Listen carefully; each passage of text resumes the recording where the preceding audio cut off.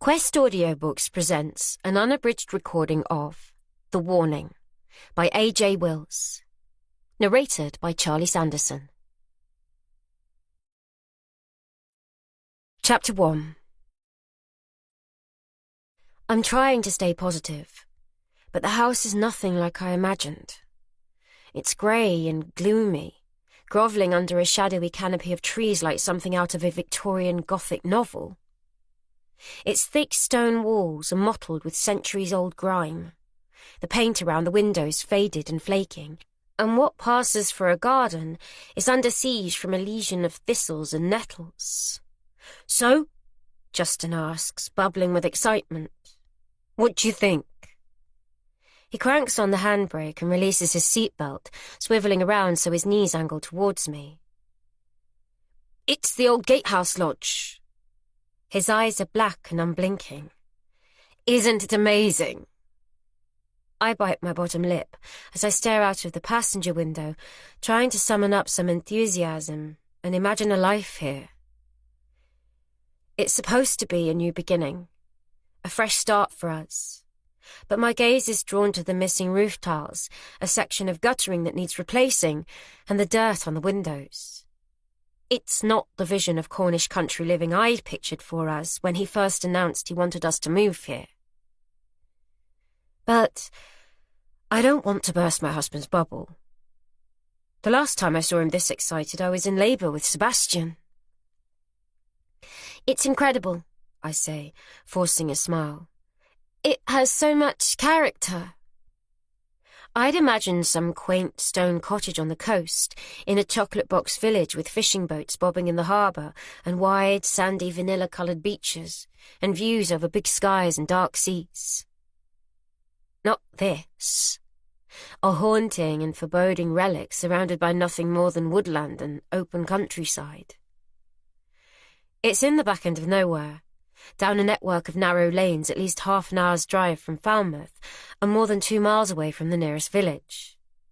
But I daren't tell him I think it's too remote. Justin snatches my hand out of my lap and squeezes it tightly. "I knew you'd love it," he says. "Isn't it funny how your memory plays tricks on you, though? I could have sworn there were at least 2 chimney stacks, and I'm sure there used to be a big oak tree over there that we used to climb." He points through the windscreen. "The house looks smaller, too. It seemed enormous when I was a kid." "Maybe you're just bigger," I suggest. "I love the summers here." A wistful mist glazes his eyes. "They seem to last forever." I glance up at leaden skies and the thick black clouds chasing over the tops of the trees. The only family holiday we ever had in Cornwall had been marred by lashing rain, which left us shivering in thick jumpers on the beach. Justin used to come here every year with his family and couldn't believe his luck when he found the house was no longer a holiday home, but was being advertised for rent on a long-term tenancy. He thought it was fate drawing him back. He'd called the agents without even talking to me, worried that any delay might mean we would lose out. He told them we'd take it without a viewing, and this is the first time I've seen it in person, and the first time Justin's been back since he was a teenager.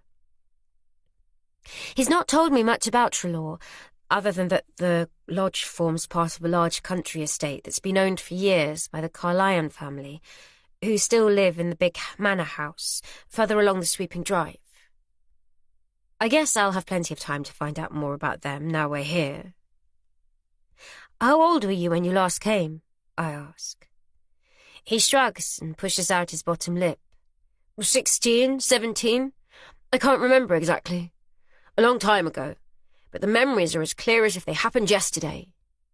"We'll build new memories," I tell him. It's what he wants to hear. "We will." He squeezes my hand tighter. "Come on, let's take a look around." He dangles the keys we picked up earlier in front of my face. "I can't wait to see what it's like inside. Leave the stuff in the boot," he says, hauling himself out of the car. "I'll bring it in later." We don't have much. Only a couple of cases of clothing. Pitiful for 12 years of marriage. But the fire robbed us of everything. I follow Justin through a picket gate and along an overgrown path to a heavy wooden front door, trotting to keep up with him in his long, enthusiastic strides. "Welcome to your new home," he beams, slotting the key into the lock. It's one of those big cast-iron keys with an ornate shamrock bow. He struggles to turn it, shifting it back and forth in its housing until it eventually catches, and the door falls open. I resist the urge to wrinkle my nose as we're assaulted by a waft of musty, damp air. The house has clearly been left shut up and empty for a long time. The first thing I'm going to do is throw open all the windows and give it a good airing. An old coir mat lies askew in the gloomy hallway, disintegrating with age and shedding brown, wiry fibres across a cracked terracotta-tiled floor, patterned with a floral mosaic. The tiles need a good sweep, but they're a beautiful original feature. I'm about to step inside when Justin bends down and scoops me up like I'm a virginal bride. I squeal and giggle nervously as his arms shake with the effort of holding me up. It's been a long time since I've laughed at anything. "What are you doing?" I scream. "Carrying you over the threshold." He staggers through the door, my head narrowly missing the frame. He dumps me unceremoniously back on my feet, huffing and puffing. "Silly bugger!" I punch him playfully on the arm. He grabs his lower back and winces. "I thought you were lighter than that." I cast my eyes at the floor, stung by what I'm sure he thinks is a harmless joke. I'm painfully aware that I've put on a few extra pounds in the last year, but who could blame me? For a while I had no appetite at all, but then food became a comfort, and I've not exercised for almost a year. There has seemed little point. Maybe he's right.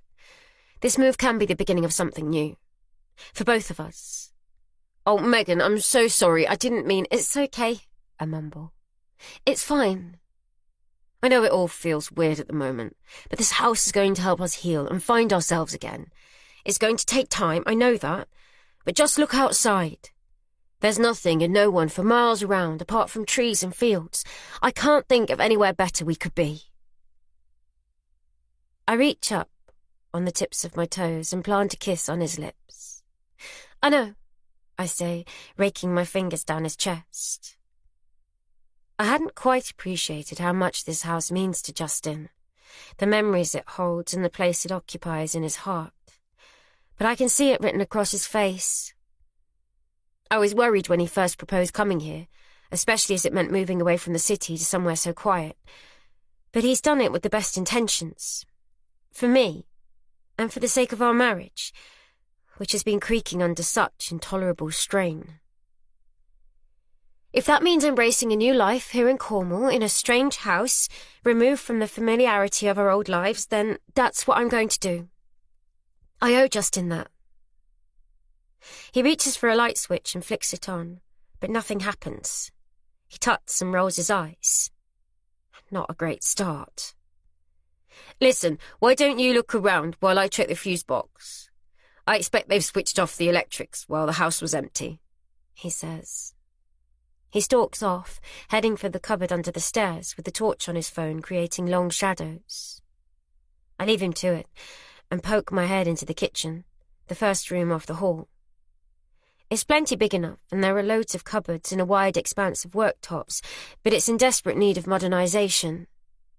Not a patch on the kitchen in our old house, with its sleek lines, crisp white surfaces, integrated appliances, and eye-wateringly expensive boiling water filter tap Justin insisted we had installed when the kitchen was refitted.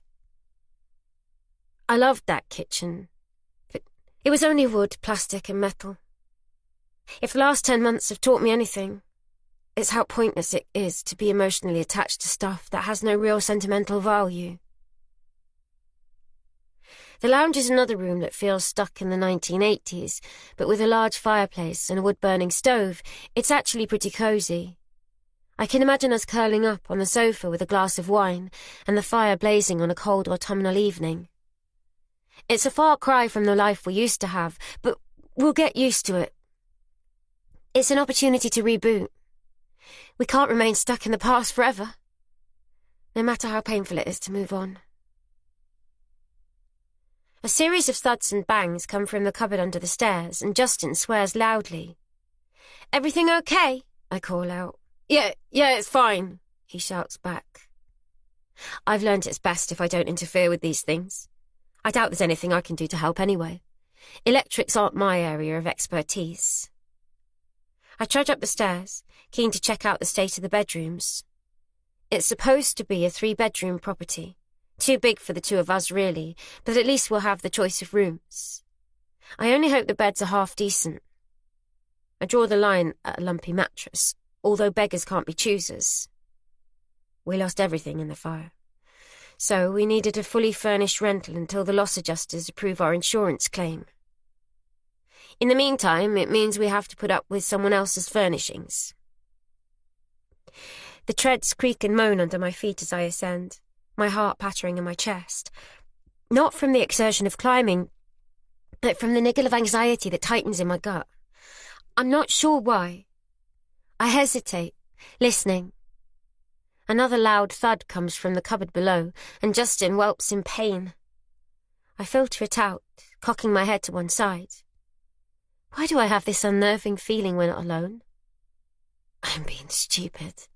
There's no one else here. It's obvious from the dust and the smell of damp the house has been empty for months. It's just my mind's silly reaction to moving into a strange old house. I don't believe in all that nonsense about ghosts and ghouls and bumps in the night.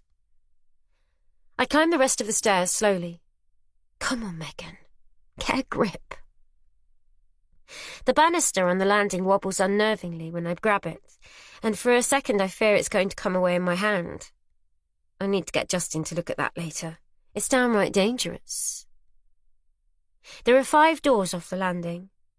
The first one I peel open reveals a small airing cupboard housing an ancient-looking hot water tank shrouded in solidified foam. The door alongside it is open, and inside is a bathroom with ugly green tiles and a mould-speckled shower curtain hanging limply over a wood-panelled bath.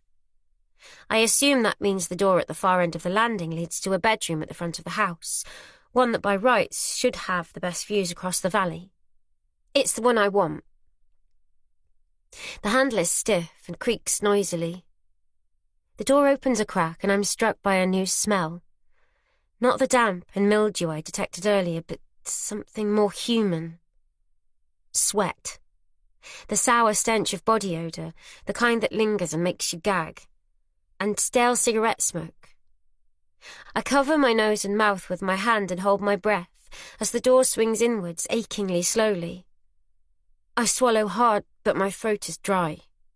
Adrenaline races through my veins. My heart pumps faster, the tips of my fingers as cold as icicles. I stare into the room and gasp. "Justin!" I scream, paralysed, my feet rooted to the spot. "You'd better get up here. You need to see this." Chapter 2. Justin comes bounding up the stairs like a herd of wild horses, eyes wide and face sombre with concern. "Megan?" I lower the hand covering my nose and mouth and point silently into the room. "What the hell is it?" he asks, his brow furrowed. I press my back to the wall so he can see for himself. His Adam's apple bobs up and down. He gasps, then runs a hand through his hair, staring open-mouthed at the grubby blue sleeping bag laid out on top of the bare mattress on the double bed and the mess littering the floor. The bottles of water, the fizzy drinks cans, an empty carton of milk that's fallen on its side, a pouch of tobacco, an old mug filled with ash and cigarette butts. There's even a pair of jeans screwed up in a heap in the corner. "Someone's been living here." I wrap my arms around my body and glance towards the stairs, as if whoever's been here might reappear at any moment. Justin steps cautiously into the room and squats to inspect the litter.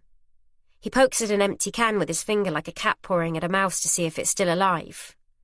"It stinks in here," he says, putting the back of his hand up to his nose.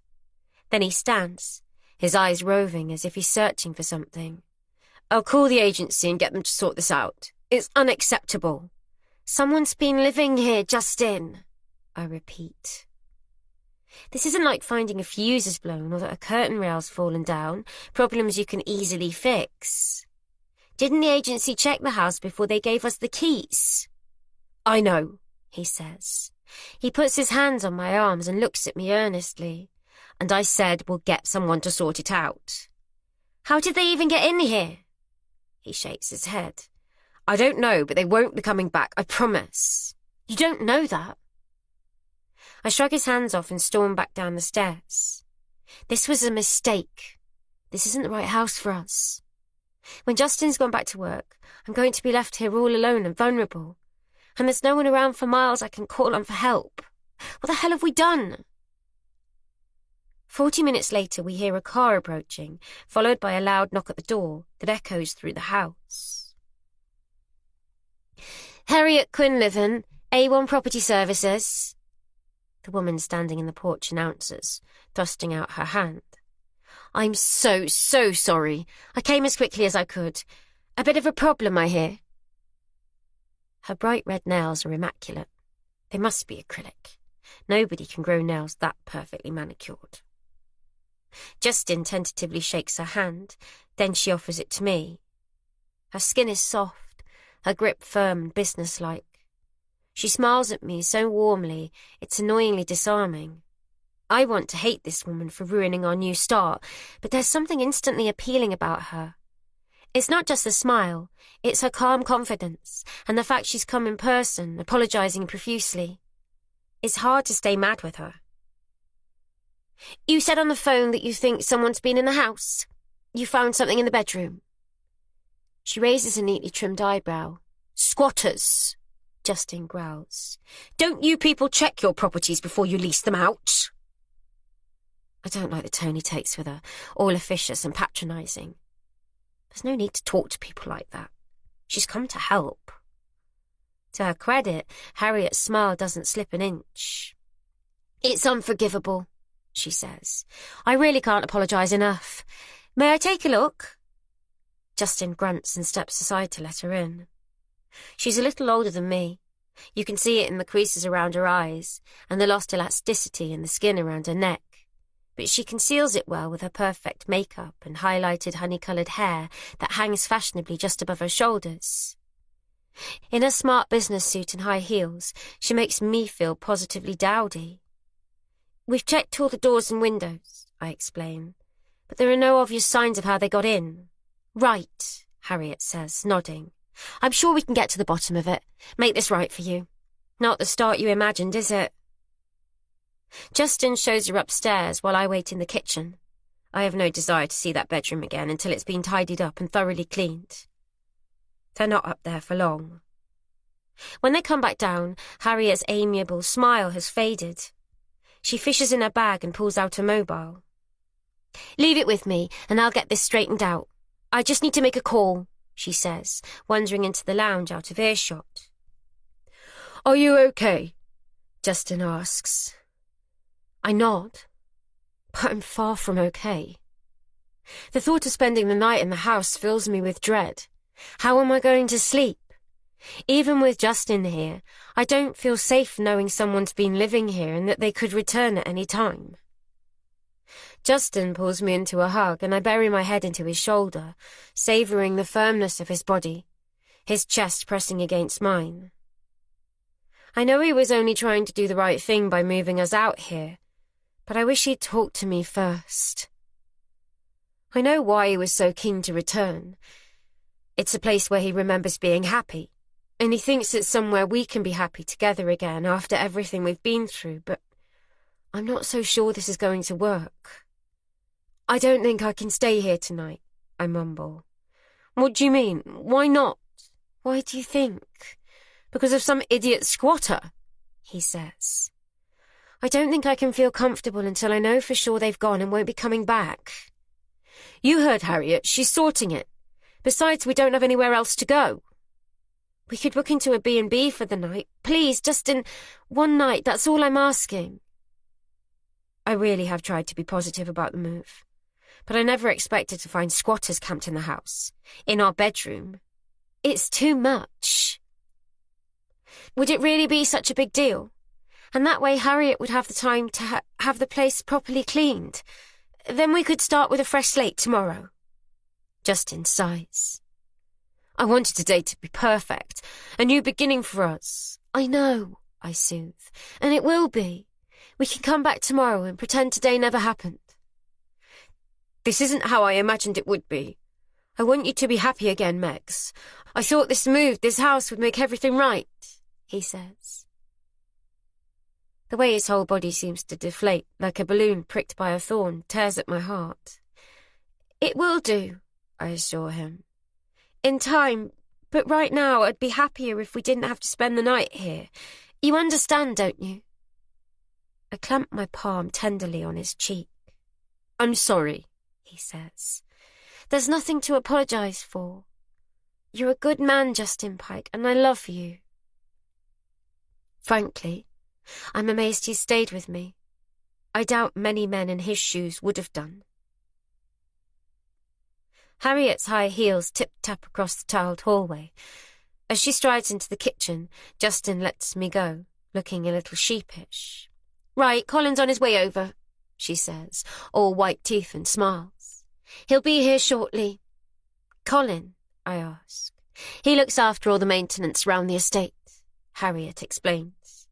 He'll clear the room out and give it a good clean. You won't even know anyone's been here. I've also asked him to check all the doors and windows. We don't want any more surprise visitors, do we? She grins. I'm glad she can see the funny side. She's not the one who has to live here. Was there anything else while I'm here? Harriet asks. All the instructions for the kitchen appliances should be in the drawer by the microwave. The code for the Wi-Fi is on the back of the router under the stairs, and details about bin collections are in a folder in the lounge. Actually, there was no electricity when we arrived, Justin moans. It was switched off at the meter. The downside of living in the country, I'm afraid. The fuse box is quite sensitive and tends to trip at the slightest thing. As you've probably guessed, the house has been empty for a while. You've fixed it now?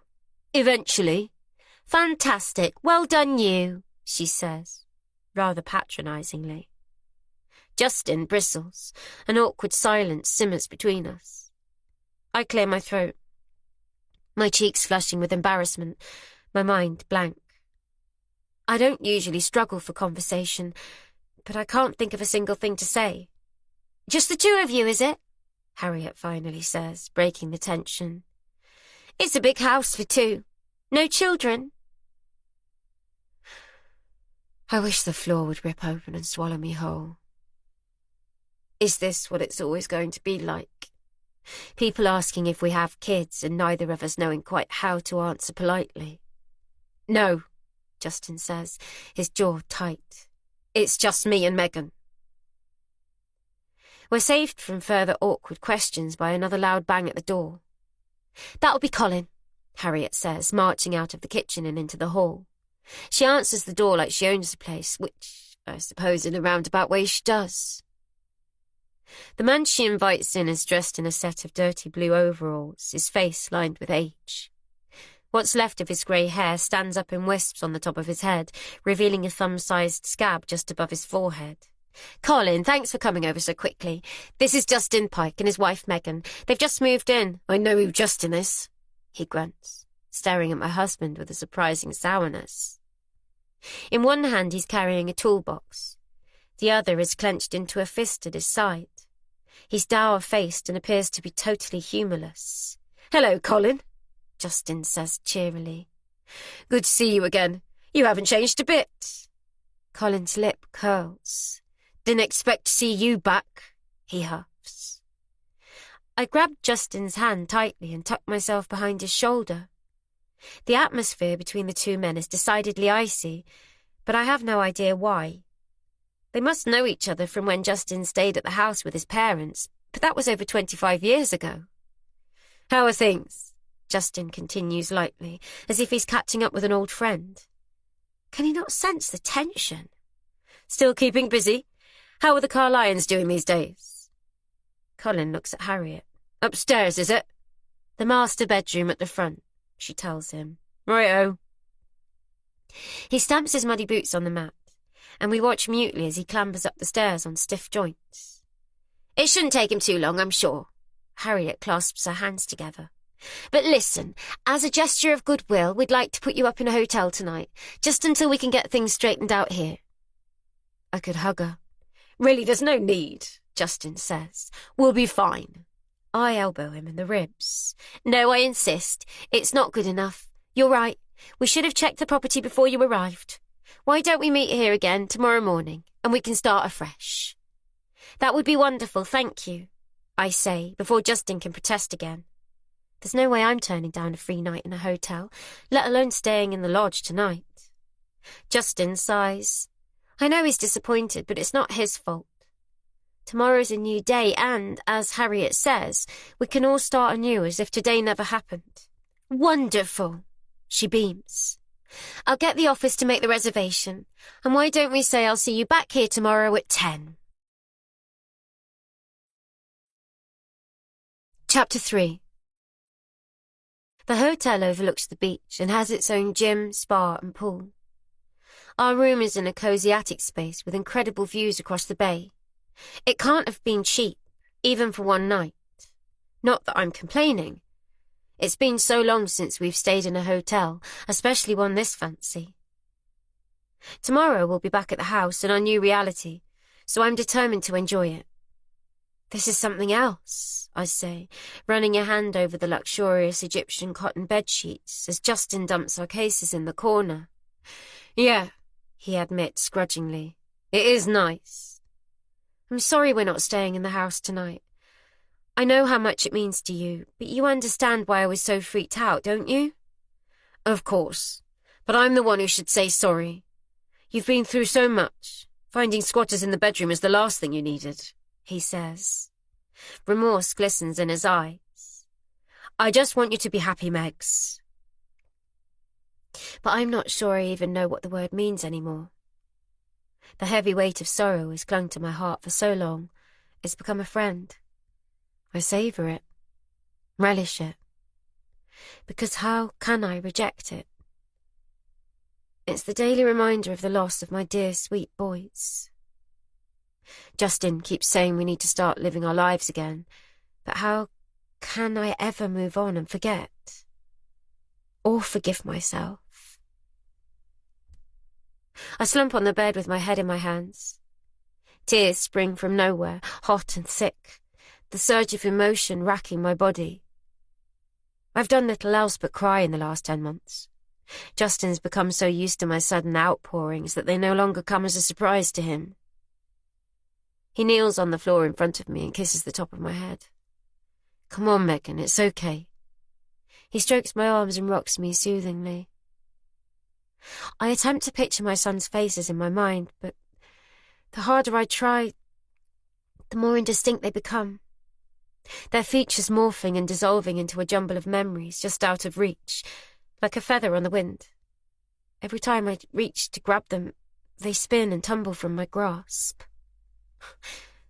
What the hell is wrong with me? What kind of mother am I? I should be able to recall my son's faces with perfect clarity. Instead, I have to focus on the smaller details, rather than their constituent wholes. Sebastian's flyaway sandy hair, the rash of freckles across the bridge of his nose, and that gappy smile we'd have had to get fixed when he was older. The scar on his knee, a jagged pink reminder of the afternoon he tripped and fell on the patio, and the way he always liked to bump down the stairs on his bottom, even after he turned 7 and should have grown out of it. Felix's infectious laughter, his perfect button nose, inquisitive hazel eyes, and permanently sticky, stubby little fingers. The peculiar way he had of holding a pencil, like he was handling a chopstick, unconsciously sniffing his way through the day, driving me to distraction. And how he still self-soothed himself to sleep, sucking on an upturned finger wedged in his mouth, even though he started school that September. These memories are all I have now, and I'm terrified of losing them. If only I could package them up, roll them in bubble wrap and store them in a sealed, padlocked box, because what if my mind won't retain them? What if they deteriorate with age and, like the memories of Sebastian and Felix's beautiful faces, become lost forever? Justin's in pain too, but he hides it well. He's able to put on a brave face and internalises his anguish in a way I've never been able to do, although I'm sure it isn't good for him. He doted on the boys, loved spending time with them, building train tracks in their bedrooms, chasing them around the house like a fool and kicking a ball around in the park. How he'll ever forgive me for their deaths, I don't know.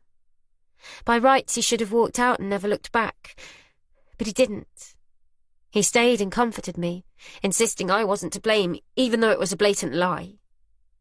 And for that small and undeserved mercy, I'll always be grateful.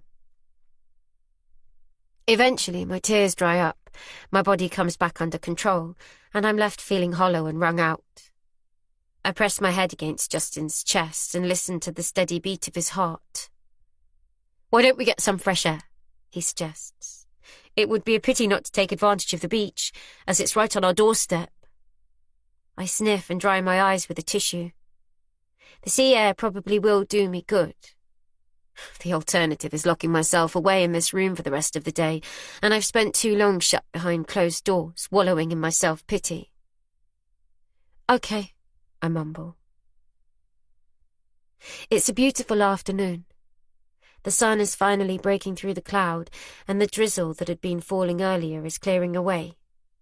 We walk hand in hand along the entire length of the beach, watching the waves roll onto the shore, and dogs of all shapes and sizes chasing balls for their owners, who smile and nod as we pass.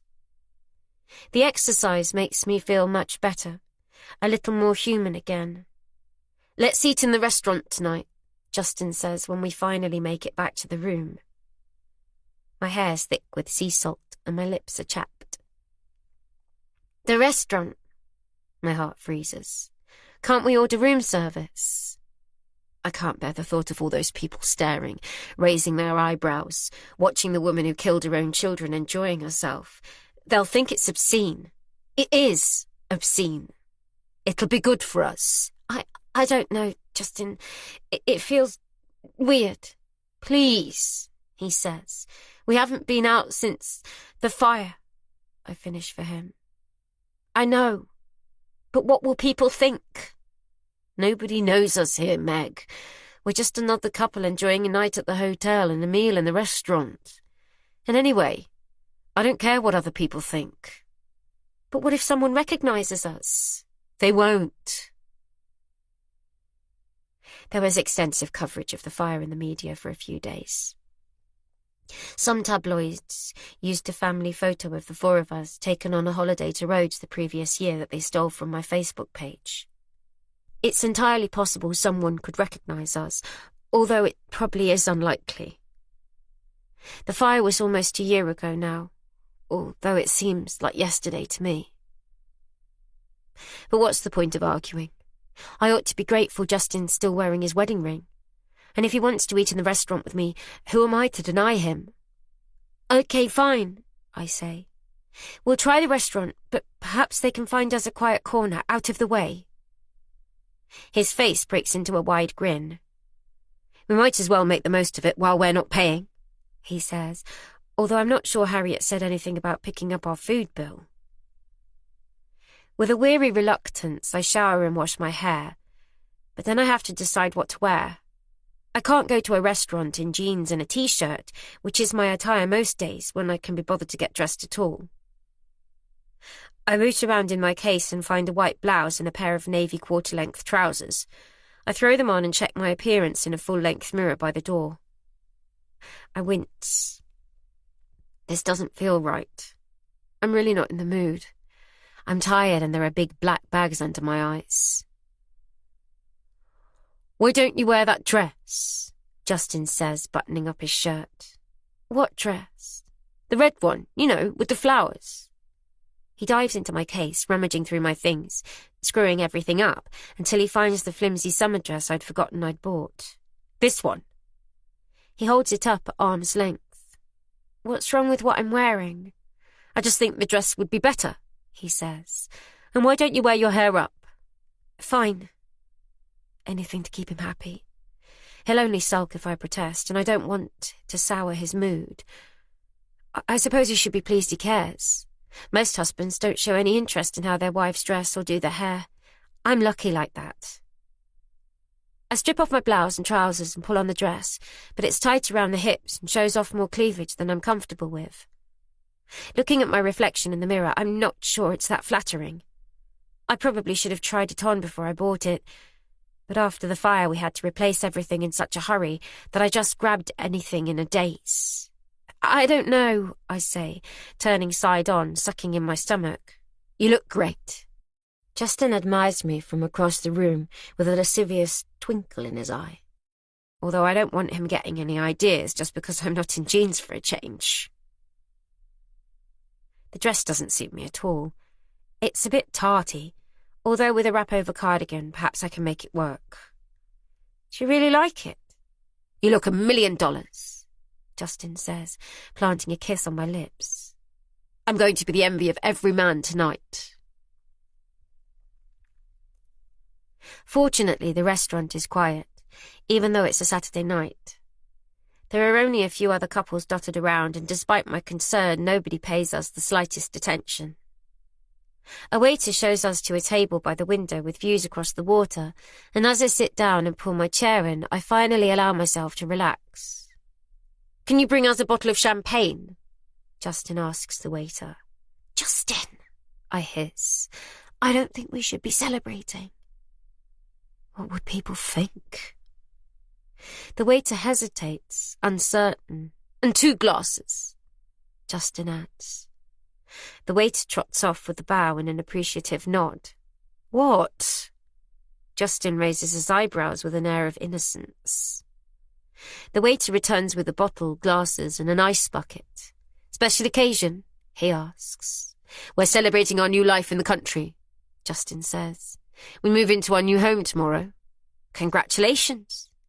The waiter shoots us a smile as he pops the cork and expertly pours the champagne. I could die. I can just picture the headlines now if the papers find out. Kill a mother's champagne celebration to mark new life in the country.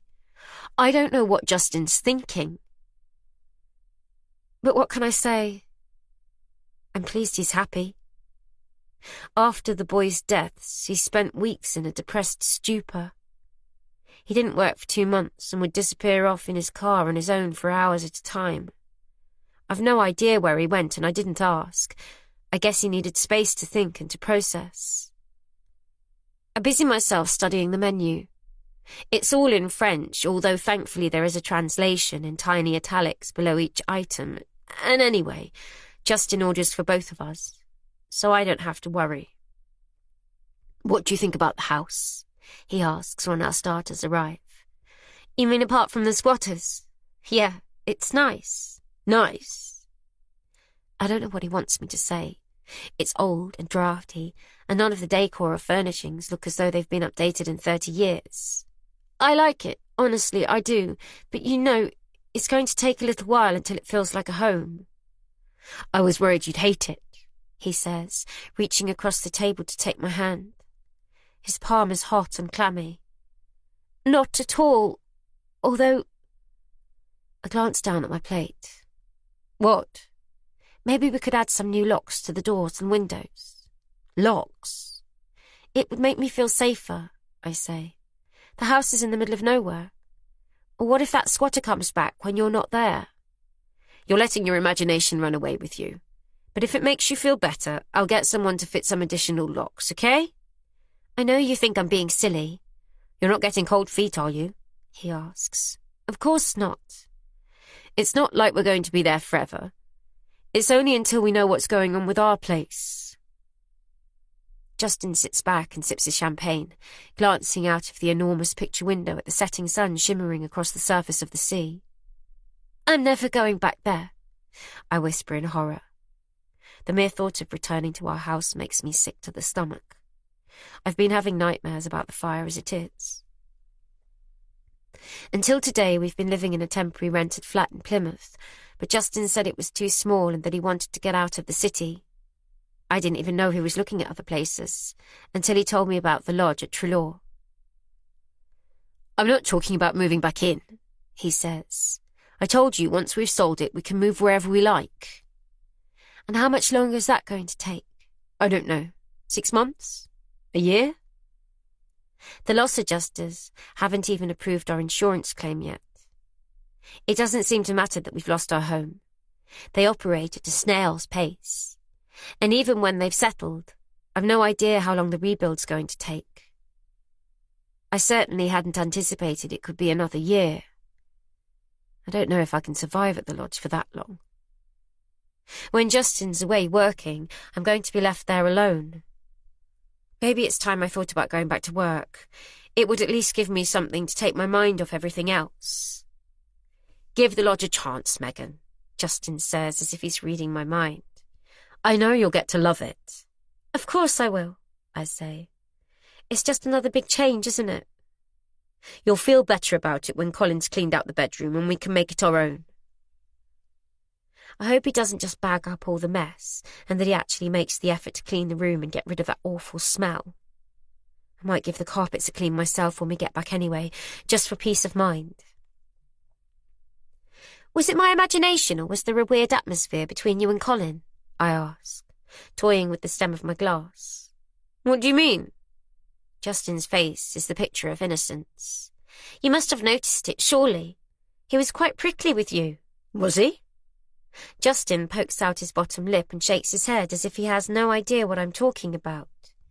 Yes, he was really off with you, bearing in mind he can't have seen you in 20 years. Did something happen between you in the past? Of course not, Justin says. I never really had anything to do with him. He was just the odd job man around the estate.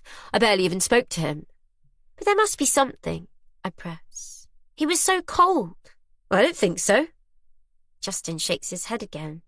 Not that I can think of, anyway. He says it with utter conviction, but I'm not sure I believe him. That's weird. He definitely wasn't happy to see you. I'm not making it up. Justin shrugs. I don't know, he says, and smiles thinly. I can't imagine he has any reason to lie to me. So why can't I shake the feeling he's hiding something from me? Chapter 4. Harriet is already waiting for us at the lodge the next morning, perched on the bonnet of the gleaming white sports car, clutching a bottle of red wine with a bow tied around its neck. Even though it's a Sunday, she's dressed in a smart coral pink jacket and trendy black trousers that flare over a pair of high heels. How's the hotel? She asks, jumping up with a pearly white smile as I climb out of Justin's car.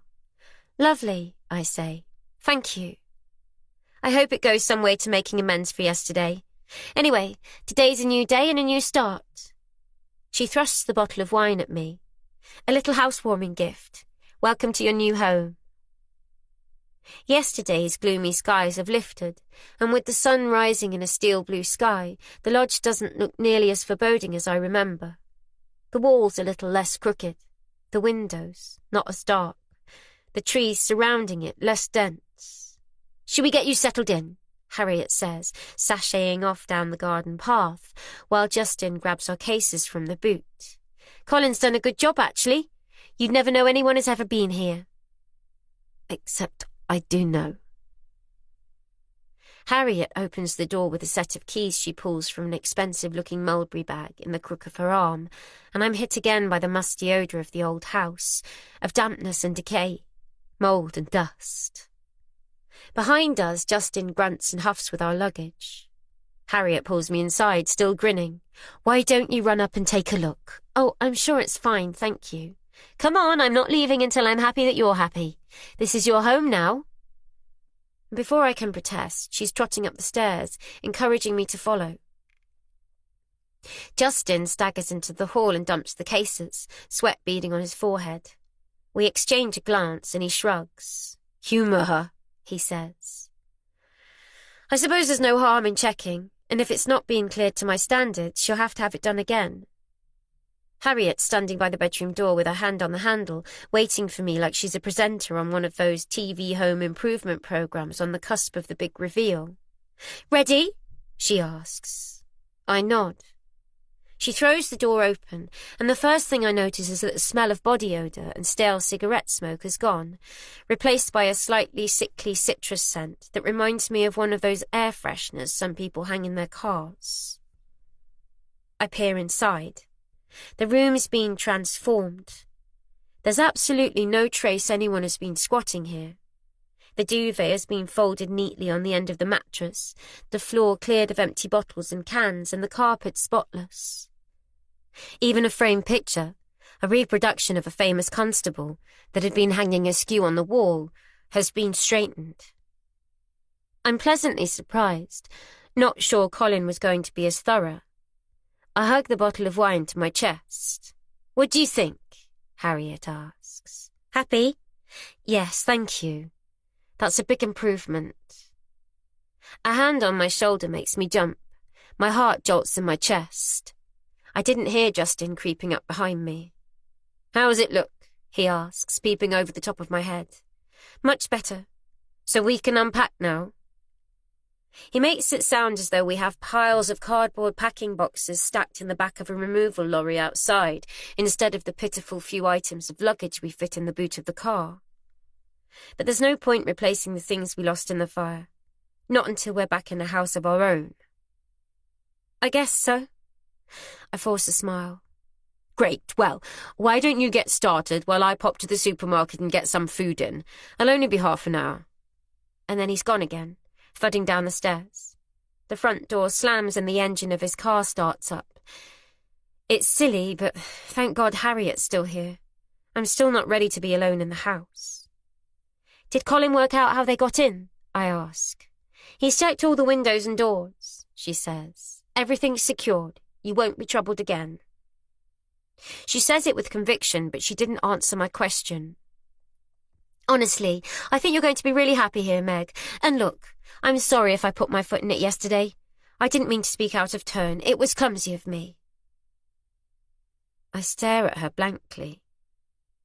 "When I asked if you had children," she adds. "I don't know what I was thinking." "Oh," I say, "it's fine." A fleeting snatch of Sebastian and Felix's smiling faces flashes across my mind, but for once I push it away. I don't linger on them, trying to focus on the details and fix them in my memory. I don't want to get emotional in front of Harriet. What would she think if I suddenly burst into tears? "Even so," she says, "I feel awful. I need to learn not to open my mouth before engaging my brain. I don't want to have this conversation. I'd offer you a cup of tea, but I'm afraid until Justin gets back from the supermarket we have nothing in, and it's a bit early to start on the wine." I hold up the bottle and laugh nervously. Harriet checks her watch. "I ought to be getting going anyway." "No, stay," I blurt out, the words exploding from my mouth before I can stop them. I glance at the floor, embarrassed. What am I doing? It's a sunny Sunday morning. Justin's only going to be gone for less than an hour. I'll be fine here on my own, and I'm going to have to get used to it soon enough. "Sorry, you probably have things to do." "Actually, no. I'm not really supposed to be working today, but I wanted to be sure someone was here to meet you," she says. "There's a flower bed at home that desperately needs weeding, but honestly, it can wait." She smiles kindly. With those impressive red-painted fingernails, I can't imagine Harriet pulling on a pair of gardening gloves and tugging up weeds. "Do you live around here?" I asked. "I have a cottage just outside Falmouth." She follows me back down the stairs and into the kitchen, where I place the wine on the counter by the kettle. I'm grateful she doesn't seem in a hurry to leave. "Well," I say, "I'm glad you're here." She frowns. "What do you mean?" You probably think I'm totally overreacting, but it really unsettled me finding all that stuff in the bedroom, knowing that someone had been living here. "Oh, Megan, I'm so sorry." She reaches out and rests a warm hand on my forearm. "It must have been quite a shock." I swallow a rising lump in my throat. I've always lived in the city. This house is so remote, and the thought of being here on my own. You were in Plymouth before, weren't you? I nod, bracing myself for the inevitable next question about why we've chosen to move. Instead, she says, "You'll get used to it. It's just so quiet. I think it's peaceful. I love it here, but that's just me. I couldn't bear the thought of being in a big city with all that noise and light and people," Harriet says. I like the noise and light and people. It makes me feel safe. "I'm worried about being here on my own when Justin's back at work. There's no one around for miles, is there?" Without a car, I'm going to be totally cut off, and if something happens, I don't even have any friends or family nearby for support. Harriet bites her lip. The big house is just at the end of the drive. The Carlyons are away at the moment, but Colin's usually around somewhere. He has a cottage on the estate up behind the back of the main house. I'll ask him if he wouldn't mind you having his number, just in case, and you can always call me if you're worried about anything. I know, I'm being silly. No, you're not. It's a big deal making a fresh start somewhere new. I mean, if you like, I could show you around the area. That might help, she offers. I wouldn't want to impose. It's no trouble. I'd like to help. Tell me about the Carlyons, I said. I know they own the estate, but other than that, I know little about them. They're pretty reclusive. You probably won't see much of them. Sir Roger used to be the sitting MP, until he lost his seat about 15 years ago. And then there's Lady Grace, who keeps herself to herself, although I don't have much to do with either of them. Their daughter, Arabella, runs the estate, so that's who we're supposed to deal with. Arabella? Justin mentioned her name, I think. He used to come here on holiday with his family. He told me he was friendly with the Carlyon kids. There was a boy as well, wasn't there? Harriet nods. Finn, he's a bit of a dropout. He fell out with his father years ago over a business deal that went south. You're more likely to find him on the beach surfing than hanging around on the estate. Not that you'll find any of them up at the house. Sir Roger owns a property in the south of France. He and Lady Grace spend half the year there, and Arabella lives in London with her husband. So, the house is empty? I have a vision of a sweeping manor house with turrets, dramatic gables and ivy-clad walls locked up and abandoned. Colin keeps an eye on things while they're away, but yes, no one's there at the moment, Harriet confirms. That's a shame. This is a beautiful part of the world, but we don't get the Mediterranean temperatures. I don't really blame them. I suppose not. Feel free to take a look around the gardens while they're away. In fact, you're welcome to roam around the whole of the estate. You'll find some lovely walks through the woods. I might do that, thank you. And I'm serious. Let me give you the guided tour soon. I can show you some great beaches and some lovely pubs, she says. Sure, I say, not wishing to be rude. She's only trying to be friendly. Let me take your mobile number. I think I only have Justin's. My number? She's already pulled her phone from her bag and is tapping at the screen with her long talons.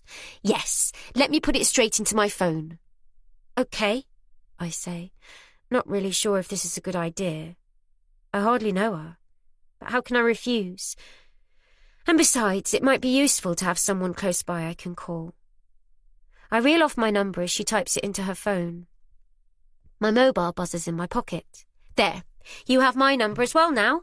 So if there's anything else, just call me, okay? She slides her phone back into her bag and stares into my eyes so intensely I have to look away. Megan, she says quietly. My heart races in my chest, my pulse thrumming. Yes? There's something else I need to tell you, something you ought to know, she says. She bites her lower lip and takes a deep breath. Her mouth opens to speak, but at the same time, I hear a car pulling up outside, wheels rumbling, engine purring, a car door opening and closing. Justin, I say. He's back. Harriet glances out of the window. Justin struggling down the garden path, carrying half a dozen bulging shopping bags. What was it you wanted to tell me? I ask. Harriet shakes her head. It's not important, she says. It doesn't matter. Chapter 5. Our first night in the house wasn't as bad as I was worried it would be. Justin cooked a wild mushroom risotto, which we washed down with the bottle of wine Harriet gave us. And despite the strange heavy silence that echoes around the house, or maybe because of it, I slept like a baby, waking only briefly in the night when I was startled by the screech of an owl, so loud I momentarily thought it must be in the room. Sunlight is already filtering through the thin curtains when I'm finally roused by the sound of the shower running in the bathroom next door. I allow myself a moment to come around, savouring the warmth of my duvet cocoon, focusing on the wind sighing in the trees and the chorus of birdsong outside the window. There's no traffic hum, no planes droning overhead, no small children screaming and shouting in the street. We're a long way from our old life in the city here, but is it really such a bad thing? The boys would have loved it. All this outside space to explore and trees to climb. It would have been a welcome distraction from the corrupting and insidious lure of video games and electronic devices. God, I miss them so much. A day doesn't go by when they're not at the forefront of my thoughts. What kind of adults would they have grown up to become? How would their faces and personalities have developed? What adventures might they have experienced?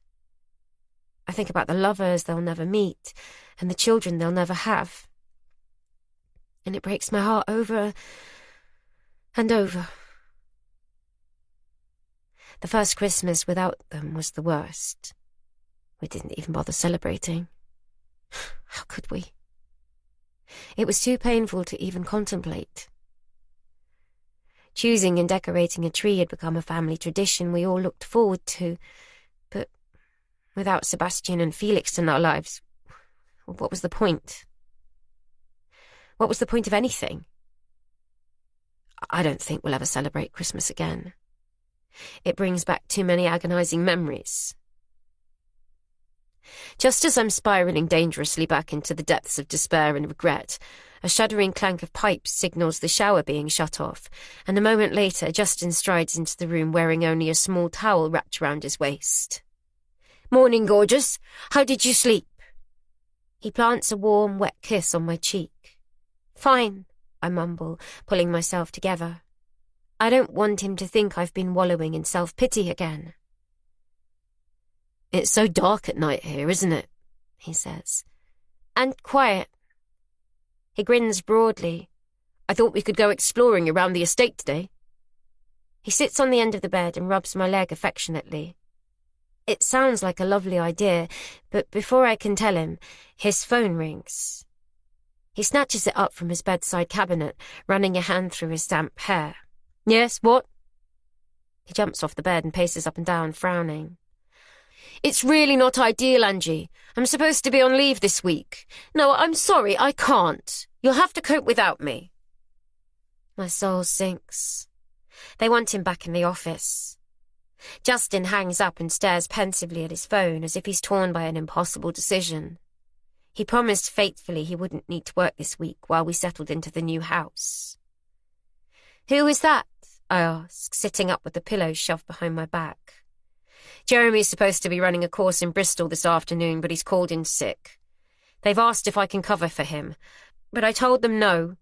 I'm not leaving you here when we've only just moved in. It's not fair." "Can they reschedule?" I ask, pleased he's chosen me over the company for a change. He's already taken so much compassionate leave this year, but as a co-director he can do as he pleases. "Not really.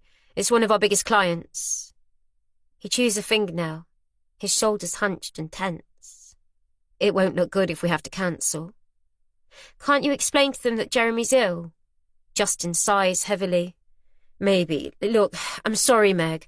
I think I'm going to have to pop into the office for a few hours to sort this out after all." "You're joking." He promised he wouldn't do this. That plague and pestilence wouldn't drag him away from this week, and now, at the first sign of trouble, he's running back to the office. But I'm not going to cause a scene. Arguing with him won't change his mind. "I'll only be a few hours. You know I wouldn't leave you unless it was important. Take a walk or something. Explore the estate." "I don't want to explore the estate without you," I moan. "I know. Trust me. I don't want to go either. But I'll be back before you know it." "Fine," I mumble, folding my arms across my chest. "Go." "Don't be like that." "I said it's fine, but you'll be back early, won't you?" "I'll do my best," he says, leaning over me and kissing the top of my head. He gets dressed in a whirlwind, grabbing a clean shirt and suit from the hideous mahogany wardrobe we inherited with the house. "I'll call you later," kisses me on the lips, smelling of mint and shaving foam, and then he's gone. The front door slams. His car rumbles off into the distance, and I'm left alone, dazed and numb. I'd thought we'd be spending the day together. Instead, I'm going to be here all by myself. It's my worst nightmare. Maybe I will go for that walk. If I stay cooped up in the house all day, it'll drive me mad. I take my time in the shower, cursing the water pressure, which is so low it barely flows at a trickle. I dress, dry my hair, and make the bed before venturing down wearily for a coffee. As I reach the kitchen, my phone buzzes in my back pocket. It's probably Justin messaging on his way to Plymouth to apologise for abandoning me, but I'm surprised to find it's a text from Harriet. "How was your first night in the house? Kiss." That's so sweet of her to check in with me. My thumbs fly across the screen as I type a reply. "Fine, thanks. We enjoyed your bottle of wine last night." I watch as my message is delivered and read, and then Harriet types a reply. "Are you two going to look around the estate today?" It's a reminder I'm here on my own all day. Probably, although Justin's been called into the office today, so I'm on my own now. I add an emoji of a woman slapping her forehead in despair. Harriet replies with a sad face emoji. "I'm over your way later. If I get a chance, I'll pop in and say hello." Great. Maybe she'll elaborate on what it was she was about to ask before she left yesterday. It was all a bit cryptic. "There's something else I need to tell you, something you ought to know." Well, it couldn't have been that important. Although I hate it when people say things like that and then clam up. Was it because Justin had come back and she didn't want to say anything in front of him? Something about the house? Maybe she's found out who was squatting in our bedroom.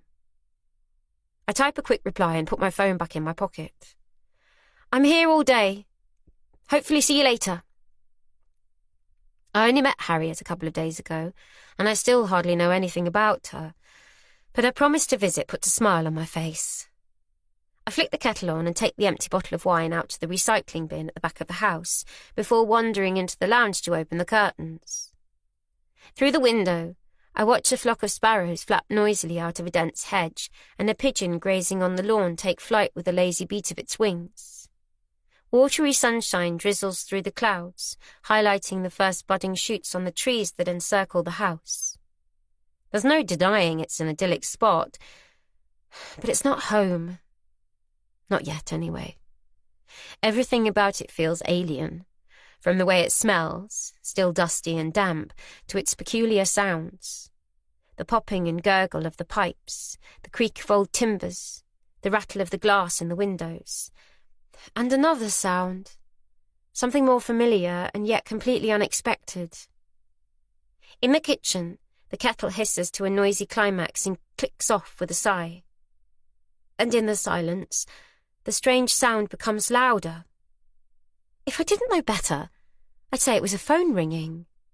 An electronic trill like something from the early days of the first mobiles. I cock my head, standing motionless, convinced I must have imagined it. But no, there it is again. Where the hell is it coming from? It's only faint, but I'm sure it's coming from somewhere inside the house. I tiptoe into the hall. Now it's stopped, and all I can hear is the fizz of silence in my ears and the low hum of the refrigerator in the kitchen. I release the breath I was holding and lick my lips. This house is playing tricks on my mind, or rather my mind is playing tricks on me. But it sounded so real. Is this what it's like to descend into madness? Hearing things that aren't really there? No! There it is again. Quiet but unmistakable. It's definitely a phone, but it's not mine, and unless Justin has hidden an old mobile in the house, it's not his either. I think it's coming from upstairs. I climb on weak legs, my thighs trembling. The ringing stops when I reach the landing, just as I was getting close. It was louder up here, but still muffled, as if it might be hidden in a drawer or a cupboard. I count in my head, ticking off the seconds. 1, 2, 3, 4, 5. And then it starts over. Thirp, thirp, thirp, thirp.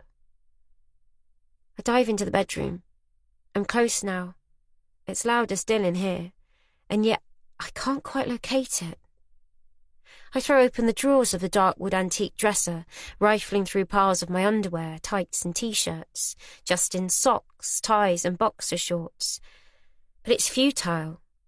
And anyway, if there was a phone in here, we'd have spotted it when we were unpacking, surely. I work frantically, my heart racing. If the phone stops now, it might not ring again, and I may never find it. I skid across the carpet and pull open the wardrobe doors where a dozen of Justin's near-identical blue work shirts are hanging alongside a couple of my dresses and some pairs of jeans. But there's no phone. I force myself to slow down, to really listen. It has to be in this room somewhere. I spiral around on a spot at the end of the bed with my eyes drifting upwards to the ceiling. I'd not noticed the small loft hatch yesterday, but now I'm convinced that's where the ringing is coming from. I try standing on the bed, but as the mattress sags under my weight, my fingers brush the ceiling and the hatch remains stubbornly out of reach. I need something else to stand on, so I rush downstairs and grab a chair from the dining room. When I return to the bedroom, the phone's fallen silent again. I place the chair under the loft hatch and climb onto it. A chill waft of air hits my face as I push the hatch open, scratchy dust particles catching at the back of my throat. The loft is in complete darkness, and I'm still too low to see what's up there. All I can do is reach up and feel around with my hand. My fingers rake through silky fibres, which I realise with disgust must be cobwebs, and I retract my arm with a squeal. Come on, Megan. Grow a pair, will you? With a shudder, I tentatively reach into the loft space again. A coarse layer of insulating fiberglass grazes my skin, and a thin splinter from a roughly sawn rafter stabs my finger. At first, I don't find anything, but then, as I'm about to give up, I touch something round and hard and cold. Some kind of ball? It has a patterned edge and some sort of wire hook attached to one end. It's not a phone. It's an old Christmas bauble made of shiny gold plastic and adorned with silver glitter. I toss it back and try again, standing on the tips of my toes and reaching into the hatch up to my armpit. And then I find it. A heavy block of plastic with what feels like a keypad of numbers. It's an old Nokia, like the first phone I ever owned. A grey plastic brick with a row of tiny silver buttons. I shiver with excitement, my heart tapping out a quickening rhythm. Its screen is alight with a message. 4 missed calls. What on earth is a mobile phone doing in the loft? I guess the previous tenants must have left it. But how can that be?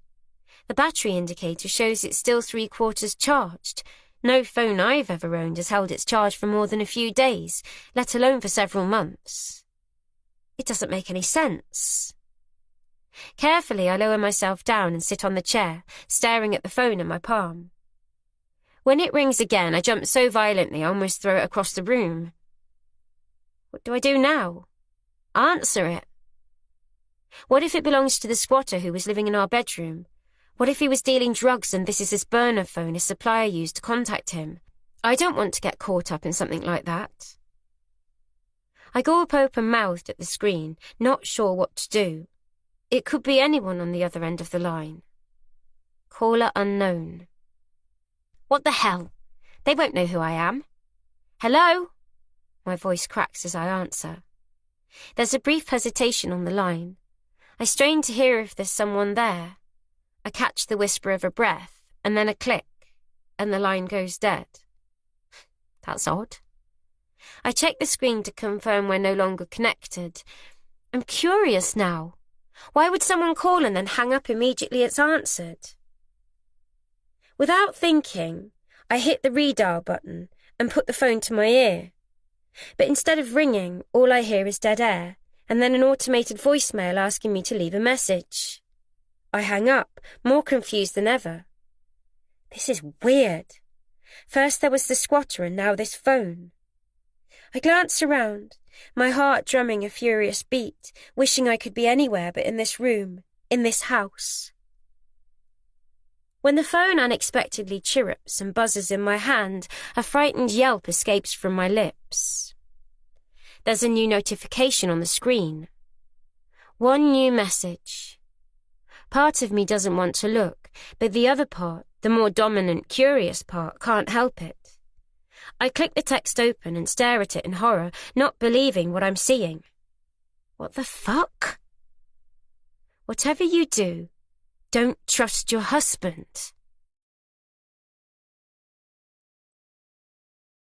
Chapter 6. With trembling hands, I read the words over and over until my eyes are swimming. Don't trust my husband. What the hell is that supposed to mean? Why wouldn't I trust Justin? It's insane. Obviously someone's idea of a joke, a cruel prank. But who would do such a thing? I don't even know anyone here in Cornwall. Unless it was Justin himself, thinking he's being funny.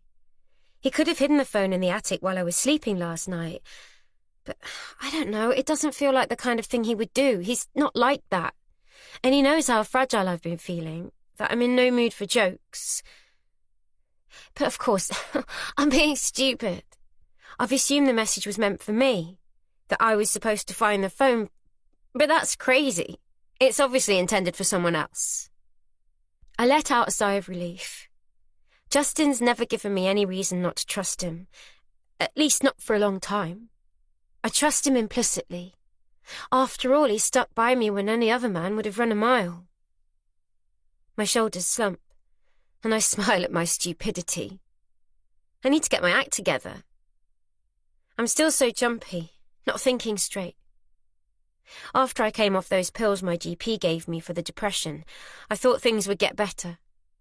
But I guess my head's still foggy. I turn the phone over, examining it thoroughly, looking for a clue that could lead me to who it belongs to or who left it here. It can't have been here long because the battery's nearly full. I suppose someone might have been clearing out the loft before we arrived and it fell out of their pocket. A previous tenant, maybe, or someone from the rental agency. But if it was someone from the agency, why didn't they do anything about the squatter living in the bedroom? Which brings me back to the only reasonable conclusion. That it must belong to whoever was camped out here when we arrived. I should tell Harriet. She'll know what to do with it. Regardless, I don't want it in the house. Although I am curious now. Who wouldn't be? It's such a strange message. Don't trust your husband. My mind goes into overdrive, imagining who this man might be and all the things he's done or is capable of doing. Infidelity? Fraud?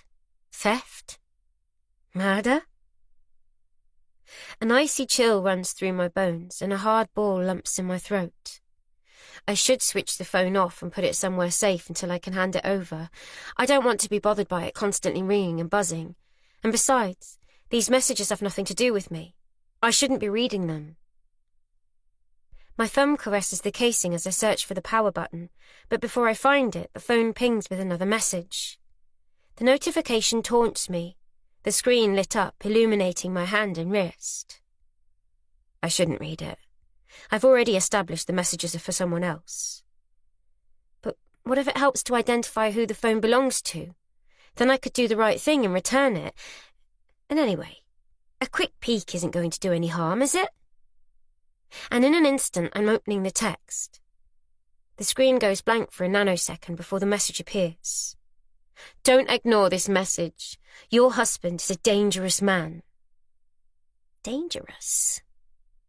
The hairs on my arms stand to attention, and a shiver rolls down my spine. That sounds a bit more serious than someone having an affair. And what is it with the capital letters? Nobody texts in capitals unless they're deranged. God, it sounds important. I don't know what to do. Really, I should ignore it, switch the phone off and forget about it. At least it's confirmation I'm not the intended recipient, because nobody could ever describe Justin as dangerous. He can be loud and a little brash sometimes, especially when he's had a drink. Arrogant, maybe, to some people who don't understand him. He can even be vain and impetuous. An acquired taste, some have said. But dangerous? I don't think so. He's kind and loving, sensitive and supportive. Who else would have stood by me after discovering I started the fire that killed our children? That takes a special kind of man. And I do trust him, I really do. There was only that one time he let me down, but we were both young and we all make mistakes. I probably wouldn't even have found out about it if it hadn't have been for one of his loud-mouthed mates who let it slip one night over dinner. I was furious, but I'm totally over it now. It's buried in our past. I realised quickly it wasn't worth breaking up over, and we even gave it a name. The Amsterdam Indiscretion. I think it helped to make a joke of it, and actually, the whole thing strengthened our relationship rather than weakened it, with us both promising we'd never keep secrets from each other again. It was a moment of weakness, that's all, fueled by alcohol and the pressure of all the lads together on a stag party in Holland, 3 years into our relationship. 12 of them went, all egging each other on, drinking too much, showing off, acting up. Her name was Scarlett, he eventually confessed, and she cost him €100. At first I was disgusted, and embarrassed, and confused. I couldn't understand why he'd do that to me until I understood it wasn't about me, and it wasn't even about the sex. It was just one of those crazy stag party things. He didn't even enjoy it. It was a stupid mistake. And if I'd let it destroy the best thing that had ever happened to me, well, then more fool me. Justin had been my first serious boyfriend. There had been other boys at university, but nothing that lasted more than a few months, or on some occasions, the odd night. Justin was different, captivating, kind and attentive. When he talked to you, he made you feel like you were the only person in the room and the most beautiful girl he'd ever laid eyes on. We met at a wedding, of all places. It sounds like a cliché, but I wasn't even on the guest list. I was waitressing, a job I'd taken to pay the bills after I'd left university and was still trying to figure out what to do with my life. But it gave me the freedom to stay in Plymouth and saved me from having to return to living with my parents in the hell of suburban Hertfordshire. When Justin caught my eye, as I was juggling an armful of empty plates, my cheeks flushed and I didn't know where to look. I almost tripped over my own feet as I noticed him watching, his steely green eyes pinpointing me like a laser. He seemed well out of my league, with his model-like high cheekbones and sculpted jaw, and yet he was definitely staring at me, interested.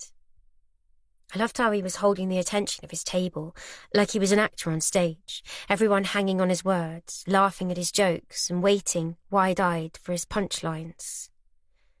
And yet, when I approached with a bottle of champagne to fill their glasses ahead of the speeches, he gave me his undivided attention and made me feel like the most important person in the room, even though I wasn't supposed to engage with the guests. It was utterly intoxicating. And when he asked if he could take my number, I didn't think twice about scribbling it down on the back of his name card and sliding it under his glass. I never really expected him to ring, but 2 days later he called to ask me out on a date, and for the next few months we embarked on a passionate affair. When we weren't in bed, wrapped up in each other's bodies, he took me to restaurants and the theatre, romantic walks along the coast and Sunday breakfasts in what became our favourite cafe, coiled around each other with lattes and cinnamon pastries on our sofa in the window. It was Justin who encouraged me to give up waitressing and apply for teacher training, and after a year back at college I was offered a job in a busy secondary school in a tough part of the city. Meanwhile, Justin's own career as a business consultant flourished. We couldn't have been happier.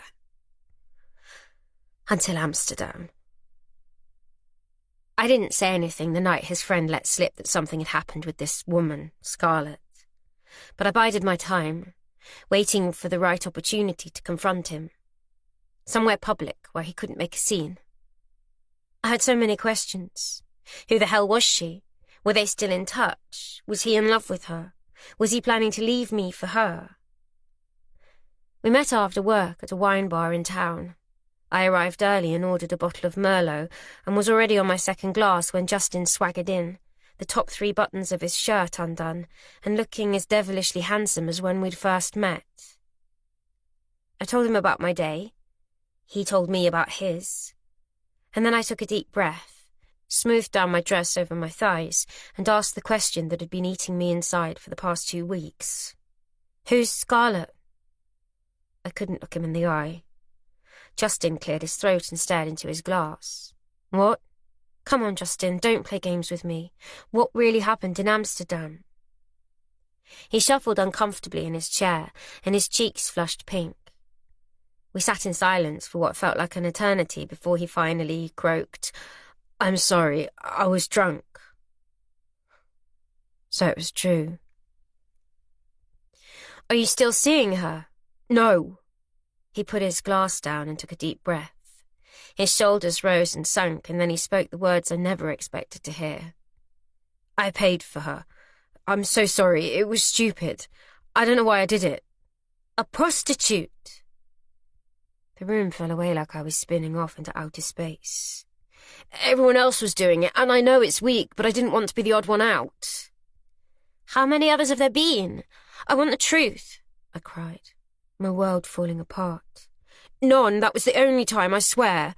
I love you. You have a funny way of showing it. I mean it, Megan. You mean the world to me. I could never live with myself if you didn't forgive me. Please," he begged, taking my hand as a swell of nausea bloomed in my stomach. The thought of my boyfriend in some filthy room in the seedy underbelly of Amsterdam's red light district was enough to make me sick. "How can I ever trust you again? I'll make it up to you." And before I knew what was happening, he was down on one knee, still gripping my hand. "Megan, wait. This might not be my best ever timing, but would you do me the enormous honour of marrying me?" A hush descended on our side of the bar as people turned to watch. Was he for real? Was he actually proposing? "I love you more than the world. I want to spend the rest of my life with you and have lots of little Megans and Justins. Please say yes. I'm begging you." In an instant, I melted. It was one little indiscretion, after all. A sordid, dirty little liaison. Sex, that's it. He didn't love her like he loved me, and he would never see her again. What he was offering me was a future. Marriage, kids, security, happiness. It's what I'd been dreaming of since I was a little girl. I bit my lip as he stared up at me from the floor, imploring me. "I don't have a ring," he said, "but we'll get one. We can go shopping tomorrow and you can pick out the biggest diamond you can find." "Get up," I said. "You're making a fool of yourself." "Is that a yes?" "Of course it's a yes, you idiot." "You'll marry me." "Who else is going to have you?" It seems like a dim and distant memory now, but true to his word, he's never let me down again. Far from it. Justin's been a wonderful husband and father. He's not dangerous or threatening. But the messages aren't about Justin. They're about someone else. Someone who could be out there right now posing a serious threat to his wife. I can't just ignore them. It could be the difference between life and death. The responsible thing to do would be to tell whoever has been sending these texts that they haven't got through. My thumbs fly across the keypad, composing a reply. "I'm not sure who you're trying to contact, but I think this phone has been lost." I hit send, and after a second or two, the message vanishes off into the ether. As I wait for a reply, palms sweaty, I worry I might not have been explicit enough. I type another message, just to be sure there's no misunderstanding. "Let me know who you're trying to reach, and I'll do my best to get the phone returned to them ASAP." It's all I can do. Although I can't tell if my messages have been read, let alone received. I'd forgotten how rudimentary these old phones are. It's not like my smartphone. I'll just have to hope it's not too late. I stand and wander across to the window while I wait for a response. If I don't get one, that's not my problem. I've done my best. I can't be held accountable, can I? A light breeze rustles through the leaves of the trees, and in the distance a line of fluffy white sheep meanders through a field in single file. My phone pings in my hand. I snatch it up to read the message, hopeful of finally solving this ridiculous mystery. But it doesn't. It only deepens and sends a shuddering spike of fear through my whole body. This has to be a joke. But there's no ambiguity. It's there in black and white, taunting me. It isn't my imagination going wild. This is really happening. But it can't be right. It's someone trying to frighten me. But who and why? My mind whirs at hypersonic speed, but no matter which way I look at it, I can't make any sense of it. Get out while you can. Whatever you do, don't trust Justin. Chapter 7. I hurl the phone across the room. It strikes the headboard of the bed and comes to rest on my pillow. I edge away from it, as if it's an angry cobra, my back pressed up against the dresser with the handles digging into my spine. I can't breathe. I can't move. I can't think. What the hell is this? If this is someone's idea of a joke, it's in poor taste. It's not in the slightest bit amusing. In fact, it's terrifying. Who would do this? It must be someone who has had access to the house and could have planted the phone. Someone who knows me, who knows us. Someone who could be watching the house right now. I scuttle across the room and yank the curtains closed, almost pulling them off the rail in my haste, and then back away from the window. Confusion and fear mixing in a heady cocktail that leaves my brain spinning. My lungs feel like they're being crushed inside my ribs. Oh God, the back door. Did I lock it after I took the wine bottle out to the recycling first thing? I race out of the bedroom, across the landing, and throw myself down the stairs, my socks slipping on the treads as I almost lose my balance. I skid across the tiled hall floor and gasp with relief when I see the back door is shut. I snatch the key and twist it, confirming it was locked after all. But it's a small comfort. I scurry to the front door and check that's locked too, rattling it in its frame to make sure it's secure. Then I double back into the lounge with its wide patio doors that open onto the back garden and provide lush picture views through the trees and across the valley. Hurriedly, I tug the curtains closed, plunging the room into a hazy gloom, panting like I've just run a marathon. And then into the dining room where I do the same. And finally into the kitchen, where I struggle with a dusty roller blind that squeaks as I tug on the chain to lower it. I stagger out of the room into the hall, eyes wide, all my senses alert, trying to control my breathing, listening, waiting. But the house is quiet with a throbbing, weighty, reassuring silence. I'm alone, and safe. For the time being, at least. Nobody can see in, and no one can get inside. What am I doing? These aren't the actions of a sane woman. But I can't shake the words in that message from my head. Whatever you do, don't trust Justin. I should call him and let him know what's going on. I want him here with me. I need him here. I don't have anybody else. I pull my phone from the back pocket of my jeans and unlock it, my finger poised over his name in the contacts list. But what am I going to say? That I found an old mobile in the house that I suspect a stranger has planted, and that they're using it to warn me I should leave him, that he's dangerous. He'll think I'm losing my mind. Perhaps I am. No, that message was very real. Someone thinks I'm in danger from my own husband, which is the most ludicrous thing I've ever heard. But Justin's hardly going to drop everything in the middle of a crisis at work and drive back here just because I received a weird message on a phone that doesn't even belong to me. I lower my mobile and slide it back into my pocket. There's nothing he can do anyway. I could call the police, I suppose. And say what exactly? I haven't been threatened, and I'm not sure 3 unexplained text messages exactly count as harassment. They could trace the number and find out who's been sending them, but why would they? I'm sure they have far more important things to deal with. Get a grip, Megan. So much for going out exploring the estate. There's no way I'm leaving the house on my own now. For all I know, it could be a plot by someone who knows I'm here alone to lure me out of the house and kill me. Megan, stop it. You're blowing this totally out of proportion. This is Cornwall, not the Bronx. Slowly, I clamber back up the stairs and poke my head around the bedroom door.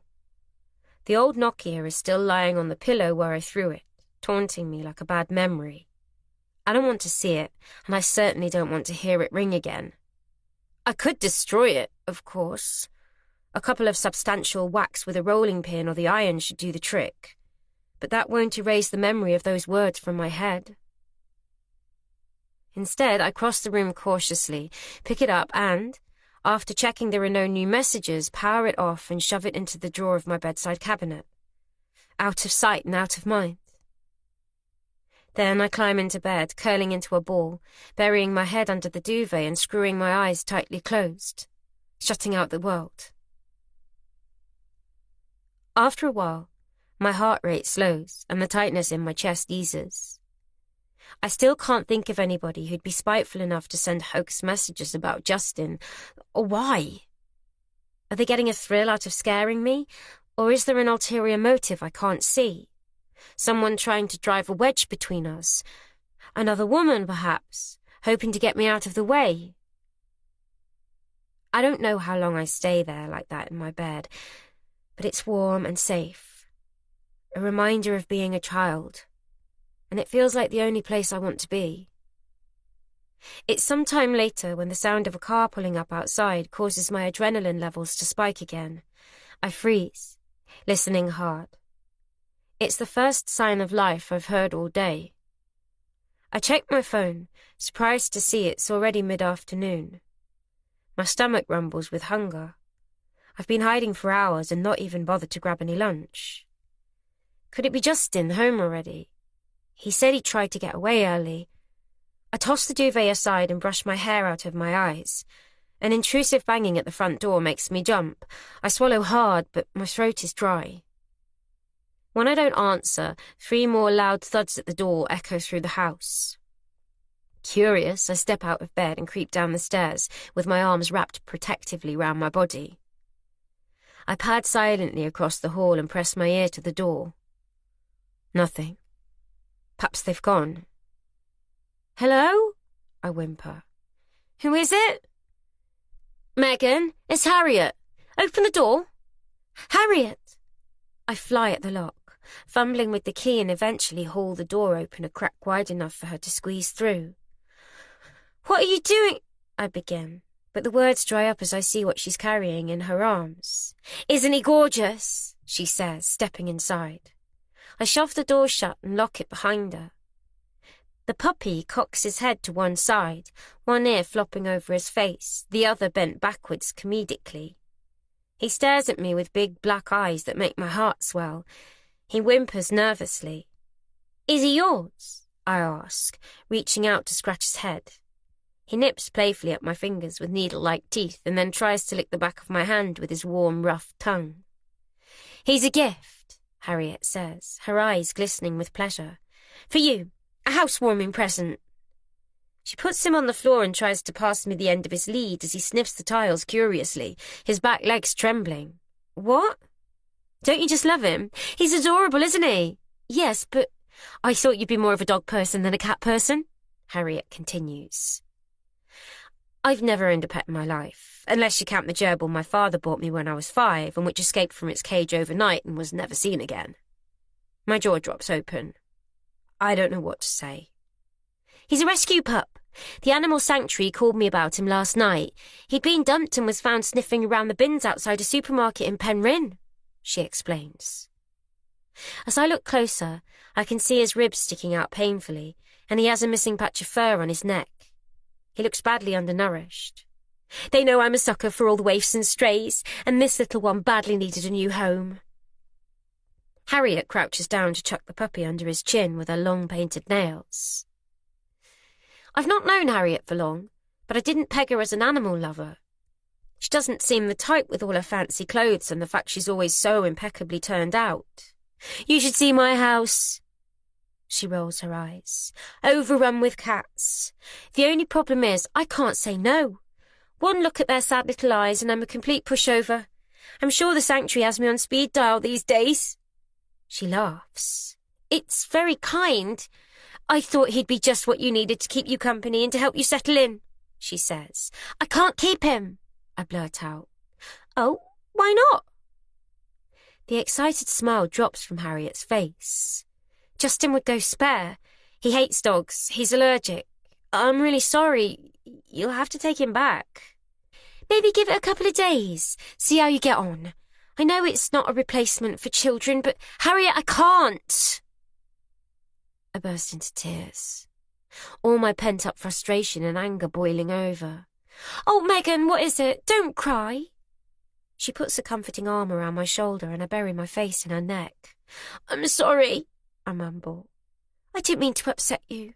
It was supposed to cheer you up, especially after everything you've been through. Everything I've been through? No, it's fine, I say. It's me being silly. You weren't to know. It's very thoughtful of you. Harriet pulls away and unclips the dog's lead from its collar. He wanders into the kitchen to explore as I wipe my face dry with a tissue. No, I should have known better. Honestly, it's fine. What will you do with him? I ask. I can just imagine Justin's face if he came home to find I'd taken in a rescue dog. Harriet shrugs. I don't know. Maybe I'll take him home and introduce him to the cats. She glances into the kitchen, notices the blind is pulled down, and then spots the curtains in the lounge behind me are closed. She frowns. Megan, what's going on? Is everything okay? I let out a long sigh. For a minute, in all the excitement of Harriet turning up with a puppy, I'd completely forgotten about the phone and those stupid messages. But now it comes flooding back to me. I want to tell Harriet all about it, to offload, but I don't want her thinking I'm crazy, especially as I've barely known her 5 minutes, although I could really use a friend to chat to right now, and I have no one else to confide in. The thing is, and I know this is going to sound weird, but I found an old phone in the loft earlier, I explain. She looks at me blankly, and I tell her everything. That's extraordinary, she says when I've finished. Are you sure the messages were for you? It's not even your phone. They mentioned Justin by name. Could be a coincidence. I raise an eyebrow. Come on, Harriet. Okay, she says, holding up her hands. That is a bit far-fetched, but who would do something like that? That's the whole point. I don't know. I guess someone's trying to frighten me. And succeeding from the look of the place. Have you told Justin? Of course not, I say. How can I? What about the police? I'm not sure they'd take me seriously, I say. So what are you going to do? I throw up my arms in despair. What can I do? Nothing. I've switched the phone off and put it in a drawer for now. I thought it might have been left behind by a previous tenant. Maybe you should take it and see if the last people who lived here know anything about it. But Harriet shakes her head. The house has been empty for months. I'm not even sure we have any forwarding details for the last tenants. Oh, I say, disappointed. I suppose the question is, why would someone send messages like that? Don't bite my head off, but could there be any truth in them? Could Justin be a threat to you? What? No. Of course he's not. He wouldn't harm a fly, let alone lay a finger on me, I say, shocked she could even think it. It goes to show how little she knows about us. No, of course. You know Justin better than anyone.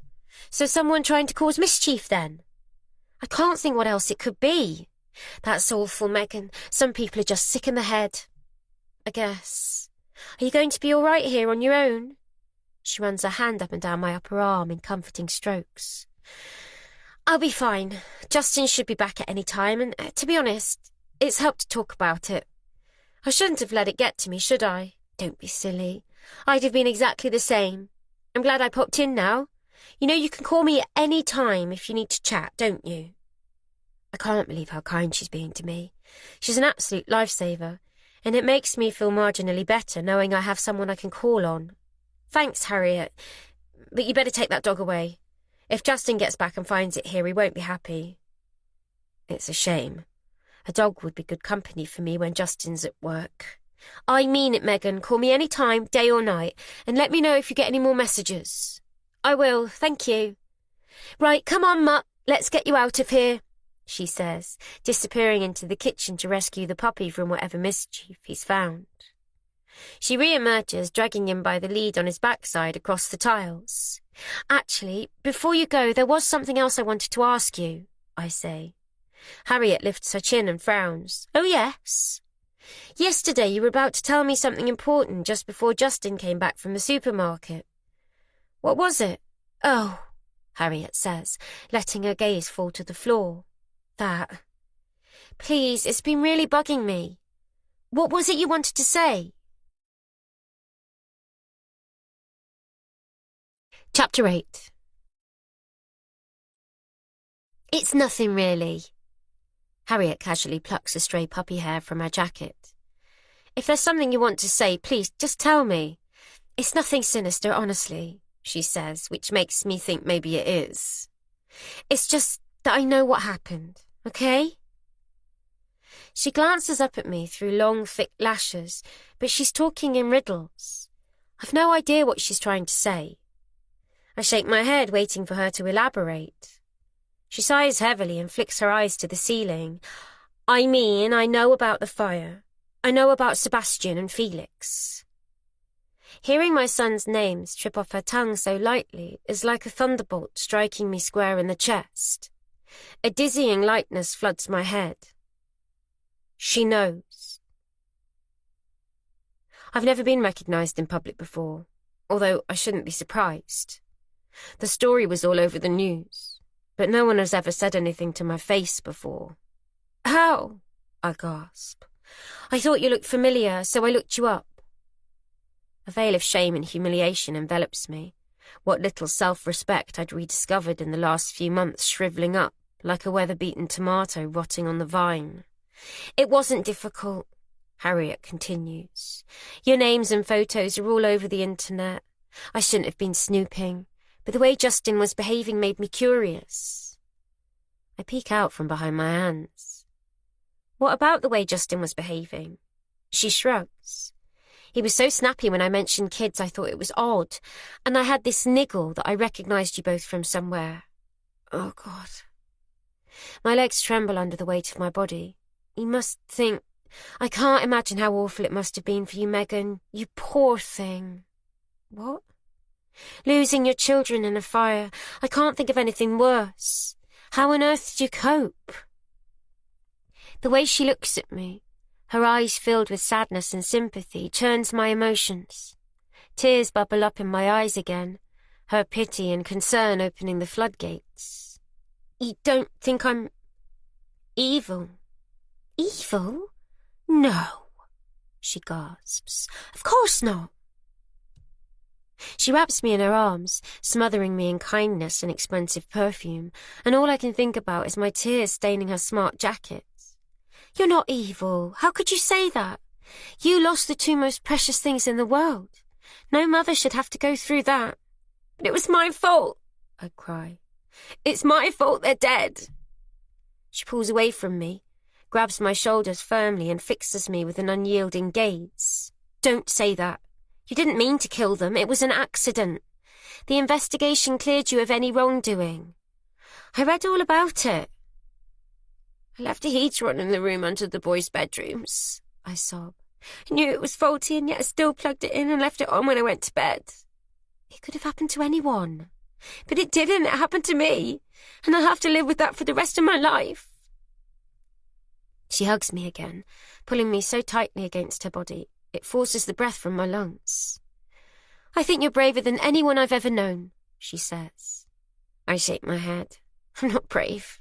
That's ridiculous. I don't think many people could have survived what happened to you, Megan. Survived? She makes it sound as though I'm the victim. Nonetheless, it gives me a warm glow inside, knowing there's someone other than Justin on my side. The puppy yaps noisily. When I look down, he has one of Justin's shoes clamped between his jaws. He cocks his head at us and we both laugh at the absurdity of it. The shoe's almost as big as him, but he's clearly pleased at claiming such a worthy prize. I'm grateful for the distraction and dislodge myself from Harriet's embrace, feeling a little foolish at how easily I've opened up and revealed myself to her. Why don't I make some tea?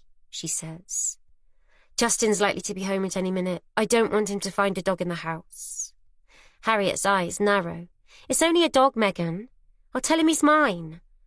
I don't know what you're so worried about. You make him sound like a monster. No, it's just that... But she's already walking away, heading for the kitchen. I follow her, pull out a chair at the table and sit with a tissue, damp with my tears, crushed between my palms. Harriet brews 2 mugs of tea and takes the seat opposite. She wants to talk about it. The fire. She nods, holding her mug to her mouth in both hands, while blowing on the tea to cool it. Only if you want to. I've never talked to anyone about the fire, other than Justin and the fire investigators, but then I don't really have many close friends. In fact, there's no one. Like Justin says, so many people are just users. They're only interested in talking about their own problems, sapping your energy with their negativity, or taking advantage of cheap childcare while bitching about you behind your back. He's right. I don't need that kind of toxicity in my life. Harriet's different. Genuine. Caring. It's probably because she's a little older than me. I warmed to her the first moment we met. But do I want to talk to her about the fire? Does she really want to know? If she hears the truth, maybe she won't be so sympathetic. I take a deep breath and exhale slowly. A lot of it's still a blur, I say, probably because of the sleeping pills I took after a couple of glasses of wine that night, but I decide to omit that detail. Justin was at a charity fundraising dinner. He looked so handsome that night in his dinner jacket, all groomed and freshly shaven. As usual, I had to fix his bow tie for him. He was hopeless, all fingers and thumbs. I don't know why he didn't buy one of those ready-tied ones, but he insisted on doing things properly, and wearing a ready-tied bow tie was not doing it by the book. The boys and I ate pizza in front of the TV, and I let them stay up later than normal as a treat. I continue. After they'd gone to bed, I think I must have gone into the snug to finish my wine. I put the heater on but forgot about it when I went up. The next thing I remember, Justin was yelling at me to wake up. I hadn't even heard him come home. He was frantic, shouting about a fire and not being able to get to the boys. That's when I first smelt the smoke. He tried to get to their rooms, but the flames were too fierce. The whole landing was alight. It was terrifying. I screamed at him to do something. He had to save them, and he really tried, but he couldn't. There was nothing either of us could do. I stare at my hands, the memories of that awful night washing over me in a deluge. The clawing stench of thick black smoke like plastic and wet leaves on a bonfire. The roar of the flames engulfing everything in their path. The heat so intense it peeled the paint off the walls. He dragged me to the bedroom window, kicking and screaming, and made me jump while he stayed inside trying to reach the boys. He wouldn't give up. I should have stayed with him, but he was so insistent. He said he didn't want me to die. When the fire crews finally arrived, it was already too late. We found out later that they'd probably died in their sleep because of the smoke, not the fire. Which I suppose is a small comfort, at least. The words dry up in my throat, the memory still painful. I'll never forget the sight of those 2 firefighters in thick overalls and full-face respirators, like something out of a sci-fi movie, carrying Felix and Sebastian's lifeless bodies out of the house and laying them in the back of an ambulance. It's a memory that still haunts me in my nightmares. I didn't stop crying for 48 hours. My world had been destroyed. Almost everything I loved and cherished had been snatched from me in an instant. And there was no one to blame but me.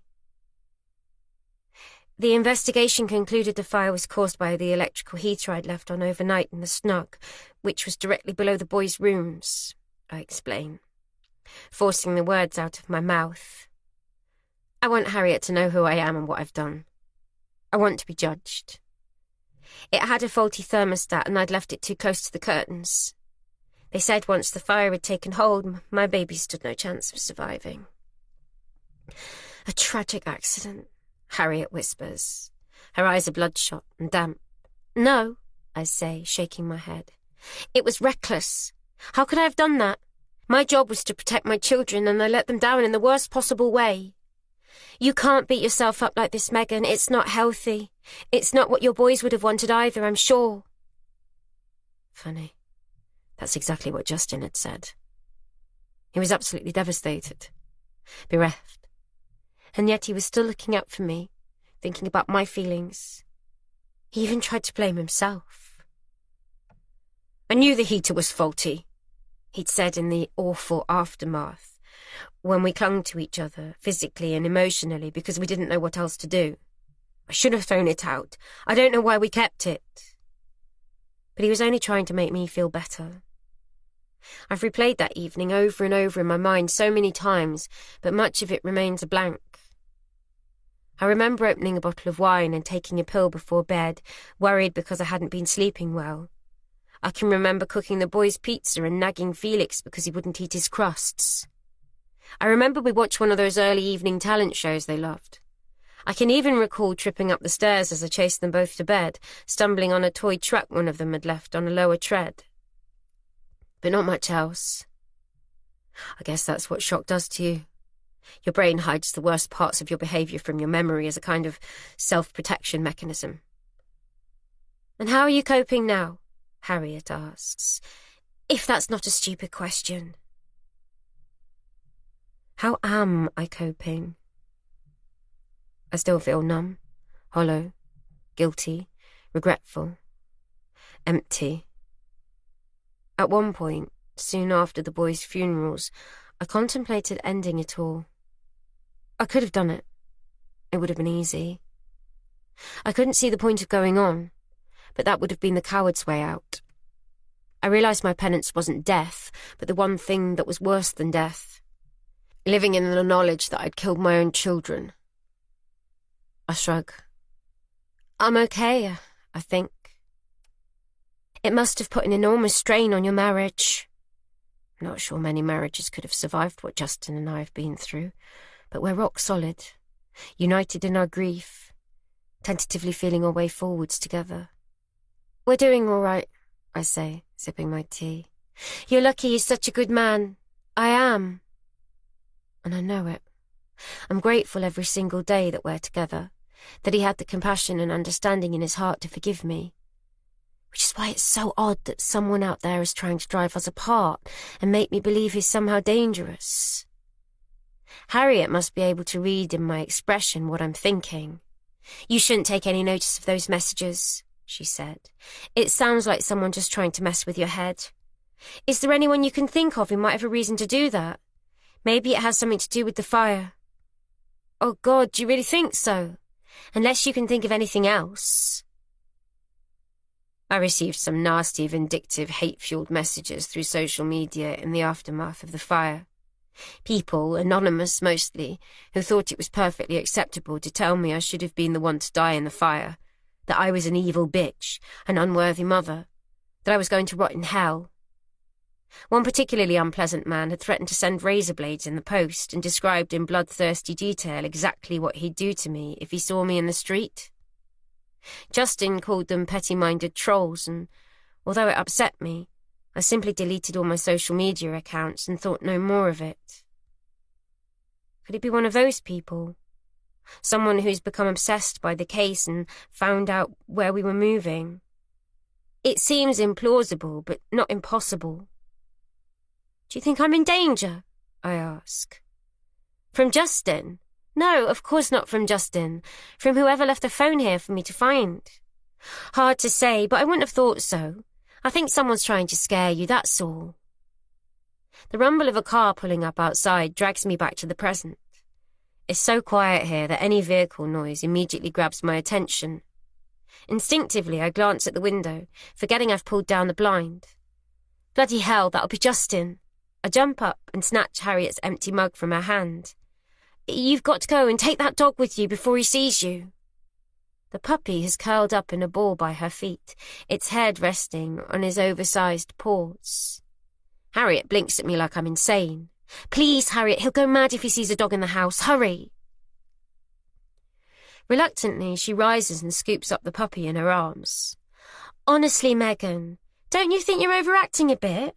It's only a puppy. How could you not fall in love with his little face? She says it in a sing-song baby voice that makes me cringe. I know, he's very sweet, but you don't know Justin. He'll hate him. Fine, Harriet says, letting me usher her towards the back door as I hear Justin's keys in the lock. I shove her out into the garden with an apologetic smile.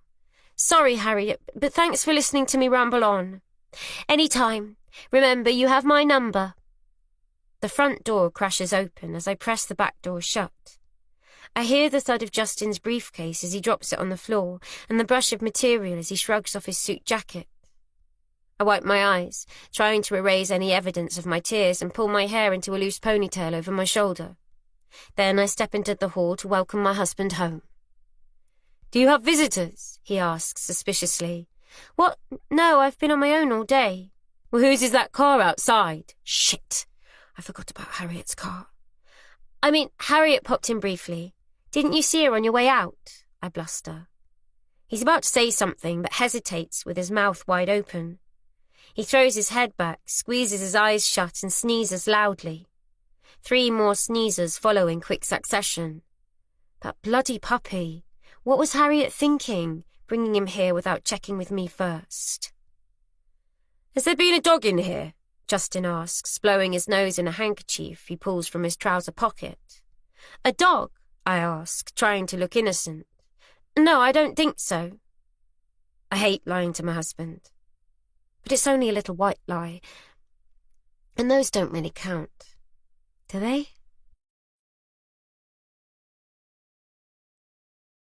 Chapter 9.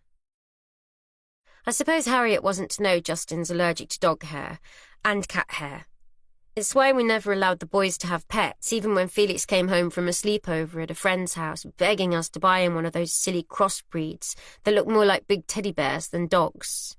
Because Noah had one, and they'd spent the afternoon throwing balls for him in the park, and he'd slept on Felix's feet all night.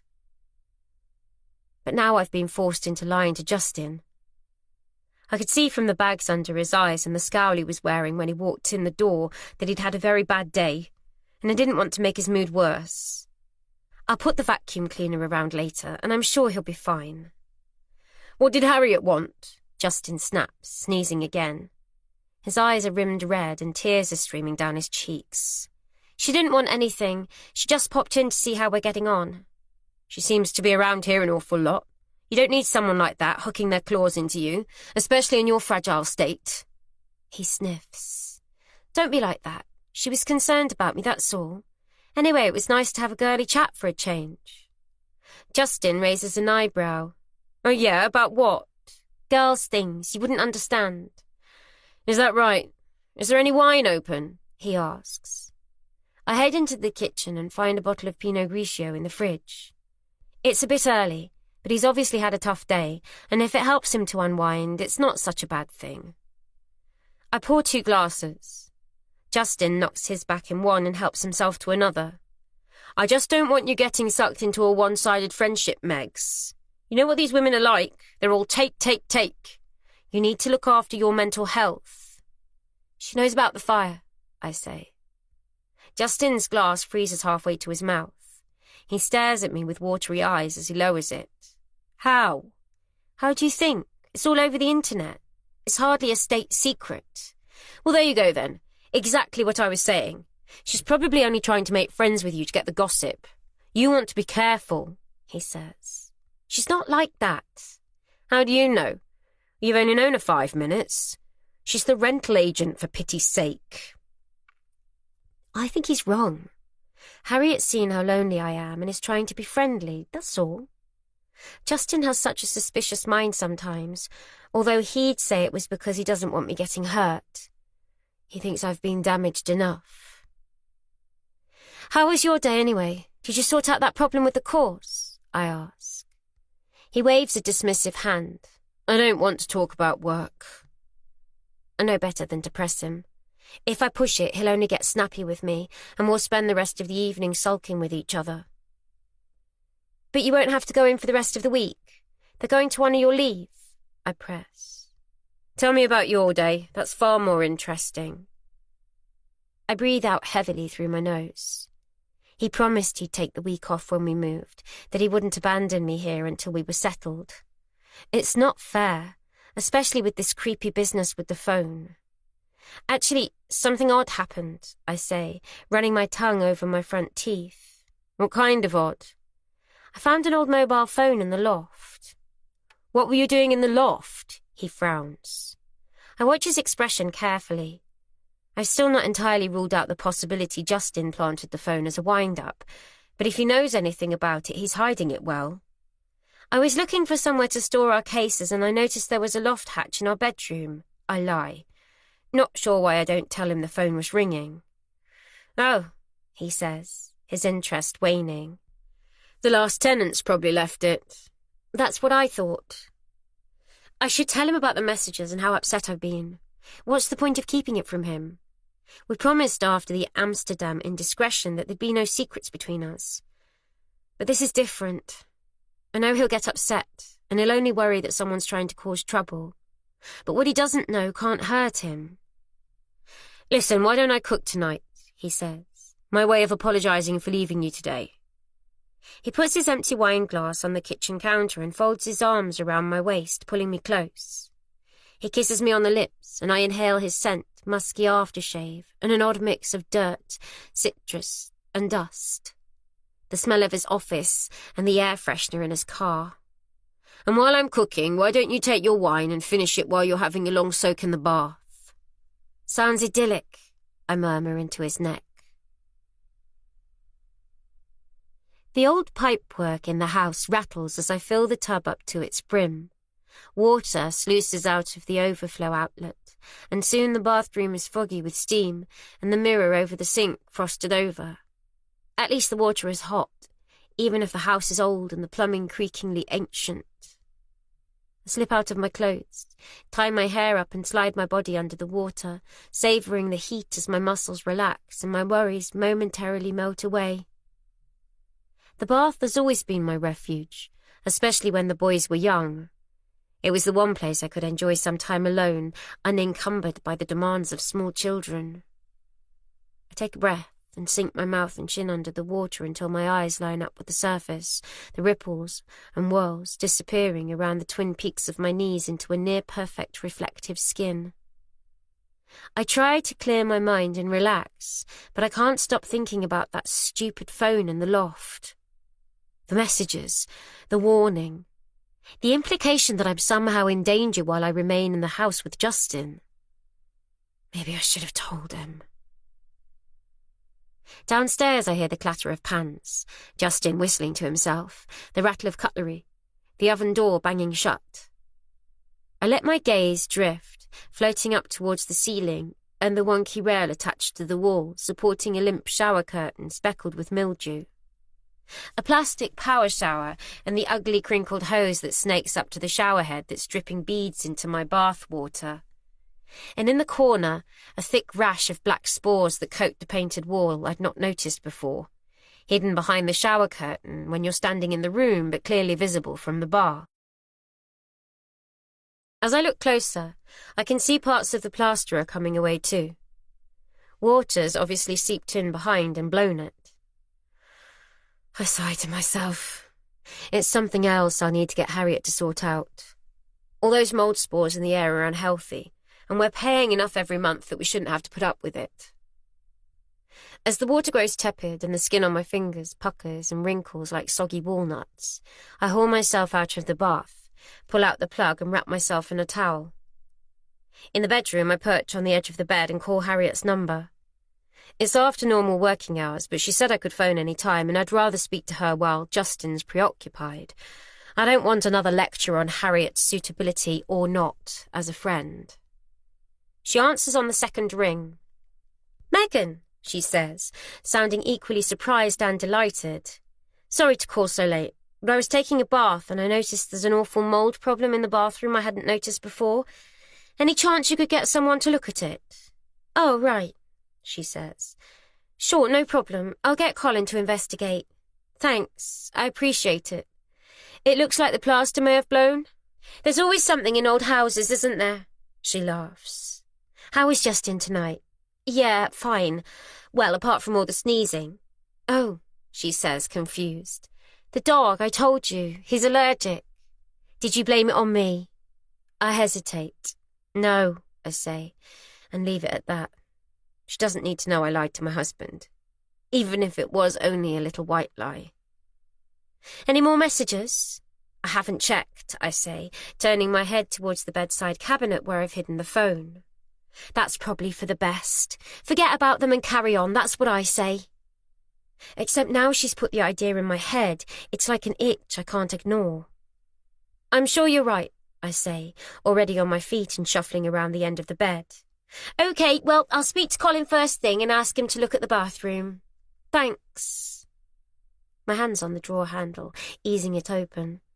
I hang up on Harriet with a muttered goodbye and reach inside, my fingers wrapping around the heavy plastic casing of the old Nokia. I stare at it for a second or two. Do I want to do this? But my thumb's already on the power button, sparking the old mobile into life. I shiver as I wait for what feels like an eternity, not sure whether it's because I'm cold or because of the anticipation of what I'll find.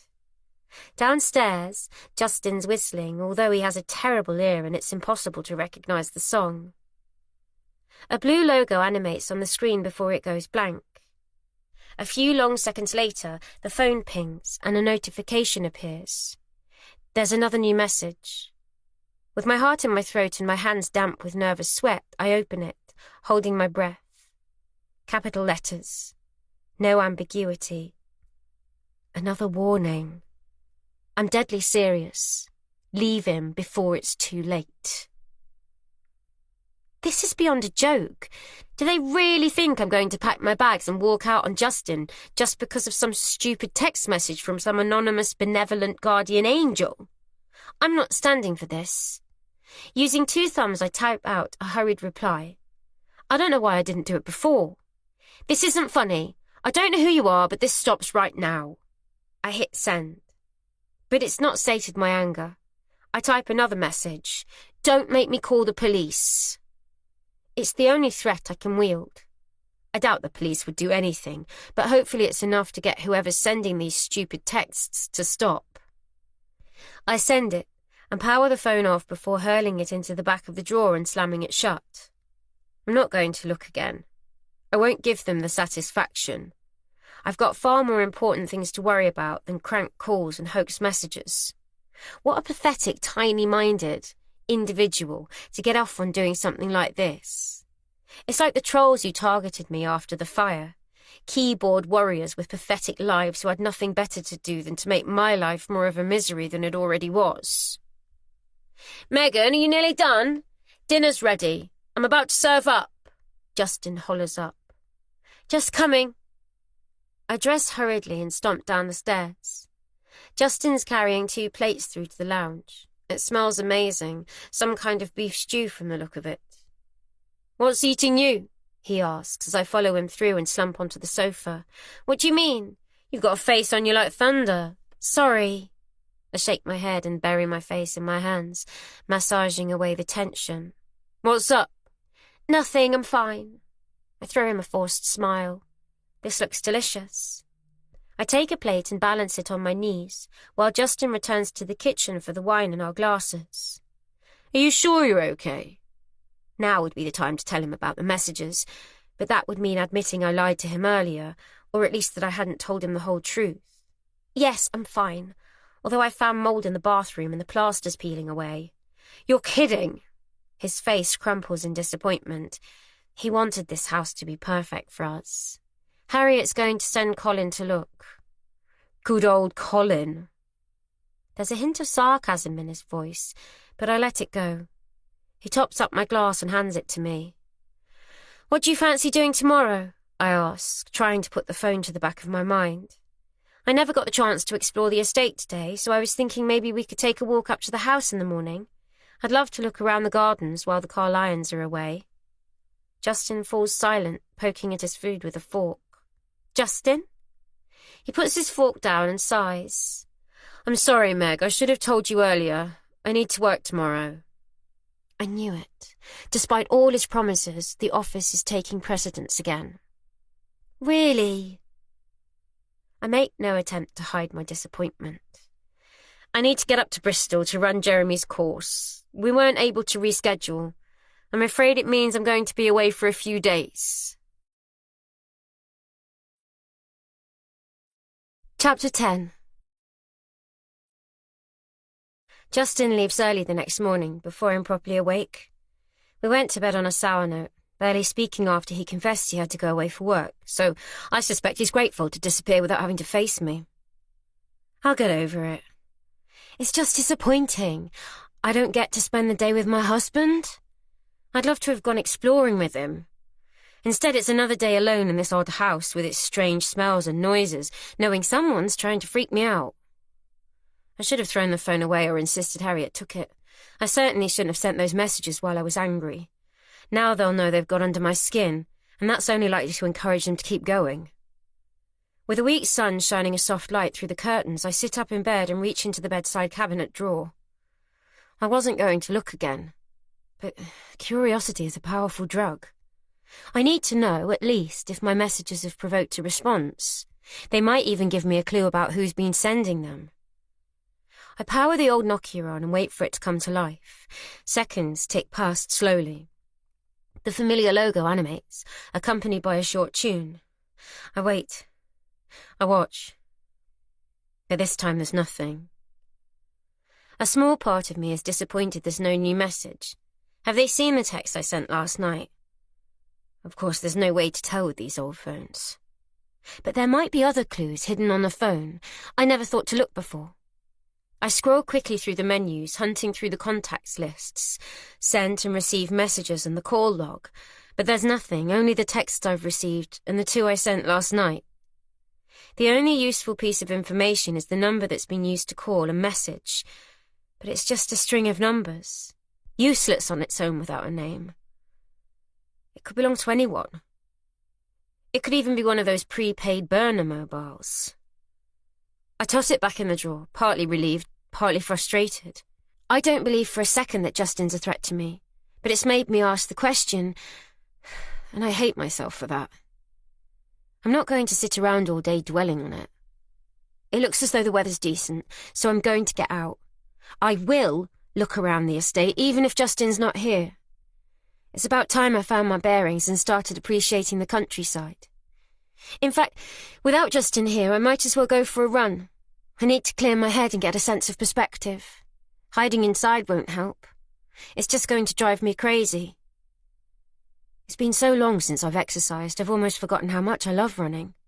The feeling of freedom, the rush of endorphins, the space to think, your mind focused on nothing but your breathing and the strength in your legs. I've mentioned to Justin a few times that I've been thinking about getting back to my job as a personal trainer, but he's not convinced I'm ready. He wants me to take my time to heal fully. But there's nothing to stop me from getting back into shape, and that's got to help with my mental health. I pull on a stretchy pair of blue leggings I picked up a few months ago and pair them with a thin vest and a long-sleeved top. Then I rummage in the bottom of the wardrobe, where I've thrown the boxes of shoes I've bought and never worn in the aftermath of the fire, and find the pair of brand-new running shoes. Outside, I warm my calves and hamstrings with a few springy jumps and set off at a leisurely pace, heading towards the big house at the top of the drive. My feet crunch along the gravel, and before long I'm breathing heavily, my legs leaden and my lungs screaming at me to stop. At least the pain and discomfort keeps my thoughts from that phone and the messages. It's a welcome relief. I push on, easing into a steady rhythm, and as my muscles warm up, it all feels easier, my body remembering what it's supposed to do. There's nothing like the magic of running to snap you almost instantly out of the darkest mood. Why I didn't keep it up after the boys died, I don't know. I'm sure it would have helped.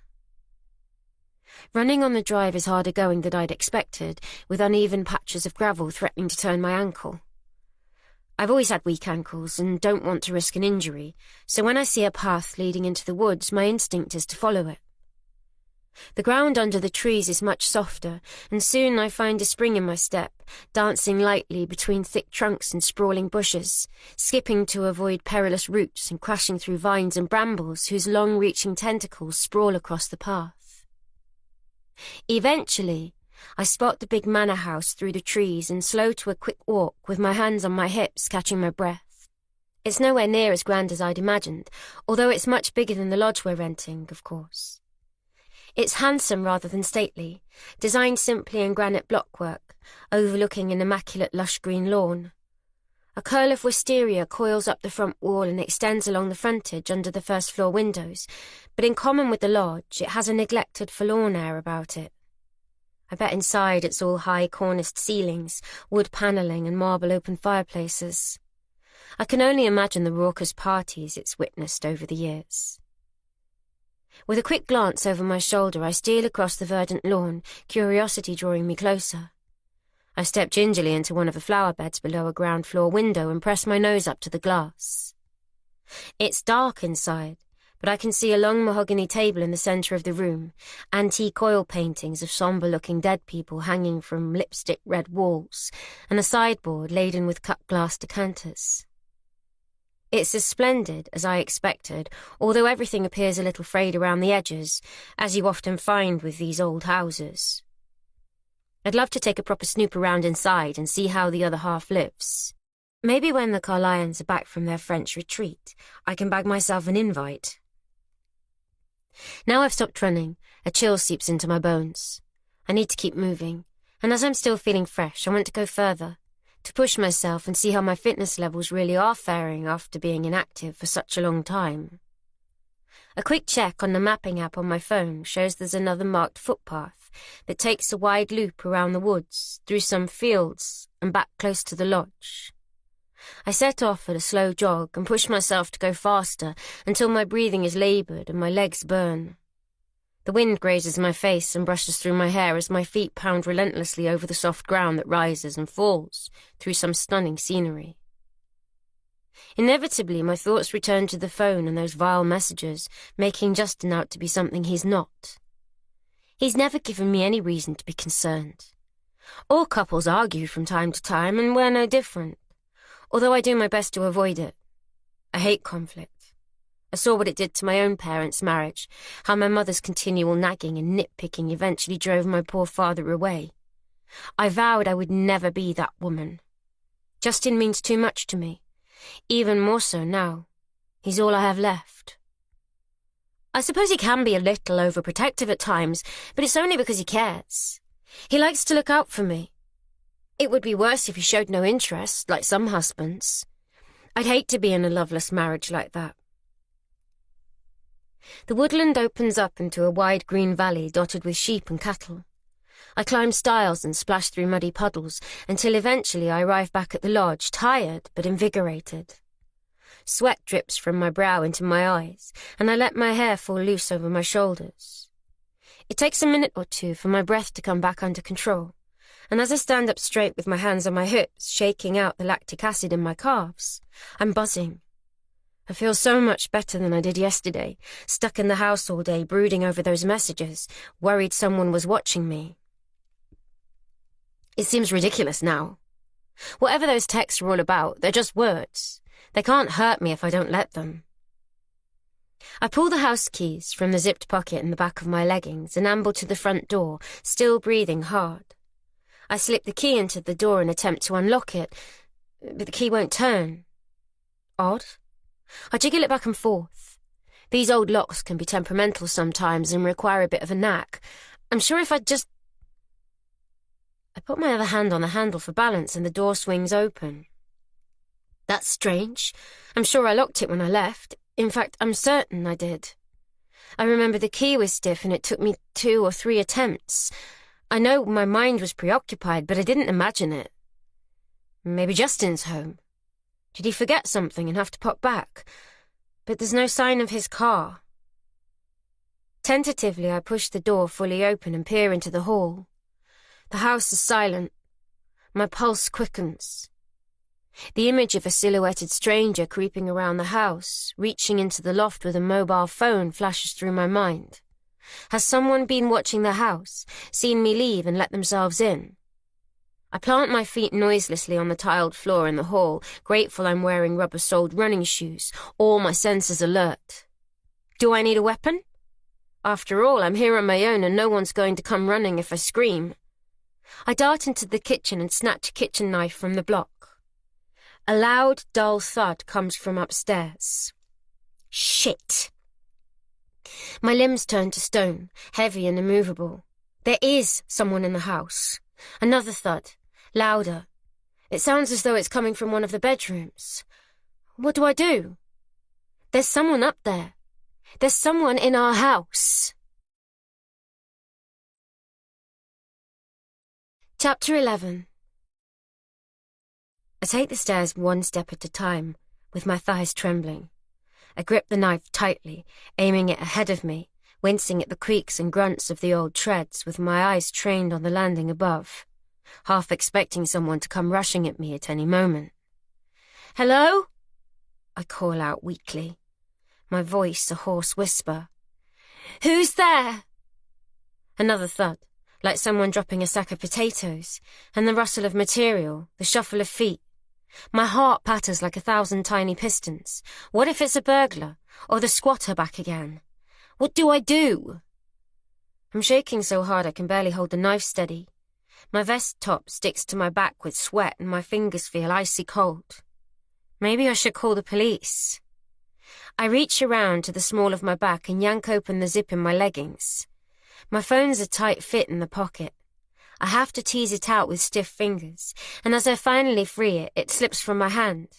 I cringe as it lands noisily on the stairs, bouncing to the bottom where it hits the tiled floor with a crunch that I'm sure is the sound of the screen cracking.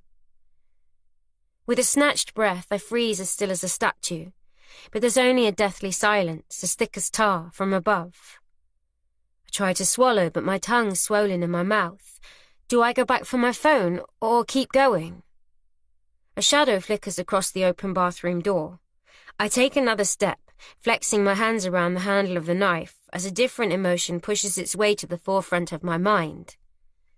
Outrage displacing my initial fear. How dare someone break into our house, invade our home, touch our things, violate our privacy? Do they have no respect? A few more steps and I'm on the landing, my eyes glued to the bathroom door, my shoulders and upper arms locked with a knife at arm's length in front of my chest. "I know you're in there!" I shout with more confidence than I feel. "Come out slowly. The police are on their way." When a head emerges from the bathroom, I almost stumble back down the stairs in shock. Wisps of grey hair poking out at careless angles from an almost bald head, a scowl of confusion, a drinker's strawberry nose. "Colin! What are you doing here?" I gasp, lowering the knife. He raises a hammer and points with it over his shoulder. "I come to look at your mold problem, like I was asked," he grumbles. His eyes widen when he spots the knife I'm clutching between white knuckles. "I thought you were a burglar. You were out. I let myself in," he grunts, and disappears back into the room. My body slumps with relief. Of course. Harriet mentioned she would send Colin over, but I didn't think he'd let himself in without warning as he was coming. It's not very professional. I move to the door. Colin's standing in the bath, with a chisel in one hand and the hammer in the other, poised over the hideous old tiles. "You have a key?" He glances up at me. "I've got keys for all the properties." "Well, it would have been nice if you'd let me know you were coming first," I moan. "Well, I was told it was urgent." He lifts the hammer and swipes at the chisel. It connects with one of the tiles, and with a loud crack the tile splits in two. With another blow it splinters off the wall and crashes into the bath in a puff of dust. "How many other people have keys to the house?" He shrugs. "I don't know." "What do you know about a phone that was left in the attic in the front bedroom?" He's about to tackle another tile, but lowers the hammer and chisel and sighs. "I don't know nothing about a phone," he says. "I'm just here to fix your mold problem." "Right, it's just that someone's been sending me weird messages through an old phone I found." I watch Colin's reaction carefully. If he has a key, he would have had the perfect opportunity to plant the phone in the loft. And he's already made it clear he's no fan of Justin's. Maybe he's being spiteful and thinks he can get at Justin by breaking us up. He looks at me blankly. "Colin, have you been sending me messages? Because if you have, it's not funny. I don't know what's happened between you and Justin in the past, but he's my husband and I love him. If you've got some kind of grudge against him, I suggest you take it up with him directly. You're not going to split us up with a couple of stupid texts. He stares at me like I've lost my mind. Like I said, I'm just here to sort out the mould. He turns back to the tiles and cracks another one off the wall. Maybe I'm wrong. Perhaps Colin has got nothing to do with it. But at least I've said my piece, and if it is him, he knows I'm on to him. What's the verdict then? I ask eventually, after watching him knock 4 more tiles off the wall. Is it bad? Leaking pipe behind the plaster. Probably been like it for years. All these tiles need to come off. Oh, it sounds like a big job. How long's that going to take? 3 or 4 days at least. Maybe more. 3 or 4 days? But we'll be able to use the bathroom in the meantime. No, I'm going to have to turn the water off for a few hours later too. Terrific. That's all I need on top of everything else. I'm still caked in mud and sweat from my run, and I won't be able to take a shower. I'll have to wash in the kitchen sink. The day gets better and better.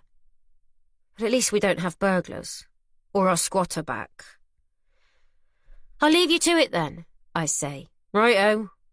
Actually, before I go, I meant to ask, did you find out how that squatter got into the house? No. Right. It's just that I'm concerned they might come back, and it would be good to know how they got in. Probably the last tenants. They must have left a window open or something. Yes, I suppose you must be right. Or someone else has a key to the house, and they were able to let themselves in and out at will. If that's true, they could be back at any time. But then there must have been so many tenants and holiday makers who've had access to the keys over the years, anyone could have made a copy. Of course, the other people who must hold keys are the owners, the Carlyons. What did Harriet say their names were? Sir Roger and Lady Grace, I think. Posh sounding. Justin used to be friendly with their children, and they all used to play together when he came here on holiday, but I don't know where they are now. You've worked on the estate for a long time, haven't you, Colin? I ask, sensing this might be my opportunity to find out more about them. I've worked for Sir Roger's family since I was a lad, he says. What are they like? They're all right. He answers so dispassionately, I might as well have just asked him if he prefers his coffee black or white. They're in France at the moment, aren't they? That's it. They always spend the winter in the villa. What about their children? They've grown up and left home now, have they? Yep.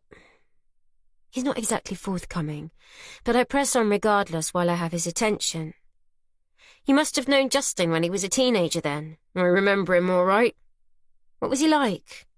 You didn't seem too pleased to see him again the other day. Colin finally stops working and sits on the edge of the bath to wipe sweat off his brow.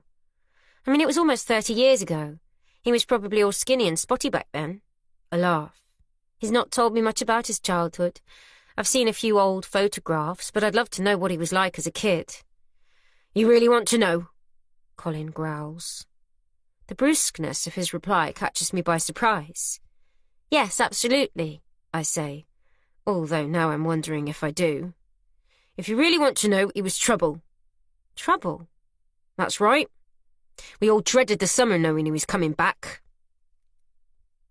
He says it with such venom and loathing that for a moment I'm speechless. I appreciate Justin isn't to everyone's taste. His self-confidence bordering on arrogance can sometimes rub people up the wrong way, but to talk that way about a teenage boy is odd. He couldn't have been that bad. And to be honest, I'm surprised he had the nerve to come back, Colin adds, spitting the words out like they're traces of grit in his mouth. What do you mean? Is there something I should know? Colin stares at me, his eyes twitching as they roam across my face, working his jaw with a disturbing sucking sound. The message I received on the old Nokia comes back to me. Don't ignore this warning. Your husband is a dangerous man. No. That's something different. That's just someone trying to cause trouble. The two things aren't connected. They can't be. I mean, all teenagers can be a handful, can't they? Colin, I press. What do you mean by that? What did he do? Colin scratches the back of his neck, but as he opens his mouth to speak, a phone rings somewhere in the house. My phone. I recognise the ringtone. At the bottom of the stairs, probably smashed and dented. "You going to get that?" Colin asks. I think about ignoring it, but it might be Justin, and he'll panic if I don't answer. "Hang on, I'll be right back." I dash down the stairs, almost tripping over my own feet. My phone's buzzing and jigging across the tiled floor, and, sure enough, its screen is a crazy paving of cracks and smashed glass. "Hello?" "Megan, it's Harriet. Are you okay?" I put my hand to my forehead. Yes, I'm fine." "You sound like you've just run a marathon." "I was upstairs. It's not a great time, Harriet. Can I call you back?" "It's only a quick one," she says. "I meant to let you know I spoke to Colin first thing, and he's going to pop in later to look at the bathroom for you." I groan. "Yeah, you're a bit late. He's already here. Thanks." "Oh, great. Well, hopefully it's nothing too serious." "A leaking pipe behind the plaster, apparently," I tell her. I sense she's in the mood to chat, but I'm itching to finish the conversation with Colin. I need to know what he was about to tell me. "No wonder you had mould," she laughs, although there's nothing funny about it. "Listen, Harriet, I'm just in the middle of something. Can I call you back later?" "Oh yeah, no worries. Sorry, I'll speak to you soon. Bye." I hang up and race back up the stairs. Colin's returned to the tiles, noisily hammering away. "That was Harriet," I shout to get his attention.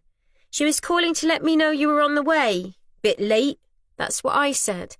Anyway, you were telling me about Justin," I prompt. "Was I?" "You said he was trouble and that you were surprised he'd come back. What did you mean? What did he do?" Colin rubs his nose with the back of a dusty hand. "Nothing," he says. "It don't matter."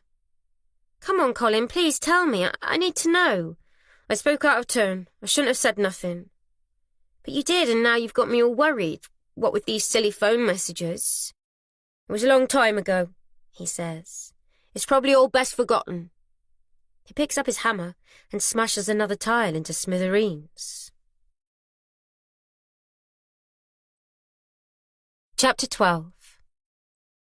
While Colin continues to bang noisily in the bathroom, I shut myself in the dining room with a sheet of paper and a pen. Someone's gone to an awful lot of trouble to get my attention with this phone and the messages. This isn't a hastily written invective posted on social media by a dim-witted troll with nothing better to do. This is someone who's put time and effort into a plan to spook me out and get me questioning Justin's character.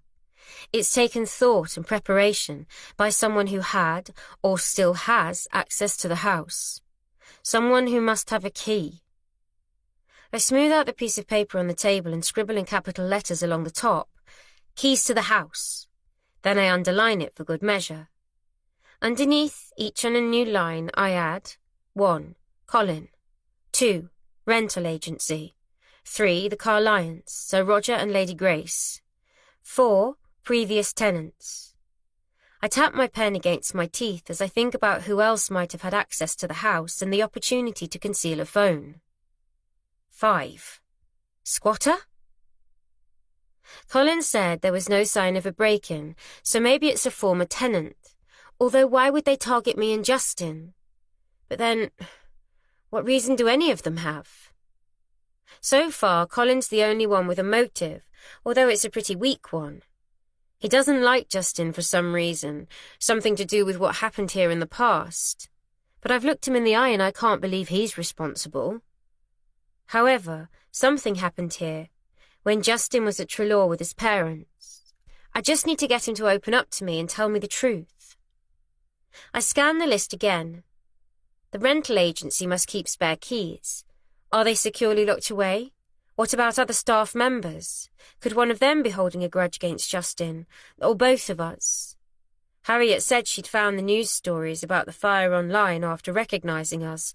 What if she'd shared what she'd found out with her colleagues and someone's taken exception to the fact I caused the death of my own children? What if this is their misguided way of getting back at me? There have certainly been plenty of trolls queuing up online to tell me what they'd like to do to me. I draw a circle around a rental agency on my sheet of paper. The more I think about it, the more it seems worth investigating. I need to talk to Harriet. She answers my call almost immediately. Who has access to keys to the lodge? I demand. Why, what's wrong? She sounds surprised by my abrupt tone, but this is important. I've been thinking about the phone. Someone must have had keys to the house to have been able to leave it in the loft. My words rattle out of my mouth like bullets from a machine gun. Slow down, Megan. Have there been more messages? Just the one. I'm deadly serious. Leave him before it's too late. I have to remind myself it's just someone trying to mess with my mind. I thought you were going to call me if there'd been anything else, Harriet reminds me. It has to be someone with a key to the lodge. The agency holds spares, doesn't it? Yes, but so who has access to them? Everyone. They're kept in a safe, but we all have the code. I clamped my hand to my forehead and propped my head on my elbow. Everyone. Did you tell anyone else what you'd found out about us? About me and the fire? No, of course not, Megan. I wouldn't do that. But what if someone else in your office knows? People don't like child killers, especially women who've killed their own children. Megan, stop it. Don't say that. It's true, Harriet. There's no point denying it. This could be someone in your office. There's silence on the line, and for a moment I wonder if the call's dropped out. Harriet? I'm here, she says quietly. I'm just stepping outside. Hang on. I hear her footsteps tap-tap-tapping along a hard surface. A door squeaks open. The background hum of an office fades. Sorry, I'm here, she says. Do you keep a record of who's taking keys from the safe? I ask. Do you have to sign them in and out? Harriet's sigh whistles in my ear. No, we probably ought to, but not at the moment. Sorry. Then maybe you could ask around subtly. Find out if anyone's been snooping into our background. That would be a start, I suggest hopefully. Sure, of course. Nobody said anything, but I'll do my best. Thanks, Harriet. I appreciate it. What are friends for? I laugh bitterly. If only she knew how long it's been since I had a friend I could trust. How's Colin getting on, by the way? She asks. I tune into the persistent banging and crashing going on above my head. He's cracking on, but I think he's going to be here for a few days, which means we're going to be without a bathroom for the time being. I'm sorry. Yeah, especially as today was the day I went for my first run in, forever. I didn't know you ran, Harriet says. There's lots you don't know about me, I tease. I used to be a personal trainer, you know, before... No, seriously? That's amazing. A long time ago. It seems like a different life now. I used to teach, but after the boys were born, I couldn't face going back to it, so I retrained. As Justin said, it made perfect sense, as I've always loved sport and keeping fit, and working for myself I could dictate my own hours to fit around childcare. You should get back into it, Harriet says. I'd like to, but Justin doesn't think I'm ready to go back to work yet. Nonsense, it would do you good. You think so? I lean back in my chair. It would certainly give me something to fill my days, and maybe even help me meet some new people. 100%. We could do with someone like you around here to put us all through our paces. The area's been crying out for it. I'll be your first client. I laugh, but I'm not sure she's not joking. I mean it, she continues. I'd sign up on the spot if you agreed to take me on. I'm not sure, I stammer. And what would Justin say? It's not as if we need the money. Do it for my sake, if not your own, Harriet says. You think I should? I'm begging you. It would be good for me. I know my state of mind better than Justin, and if I start with Harriet as a client, it's only going to be a few hours a week. It's hardly going to be stressful. All right, I say. Why not? Justin will understand when I explain how much this means to me and how it's exactly what I need to help me adjust to our new life in Cornwall. He won't object to that, surely. We'll need to do an assessment session first to see what level of fitness you're at, and then I can come up with a dedicated plan for you. Perfect. Shall we say tomorrow night? I can pop over after work. Okay, I'll see you then. Here's to my first new client in Cornwall, I say with a smile. I'll just have to deal with Justin later. Chapter 13. The decision to return to work feels like a turning point. It's not only an excuse to get out of the house, but it'll give me a new focus and less time to spend dwelling on the past. That's what Justin wanted, wasn't it? For us to heal and reboot. Well, that's exactly what I'm doing. The house was supposed to be a new start for us, but returning to personal training, a job I've always loved, feels like a bigger step. The thing I've been craving without realizing it. For the first time in a long time, I feel energized and even a little excited. I refuse to let this nonsense with that phone and those stupid messages consume me. I know sometimes I can be a little obsessive about things, but not this time. I'm taking back control. In fact, there's something else I can do that I should have done before. I scraped back my chair, pushing the sheet of paper and my pen to one side and marched up the stairs. Past the bathroom where I glimpsed Colin, covered in white dust, standing in a pile of rubble that used to be the tiles on the wall, and head determinedly into our bedroom. As I throw open the door, a fleeting flashback flickers across my mind's eye. Cans and bottles strewn across the floor, a grubby old blue sleeping bag laid out across our bed, the old man's smell of sweat and stale tobacco smoke. I falter for a second but push the memory away. The squatter's gone now, and they're not coming back. I refuse to be cowed by fear, and I won't be intimidated, especially by anonymous text messages spouting nonsense. The drawer to my bedside cabinet jams as I yank it open too forcefully, pulling it out of alignment. I have to jiggle it back and forth to free it, hearing the phone rattling around inside. Eventually it slides open, as if it was just teasing me. And there it is, lying there all innocently. The old Nokia with its tiny scratched screen and worn silver keypad. I'm not even going to check it for any new messages. I've had enough. I snatch it up and hurl it across the room with a scream of frustration and all the strength I can muster. It strikes the wall with a loud crack and bounces onto the floor. As if to taunt me, the phone remains perfectly intact. There's not so much as a crack in the plastic casing. Bloody typical. I dropped my expensive smartphone down the stairs and now it's barely working. This old phone, by comparison, looks like it would survive a nuclear holocaust. Everything okay? Colin's head pokes around the door. I clutch my breast in surprise. I thought I heard a scream. Sorry, I gasp. Yes, I'm fine, thanks. He stares at me for a second or two, as if trying to assess whether I really am fine.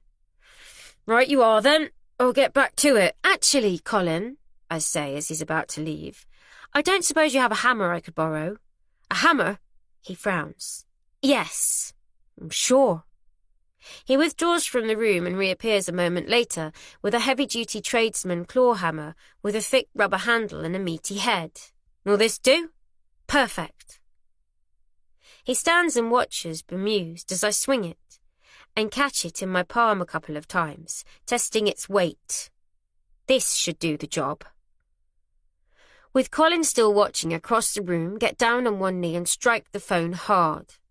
It makes a satisfying crunching sound, the force of the blow causing it to jump off the carpet like a heart attack victim on the end of a life-saving electric shock. I hit it again, and again, and again, until there's not much left of it other than shards of splintered plastic and shattered circuit boards. I stop to catch my breath, my shoulder aching, and push sweaty strands of hair out of my eyes. Thanks, I say, handing the hammer back to Colin, who's standing in the door with eyes wide in shock and puzzlement. You're welcome, he mumbles. Can I make you a cup of tea? I ask casually, still panting from the exertion. Colin's gaze doesn't shift from the remnants of the phone. He must think I've completely lost the plot. Milk, 2 sugars, he mutters. I'm dying to tell Justin about my decision to go back to personal training, but I know better than to call him when he's working, especially when he's running a course. He thinks it's unprofessional for me to call when he has clients, so I have to wait until the evening, when he has the time to ring me. At least it gives me the chance to think about how I'm going to explain why it's such a good idea. I don't want him to think I'm acting on a whim or worse, undermining him, but this is what I need. It's going to help me get back on my feet, and that has to be a good thing for both of us. When Justin does finally call, I've just nodded off in front of the TV. I jerk awake and snatch the phone off the arm of the chair. "Hey babe, how's it going?" I say with a smile. He's only been gone for a day, but I'm already missing him, especially being stuck in this old house on my own.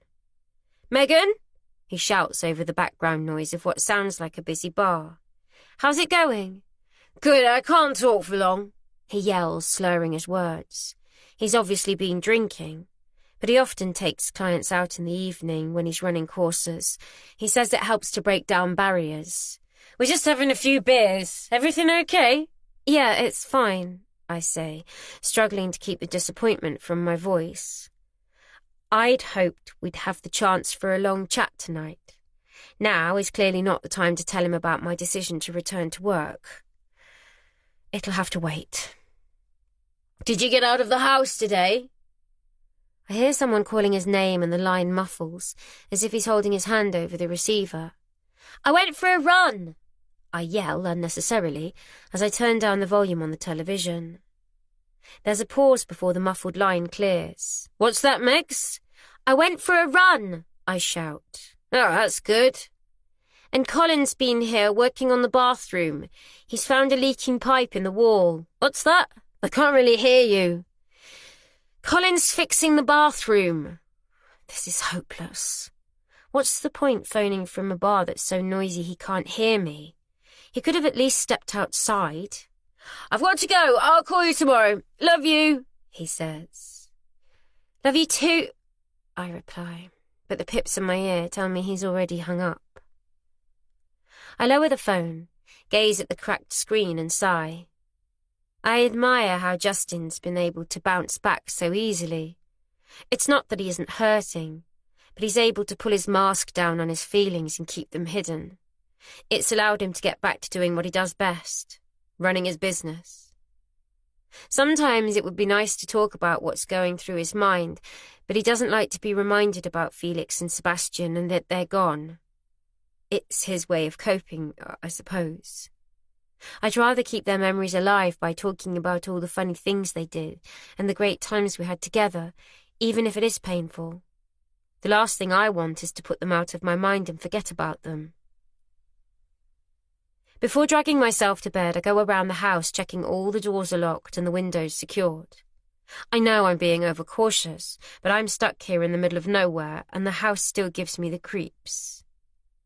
I'd have been like this even if we hadn't discovered someone had been squatting in our bedroom. In time, I'm sure I'll get used to being so isolated, but for now, with Justin away, it's hard to relax. Finally, I check all the electrical appliances are unplugged. I don't take any chances these days, knowing how quickly and easily fire can spread, and then I haul myself up to the bedroom. The smashed-up old Nokia is in bits on the floor. I brush them towards the skirting board with my foot, promising myself I'll clean it up in the morning, and climb into bed. I switch off the light and close my eyes, but I can't sleep. I am tired but wired, all my senses on high alert. The noises in the house seem louder tonight without Justin here. The creak of timbers like small explosions. The scratching in the roof space above like fingernails down a chalkboard. The wind in the trees like the rush of a tempestuous sea. My mind's in turmoil, imagining every pop and tap is someone inside, creeping up the stairs in the dark, heading for my room. When I do eventually sleep into a troubled slumber, my dreams are plagued by terrifying dreams of men in dark clothing armed with keys, letting themselves into the house and stealing up the stairs, coming for me. Several times I jar awake, my body damp with sweat. It leaves me tense and exhausted, but grateful when the sun finally rises and chases the night away. Colin arrives just after 8 to continue on the bathroom. I never thought I'd be so pleased to see him, and at least this time he knocks, although he doesn't waste much time on small talk, preferring to get on with the job. That's fine. I don't have much to say, and when the crashing and banging begins again, I take it as a prompt to get out of the house. With Harriet's fitness assessment due, I really need to work on my own condition. It would be pretty embarrassing if she was fitter than me. My legs are a little stiff and sore from yesterday's run, but I figure a slow, easy-paced recovery jog will do me good. Just a couple of miles at a low intensity to get the blood flowing again. I pull on my leggings, find a clean t-shirt and long-sleeved top, and grabbing my running shoes, head out, leaving Colin to it. I set off at a steady pace through the woods, following a narrow path that I now know heads deeper into the estate. It must have rained last night, as the ground is damp and springy beneath my feet, the leaves on the trees glistening with water droplets, and the air heady with the peaty scent of damp earth. I splash through puddles, and soon my feet and legs are soaked and mud-splattered. At a fork in the path, I try a different route to the one I ran yesterday, but it quickly becomes difficult to navigate with thick nettles clumping in bushy patches and tangles of prickly vines that scratch my legs. It slows me down but doesn't put me off. It's nice to be out again, filling my lungs with fresh air. It doesn't take long before the path dumps me out close to the big house at the top of the drive once more, although this time I seem to be at the rear of the property. I slow to a walk to reorientate myself. The back of the house is less grand than the front. It's where all the pipework and air ducting is hidden, together with some ugly brickwork extensions.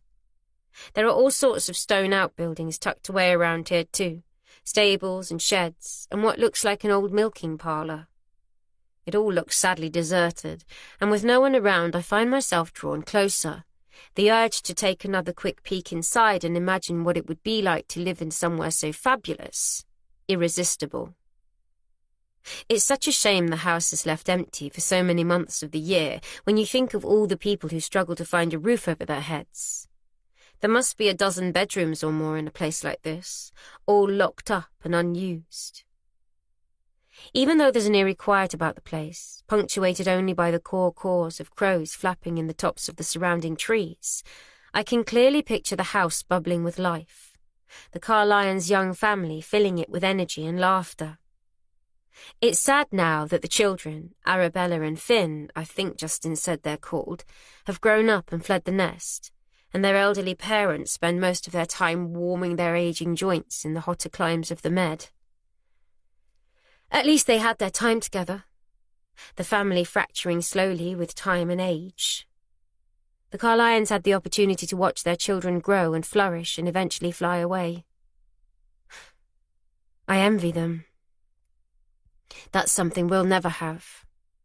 Our family was shattered, our children snatched from us, never destined to grow old, make their own way in the world or have families of their own. I push away a threatening cloud of depression as I creep around the house and emerge onto the damp lawn where a blackbird hops across the grass, head bowed, hunting for worms. When it sees me, it takes flight, calling out in alarm and vanishing into the depths of a rhododendron bush. One more quick look inside, that's all. A glimpse of life I can only imagine, fuel for a fantasy of living in a house like this, the rooms and corridors flooded with the sound of children playing, lazy family lunches at a grand table groaning with food, Christmases together under an enormous tree heaving with baubles and lights above piles of beautifully wrapped gifts. I shouldn't torture myself, but who doesn't love to dream? I aim for a bay window that bows out into the garden. I know it's wrong. I shouldn't be here snooping around, but I'm not doing any harm. The window is higher than I first thought, and I have to step onto an ornamental rock positioned in a flower bed to see inside. I clutch the stone sill, gripping it for balance with the tips of my fingers, and crane my neck. My reflection stares back at me, a ghoulish silhouette against a background of trees and bushes. I lift one hand off the sill to shade my eyes and squint into the darkness. Was that movement? A flicker of something shifting inside the house? Or just a shimmer of a reflection in the glass? I snatch a breath and hold it, not daring to move. The house is supposed to be empty. The Carlyons away in France. Unless it's a cleaner or a housekeeper here to maintain the property while they're away. I hadn't considered that. Shit. Moving slowly, carefully, I step down from the rock, my feet tangling in a knot of vegetation, my eyes fixed on the glass. I back away, one step at a time. I can't be caught prying. How would I explain that? I'd die from embarrassment. Maybe if I can make it to the shade of one of the enormous oak trees on the edge of the lawn, I can get away without being spotted, run back to the lodge, and no one will ever know I was here. I almost trip on a raised edge around the flower bed, my arms wheeling to catch my balance. I bite my lip to silence a squeal. And then I see it, right there in the window, just behind the glass. A face, 2 flat eyes, staring right back at me. Chapter 14. My hand flies to my mouth to silence a scream. I stumble backwards, my feet catching on my legs, and with limbs flailing I land on the wet grass, my gaze never leaving the window. But whatever it was, whoever it was, has disappeared as quickly as they'd come into view. Did I imagine it? I don't think so. It was definitely a face. A man with deep-set eyes, a thin nose, and was that a beard? It was all such a shock, I couldn't take it in. It must have been one of the Carlyons' staff. Who else would be in the house? And I'm pretty sure they must have seen me. How could they not? I virtually had my nose pressed up to the glass. Oh, God, how embarrassing. I scramble to my feet, brushing moisture and grass off my leggings as I slink away, head down, shoulders hunched. What if they call the police? What am I supposed to tell them? They'll think I'm some kind of deranged stalker. I'm halfway across the lawn, creeping on tiptoes towards the cover of the trees, when another thought creeps into my mind. What if it was someone who isn't supposed to be in the house?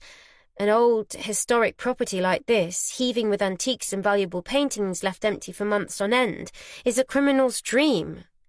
What if I've inadvertently disturbed an intruder? I can't walk away and pretend I've not seen anything. What if the house is being ransacked right now and I did nothing?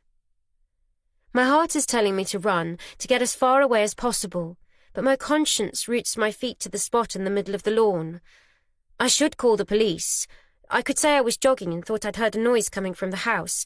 Better to be safe than sorry. I reach for the zipped pocket in the back of my leggings where I usually carry my phone, but it's empty. Now I think of it, I'm not sure I picked it up before I left the lodge. I put it down by the side of my bed while I was getting dressed. Damn!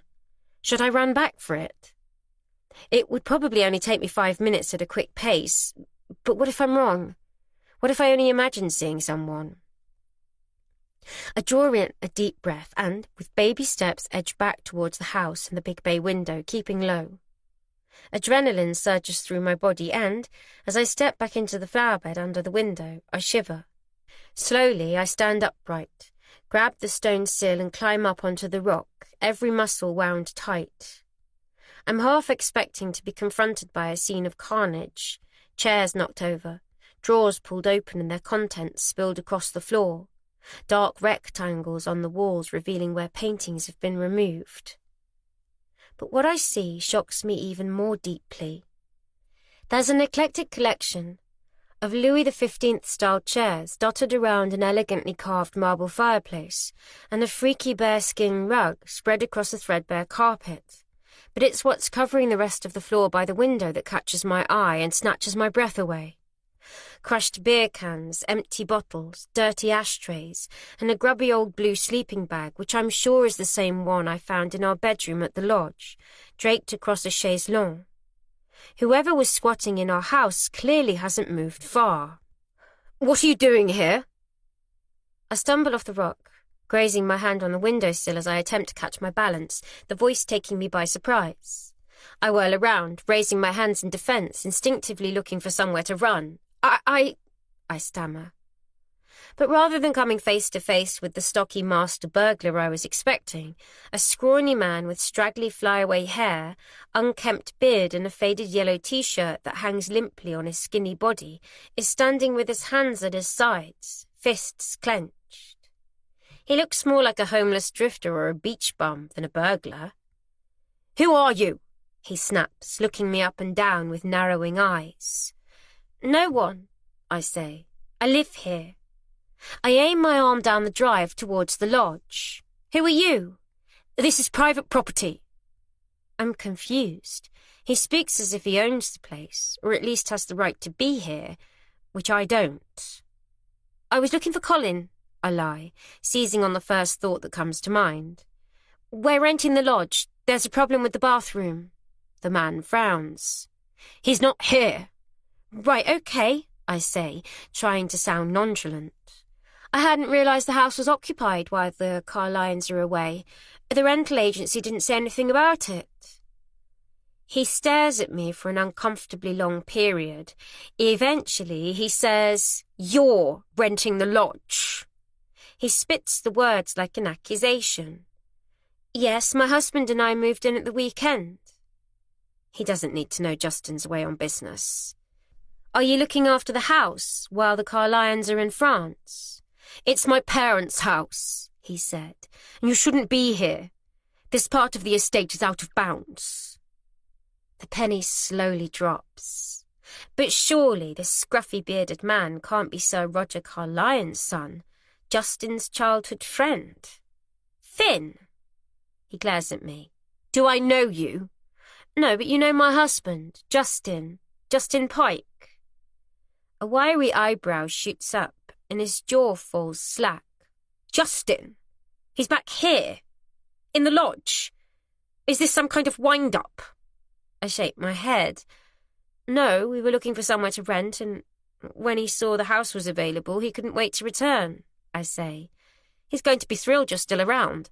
I think he assumed you must have moved away. Why would he want to come back? He says with such naked aggression I'm momentarily thrown. He's not welcome here.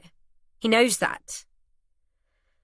Why is everyone around here so hostile to Justin's return? Why, did you two fall out or something? He glowers at me silently. Finally, he says, You shouldn't be up here poking your nose around. I'm about to point out the irony of being lectured on trespass by a squatter, but think better of it. Didn't Harriet say that Sir Roger had washed his hands of Finn after some failed business arrangement? I wasn't poking my nose in anywhere. Like I said, I thought I heard a noise coming from the house and I was concerned there might be an intruder. You should go. What happened between you and Justin? Did you two fall out? He hasn't told you.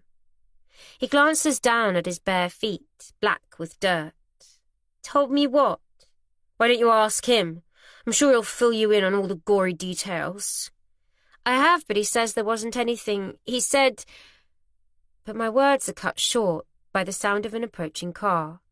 A shiny black Range Rover slips into view from behind a broad oak tree, moving at a funereal pace up the drive. Fuck! Finn yelps, his face tightening in horror. And what is it? My parents. They're not supposed to be back for weeks, he says. Then he turns and sprints away, vanishing around the side of the house. His panic is infectious.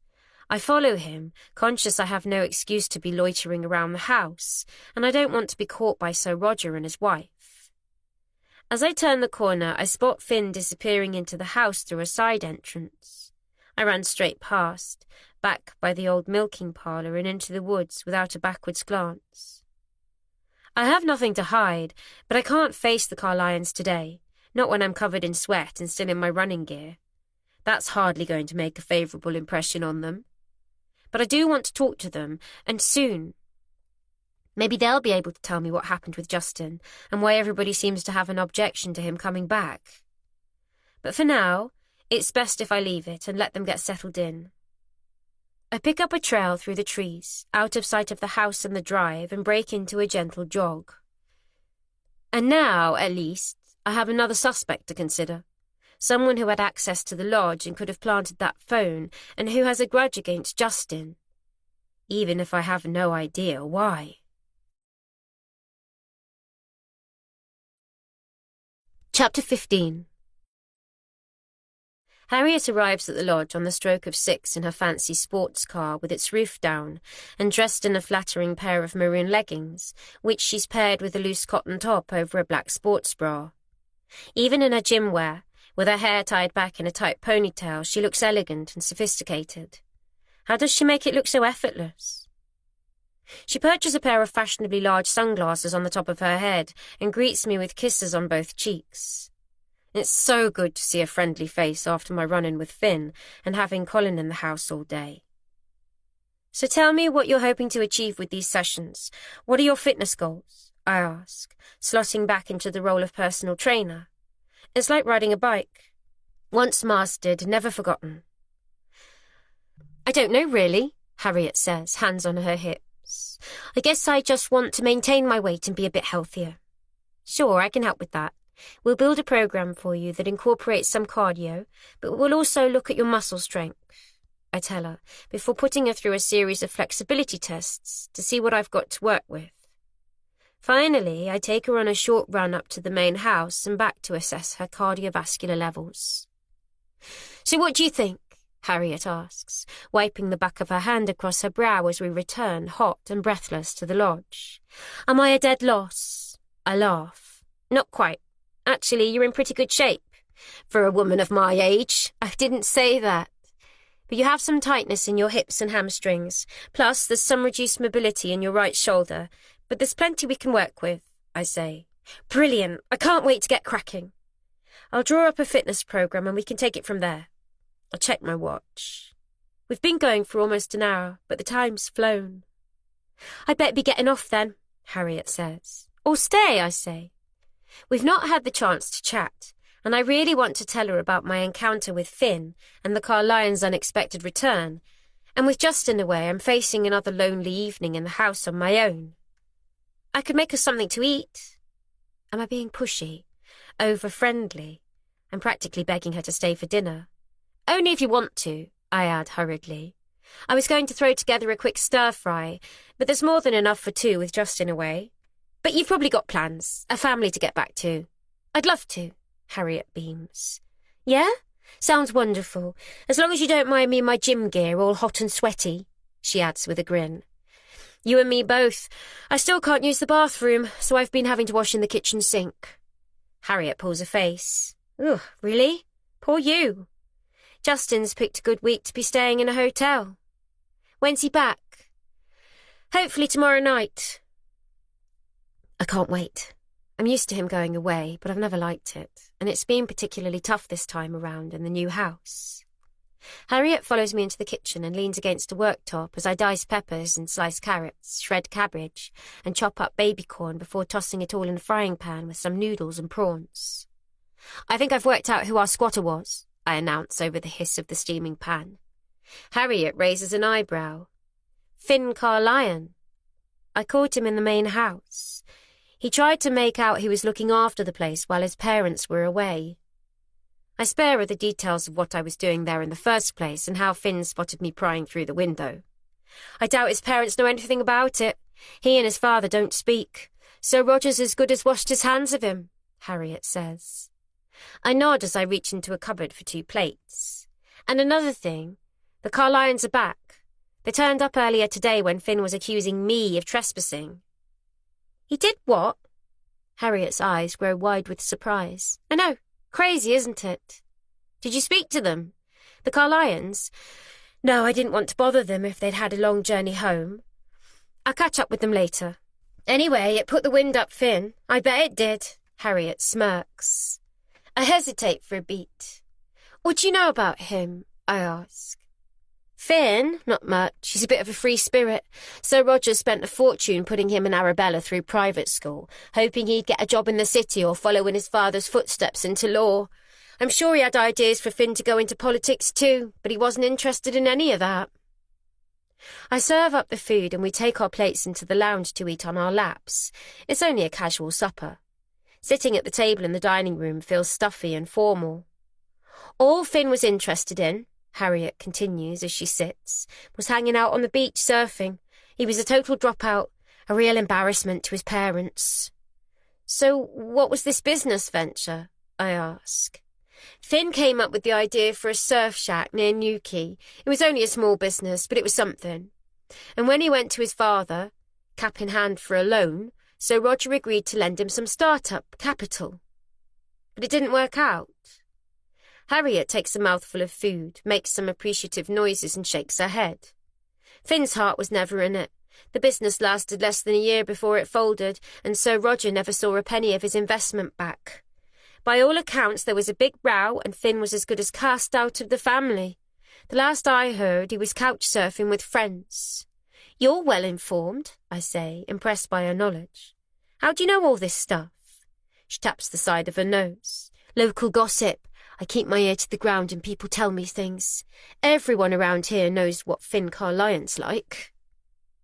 Do you think he's got a key to the lodge? I ask. I wouldn't have thought so, but it's possible, I suppose. Why, do you think Finn might have something to do with that phone? It's just that Colin said he checked all the doors and windows and there was no sign of a forced entry.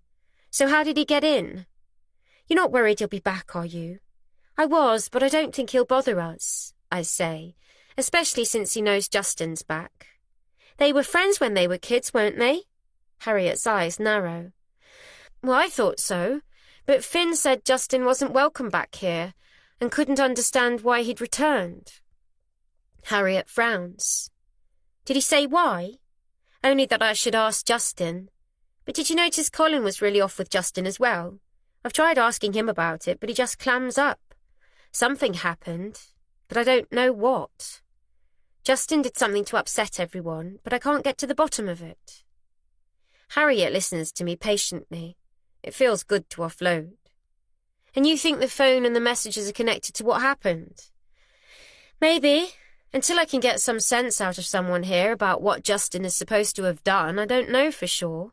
For all I know, it could equally have something to do with the fire. No more messages. No, and there won't be. I destroyed the phone with Colin's hammer. I'd had enough. All the while it was in the house, it was preying on my mind. I'm sure you've done the right thing. I know I have, I say. Like removing myself from social media when the trolls started targeting me after the boy's death. Did you have time to ask around in the office, by the way? Nothing yet. I'll keep my ear to the ground, she says. I don't want to be constantly looking over my shoulder, worrying someone's out to make me pay for what I've done. It's not like I haven't suffered enough. I know, Harriet soothes. You've been through so much already. The guilt and pain are my penance. But it has nothing to do with anyone else other than Justin. And he's forgiven me, even though he has every reason to hate me.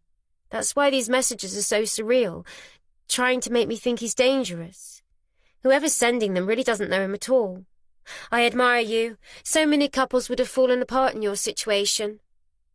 Harriet finishes her meal and puts her plate on the floor. It must have put a strain on your marriage, though. Of course it did, but what choice did we have? Either we let the cracks develop into fissures that would eventually tear us apart, or we plaster over them and come out the other side stronger. It can't have been easy, though. It hasn't, and we're still working at it. We're not perfect, but we'll get through this together. Harriet gives me a tight-lipped smile and reaches across the sofa to rub my arm affectionately. And if you ever need someone to talk to about it, you know I'm here for you, right? I know. That means a lot. I don't have many friends, if I'm honest. Not even in Plymouth. I shake my head. A lot of people pretend to be your friend, but they're totally toxic, and in it for themselves, you know? People you meet at antenatal classes and parents of other kids at nursery and school, and I didn't really have anything in common with them. Justin made me see I was better off without them, I explain. So many of my friendships were taking a toll on my mental health, and I didn't need it in my life. People who used me, dumped their emotional baggage on me. I'd never really seen it until Justin pointed it out, but he was right.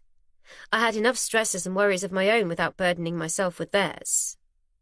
Justin said that? Harriet asks.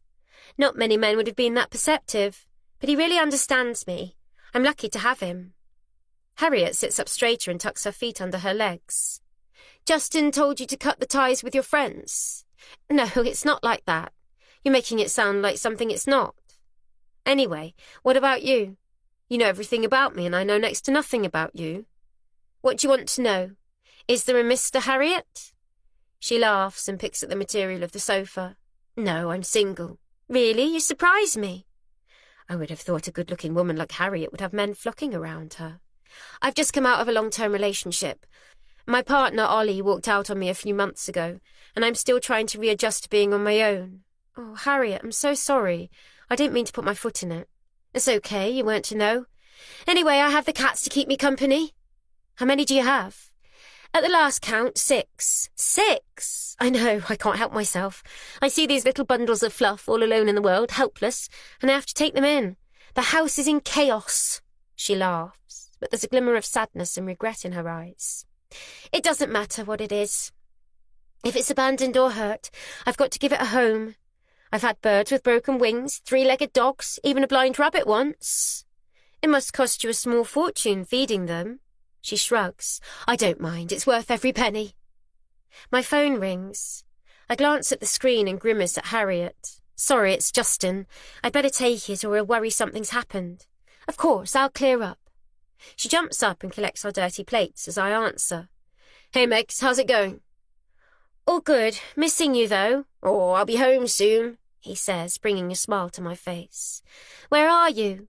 I'm glad to hear there's no pub noise in the background tonight. In my hotel room.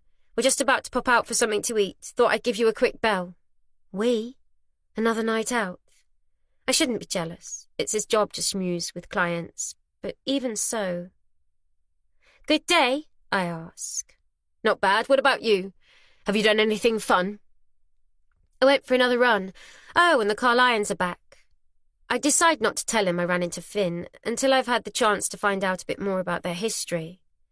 I thought they were in France until the summer. So did I. I guess they were missing Cornwall.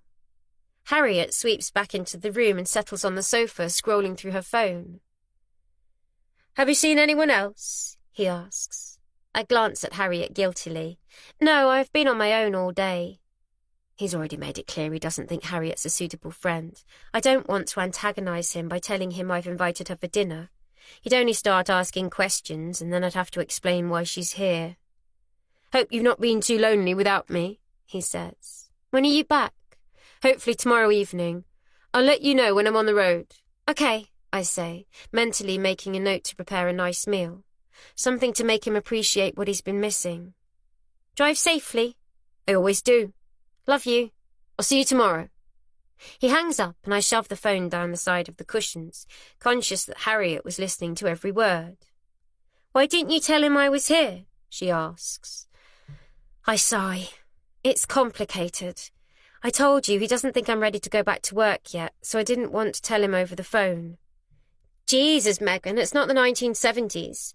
A woman can get a job without needing the permission of her husband, she says. I know. I will tell him, of course I will, but it's not fair to do it over the phone. You shouldn't let him boss you around. I don't. Is that what she thinks? That I'm some kind of doormat? Sorry, I didn't mean to speak out of turn.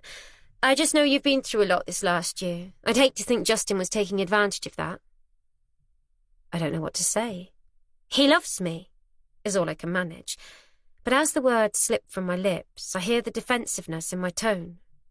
Justin isn't taking advantage of me. He's looking out for me, protecting me. Harriet doesn't know what she's talking about. She stands suddenly. It's getting late. I better get back, she says. Thanks for dinner. Won't you stay for a bit? No, I have an early start. Thanks again for the assessment. Let me know how much I owe you, she says, heading for the door. I wave a hand. Don't worry about it. I don't charge for initial assessments. I'm happy to pay. I shake my head. Fine, I'll speak to you soon then. And then she's gone, the front door thudding shut behind her, and I'm all on my own again. Chapter 16. I haven't been able to stop thinking about Finn and what he said about Justin, nor the way he reacted when I told him he was back at Trelaw. Why would he want to come back? He's not welcome here. He knows that. Why would Finn say that? Are those text messages his clumsy way of trying to tell me something? Not that I believe for 1 minute Justin would ever hurt me. But someone's gone to so much effort, I have to know who's behind it and why. So the next morning, I decide to introduce myself to Sir Roger and Lady Grace. If anyone knows what happened here at Trelaw between Justin and Finn, it's them. It's a bright, warm day for the time of year, and I stride briskly up the drive, watching crows dive and soar from the tops of the trees, and bushy-tailed squirrels scampering through the undergrowth. As I approach the house, a willowy woman with white hair and spindly arms is in the garden, pruning a rose bush with a pair of secateurs. I watch from a distance, slowing my pace. She has the poise and refinement of someone of nobility and influence. It has to be Lady Grace. She's almost exactly as I pictured her. My limbs feel heavy, my mouth parched and my mind scrambled with nerves. Now I'm here, I'm not sure what to say. She's a lady after all, a proper one, with a title and a manor house. I'm just a stranger who's renting a property on the estate. I'll just have to lay on the charm and hope for the best. You have a lovely garden, I say as I approach. It's going to look beautiful in a few weeks when the flowers bloom.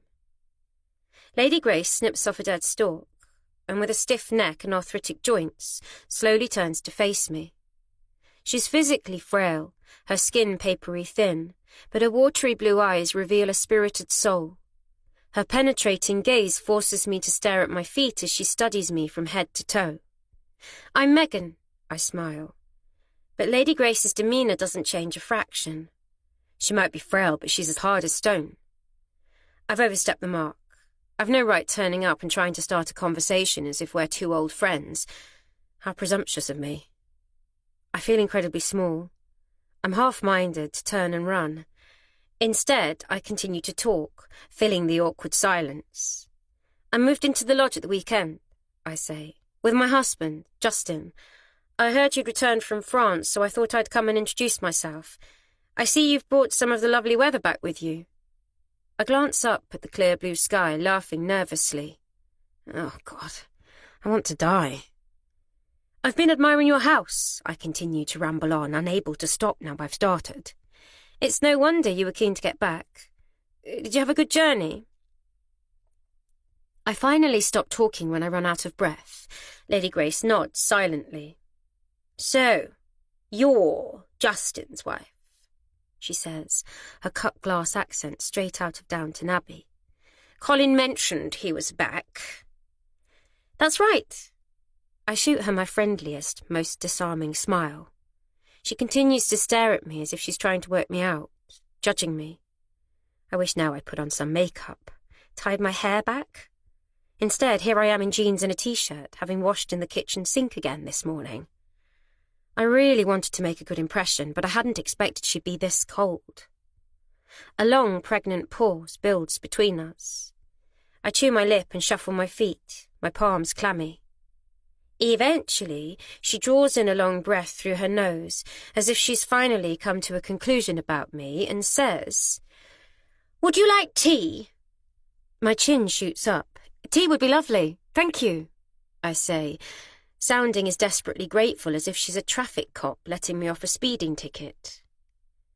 She peels off a pair of cream leather gardening gloves and places them on the ground next to her secateurs, then brushes a speck of invisible dirt off her plaid skirt. I follow her into a delightful orangery, where the air is warm and the early morning sun is streaming through floor-to-ceiling windows.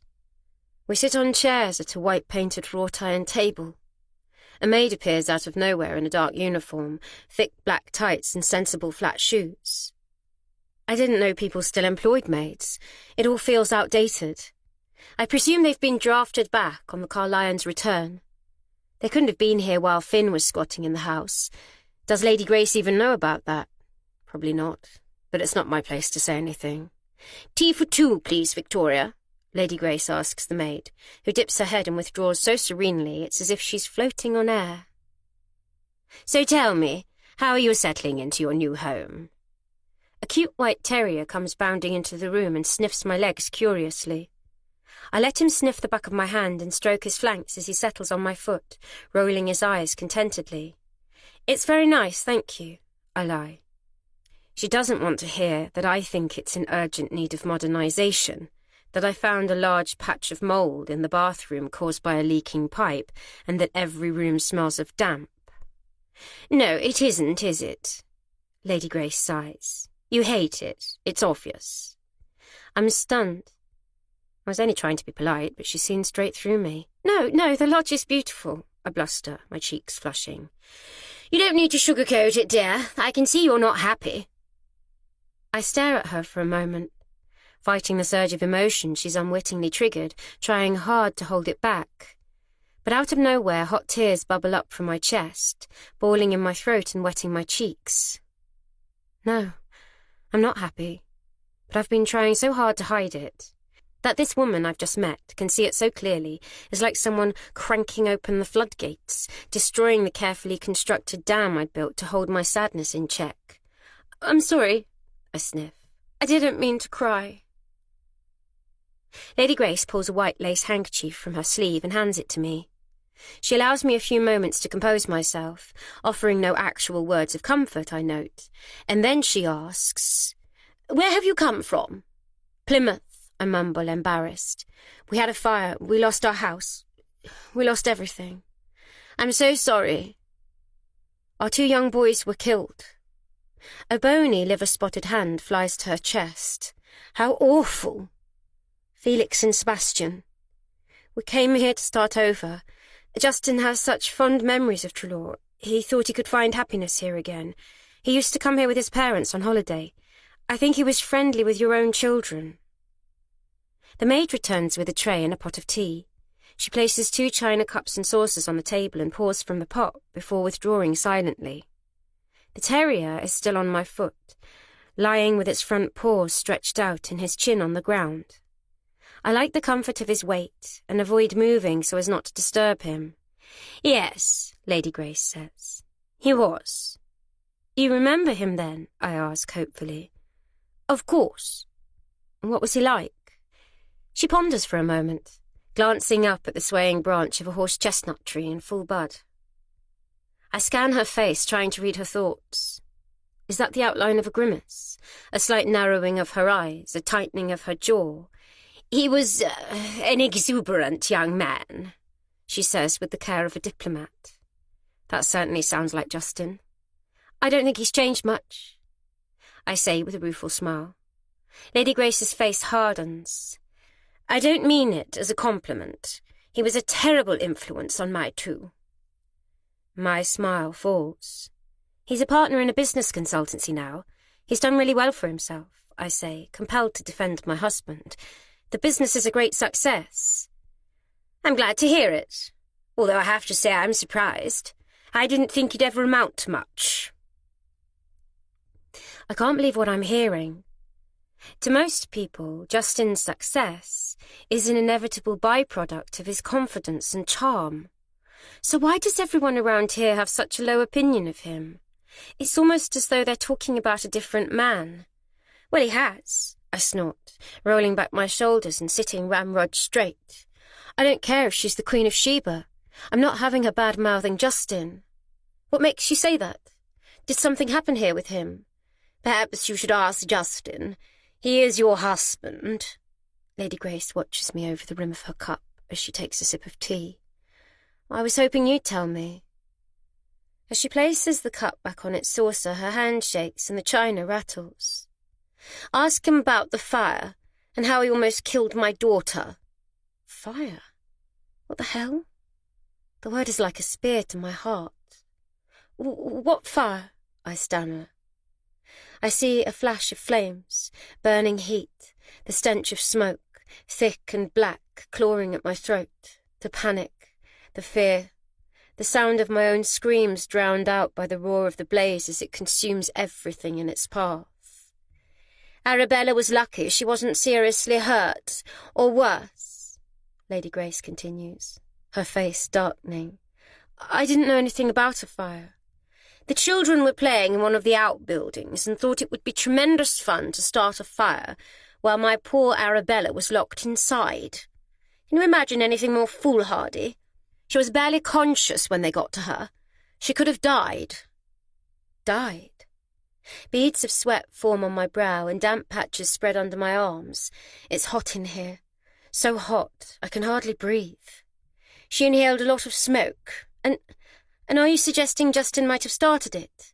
"He blamed Finn, but I'm sure it was all Justin's idea. That was what he was like. A bad influence," Lady Grace says.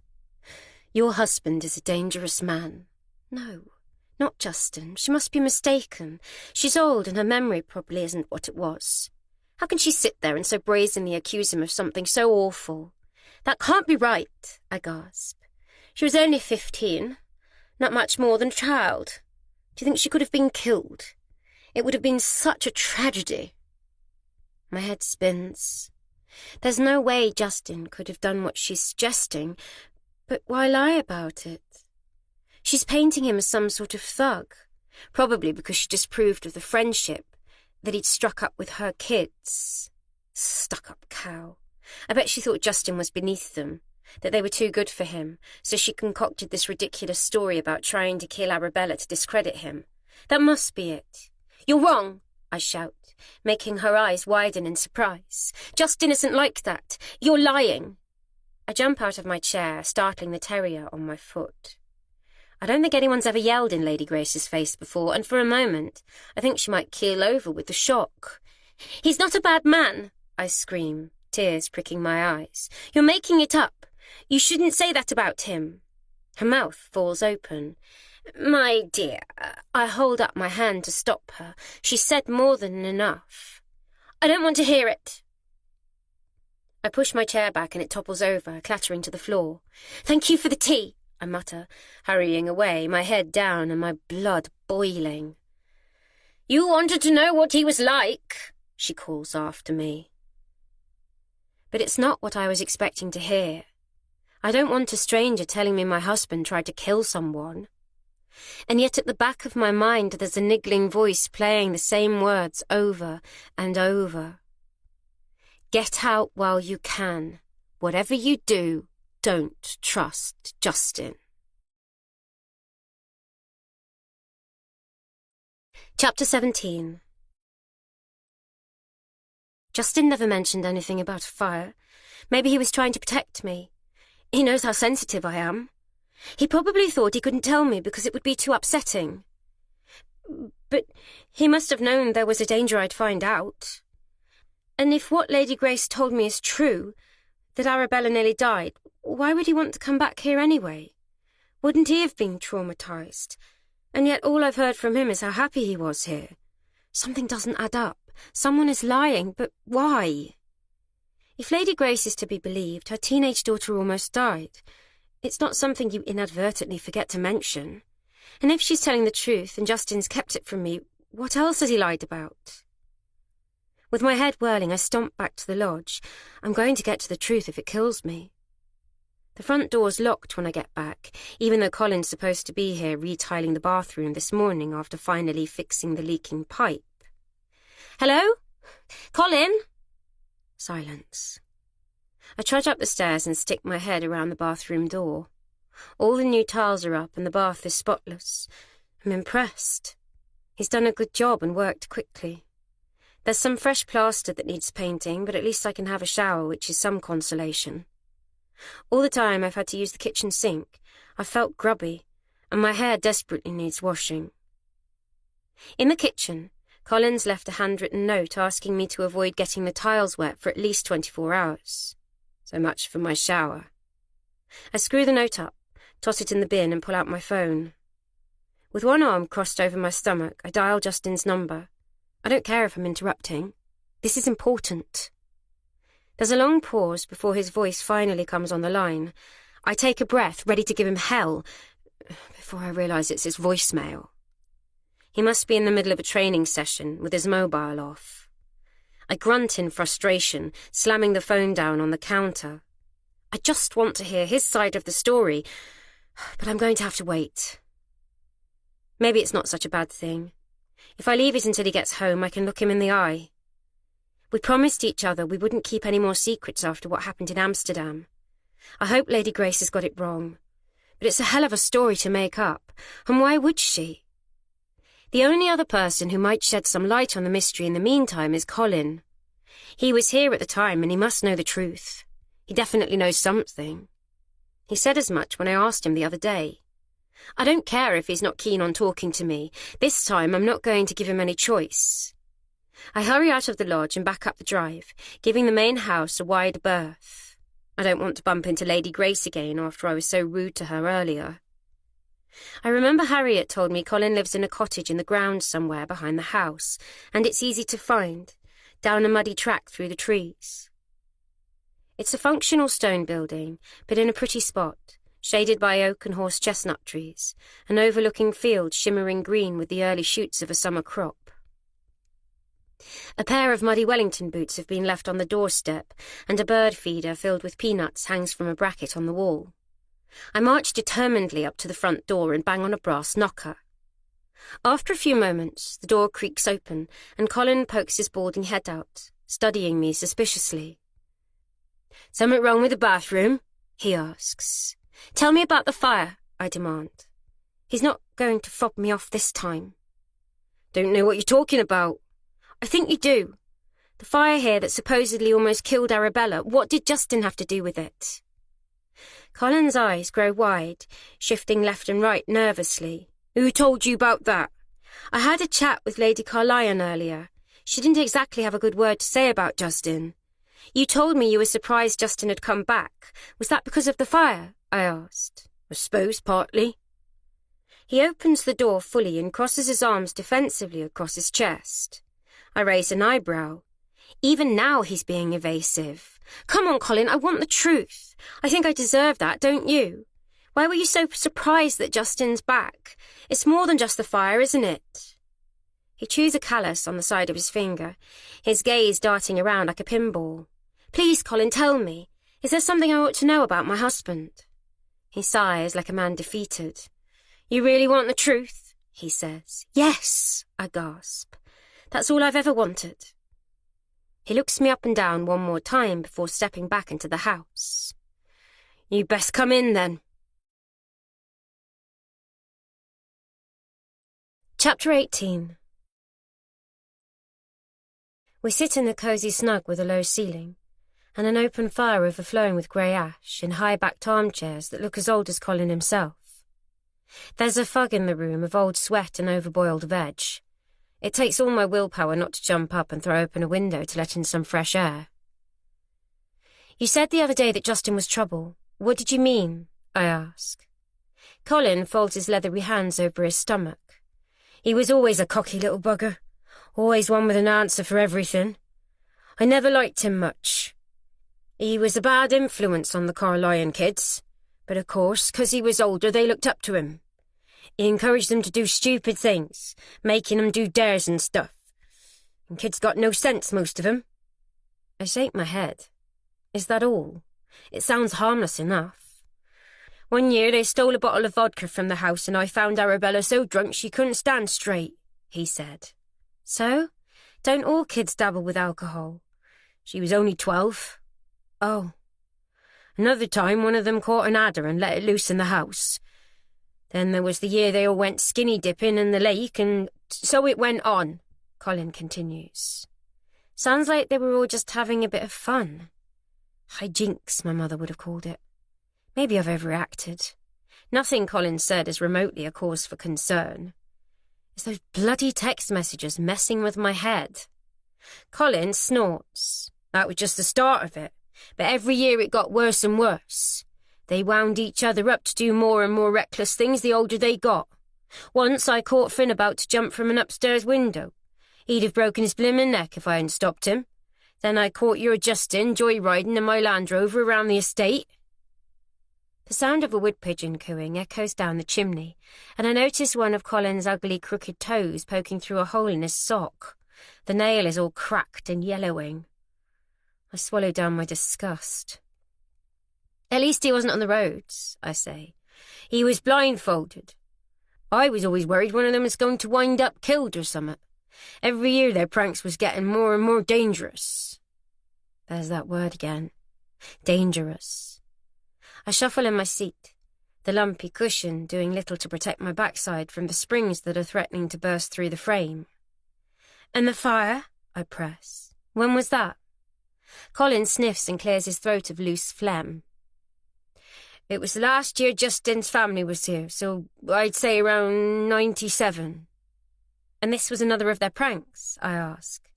I lean forwards, my elbows on my knees, sensing we're finally getting somewhere. "It was some kind of idiotic challenge to see who could stay for the longest in one of the old storage sheds that they'd filled with smoke. God knows why." They found an old brazier, filled it with newspaper and bits of wood and leaves and set it alight. I mean, what were they thinking? And Arabella was trapped inside. Justin had to drag her out unconscious. Of course, none of them would own up to starting the fire, although Finn took the blame. His father was furious, and rightly so, Colin says, scratching at a dark stain on his trousers. Hang on a minute, I say. Justin dragged Arabella unconscious from a burning building. That's right. Oh, my God. Lady Grace says it all wrong. Justin wasn't to blame after all. He didn't nearly kill Arabella. He was a hero. He saved her life. I flush with pride. Justin's not dangerous. He's the opposite. If anyone's to blame, it sounds as if it was Finn. It was probably lucky Justin was there. Maybe if he hadn't have been, Arabella would have died. I bet none of them have considered that. She said she couldn't open the door, Colin continues. Although the strange thing is there was no lock on it. You mean in her panic she couldn't work out how to open the door? I know how disorientating it can be, confronted with fire, heat and thick, choking smoke. I picture a teenage Justin muscling Finn out of the way and bundling into the shed to rescue a helpless Arabella with no fear for his own life or safety. That's so typical of him, like how he tried to save Felix and Sebastian, but was ultimately forced back by the flames. Maybe he never mentioned it because he was too modest. He didn't want to sound like he was bragging. Or maybe someone held the door closed so she couldn't get out. Colin locks his eyes on mine with a challenging stare. What are you trying to say? You tell me. Justin? No, I don't believe it. He wouldn't do that. Why would he? I struggle to keep the panic from my voice. Why would Colin say something like that? Like I said, Justin was a troublemaker. Colin crosses his ankles, causing his toe to poke further out of the hole in his sock, like a deformed mouse peeking out of its burrow. He was the instigator, always trying to push the limits. But he saved her. He risked his own life to pull Arabella out of the building. That's what you said. Only because he knew he'd gone too far this time. And if she'd been able to get out, she wouldn't have needed rescuing, would she? Colin adds. You don't know that. That's just your opinion because you hate Justin. I dig my fingernails into the arm of the chair. You asked what I thought had happened. I wanted the truth, I yell. Can't help you if you won't hear the truth. I breathe hot air through my nose, angry with Colin, angry with Justin, angry with everyone.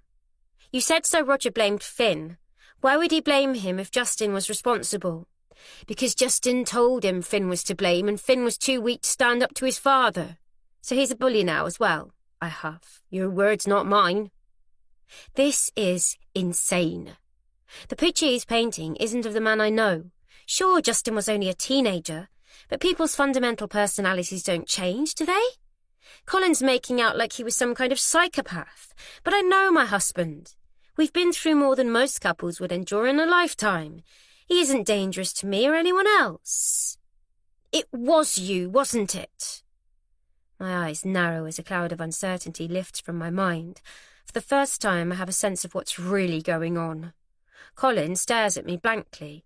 Come on, no need to act the innocent with me, I continue. You left that phone in the lodge for me to find. It's you who's been sending me those messages. I didn't leave any phone in the lodge, he protests. Don't play games with me, Colin. It's obvious. I know it was you. You could have let yourself in at any time and hidden it in the loft, knowing I'd be curious to look for it when I heard it ringing. His eyes grow increasingly wide as I speak. He has a decent poker face, but he's not fooling me anymore. I get it, you don't like Justin. It must have been a shock when you heard he was moving into the lodge, but you're not going to drive us apart. We've been through more together than you can imagine, and we're stronger than ever.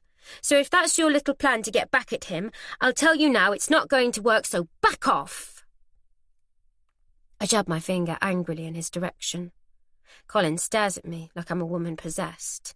We're here to stay, I add, so you might as well get used to it. Chapter 19. My head's a complete mess. I can't think straight. Everything's all tangled up and knotted like a ball of string shoved in the back of a kitchen drawer. It feels like the harder I tug at the knots to free them, the tighter they become. I know more now about what happened here at Trelaw when Justin was a teenager, but instead of making things clearer, I have more questions than answers. They ran around and around in my mind like a hamster on a wheel as I trudged slowly back to the lodge with my head down, watching my feet kick through the gravel. Did Justin really start that fire? Or was it Finn? And the story about Arabella being locked in a store shed and almost dying is muddled with inconsistencies. Colin says she was trapped inside by Justin, but he also says Justin saved her life. He dragged her out of the building unconscious when she was presumably overcome by smoke. So either he's a hero or a villain. He can't be both. So which is it? And why is Colin so hostile to Justin after all these years? There's more to this story, I'm sure of it. But how am I going to find the truth? Everyone seems to have an agenda, their own versions of what happened, skewed through the prism of time. I'm convinced now Colin must have planted that phone in the house and sent those ridiculous texts. As if I was going to take the word of a stranger and leave my husband. Seriously. He really has no idea of the bond that binds us together. The fire and losing Felix and Sebastian were the worst things that could have ever happened to us, but it's also what cemented our relationship. We're inseparable because we've been through that trauma together. The only way to find out for sure what went on here is to speak to Justin. I'm sure he doesn't want to talk about it, but I need to hear it. I want to know every detail. No secrets, no lies. At least he's home tonight. I'll cook a nice meal and open a bottle of wine, and when he's relaxed, I'll raise the subject. In the meantime, I need to clear my head. It's spinning so fast, I'm almost dizzy with it. It's another bright, dry day. Perfect for another run. And since I've started going out again, I've realised just how much I've missed it in my life. I toss my phone on a shelf by the front door and chase up the stairs to change. But as I'm tugging off my jeans and stumbling onto the bed, hooking them over my ankles, my mobile rings. I hastily pull on my leggings, but by the time I've made it back downstairs, it's stopped. Through the glaze of the cracked screen, there's a notification that I've missed a call from Justin. I try to call him back, but it diverts immediately to his voicemail. I should have taken the phone up with me, though I'm not sure I'm ready to speak to him yet. I'd like to get my thoughts straightened out first. I don't want him to think I'm accusing him of anything. He was probably just calling to say he's on his way home.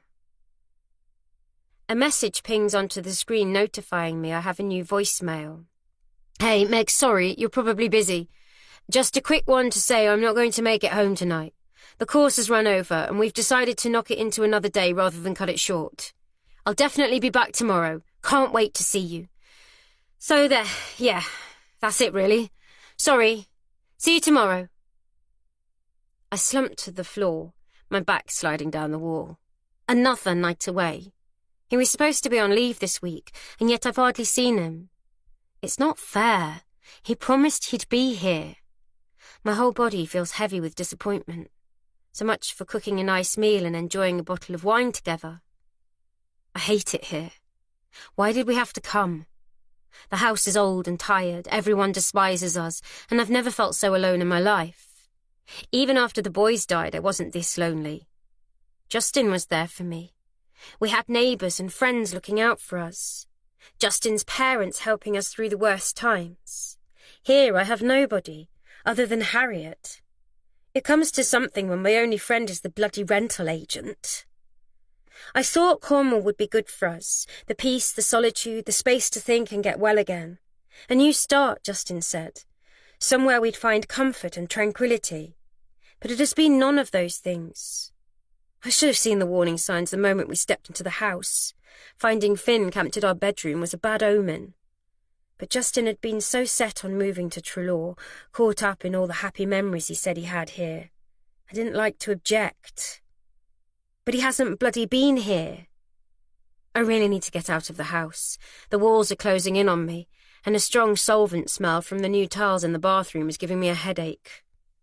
I pull on my running shoes and hit the trails, easing into my run even as my tight thighs and calves protest. They're not used to it anymore, but I don't care. I push through it. I need to clear my mind. Running usually boosts my mood, no matter if I'm stressed or anxious or depressed, but today it's not working. No matter how fast I run, no matter how much effort I expend, I can't stop my brain going over and over the same ground. Did Justin start that fire? Did he trap Arabella in a burning building? And did he deliberately keep it all a secret from me? Eventually I give up, exhausted, and head back to the lodge. I need to talk to somebody who'll understand, somebody who can sympathise and listen to me rant and rave for half an hour. The only person I have is Harriet. She said I can phone at any time if there's something on my mind. "Hey, Megan, what's up?" she says, sounding remarkably sprightly when she answers her phone. It's just what I need to shake me out of my mood. "Did I catch you at work? Are you busy?" "Never too busy for you."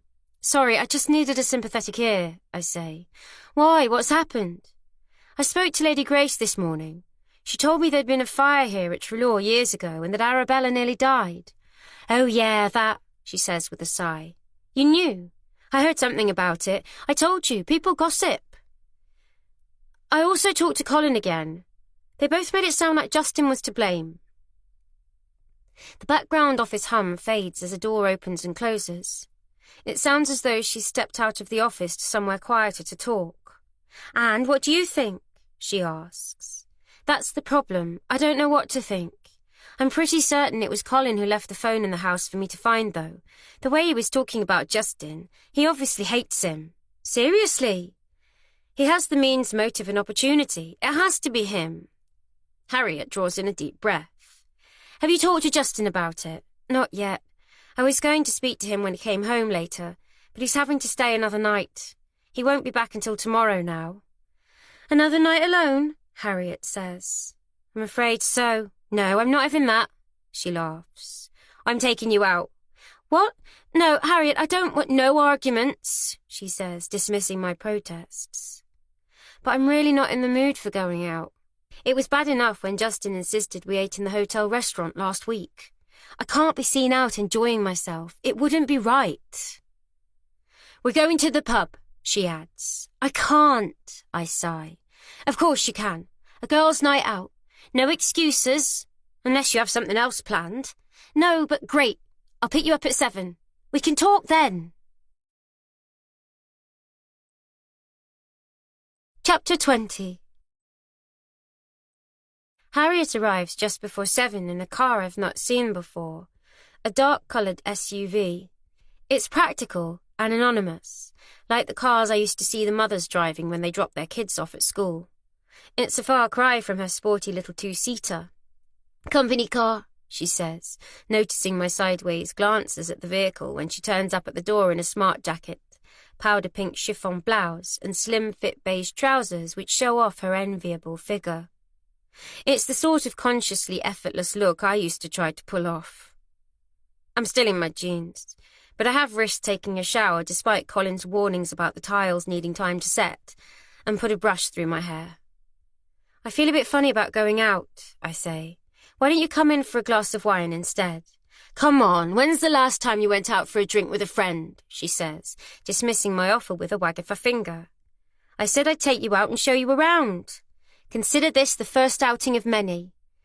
"I'm just not sure it's appropriate," I mumble. I don't want to be a killjoy or seem ungrateful, but the idea of going out to a pub where other people might see me makes me uncomfortable. Harriet throws her arms up in exasperation. "I'm not asking you to go out clubbing for pity's sake. A couple of drinks in the local pub, that's all." She's not going to take no for an answer. 10 minutes later, we're in the Crown, an attractive whitewashed pub with a picket fence around a deserted beer garden, a short drive from Trelaw. It's a typical English pub, glowing with lively chatter and fuggy with the smell of hops and spilt beer. We sit at a table fashioned out of an upturned barrel, and Harriet orders 2 glasses of rosé wine from the bar. "How did you find Lady Grace?" she asks, folding her jacket neatly on a chair. I may have upset her a little, I wince as I recall standing up and shouting at the poor woman. "Oh well, nothing like making a lasting impression," she laughs. "What did you do?" "It's what I said." I tell her how the old lady had accused Justin of being responsible for the fire that supposedly almost killed Arabella, and how I'd screamed at her she was wrong and didn't know my husband at all. Harriet seems to find it amusing and smirks as I sheepishly recount the conversation. I'm not sure anyone's spoken to her like that before in her life, I say. At least she won't forget you in a hurry. Then I tell her about my chat with Colin and his version of events. The thing is, everyone has a slightly different take on what happened, but they all point the finger at Justin, I explain. But Colin also said that Justin saved Arabella's life when he pulled her out of the building. It's all so confusing, especially as Justin never mentioned any of this before we moved here. You'd think he'd have said something, wouldn't you? He obviously has fond memories of Trelaw, and look at it from his perspective. You've just lost 2 children in a fire in your home. He was hardly going to bring up that there'd been a fire at Trelaw, was he? I take a large mouthful of wine. It's cold and refreshingly tart. I suppose so, but I thought he would have said something after I confronted him about Colin. You remember how Colin was when he came to the lodge to clean up the bedroom? I can understand now why he was so off with Justin, but when I asked Justin about it, he was adamant he didn't know what was eating him. I guess you need to talk to Justin, Harriet says. I know, but he's busy swanning off God knows where schmoozing clients. He was supposed to come home this evening, but now I have to wait until tomorrow. He promised he'd take this week as leave. It's so unfair. Harriet watches me over the top of her glass, legs crossed, sitting slightly sideways on her chair so that she's almost looking at me over her shoulder. What? I say, as she continues to gaze at me, saying nothing. Nothing. It just seems a little selfish, that's all. He should have been around for you. I'm sure he'll make it up to me. Anyway, tell me what you know about Arabella. You said she looks after the estate properties. Oh, she's a right pain in the arse. She's on my case all the time about the lodge.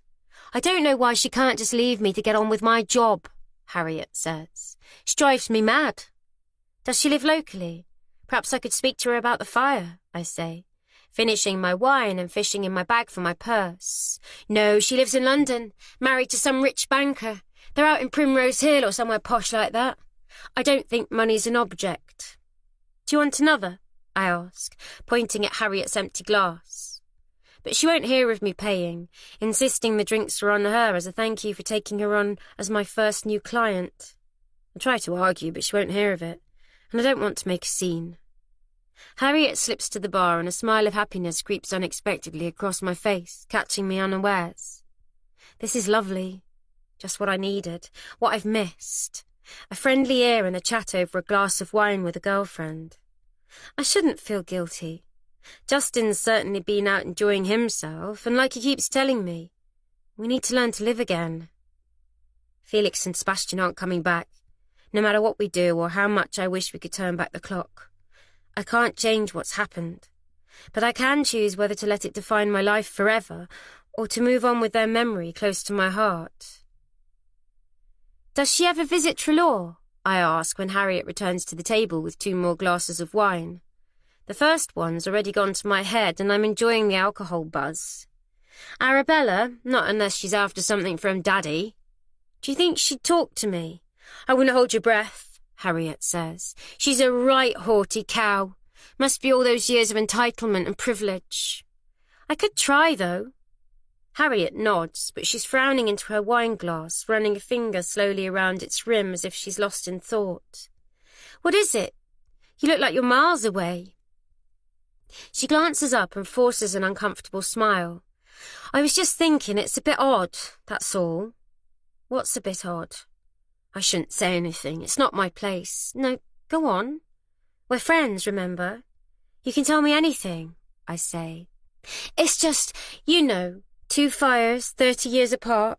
One girl almost died in the first. She lets the rest of the sentence hang, allowing me to fill in the blanks. I shake my head vigorously. No, you're way off the mark. You're right. It's a coincidence, that's all. A coincidence? Of course it is. Justin was out on the night I started the fire at our house. If he hadn't woken up when he did, I'd have probably died as well. Sometimes I wish I had. But that would have been too easy. My punishment is to live with the consequences of my actions. I'm sorry, I shouldn't have said anything. I've brought the mood right down, haven't I? Harriet says, giving me sad eyes. It's fine. I force a smile. Let's talk about something else. She embarks on a ridiculous story about one woman in her office who binned a bouquet she'd been sent by her boyfriend because the card had fallen off, and she thought the flowers had come from one of her clients who'd developed a thing for her, and she didn't want her boyfriend getting upset. She tells the story with passion and enthusiasm, dropping in funny accents and elaborating with exaggerated actions and mimicry, but I'm only half listening. My mind's back on the fire at Trelaw, the fire that almost killed Arabella. If there was nothing untoward about it, if Justin had nothing to hide, why hadn't he mentioned it before? We agreed no more secrets. And yet I can't shake the terrible feeling that my husband has been lying to me. Chapter 21. I should know my limits by now, but Harriet's such a bad influence. She kept buying drinks, and I stupidly kept drinking them until I'd lost track of how many I'd had and didn't care anymore. This morning, my head is thick and stomach rolling. My lips are dry and cracked. There's a nasty film on my teeth, and I've been hit by waves of nausea, which have had me scuttling to the bathroom and dry retching over the toilet bowl several times already. I sit at the kitchen table feeling like death, cradling a mug of black coffee, hoping it will revive my energy levels. I don't even remember how I made it home, although I have a vague recollection of Harriet calling for a taxi and struggling not to be sick as we hurtled around the twisty lanes. The rest is a blank. I remember having fun, though. It's been a long time since I'd laughed like that. Since I'd laughed at all. Harriet is brilliant company. She has so many stories and anecdotes. At one stage, I was begging her to stop. My jaw was aching so much. It was like lifting the lid on a pressure cooker, relieving all the tension and pain I'd been holding inside since the fire. She didn't judge me. She didn't care that I killed my children or wanted to talk about it incessantly, probing me about how I was coping and how I felt, like some well-intentioned friends have done in the past. We just talked and laughed like old mates. I take my coffee into the living room, still in my pyjamas and dressing gown, and curl up on the sofa. I attempt to read the news on my phone, but between the cracked screen and my swimming head, it's impossible. I don't envy Harriet if she's supposed to be working today and her hangover is anything like mine. Luckily, I don't have any plans. I never have any plans. I can take it easy. Maybe I'll watch a movie or read a book. As long as I'm dressed by the time Justin gets home. He wouldn't appreciate me lounging around in my dressing gown all day. Even in the darkest depths of my depression after we lost Felix and Sebastian, he'd always insisted I made an effort to get dressed. It's the little things that make all the difference, he said. Hopefully I'll be feeling brighter by the time he gets back. I have so many questions for him. So much I need to get straight in my head. All I want is the truth. I don't want to believe he was keeping secrets from me when he didn't mention the fire here at Trelaw, but you don't forget something like that, do you? Not that I'm in any position to judge. At least no one died at Trelaw, so why hide it from me? We've always been honest with each other. Well, at least I've always been honest with him. But if there's no trust between us, how can there be a future? I forgave him once. I'm not sure I could forgive him again, although after everything I've already lost, I can't risk losing Justin as well. I snatch up the remote from the coffee table, flick on the TV and channel hop from one trashy program to the next. Who the hell watches this crap? So many home renovation series and American TV dramas, most of it total drivel. I'm about to give up and try the radio when I hear what sounds like a key scraping in the lock. I sit up too quickly, making my head spin and my stomach plummet. Surely it can't be Justin home already. Unless it's Colin come to check on the bathroom. But it's rude not to knock before letting himself in, knowing I'm here alone. My momentary panicked paralysis loosens its grip. I jump up and march into the hall, wrapping my dressing gown tightly around my waist as the front door flies open. But it's not Justin, or Colin. It's a woman I've never seen before in my life. Stoic, beautiful, Immaculate makeup, like it's been applied by a professional. Strong cheekbones, dusky eyes. Yes, I say, wrong-footed by her boldness. She stands in the door looking totally unfazed, like she belongs here. I want to see Justin, she demands, lifting her chin and looking down her nose at me. Is he here? No, he's not in right now, I grumble, folding my arms across my chest. Who are you? It's hard not to jump to conclusions, but when a young, attractive woman comes to the house demanding to see your husband, it's natural to be suspicious. She looks me up and down with a sneer of contempt, and I wish now I'd had a shower and thrown on some clothes, although I doubt it would matter what I was wearing. I'd always be eclipsed by this woman. She's tall and leggy like a model and carries it with a neutral assuredness, bordering on arrogance. Tell me when he's back, she huffs, screwing up her nose. And who are you? Megan, Justin's wife, I say, drawing on as much confidence as I can muster, reminding myself this is my house and she's the intruder. Her sneer fades and a look of incredulity and amusement crosses her face. You married him? She scoffs. Oh my God, you poor thing. What did you want to go and do that for? I feel my jaw tighten as my hackles rise. Who does she think she is talking to me like that? And then all the pieces of the jigsaw slot into place. She has her mother's eyes and the same nose, delicate and ladylike, with a slight upturn at its tip, as if she's pressing it against a pane of glass. Arabella. It's just Bella these days, thank you, she replies, wafting an affected, limp-wristed hand in the air. He told you about me then. I thought you were in London, I splutter. She's nothing like I imagined. Far posher, much more trendy and intimidating. But she's here and maybe I can finally ask her about the fire. I popped back to see Mummy and Daddy, she says, as if the distance between London and Cornwall is nothing at all. And because I heard he was back. Now here's the thing. I want you out. What? You heard? I want you out of the house, preferably by the end of the day.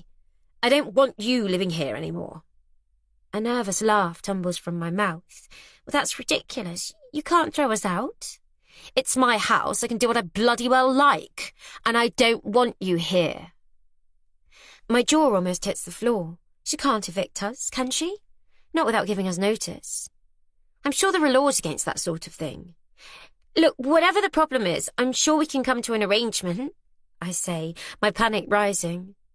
If she throws us out, we'll be homeless. Didn't you hear? She leans closer and raises her voice as if she's speaking to a disobedient child. I want you gone. And the sooner, the better.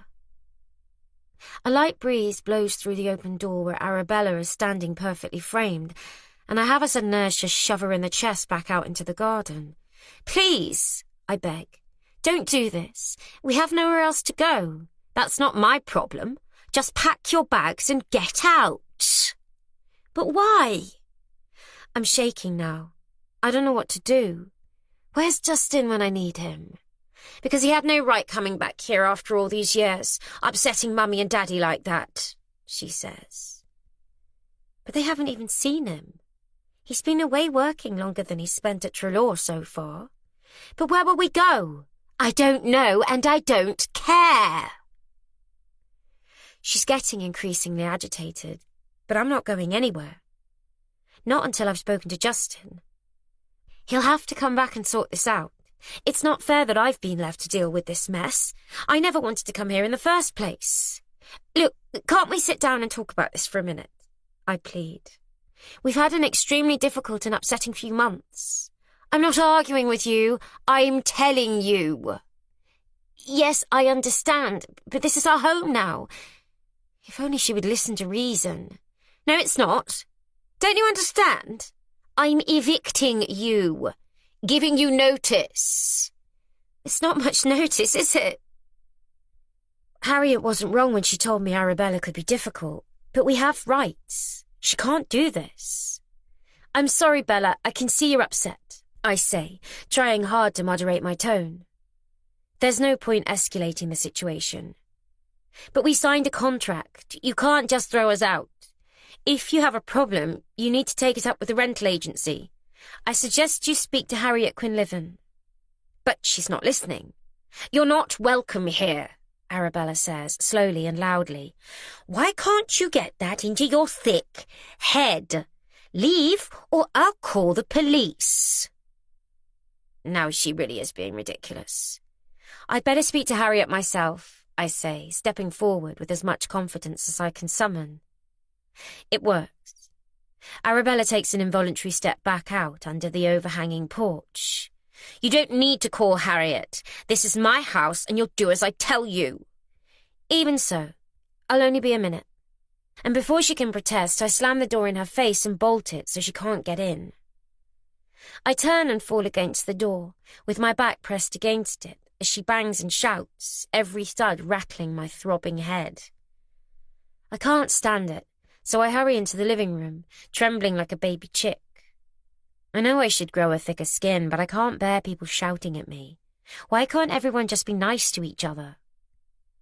I grab my phone out of my dressing gown pocket and call Harriet.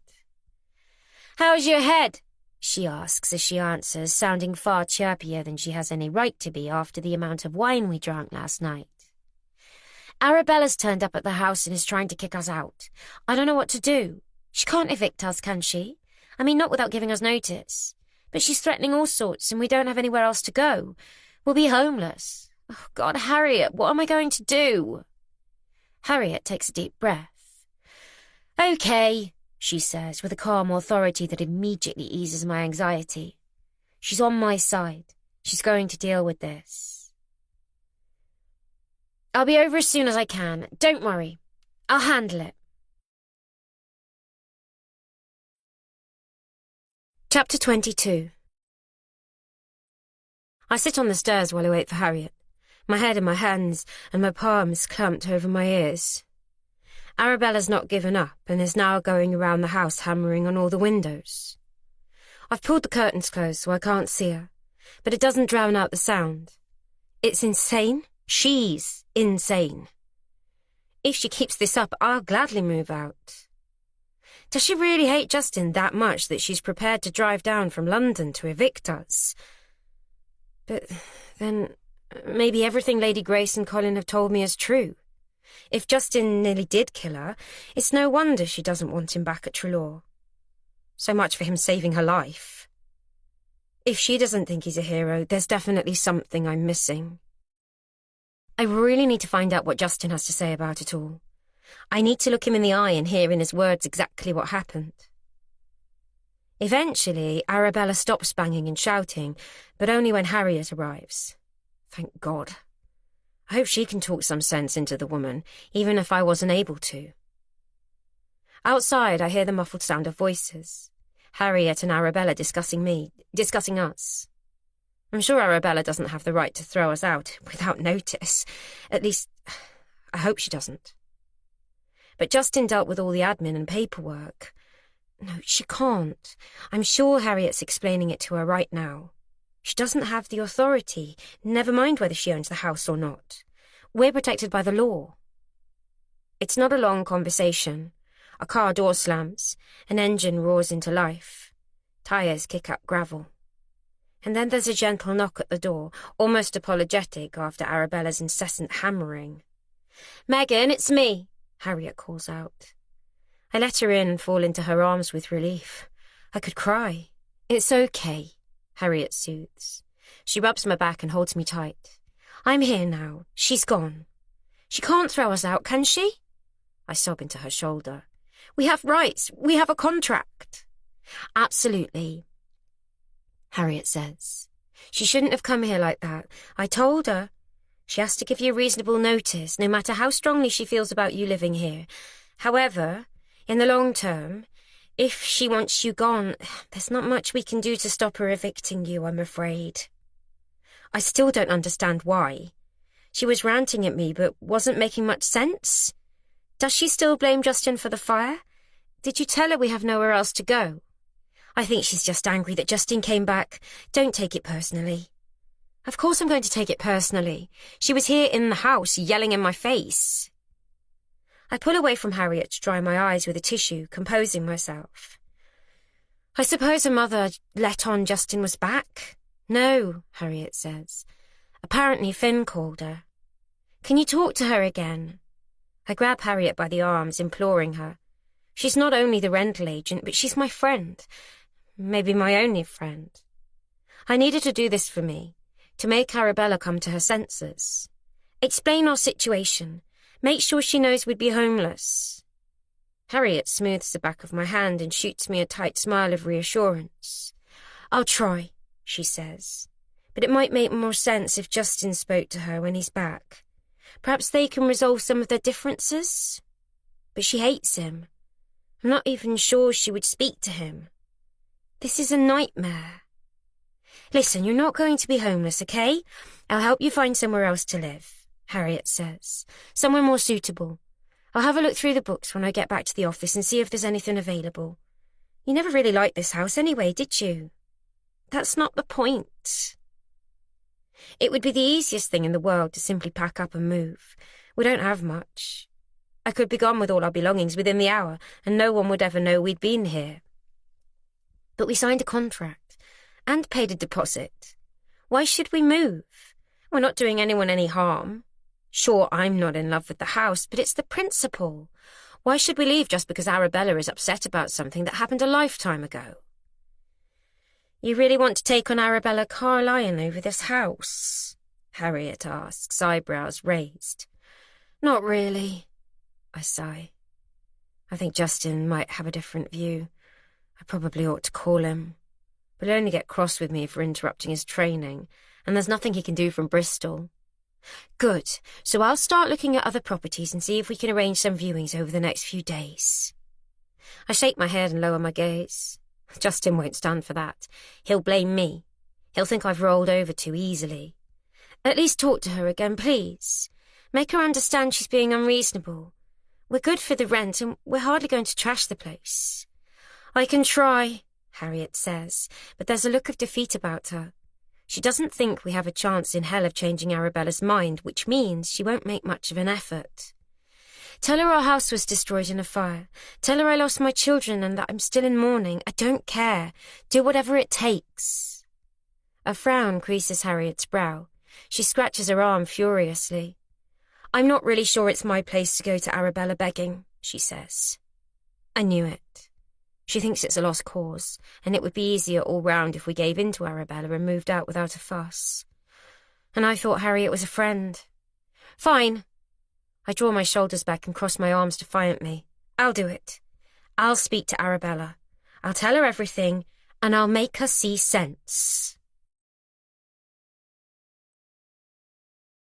Chapter 23. After Harriet leaves, heading back to her office, still promising to check out some alternative rentals for us, I shower and dress. I even put on a little makeup, just a dab of foundation, some lipstick, and a lick of mascara. Not exactly war paint, but a self-esteem booster before I confront Arabella. It's better than turning up looking pasty and gaunt. If nothing else, it should hide the bags under my eyes. On the long walk up the drive to the house, I rehearse what I'm going to say. She's caught me by surprise earlier, but this time I'm going to be prepared. If Arabella won't listen to reason, perhaps I can appeal to her maternal instincts. She'd have to have a heart of stone if she still wants to evict us after I've told her about the fire that snatched Felix and Sebastian from us. My throat is dry, and my hands tremble as I approach the grand front entrance of Trelaw House. A maid, whose long black hair is tied up in a bun, answers the door. Yes, she asks stiffly. I was hoping to speak with Arabella, I say, forcing a smile to reach my eyes. Is she in? I'm certain she is. An expensive car with a private number plate with what appears to be Arabella's initials is parked outside, alongside the Carlyons' Range Rover. The maid looks me up and down like I'm something the cat's caught. Is she expecting you? No, I say, picking nervously at the cuticle on my thumb. I'm Megan. We recently moved into the lodge. It's about the rental. The maid considers this for a moment and then nods. She steps to one side, inviting me in. I'll see if she's available, she says.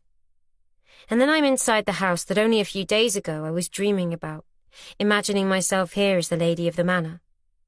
The maid leads me down a long, dark hallway where I catch the faint odour of boiled vegetables and into a drawing room crammed with antiques and dark wood furniture at the rear of the house. A dusty crystal chandelier hangs from the ceiling, and heavy red velvet curtains trail from rails above the windows.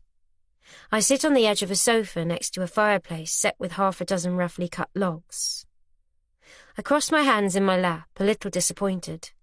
The room is cold and unwelcoming, and lacks the grandeur I'd expected of such an imposing house. The rug under my feet is threadbare in places. A bouquet of plastic flowers on the windowsill is faded and drooping, and the paint on the walls is bubbled and is peeling in places. A grandfather clock tick-tocks monotonously in the corner, and time seems to slow as I wait. And wait. 5 minutes pass. Tick-tock. And then 10. Another 15 minutes. I'm becoming restless. Have they forgotten I'm here? Or is it some kind of power play to unsettle me? When the door finally flies open and Arabella storms in, her face thunderous, I jump to my feet. "Arabella, I assume you're here to tell me you've come to your senses," she says, arching a perfectly shaped eyebrow. She's spoiling for a fight, but I'm not here to argue. I know things have happened in the past that I'm sure everyone regrets, but I was hoping we could have a chat, woman to woman. "What's there to talk about?" she snaps. "I want you gone. I don't want you or Justin in the house a day longer." "Yes, I understand. So?" I never thought this was going to be easy, but she's not even listening to me. "It's not that straightforward." I sit down again, hoping she'll follow my lead and take a seat opposite, but she insists on standing with her arms folded across her chest, her foot tapping impatiently on the floor. "If you kick us out, we have nowhere to go. Justin must have known he wouldn't be welcome back at Trelaw, so I assume his return was intended solely to taunt my family," she says. "Maybe if you understood our situation, it might put a different perspective on matters." My forced smile probably looks like a grimace. "The thing is, 10 months ago we lost everything in a fire at our house, and I mean everything. Felix and Sebastian, our 2 beautiful little boys, were killed."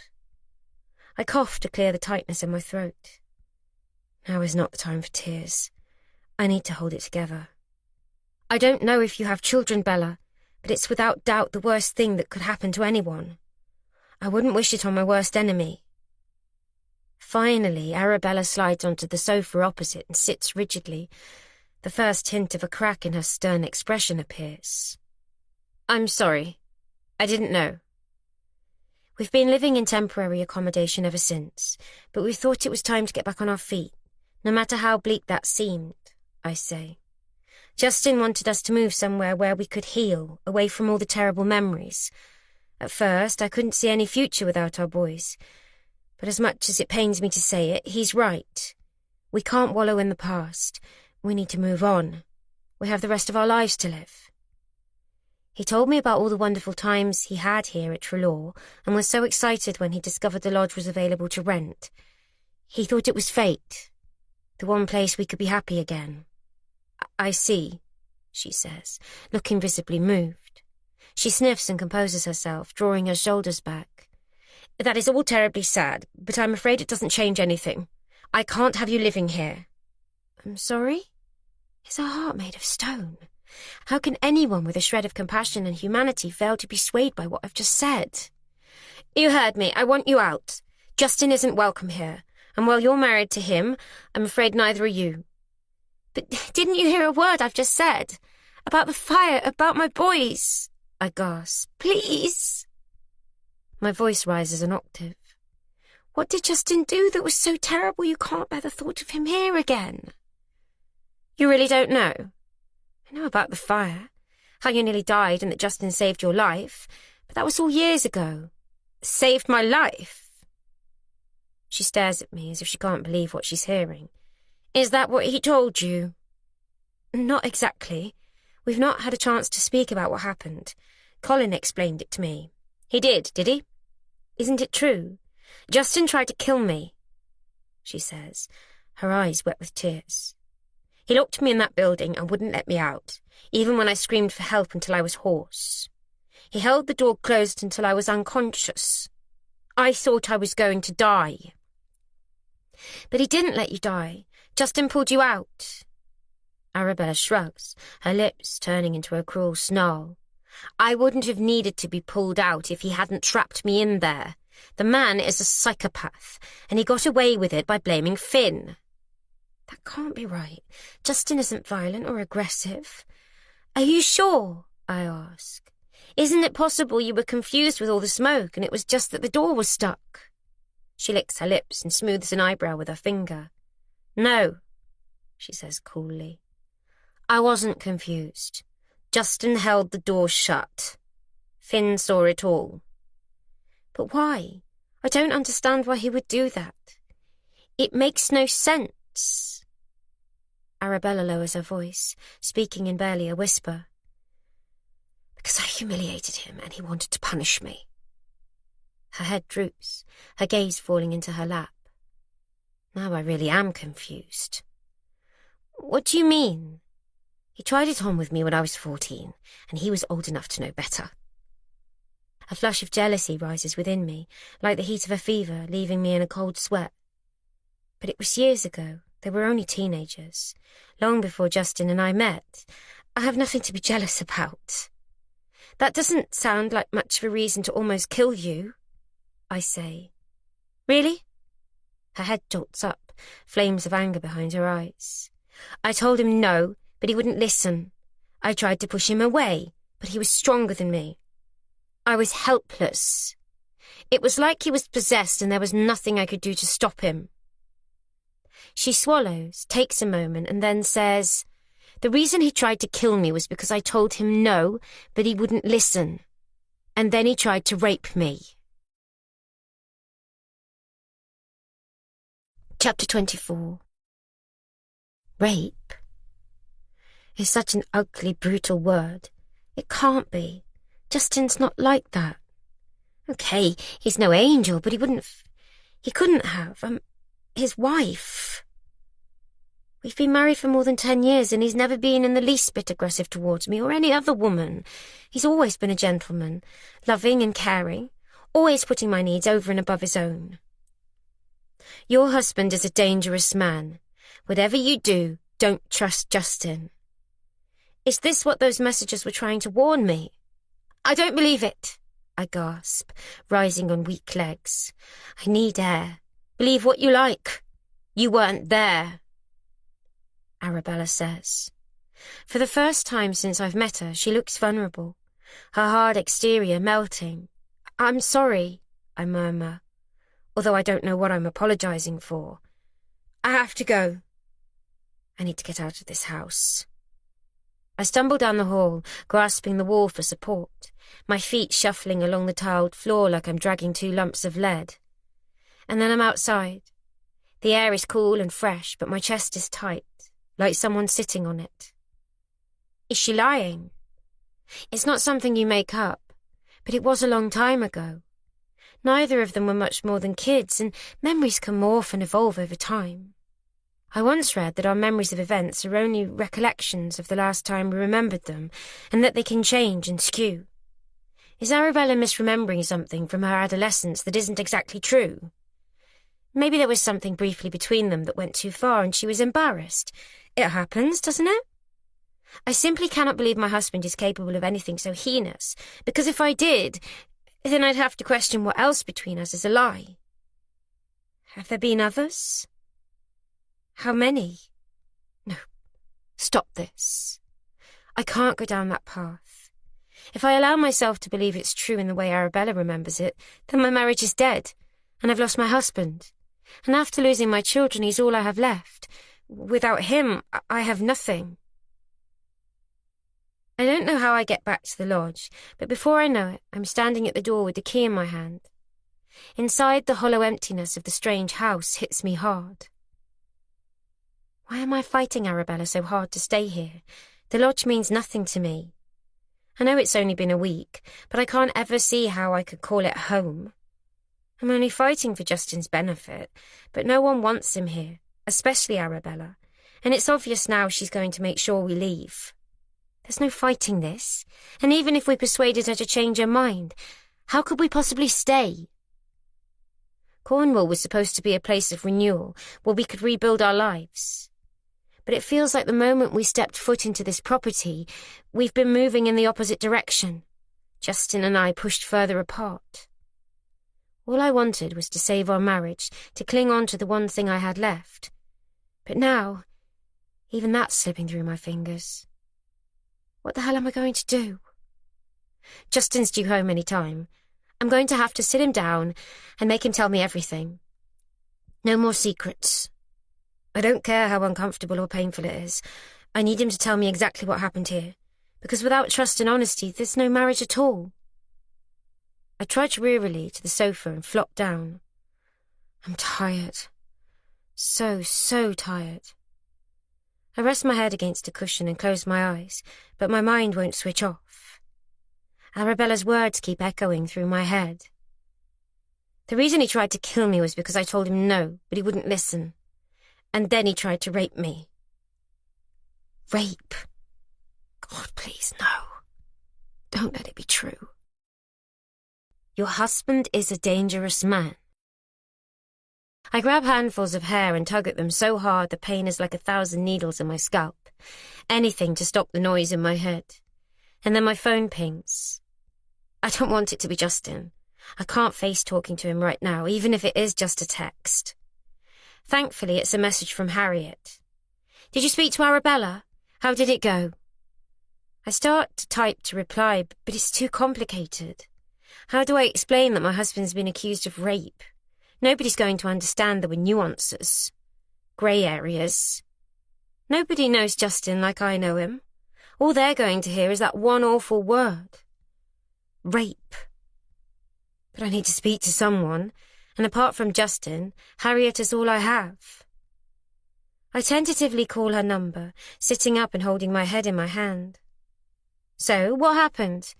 Did you talk her around? She asks breathlessly. Not exactly, but I finally understand why she wants Justin gone so badly. I swallow the hard ball in my throat, but it stubbornly refuses to shift. I practically begged her to change her mind. I told her about Felix and Sebastian and how I'd lost everything in the fire, but she didn't care. Oh, Megan. I clamp a hand over my mouth as my tears flow, and as I sob, my body giving in to the emotions I've been holding back, the words I never thought I'd hear myself say spill from my lips. She says Justin tried to rape her. There's a stunned silence on the line. I can hear Harriet's slow, soft breath, but for a moment she says nothing. Rape? I know I can't believe it, I cry. How? When? She gasps. She said it's all true about the fire, but she says Justin deliberately trapped her inside the shed after she'd rejected him and he tried to rape her. When? I don't know exactly. When they were teenagers, I guess. Do you believe her? I don't know what to think anymore, I say. What does Justin have to say for himself? I hesitate for a second or two. I've not spoken to him yet. I was going to wait until he got home. Do you need me to come over? I can be there with you if you like. No, I say. I think that would make matters worse. Although the idea of having some moral support when I have what is going to be the most difficult conversation any wife can have with their husband is appealing. Well, if you change your mind, let me know. I'm here for you, Megan. You know that. I do, thank you. So what are you going to do? Are you going to leave him? She asks. Leave him? The thought hadn't even occurred to me. I've done everything to cling on to my marriage after the fire. I can't leave him. I don't even know what Arabella is accusing him of is true. Sorry, I just assumed. I know my husband. He's not a rapist, I say with a conviction I don't entirely feel. It all happened a long time ago.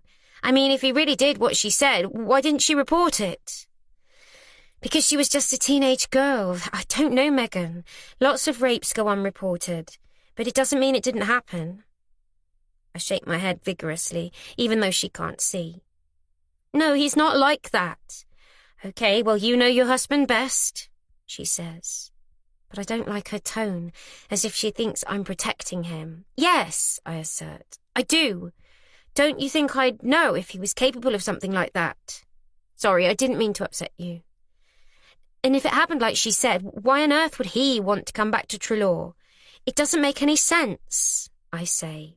No, Harriet agrees. That does seem odd. You know, I can believe all this stuff about a fire which got out of control and Arabella passing out. That sounds like bored teenagers getting up to mischief. But to accuse Justin of rape, that's unbelievable. I mean, he was the one who saved her when she nearly died. Harriet's breath is slow and regular in my ear. A hero, she says eventually, but I don't miss the note of sarcasm in her voice. She thinks I'm blinkered and that I'm only saying these things to save my marriage. Am I? Am I being too sceptical and ignoring the evidence in front of my eyes? What evidence? It's her word against his. For all I know, she's made this up after I told her about the death of my children. It might have been the only thing she could think of to justify evicting us. I hate to bring this back to practicalities, but do you want me to carry on looking for properties? Harriet asks. What? If Arabella's still insisting on evicting you, you'll need some other options. Oh, right, yeah, thanks. I hadn't even thought about that. We're going to have to move, and the sooner the better. I can't stay here and now, and I can't imagine why Justin would want to either. Don't worry, everything will work out, I promise. I wish I shared your optimism. What time's Justin due home? Harriet asks. I don't know, whenever his course finishes.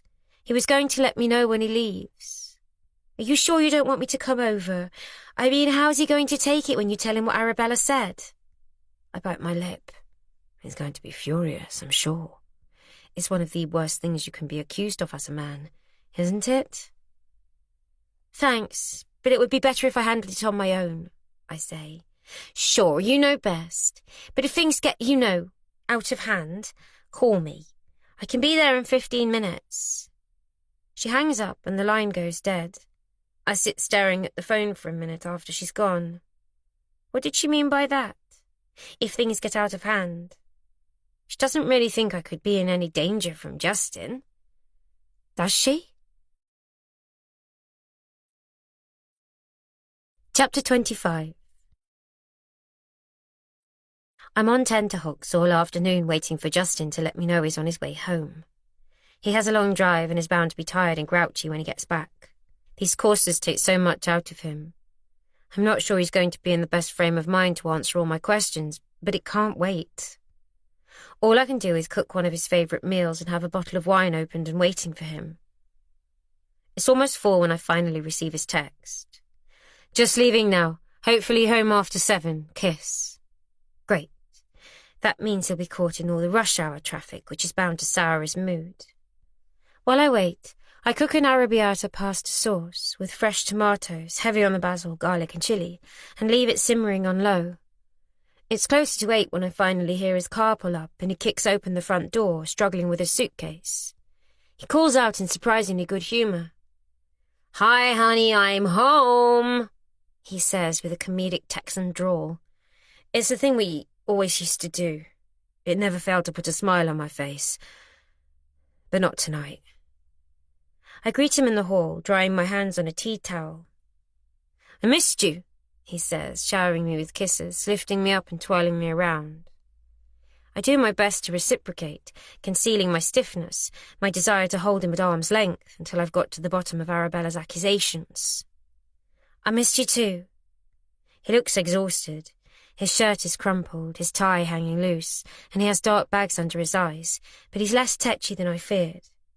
This is good news, at least. He doesn't seem to notice that I've brushed my hair and put on a little makeup. Dinner's almost ready, I say, just waiting for the pasta to cook. Wine? Great, thanks, I'm starving. I pour him a generous glass of red, which he takes with him when he runs upstairs to change. In the kitchen, I serve up 2 generous bowls of pasta with a trembling hand. Why am I so nervous? I've laid the table in the dining room and lit some candles. I wanted to set the right tone, and besides, I don't want him distracted by the TV on in the corner tonight. What I have to talk to him about is too important. "What's the occasion?" he asks when he returns in a waft of aftershave. He's put on jeans and a soft powder blue cashmere sweater. "No occasion," I say with a tight-lipped smile. "I just thought it would be nice to sit at the table for a change. Come on, eat." I let him fill his stomach with pasta and wine, biding my time, waiting for the best opportunity to tell him I've spoken to Arabella.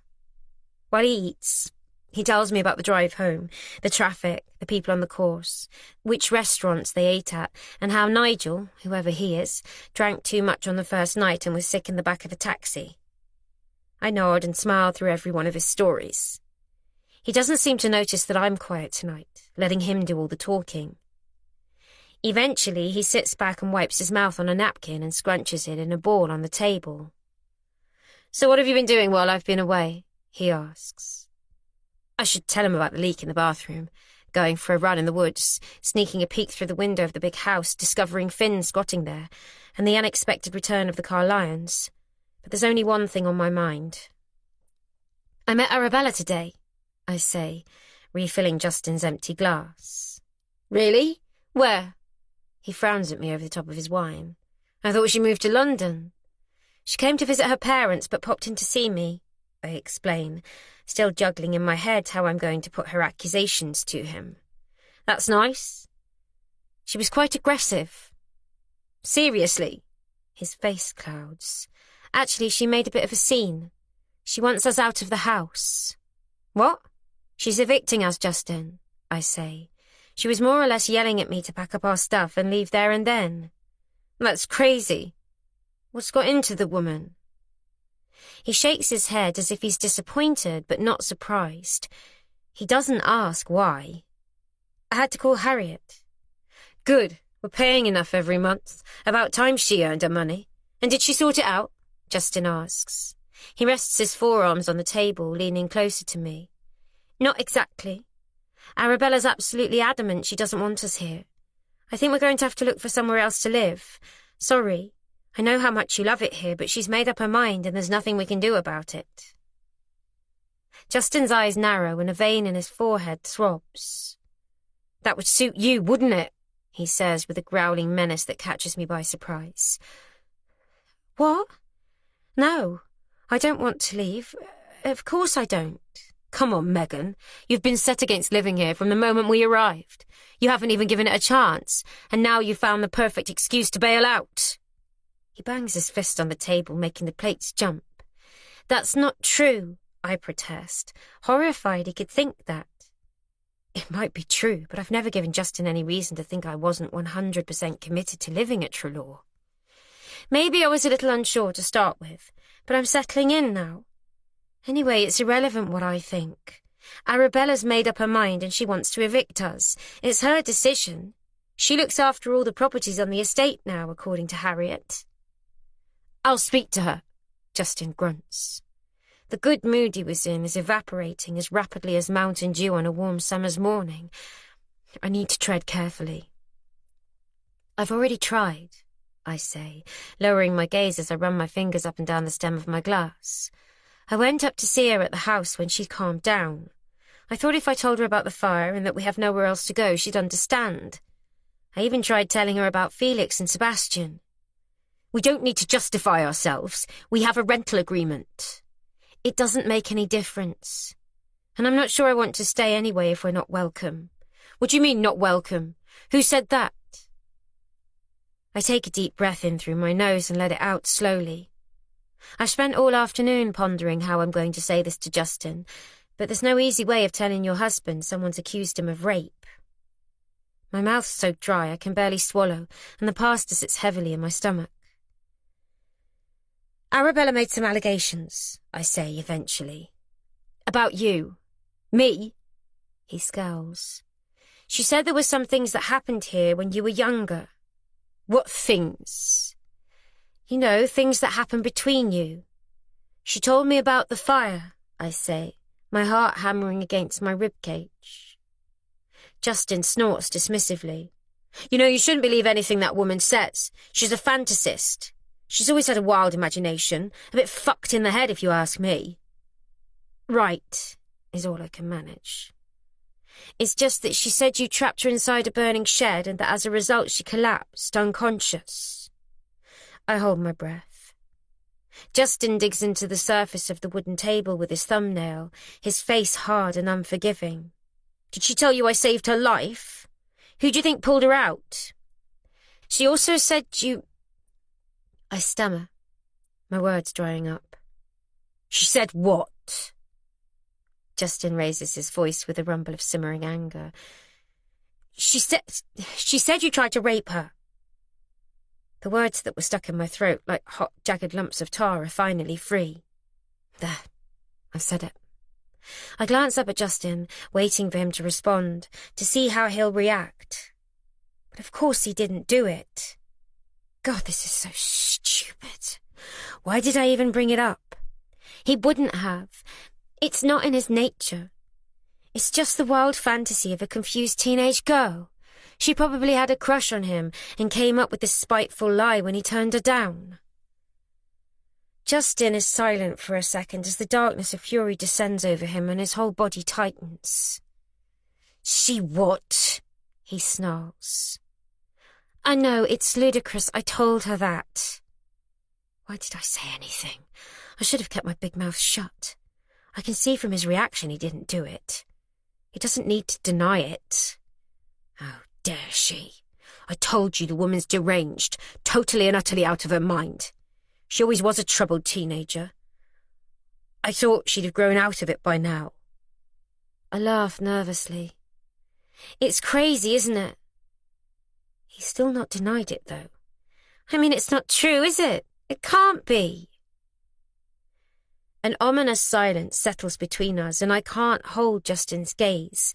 The way he's staring at me with a stranger's eyes makes my blood freeze. Maybe I should have asked Harriet to come over after all. Are you serious? He asks. No, of course not. I'm being silly. Sorry, I shouldn't have said anything. This was such a big mistake. I wish I could turn back time and roll those words back into my mouth, but the genie's out, and there's no turning back. When he bangs the table with his fist again, it almost collapses. The plates jump and my wine glass wobbles perilously. Do you really think I'm capable of those things? Rape? Murder? You're out of your fucking mind. I wrap my arms around my body, trying to shrink into myself, pulling my neck into my shoulders, wishing the ground would open up and swallow me. I'm sorry, I mumble. I shouldn't have said anything. For someone who loathes confrontation, I have a big mouth sometimes. I don't know what I was thinking. I don't believe this, he screams. How long have we been married? Justin, please don't. How long? He repeats. 12 years. My voice is little more than a whisper, a faint creak from the back of my throat.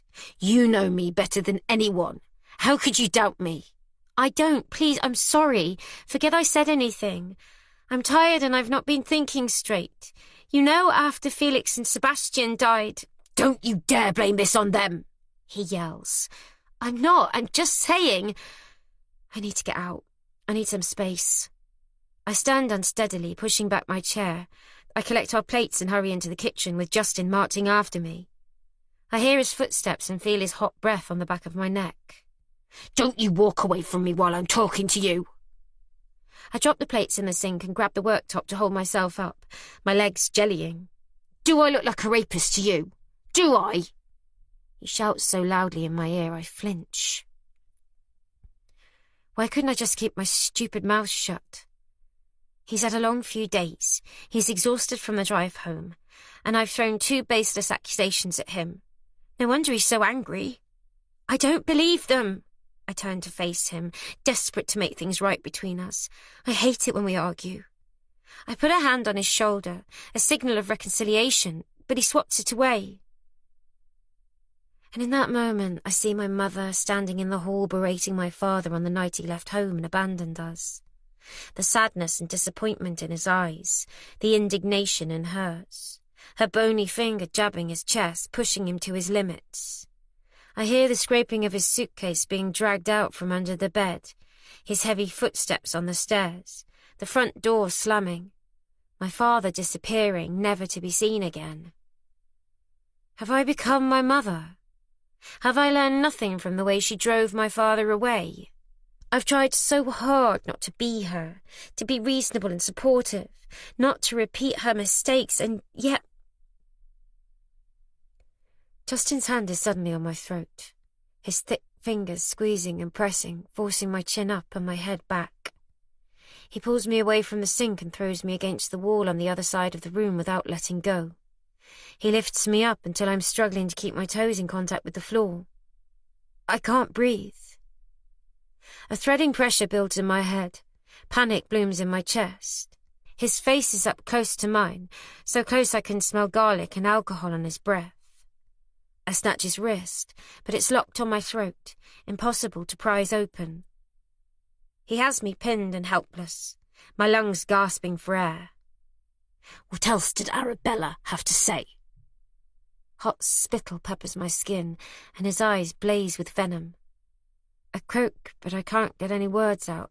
I'm suffocating. Tell me, he screams. He releases his grip of fraction. Nothing, I gasp. Are you lying? No. He stares into my eyes, scanning my face as if he's trying to read what's going on inside my head. I don't want to cry, but I can't help the tears that well up and stream down my cheeks. If you don't trust me, why don't you just say it? He says. I've never seen him like this before. I should have asked Harriet to be here. Somehow she knew, even though I couldn't see it myself. Your husband is a dangerous man. I do? I wheeze, my head wheeling as the edge of my vision blurs. I do trust you. Well, you've got a funny way of showing it. And then he lets me go, just like that. I collapse to the ground, coughing and spluttering, clutching my throat, relief flooding my body. Justin steps back and looks down at me as if I'm nothing but a pile of dirt. I'm going to bed, he mutters. We'll talk about this again in the morning. Chapter 26. After I've cleared up and made sure all the doors and windows are locked, I have no choice other than to crawl into bed with Justin, even after the way he treated me tonight. If he finds I've slept in one of the spare rooms, it will only make him angry again. He's never raised a hand to me before, or spoken to me like that. It was as though I'd woken a sleeping monster. But it was my fault. I should have known better than to question him, especially about something so obviously not true. For most of the night I can't sleep. I lie on my back with the duvet pulled up to my chin, replaying events over and over in my mind, while beside me Justin snores without a care in the world. I'd never thought he was dangerous. Those text messages, just a provocation by someone with a grudge against him looking to drive us apart. But then I've never seen him act like that before.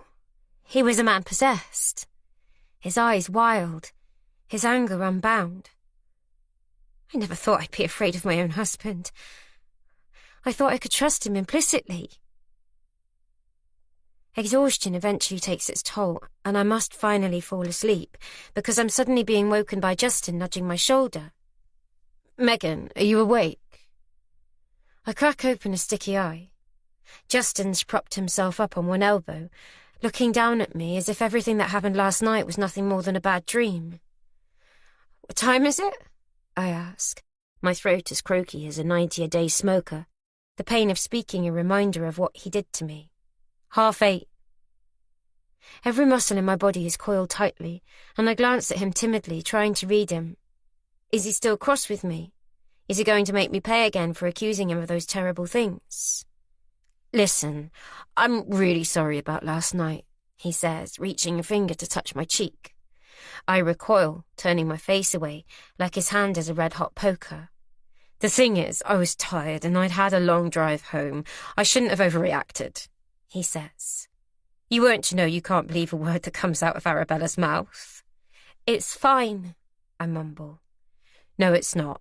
I was bang out of line, and I'm really sorry. It'll never happen again. I shrugged sulkily, but I should never have questioned him. I guess I was confused and angry. It's been an emotional year. Am I forgiven? His lips stretch into a grin, his eyes filled with remorse. I don't want to fight. I guess, I say. I didn't mean to hurt you, he says. You know that, right? But it was upsetting to be accused by my own wife of those awful things. You understand, don't you? I know. I shouldn't have doubted you, I say. That's right. Because if you think I could do any of those things, you don't know me at all. We really did step perilously close to the edge last night. Couples have split up over less. I don't know what I'd do on my own. I'd be lost. I'm sorry, I do trust you. I love you, I tell him. And I'm going to make it up to you for being such an arsehole. His arm snakes under the sheet and coils over my stomach as his head collapses on the pillow. Let's forget it, shall we, and move on, I say. Definitely. Water under the bridge. He shuffles closer and nuzzles my neck with his scratchy morning stubble. It tickles and I giggle. Stop it, I say. I'd better get up. Not yet, he murmurs, his hand on my breast. You know I love you, don't you? You're the only woman in the world for me. I love you too. I kiss the top of his head and try to roll away, but he has me pinned. I should have a shower. But he pushes my knees apart with his elbow, hitching up my nightdress. Maybe tonight? I suggest, trying to claw my nightie back down, but his kisses on my neck become more urgent. It's been a while since we've made love, only a handful of times since the fire, but I haven't been in the mood. Neither of us have. It still feels wrong. We're supposed to be grieving. Sex is the last thing on my mind these days.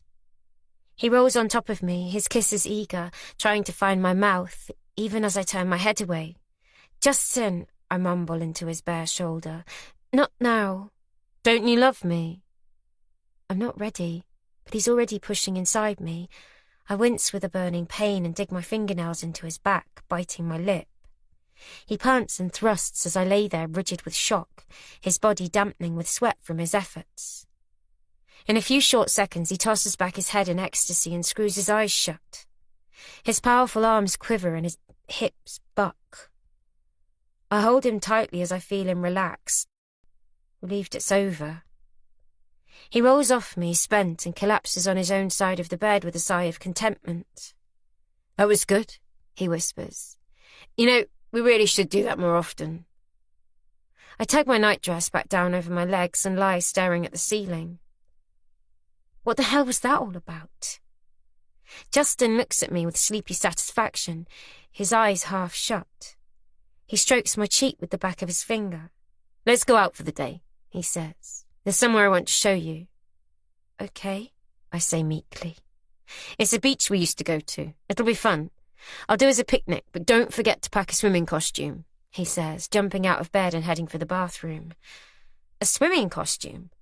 It might be warm enough to get away with a t-shirt outside when the sun's out at this time of year, but I hope he isn't planning on a swim in the sea. It's going to be freezing. But he seems so excited I don't want to burst his bubble, so I shut my mouth and say nothing. An hour later, we're in his car. He has his hand on my knee and a big grin across his face. He seems to have forgiven me for what I said last night, so I hope we can move on.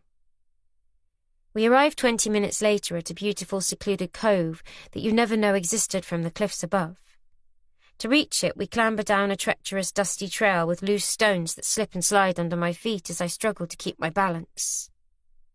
The sand is fine and white, with a glistening blue sea rolling in on white-capped waves. It's about as picture-perfect as you could imagine. Justin rolls out a tartan blanket, and we tuck ourselves into the nook of a rock out of the wind with a weak sun warming our faces. He lies on his side, propping his head up on his hand as he watches the breakers crashing in the distance. I used to come here all the time with Mum and Dad, he says. We spent hours swimming in the sea. It sounds lovely. I pull my knees up to my chest with a rash of goosebumps puckering my exposed arms. It was amazing, although you have to watch for the currents. They can be dangerous because of the rocks. Did you bring your costume? Under my clothes, I say, but I have no intention of stripping off. It's surprisingly chilly down here by the water. Great, come on then. Justin jumps up with the energy of a spring lamb. He throws off his t-shirt and shorts and stands staring at me expectantly, with his hands on his hips. He's wearing a pair of long trunks that hang just above the knee. He can't be serious. It's a bit cold for swimming, isn't it? He runs a hand through his chest hair. You'll be fine when you get in. It's invigorating. Good for your circulation. He holds out a hand to pull me up, but I'm really not sure. Apart from the danger of hypothermia, I've never been a fan of open water swimming, unless it's somewhere like Greece where the warm Mediterranean Sea is so clear you can see the bottom. Why don't you go in? I'll stay and watch, I suggest. Megan, don't be difficult. Justin snaps, his good humour evaporating. Cold water swimming is good for the heart. It would do you a power of good. He's clearly not going to take no for an answer. He's going to get me in the water whether I want to or not. And I don't want to get into another fight. I might as well get this over with, so I grab his hand and let him pull me to my feet. Slowly, I slip out of my clothes and stand shivering in the thin material of my swimsuit as I watch the wind catch the foamy white peaks of the waves. Now I'm actually contemplating going into the water. It looks much rougher than before. Justin drags me down the beach to where the wet sand is smooth and compacted. The trick is to dive straight in, he says, beaming with excitement. You don't want to hesitate or think about it. No mucking about. Right, I say, but my teeth are already chattering. The sooner I get in, hopefully the sooner he'll let me get out again and I can get warm. He keeps a firm grip on my hand as he wades into the water, surging noisily onto the beach in a white foam. Its cold chill nips at my toes and ankles, but Justin shows no hesitation, pulling me in deeper and deeper until I'm up to my knees and I can no longer feel my feet, which I've already scraped and knocked painfully on hidden rocks protruding from the sand. Amazing, isn't it? He says. How is he not feeling the cold? Sure. I fake a smile. He keeps dragging me out further and further while I try to concentrate on anything other than how cold it is. The flock of seagulls circling and soaring in the blue sky above, the formation of the rocks and how long ago they must have been formed, the fishing boat hovering on the horizon. But it doesn't work. My whole body screams at me that this is utter madness. But I know Justin won't let me go back to the beach until I've at least attempted to swim. When the water reaches my waist and the swell rises to my chest, my breath snatches in my throat. It's so numbingly ice-jarringly cold, I can almost feel my internal organs retreating into the deepest cavities of my body. And that's when I notice the powerful undercurrent tugging at my legs and threatening to snatch my balance as I fight against the force of the surface waves. At moments, it feels like I'm being pushed and pulled in opposite directions. It's mind over matter, Justin says. If you think about it being cold, you'll feel the cold.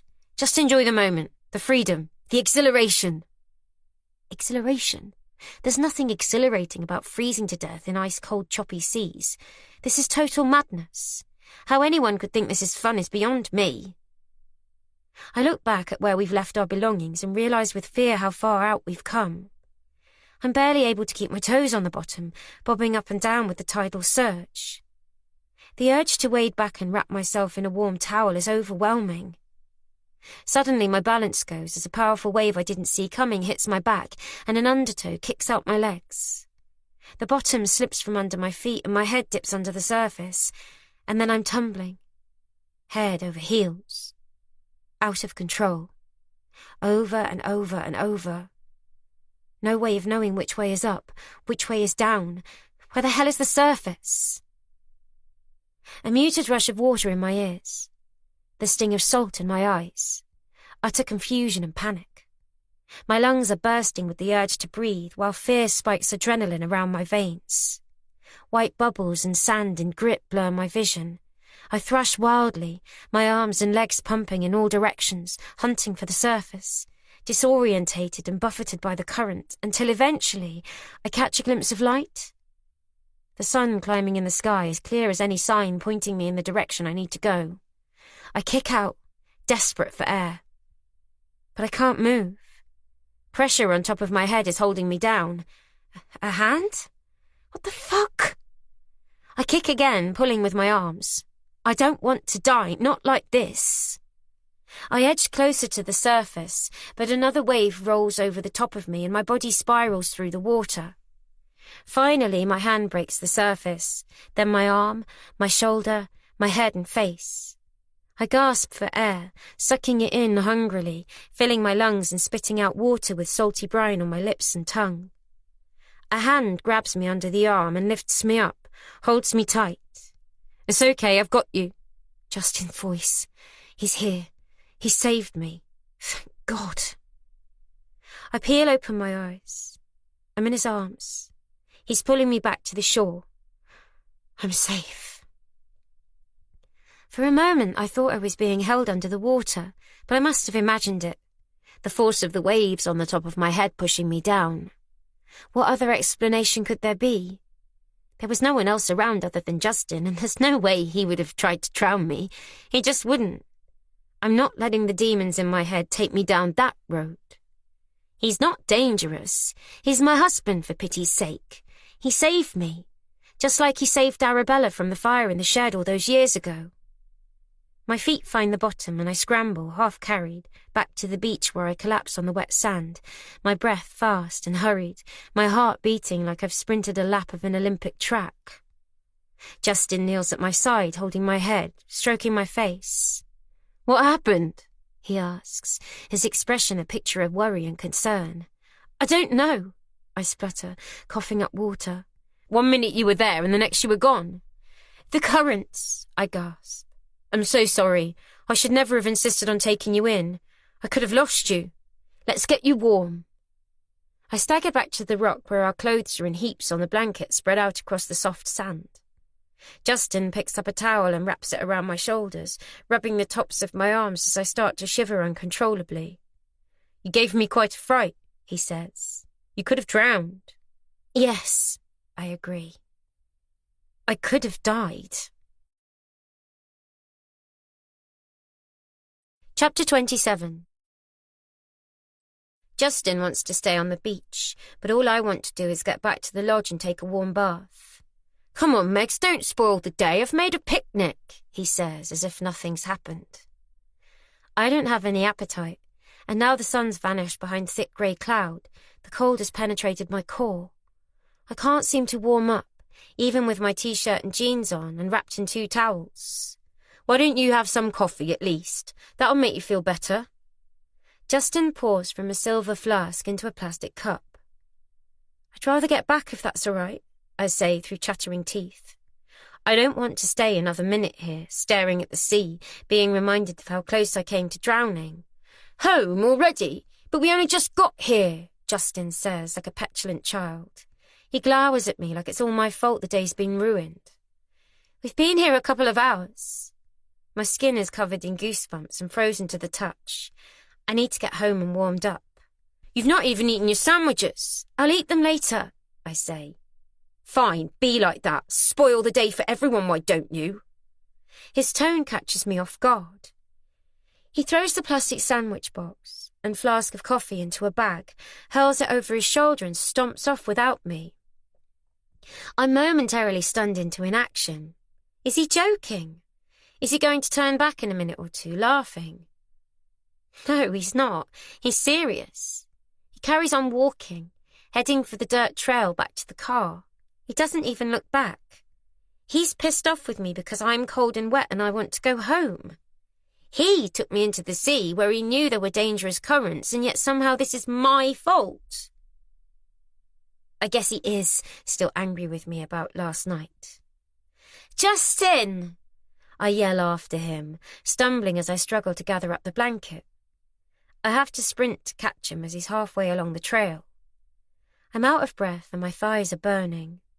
"Justin, slow down," I plead.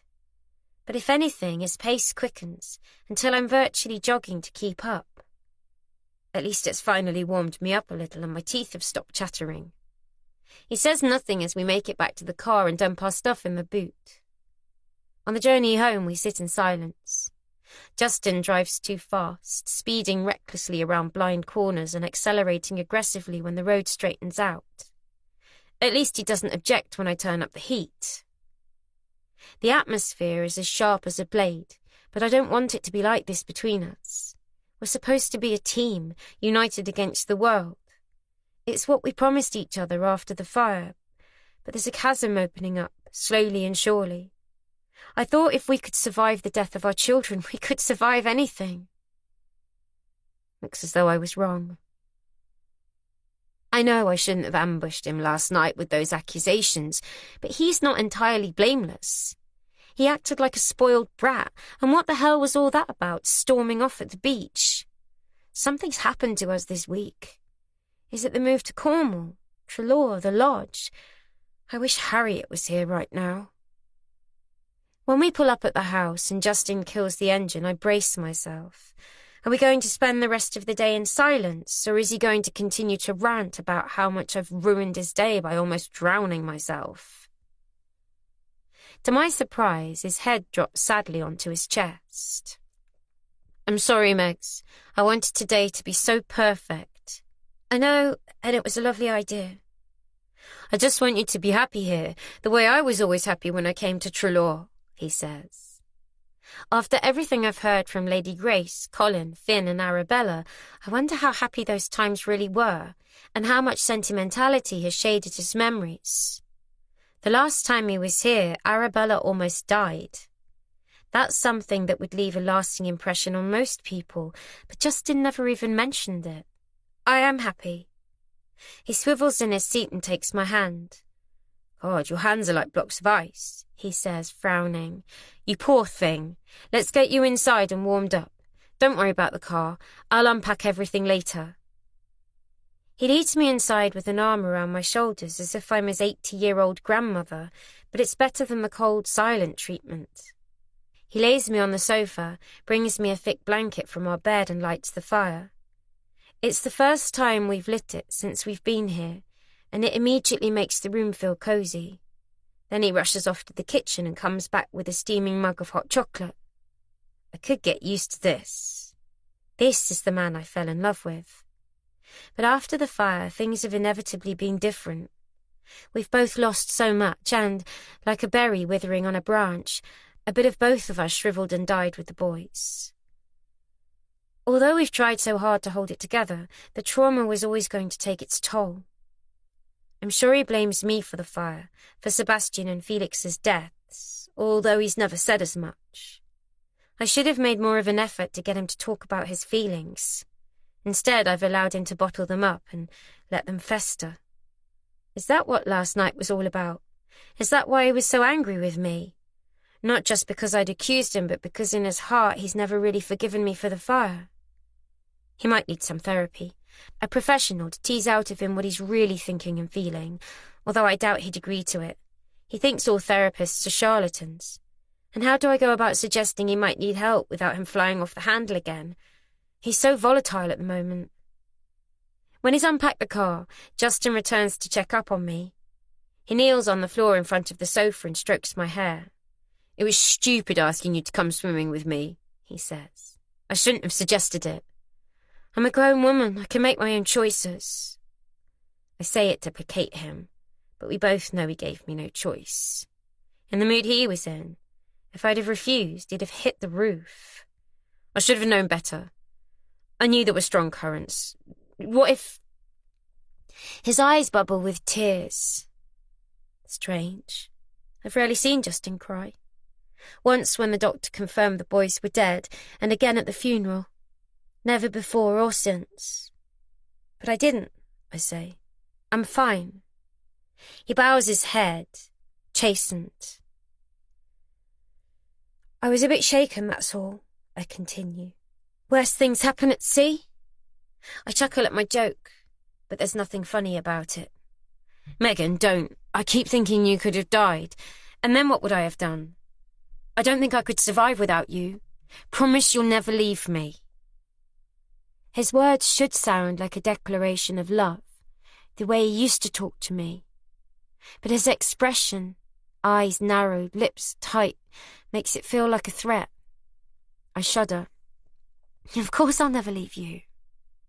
He finally smiles. We're meant to be together forever. He squeezes my hand affectionately. Are we? I always thought that's what I wanted too. But last night I saw a violent side to Justin I didn't like.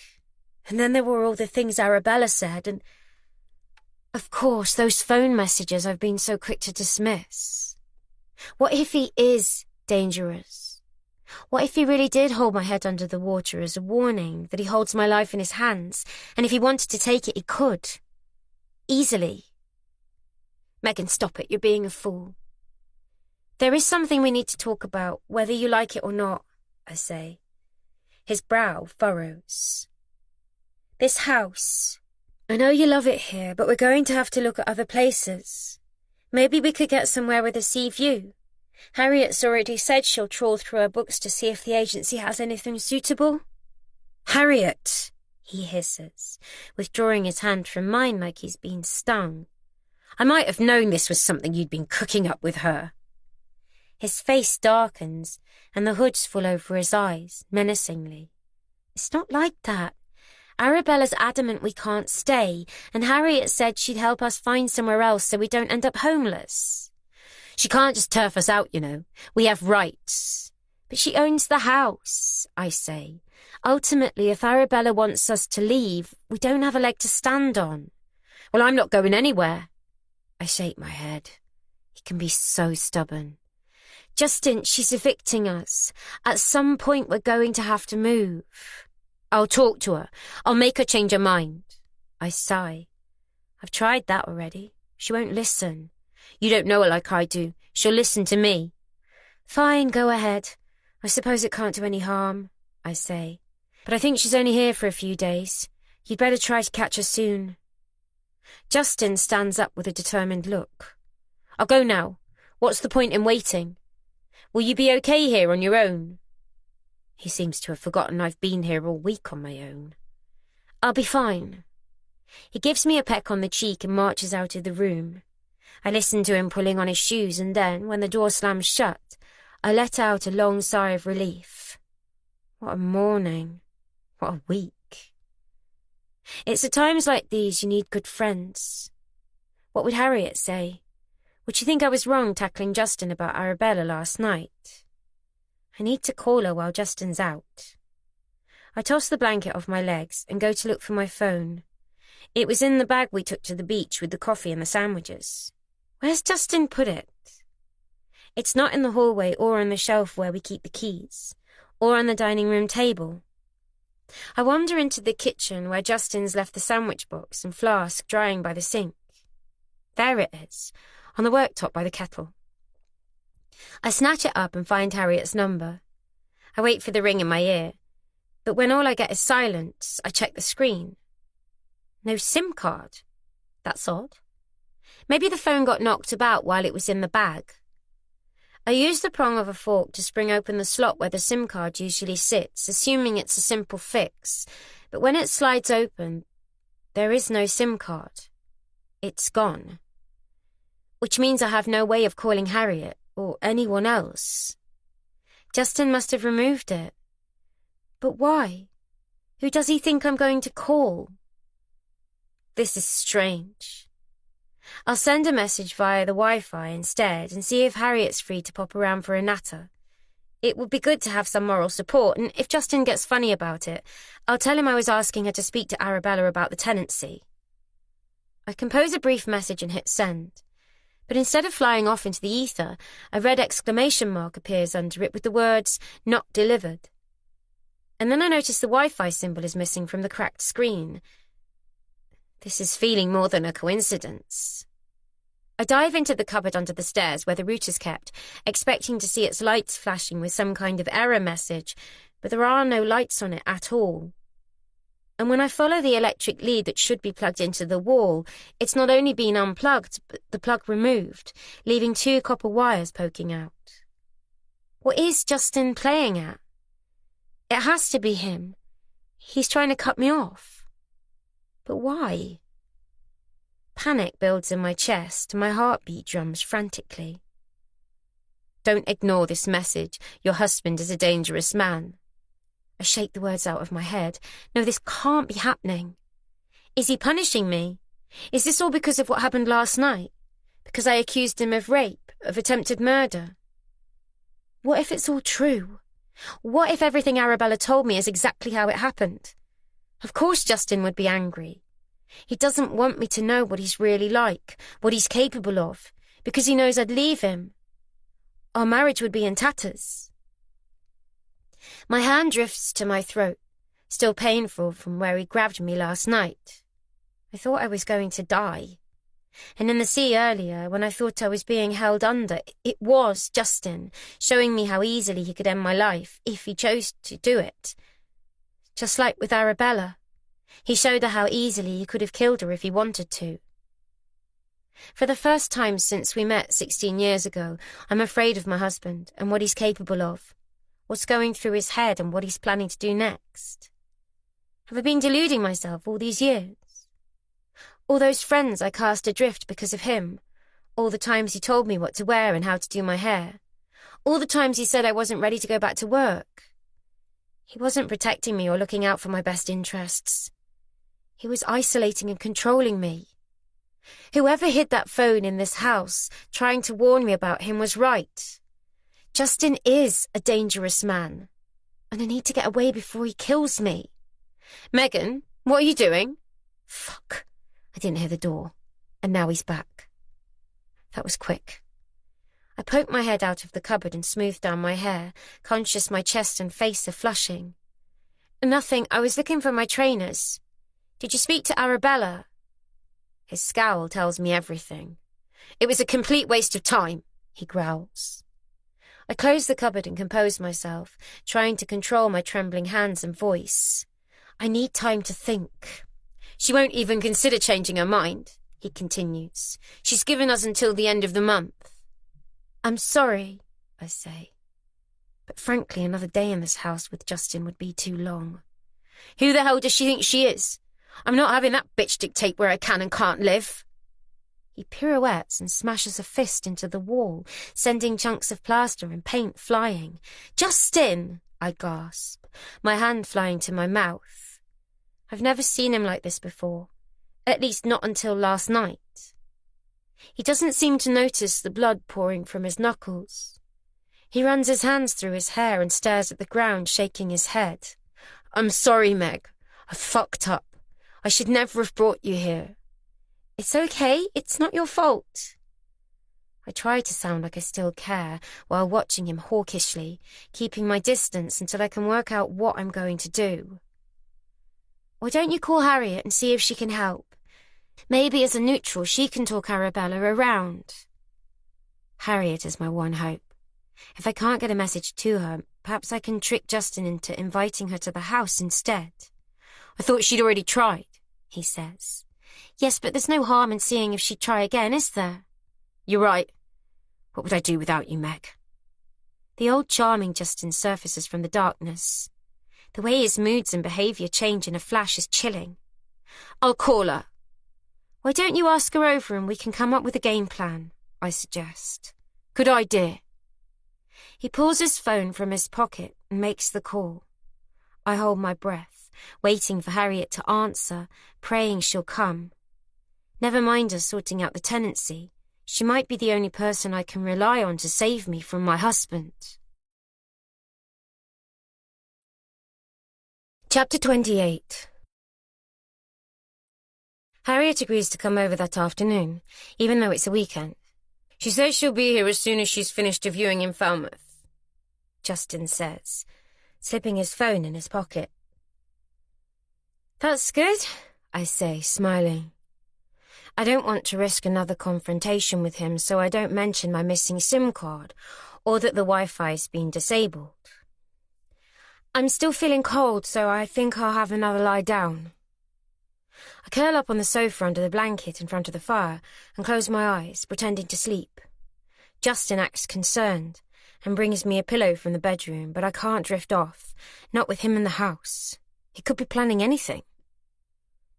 Fortunately, he leaves me in peace. I hear his footsteps on the stairs and the creak of the floorboards in one of the spare rooms where there's a desk. I guess he's catching up with work on his laptop. At least it gives me some space while we wait. The next hour feels like a lifetime, but eventually a car pulls up outside and a sharp tap at the door signals Harriet's arrival. Justin bounds down the stairs and is at the door before I can get up, inviting her in, thanking her for coming.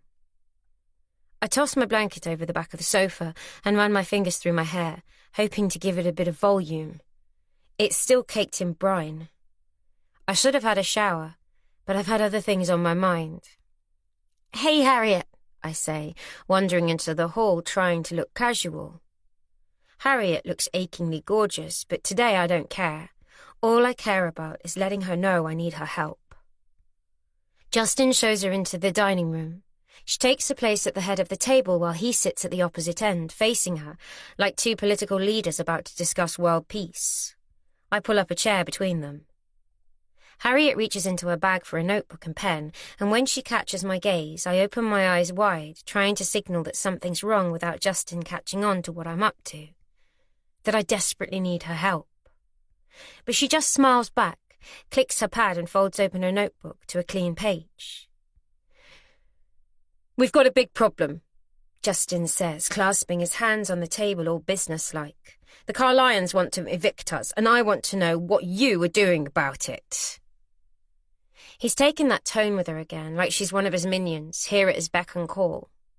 How dare he speak to her like that when she dropped everything to come over? Is it because she's a woman?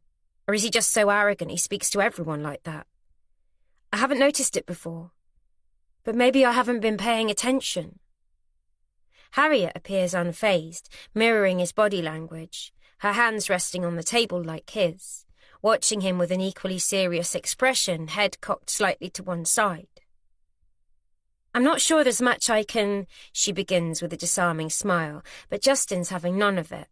He shouts her down before she can finish. "Don't give me that. You're the rental agent." He jabs a finger at her. "We signed the tenancy with you. We're not in breach of that contract, so as far as I'm concerned, Arabella doesn't have a leg to stand on." If Harriet's flustered by Justin shouting and ranting, she doesn't show it, maintaining a supremely calm show of professionalism. "Yes, that might be the case," she says. "But as the legal owners of the house, the Carlyons retain the right to evict you within 2 months' notice. I believe that's what Arabella has now agreed. I'm afraid you really don't have any further recourse." "Then talk to her and make her change her mind. You're the agent. Start earning your fees." "Of course I can try." "Do more than try," Justin says, thumping the table. "She's taking liberties. This is our home now. Where else are we supposed to go?" "Yes, I understand." A slight flush rising from Harriet's throat is the only outward sign that Justin's getting under her skin, but she's handling him well. "Do you?" He skewers her with a wide-eyed stare of anger. This is getting out of hand.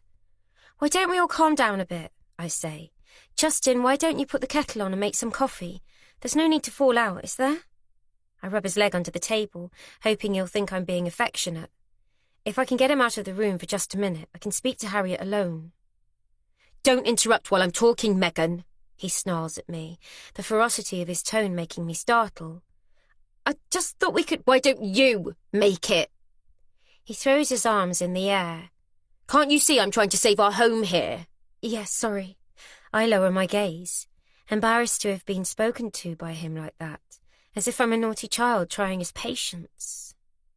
I risk another glance at Harriet. Our eyes meet in solidarity. Now she can see what he's really like. I want to scream at her, wave my arms in her face, yell, "Look, he is dangerous. I need your help. Save me." She wets her lips with a quick dart of her tongue and looks back at Justin. She doesn't know the half of it. That he half-throttled me to death last night, nearly drowned me at the beach this morning, and disabled my phone and the Wi-Fi, cutting me off from the world. Unless I can find a way of telling her, she's not going to do anything. I scrape my chair back and stand.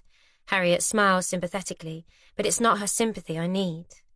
"Coffee would be lovely, thank you, Megan," she says.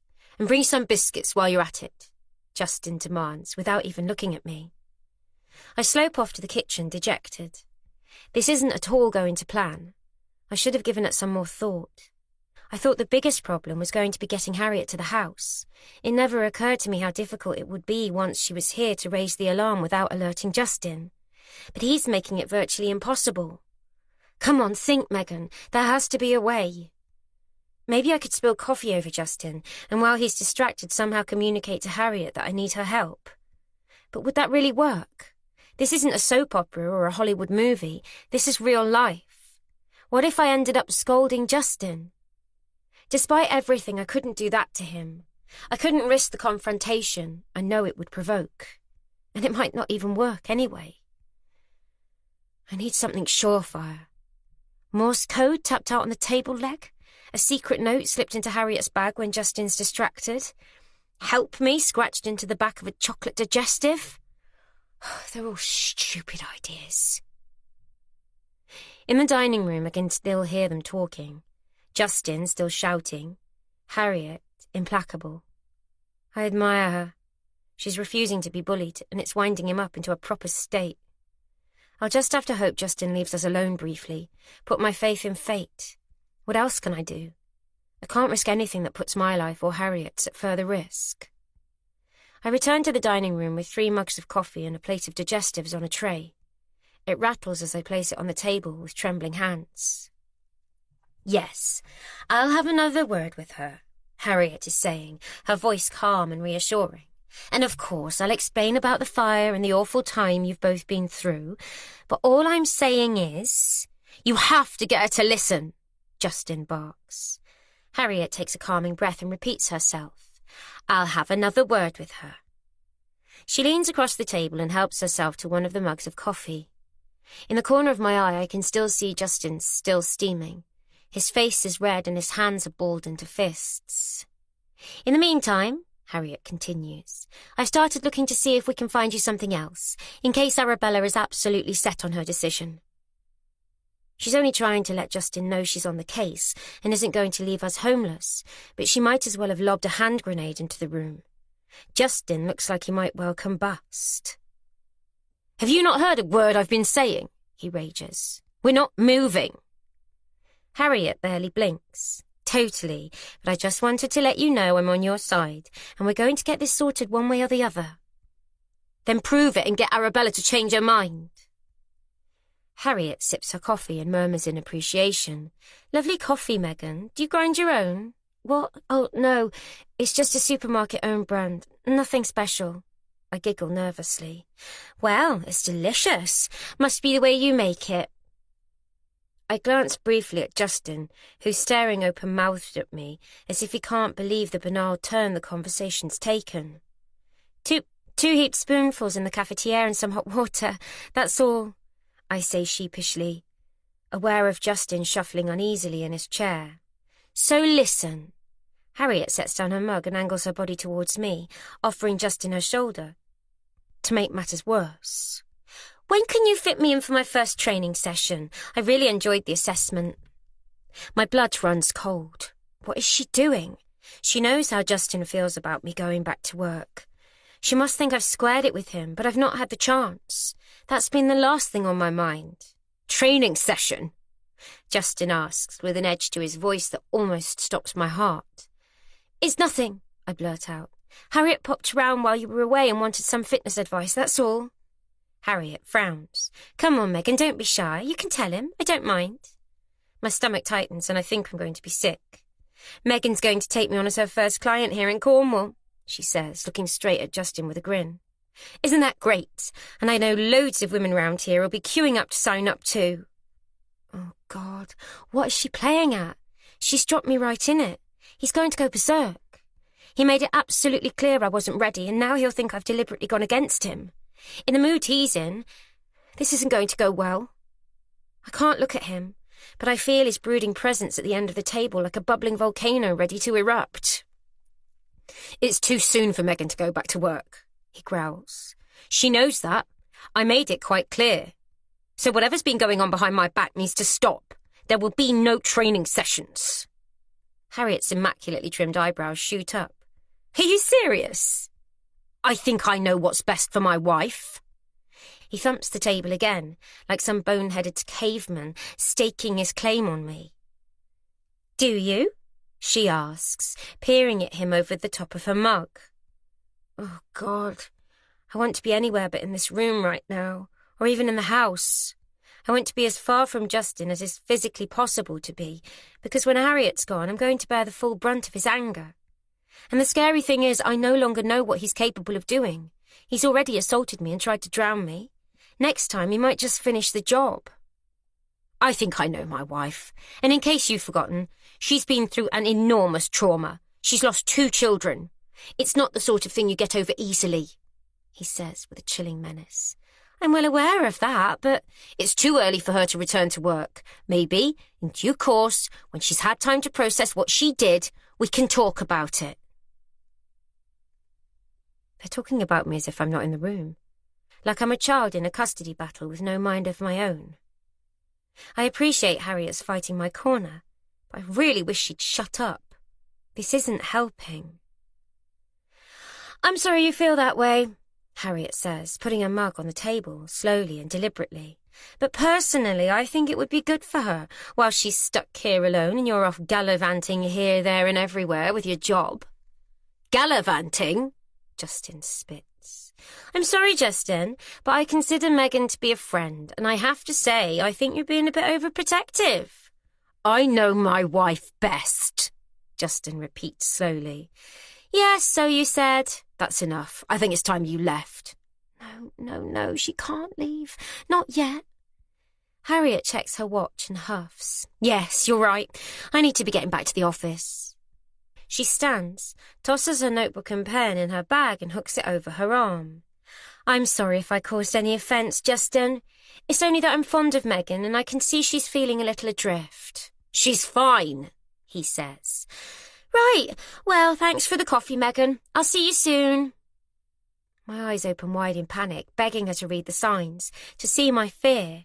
Surely she can tell there's something wrong. I mean, how much more obvious can it be? Once she's gone, I'm going to be left here alone with Justin, cut off, totally isolated and utterly at his mercy. The moment she walks out of the door, my opportunity's lost. Harriet, I begin, the words drying up in my mouth. Yes? I glance at Justin, who's shooting me looks like daggers. Nothing. It's nothing at all. The breath escapes from my lungs like air from a punctured balloon. There's no way I can stop her from leaving, and no way to signal for help without looking suspicious. Okay, well, call me soon, Harriet says, making the universal telephone hand gesture. I can't. Justin's stolen my SIM card and cut off the Wi-Fi. I have no way of contacting anyone, and I'm terrified of being alone in the house with him when you're gone. My lips tighten into a thin smile. Sure, I croak. I'll let you know how I get on with Arabella, she says to Justin. He's still sitting at the end of the table, smouldering.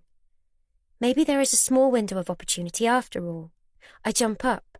I'll show you out, I say, grabbing her elbow and steering her towards the hall. Just a few seconds is all I need. The chance to whisper in her ear. No, I'll do it. Justin stands up so quickly he knocks his chair flying. You clear away the coffee. He nudges past me and places his hand on the small of Harriet's back, directing her out. Harriet blows me a kiss and then she's gone. Justin glares at me as he follows her out, as if with the unspoken promise that he's not done with me yet. I stand frozen, my legs paralysed as the front door opens and slams closed. I hold my breath as I hear the growl of Harriet's car and the crunch of its tyres. I'm alone again in the house with Justin, and with no one in the world to help me. He appears in the doorway, his eyes dark and hooded, hands by his side, his shoulders squared, and he glares at me. I think it's about time we had a little chat, he says. Chapter 29. This is it. He's going to kill me. I grab the back of a chair, my legs like jelly. Justin, I beg. Please. And when exactly did you plan on telling me you'd started working again? It's not... I didn't... It was only that... I thought I made it perfectly clear that you're not ready. I thought I made it perfectly clear that you're not ready, Megan. Look at you. You're a mess. And yet, what did you do the second my back was turned? He screams, striding forwards, looming over me. I buckle under the onslaught, dropping to my knees and covering my head with my hands. So did that feel good? Embarrassing me like that? Making me look like an idiot in front of that woman? No, I sob. You know I've only ever had your best interests at heart. I've gone out of my way to look out for you, to protect you from yourself. How many other men do you think would have stuck around after what you did? He spits the words like poison. He grabs my wrist and pulls me to my feet. Look at me, he yells, spittle flying into my face. I'm sorry, I'm really, really sorry. You killed my boys, Megan. You killed them with your carelessness. But all I've ever done is show you forgiveness. I never even thought about walking away, when I probably should have done.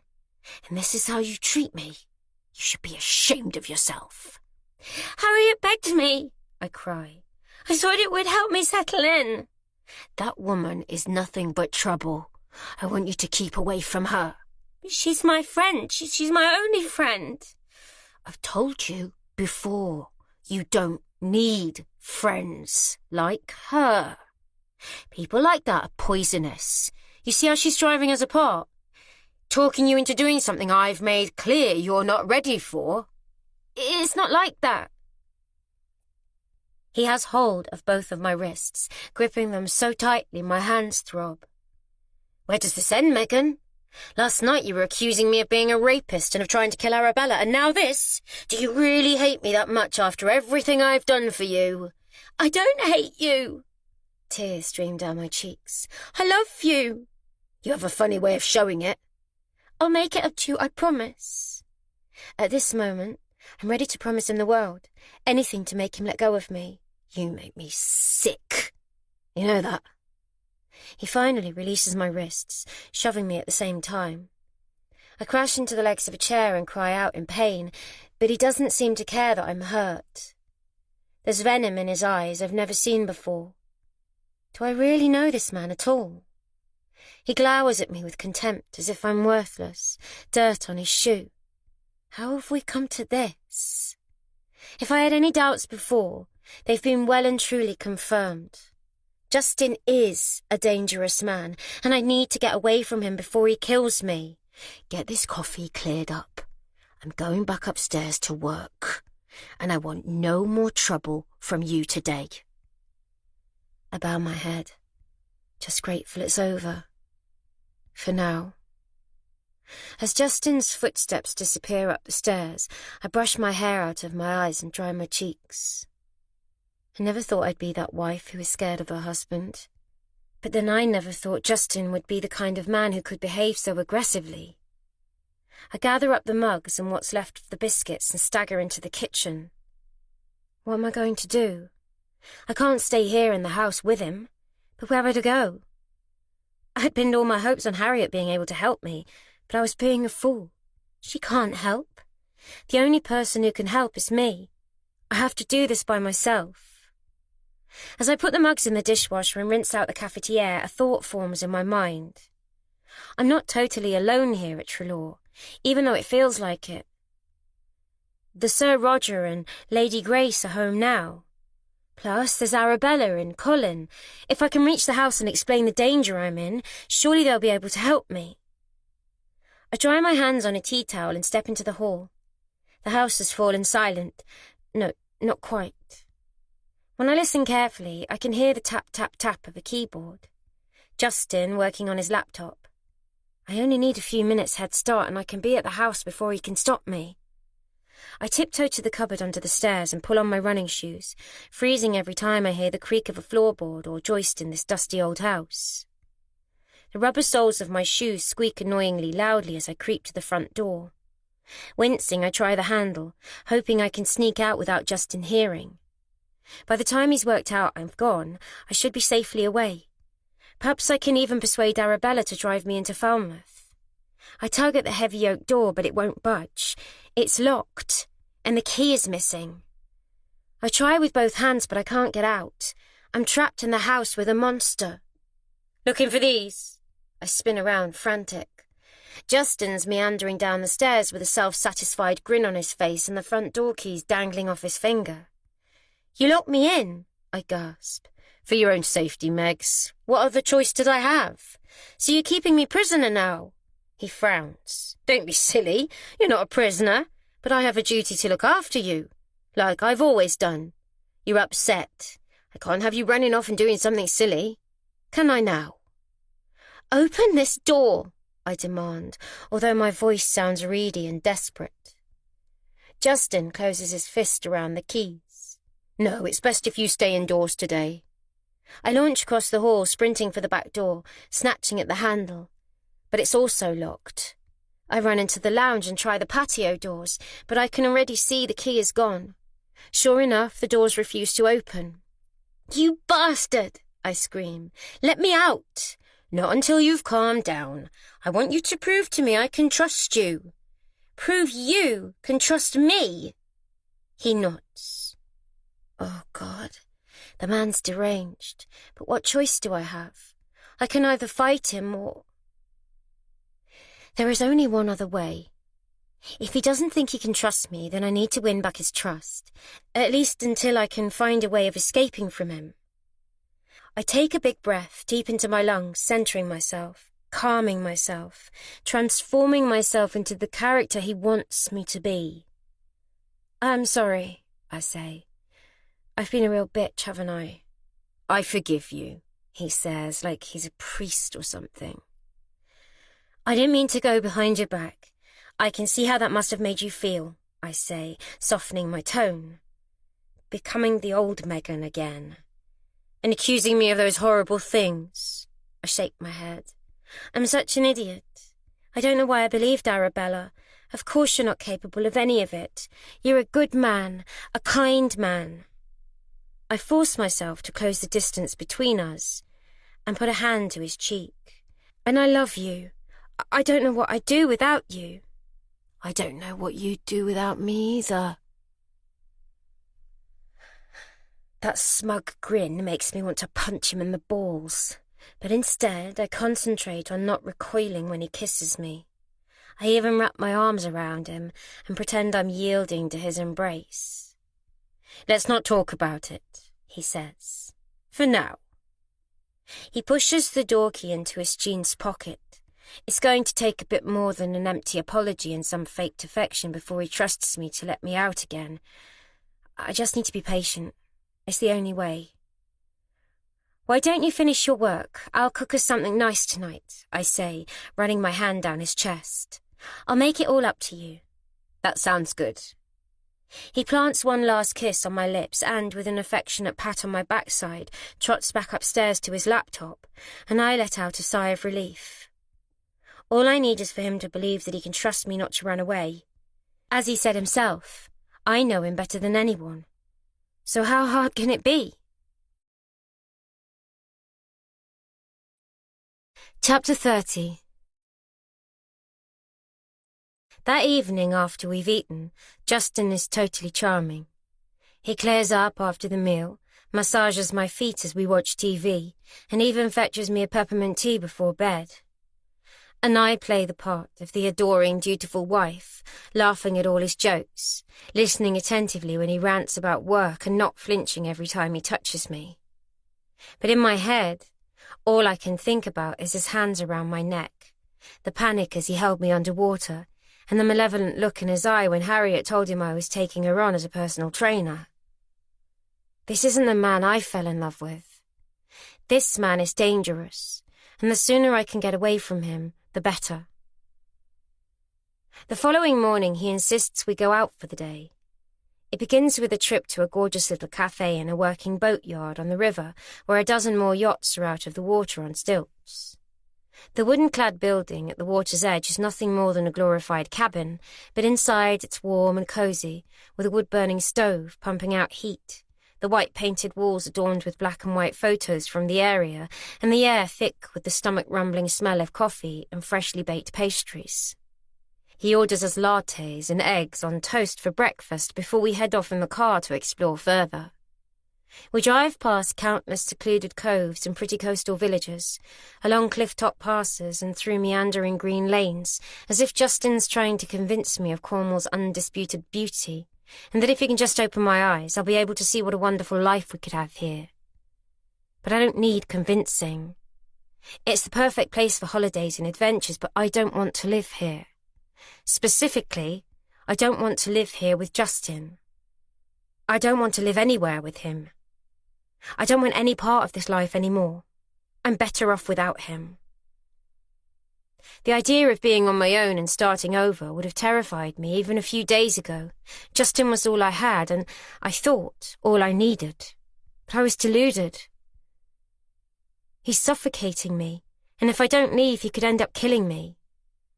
But for now, I have to continue playing the part I've spent the best part of 20 years auditioning for. I just need to keep it together long enough for the opportunity of escape to come my way. For lunch, we head to a trendy restaurant owned by a celebrity chef. It overlooks a white sandy beach and has picturesque views to die for across the cove. Typically, he orders for us both, not even bothering to let me look at the menu, and afterwards, with stomachs full, we walk along the beach with the wind whipping our hair. It's funny. He thinks this has clinched the deal, that one decent meal in a fancy restaurant has changed my mind about him and Cornwall, and of course I let him believe it, all the while with one eye on the exit of this toxic marriage. "Isn't it wonderful here?" he says, clutching my hand tightly as our feet sink into the soft sand. We must look like some kind of loved-up couple in the first throes of a new romance, and not just a man holding tightly onto his frantic wife to prevent her making her escape. "It's amazing," I coo, grabbing his arm in what I hope he takes as a sign of affection. "We're so lucky to have this on the doorstep." "You see, I knew that once you'd given it a chance, you'd learn to be happy here." The smile that creeps across his face gives me an unexpected thrill of delight. Who thought it would be so easy to deceive him? It's late afternoon when we return to the lodge. Justin shepherds me inside, locks the door behind us and pockets the key. So much for winning him around. It's clearly going to take a little more time and effort. But how long? I can't keep up this pretense forever. It's exhausting. "Nice cup of tea?" Justin asks as I kick off my shoes and head for the lounge. "That would be lovely. Do you want me to do it?" No, I'm fine. You put your feet up," he says. I slump on the sofa and instinctively pull out my phone, momentarily forgetting it's next to useless. Maybe I can at least get him to reinstate the internet. If he's going to be working from home, he's going to need it. "I noticed the Wi-Fi's not working," I say innocently, as Justin appears with 2 mugs of steaming tea. "We don't need it." I arch my eyebrows. "Don't you need it for work?" "I can use the data on my phone," he says. Shit. I hadn't thought of that. "It's just I was going to check the weather for the next couple of days," I lie. "I wanted to see if it was going to be dry enough to go out for a run." Justin settles on the sofa next to me and crosses his legs. "Megan, we're surrounded by the most glorious countryside. And we have each other. We don't need Wi-Fi or the internet. If you want to check the weather, watch the news," he says, with a hint of irritation. I don't want to rile him, but it might be too late as he sets off on another rant. "The whole world's become far too reliant on the internet," he says. "What did everyone do before it was even a thing? It'll do us both good to unplug for a while." "You're absolutely right," I agree, reaching for his hand and squeezing it with a smile, the mere touch of his skin making my flesh crawl. "I'm glad you agree." "And my phone? Is that why you took my SIM card?" "The removal of temptation, that's all," he says. "I understand. I knew you would. I'm protecting you, that's all." He pats my hand like I'm an aged aunt, and I have the sudden urge to throw my tea over him. But I mustn't. I have to wait. When we turn in for the night, I sense another opportunity. I didn't dare to attempt anything last night, but this evening, when we're in bed and Justin starts snoring, I roll back the duvet and slide my legs out to investigate. He's locked us in again, but the keys must be here somewhere. I didn't see where he put them, but the chances are they're still in his trouser pockets. The floorboard wheezes under my weight and I wince. Justin grunts and rolls over. I count to 10, my heart pounding, then tiptoe across the room. His jeans are in a heap by the wardrobe. He never bothers hanging them up, which usually makes me cross, but tonight I'm grateful. I stoop down and feel around in both pockets. I find his wallet and a scrunched-up tissue, but no keys. "Megan, what are you doing?" I jump up with a squeal of terror. Justin flicks on his bedside lamp, and I have to squint to protect my eyes. "Nothing, I was just going to use the bathroom," I say, scurrying towards the door. "I've hidden the keys," he says, his voice thick with sleep, "so don't even think about trying to get out." "I wasn't," I protest. He sits up and scratches his nose. "I'm watching you, Meg. Even when I'm asleep, I'm watching you." A shudder runs from the back of my head all the way down my spine, even though we both know that's impossible. I don't doubt him for a second. When I get back and climb into bed, Justin's asleep again with the light off, air whistling softly through his nose. I need to take more care. If he catches me trying to escape again, he'll never trust me. At least I have the run of the house at the moment. But if he thinks I'm actively plotting something, there's no telling what he'll do. Lock me in the spare room, in the cupboard under the stairs. Or worse. I sleep fitfully for the rest of the night, running through plots and plans. If I can make it to the main house and raise the alarm, I'm sure I'll be fine. But how am I going to slip away without Justin noticing? I sleep fitfully for the rest of the night, running through plots and plans. If I can make it to the main house and raise the alarm, I'm sure I'll be fine. But how am I going to slip away without Justin noticing? I could overpower him, attack him with a knife or a hammer, but I'm not sure I have it in me to hurt him, even after everything he's done. And if I don't do it right, it could all go badly wrong very quickly. I could drug his tea and wait for him to pass out, but with what? I think I have a few old sleeping pills in my toiletry bag, but I've not touched them since the fire. It was taking them with alcohol that left me sleeping through while my boys perished. Maybe I could mix them in his wine. But how many would I need? I don't want to kill him. No, it's too risky. Maybe I could steal his phone while he's in the shower or distracted cooking. Surely it wouldn't be that difficult. And I know for a fact he has Harriet's number. But what's his passcode? I have no idea. It's another stupid idea. Eventually, the darkness of the night is chased away by the hazy light of morning, and Justin's alarm makes me jump. I've hardly slept a wink. "Morning, gorgeous," he says, rolling over and wrapping an arm over me. "How did you sleep?" "Good. Must have been all that sea air yesterday." "Me too." He sits up suddenly and stretches. "Right, I'd better jump in the shower." "You're getting up already?" I ask, confused. "It's Monday. I have to be in the office this morning," he says, leaning over and kissing my forehead. My heart cartwheels. "You're going into work?" Of course. He was always due back today, but with everything that's been going on, I'd completely forgotten. "Will you be okay here on your own? I shouldn't be back late." "Of course," I gasp, trying to conceal my excitement. If he's not here, there's no way he can stop me leaving. I'll be fine. He slides out of bed, pads across the room and disappears into the bathroom. I listen to the toilet flush and the clank of pipes and rush of water as he turns on the shower. Meanwhile, my mind goes into overdrive, planning my day. Who knew he was going to make it this easy for me? Playing the compliant wife all day yesterday is going to pay dividends. As soon as he's gone, I'll head up to the Carlyons' house and ask to use their phone. I'll call Harriet and tell her everything. I'm sure she won't mind coming to pick me up. Hopefully she can drop me off in Falmouth and I can withdraw some cash. And then I can jump on a train. I don't know where I'll go yet. Anywhere, it doesn't matter. Just far away from here. "What you going to do today?" Justin asks, stepping back into the bedroom with wet hair and a towel wrapped around his waist. "Oh, I don't know," I say. "Maybe some chores around the house. There's a heap of washing that needs sorting and I thought I might clean the kitchen floor." He nods thoughtfully like I've passed some kind of test. Then I watch as he gets dressed, pulling on a blue shirt and a pair of suit trousers. Is this the last time I'll ever watch my husband dressing for work? Oh God, I hope so. The rush of adrenaline makes my whole body tremble with anticipation and fear. This is finally my chance. "I'll grab some breakfast on the way," he says, coming around to my side of the bed and planting a lingering kiss on my lips. One last kiss. It's as much as I can do to stop myself shoving him away. I should get going. I'll see you tonight. And then he's gone. As if there's nothing untoward going on between us, like he's not kept me locked in the house for the last 2 days, or tried to strangle me, or drown me. I hold my breath as I listen to him bound down the stairs, only letting it go when I hear the front door open and slam shut.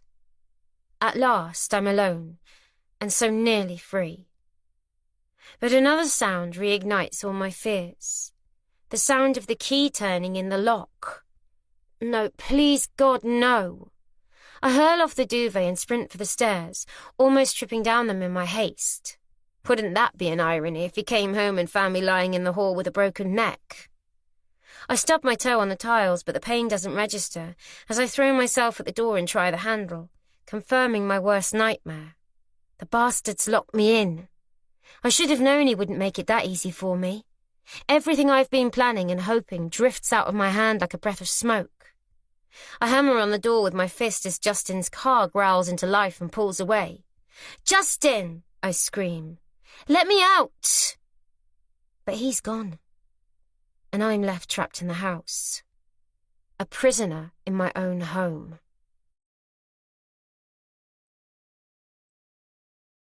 Chapter 31. Time slows down to a crawl as I stand at the door, weighing up my options. I can't believe he's locked all the doors and left me trapped in the house. What if there's a fire? Then I'd have to climb out of a window. Bloody hell, the windows! Why didn't I think of that before? I bet he's not even thought about them. As far as I'm aware, none of them are fitted with locks. I race into the dining room, which has the biggest sash window on the ground floor, and potentially offers the easiest way of getting out. Sure enough, there's no lock on it. All I need do is lift it and climb out. With a renewed vigour, I run back up to the bedroom and throw on my jeans and the t-shirt I wore yesterday. Then I gather some underwear, some clean clothes and some toiletries and shove them all in a bag for life I find under the kitchen sink. And then I'm ready. I take one last look around the house in case there's anything I've forgotten. I don't have the slightest pang of doubt or regret. It's not a home. I'm not going to miss living here in the slightest. The dining room window jerks open with a bit of effort, dislodging old cobwebs and dust which cascade onto the carpet. It's clearly not been opened in years. I throw my bag of clothes out first and then squeeze my body through the narrow gap, my hips protesting. A reminder I'm not as fit or as flexible as I used to be. Still, that's all going to change soon when I get my life back again. I fall inelegantly into the garden and scoop up my bag. It's only a short walk up the drive to the main house, but it feels too risky to walk brazenly out in the open. Justin's probably halfway to Plymouth by now, but even so. I take the safer option along one of my running trails through the woods. Better to use the cover of the trees, just in case. Just in case of what? What's happened to me? When did I turn into this haunted woman afraid of her own shadow? It's going to be hours until Justin's home, but I start to jog, careful not to trip on the roots and brambles that lie in ambush along the twisting path. It would be just my luck to turn an ankle as I'm almost free. When Trelaw House comes into view through the leaves, my heart soars. I'm so close. I slow down to catch my breath and peer out from behind the trunk of a crooked horse chestnut tree, looking for Justin's car. I know I'm being paranoid, but I wouldn't put it past the bastard to have second-guessed my plan and to come looking for me. But there's no sign of him or his car. I scurry out of the woods and across the lawn, running like a crazy woman with my grocery bag swinging at my side. I vault onto the patio in front of the house and keep running, aiming for the main entrance. But what if no one's in? Of course there will be. A maid answered the door last time. There's bound to be someone who can let me in to use the phone. But before I reach the door, I spot another figure skulking in the shadows. A man, tall and angular. My heart misses a couple of beats. Finn? He freezes when he sees me, fear in his eyes. What are you doing here? I ask. He looks shiftily over his shoulder and runs a hand over his straggly beard. Nothing. Are you back living with your parents? Not exactly. He edges away back in the direction he's come. Wait! I hold up a hand to stop him. Please, I need to ask you something. He stops and frowns quizzically, shoving his hands in his pockets. What? Did you leave an old phone in the lodge for me to find? I ask, stepping closer like I'm approaching a startled deer. Phone? Was it you who's been sending me messages about Justin? Please, I just need to know the truth. It's been driving me crazy. No, he scoffs, as if I am actually crazy. I don't know what you're talking about. Are you sure? He glances over his shoulder again and then grabs my arm, guiding me away from the house to a clearing behind the clump of rhododendron bushes, as if he's afraid of being spotted with me. Look, I don't know anything about a phone or any messages, okay? Okay. I'm not sure whether or not to believe him. But it was you who was squatting in the lodge, wasn't it? Maybe. He looks down at the ground and scuffs his foot across the earth, clearing a small patch of fallen leaves. And where are you staying now? He hesitates, then looks me up and down. With Colin for a bit, just while I get myself back on my feet. You still haven't patched things up with your father, then? I ask. He shrugs. None of your business. Anyway, what are you doing sneaking around up here again? I wasn't sneaking. He raises a wild, wiry eyebrow. He has stains all down his t-shirt, and his arms purple with bruises. His hair doesn't look like it's seen a brush or a comb in decades. So what were you doing? I poke my tongue into my cheek. Is there any harm in telling him? He's hardly likely to bump into Justin any time soon. I'm leaving Justin, I say. He sabotaged my phone and cut off the internet. I was hoping to use the phone in the house. You're leaving him because he cut off the internet? Finn frowns. No. I swallow a hard lump in my throat. I'm leaving him because he tried to kill me. What? Finn explodes. Someone left me a phone in the lodge and used it to send me messages warning me that Justin was dangerous, but I didn't believe it. Until now. I thought it might be you or your sister because I know all about the fire, and I couldn't think who else it could be, I say, the words tumbling out of my mouth. Finn stares at me, scanning my face. It wasn't me, sorry, he says. Right. It's not really important who was trying to warn me. Still, for my sanity, I'd like to know. Do you think it might have been Arabella? I ask. I don't know. I suppose it could have been. In which case, I need to thank her. Where will you go now? Finn asks. I'm not actually sure, I stammer, but away from here. Far, far away. Well, good luck. I never trusted Justin, and I couldn't understand why he'd want to come back here. I think because he had so many good times here and conveniently forgot the bad memories, I say. The truth is, I have no idea. Whenever I've tried talking to Justin about what really happened at Trelaw with Finn and Arabella, he's denied everything. You're better off without him. Yes, I say. I know. Finn turns to leave, heading for a trail that leads deep into the woods. Come with me to the house, I say. I'll talk to your father and explain everything, that you weren't responsible for the fire, that it was all Justin. I'll tell him you weren't to blame. I desperately want to fix what Justin broke between Finn and his family, and this is the only way I know how. Finn stops and looks back towards me with a tight smile. Thanks, he says, but it's a bit late for that.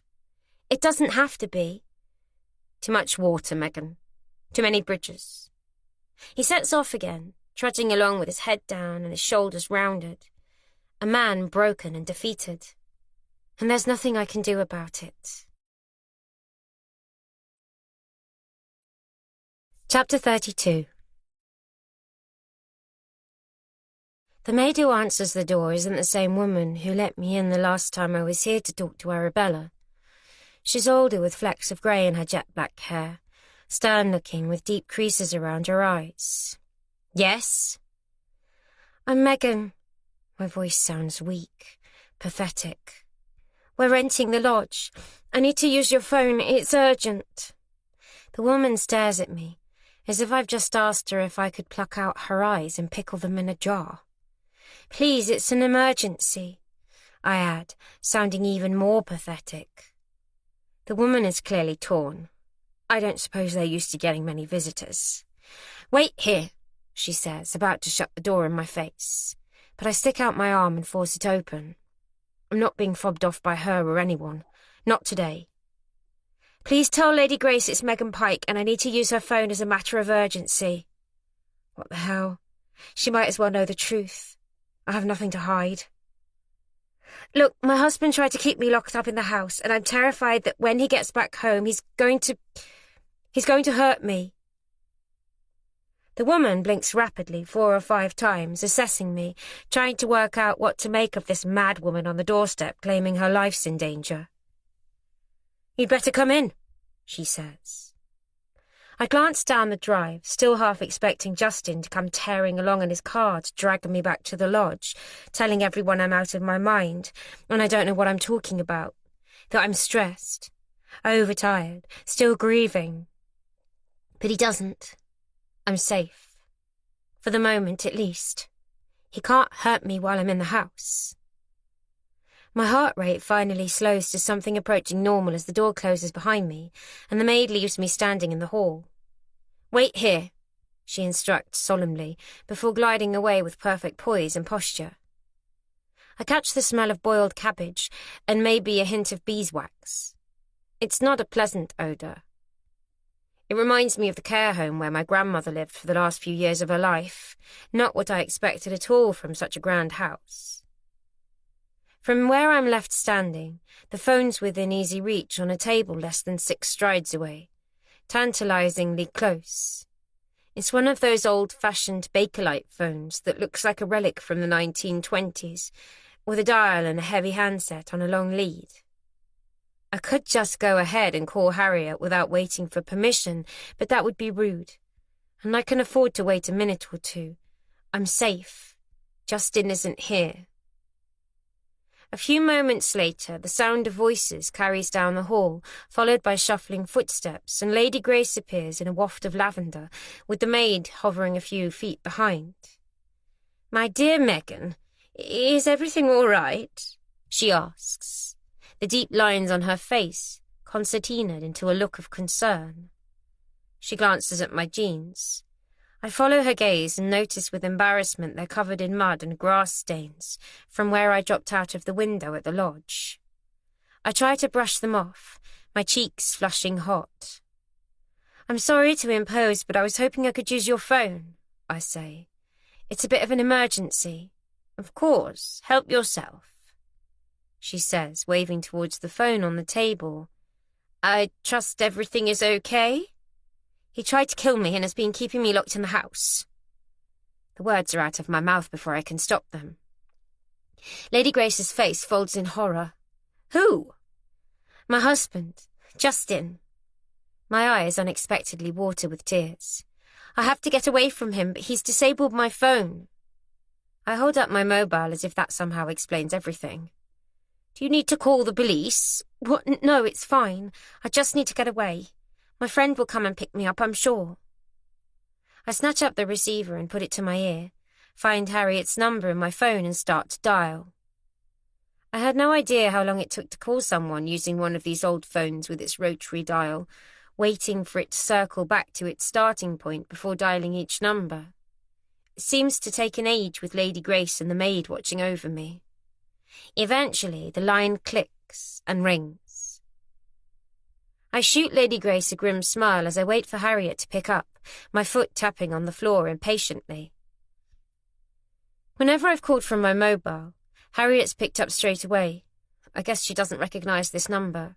She has no idea it's me. I'm losing hope that she'll answer at all when finally the call connects. "Harriet Quinlivan?" she says brightly.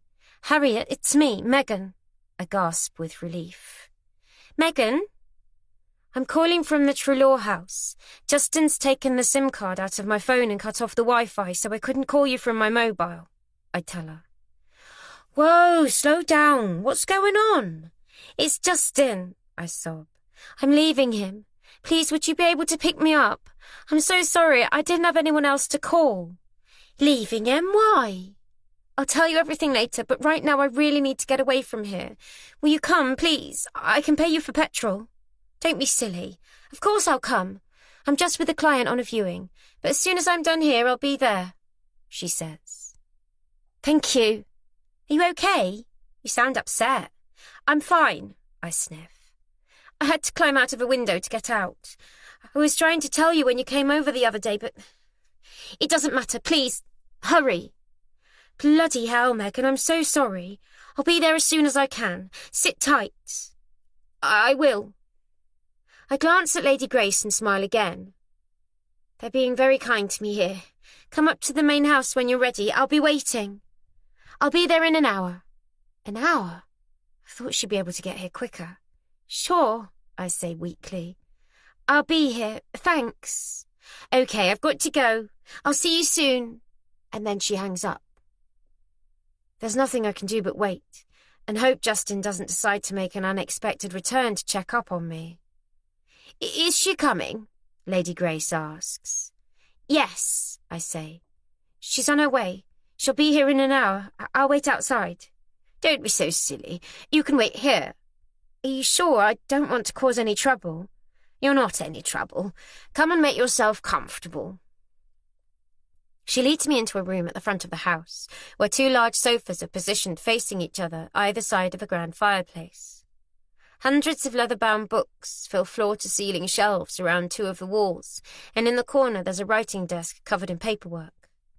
Julietta, could you bring some tea? She says to the maid, who retires with a gracious bow. I don't want to impose, I say, wringing my hands, conscious that I look as though I've slept in a field. You're not imposing, Lady Grace says, patting my hand. Her skin is cold, but I appreciate the gesture. Mother, what's going on? I heard voices.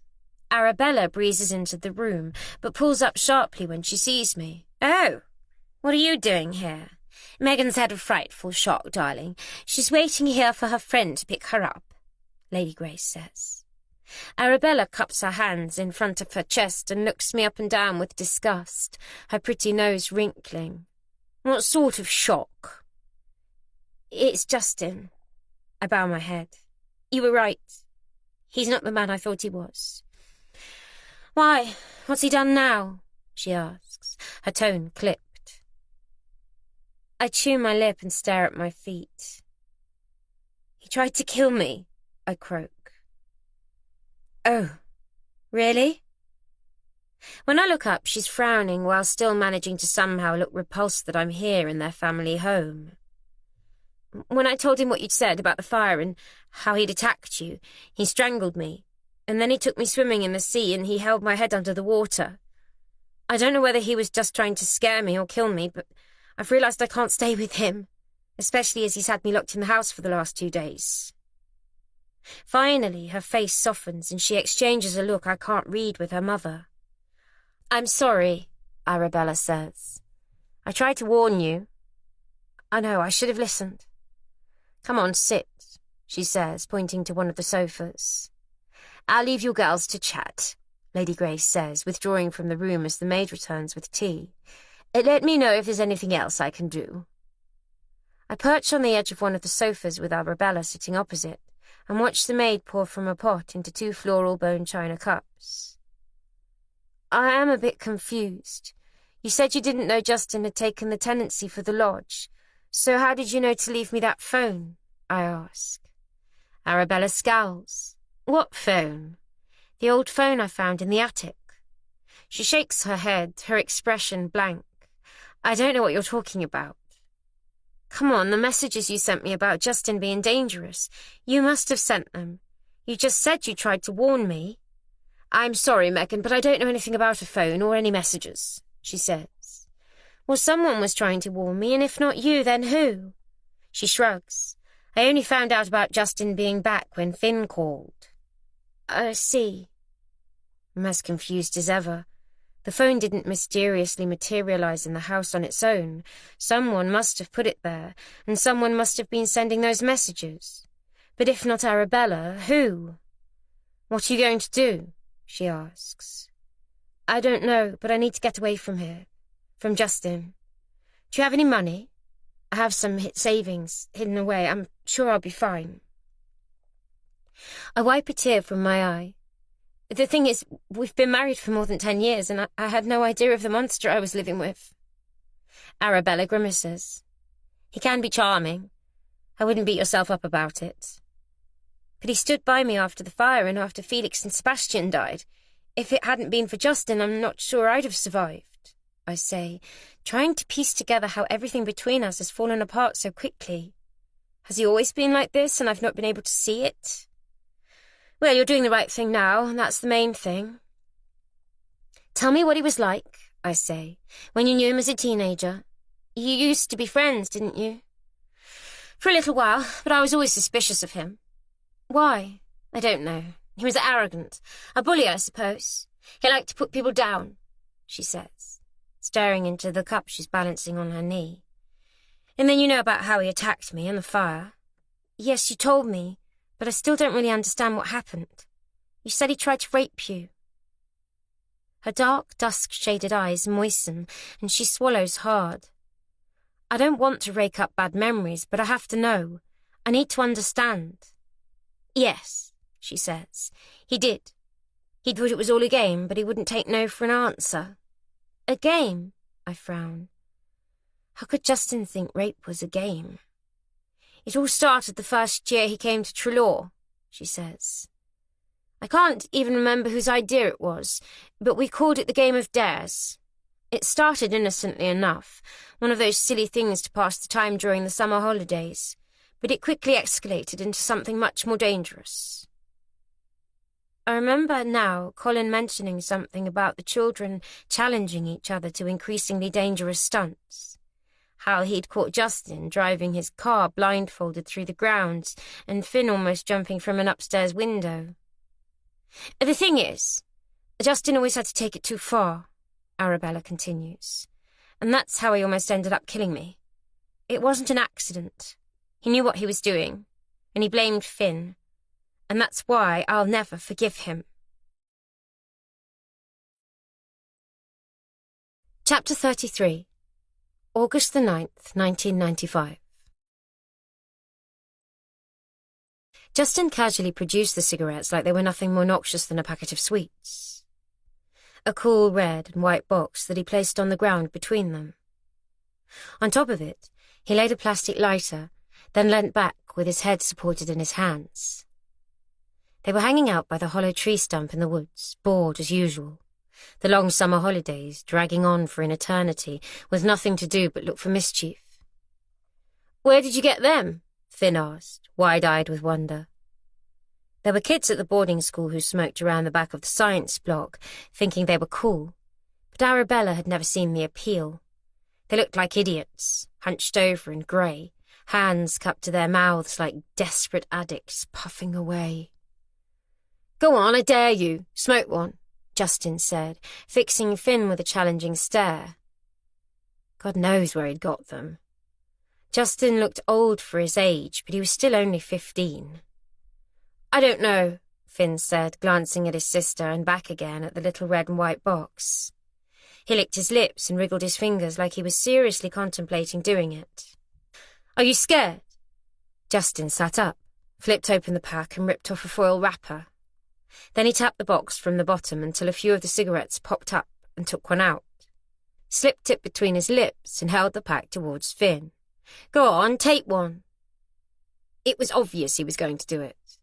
So weak-willed. Pathetic, really. Finn reached tentatively for the packet, pulled a cigarette out and held it between his fingers, trying to look like he knew what he was doing. But like those boys behind the science block, he looked like an idiot. And more fool him if he was actually contemplating smoking it. "What about you?" Justin offered the packet to Arabella. "Gross," she said, shaking her head so rigorously her hair flew into her face. "I'm not doing that." "Chicken?" Justin kept the packet in his hands as he picked up the lighter, sparked a flame and lit his cigarette, squinting as the smoke hit his eyes, looking like a seasoned smoker. Then he offered the flame to Finn, cupping his hand around it to protect it from the non-existent wind, while Finn leant in and sucked on the end of his own cigarette, like he was pulling on a straw. What a loser. Finn coughed and choked, his eyes watering, and for a moment Arabella thought he was going to puke. He'd gone a funny shade of green and his eyes were bulging. She laughed, while Justin leant back on his elbow, smirking. "You get used to it," he said, blowing out a stream of grey smoke. Disgusting. Undeterred, Finn tried again. He inhaled once more, but with the same effect, coughing and spluttering only slightly less violently than the first time. "Last chance," Justin said, raising a bushy eyebrow in Arabella's direction. "Otherwise you'll have to do a forfeit." She tossed a long plait of hair over her shoulder and stared at the packet Justin was wafting under her nose. He blew smoke at her, and she waved it away with a yelp. She couldn't remember who'd first come up with the idea of the dares last summer. It might even have been her suggestion when she was thinking of how to impress the mysterious older boy who'd appeared at the lodge with his parents for a few weeks during the summer. The first dare was certainly her idea.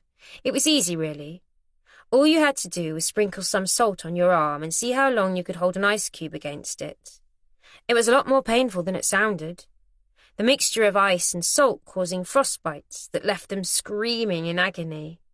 But it was a laugh, and they wore their sores like tattoos of allegiance. Finn won that game, but also endured the worst injury. The raw, angry welt that appeared on his forearm took weeks to heal, and even now you could see where he'd been injured. Justin said afterwards that it wasn't much of a dare, and that the stakes were too low.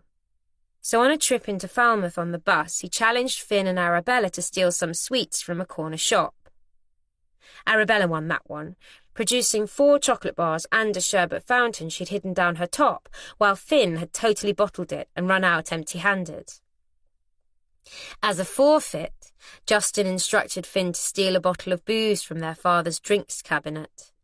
And when Finn returned triumphantly with a nearly full bottle of vodka, Justin dared them to a drinking game Arabella couldn't remember much about.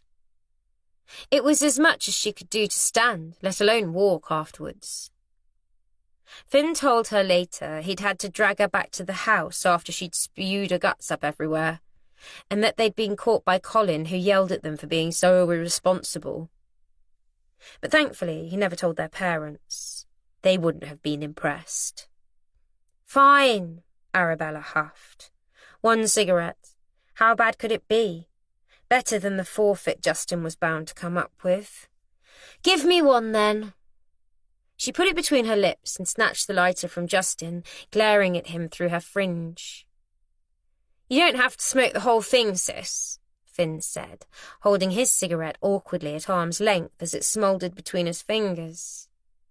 Just because he was older than her, he always thought he had to look out for her, like she was still a baby.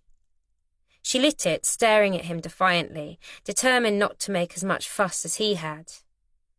She sucked a tiny amount of smoke into her mouth and immediately blew it out again through pursed lips. It was just as disgusting as she feared. A horrible bitter taste filled her mouth, and it gave her an instant headache. "Of course she has to smoke the whole thing," Justin said, observing her. "That's the whole point, otherwise it's a forfeit." Fine. She wasn't going to be shown up by Justin, who she suspected wanted her to fail. So she sat and smoked the whole bloody thing, drawing smoke into her mouth and blowing it straight out, until it had burned almost down to the filter. Never again. It was totally gross. She couldn't understand why anyone would want to do that willingly. As Justin stubbed his cigarette out in the earth, crushing it under his thumb and flicking it away into a patch of brambles, Finn looked up with a spark of excitement in his eyes. "I have a dare for us all," he said. Arabella subtly stubbed out what was left of her cigarette and buried it in the soil, while the other two were distracted. "And it's way better than smoking cigarettes," Finn continued. Justin glowered at him. "This had better be good." "I dare you to drink your own piss." Justin sat up like he'd been stung in the arse. "Ugh, that's rank," Arabella said, screwing up her nose. How had he even come up with that idea? Such a boy thing to suggest. She definitely wasn't going to do that. "Come on, what's wrong with you?" Finn grinned. "It's not like you have to drink someone else's." I don't think that makes it any better. Justin rolled onto his stomach, plucked a blade of grass out of the ground and rolled it between his fingers. I don't mind going first. I'll grab some cups from the house, Finn said, totally undeterred by Justin and Arabella's lack of enthusiasm. I'm not doing that. No way, Arabella said. Nor me, said Justin to Arabella's relief. If the dares didn't get Justin's approval, they usually didn't happen. As the oldest, Justin tended to get his way, and if he didn't want to drink his own piss, they weren't going to drink piss. It's supposed to be rank. It's a dare, remember? Finn said, exasperated. Can't you come up with anything better than that?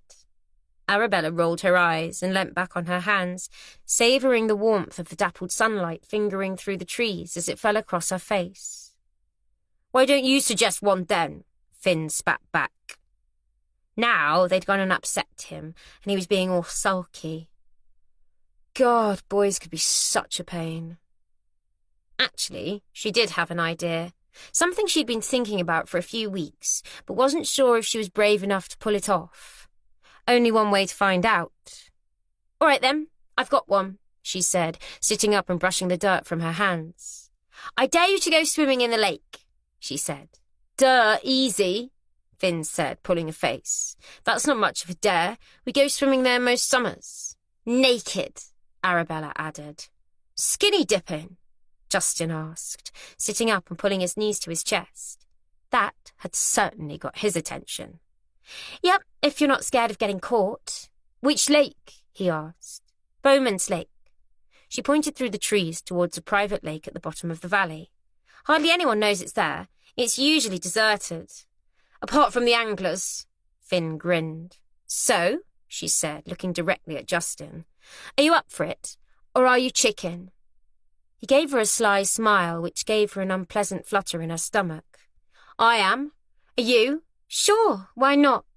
What about you, Finn? Yeah, whatever you want, he said, tossing a handful of dirt into the air.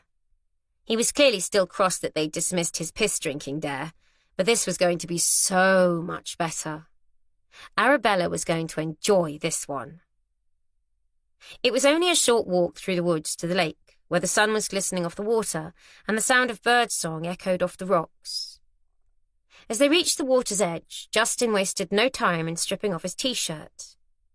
Arabella dragged her eyes away, a flush of heat rising to her cheeks, as he revealed a muscular torso and bulging biceps. Even though there was only a couple of years between them, Finn was still a little boy in comparison, with puny arms and a hairless sunken chest. Justin looked more like a grown man. Her heart skittered.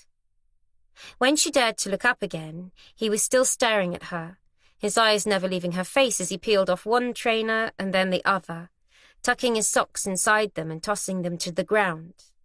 And then he unfastened his belt. He was so brazen about it.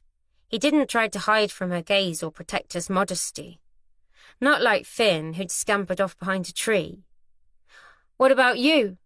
Justin asked, eyes wide with hope and expectation as he tucked his thumbs into the waistband of his jeans. It was your dare. Aren't you coming in?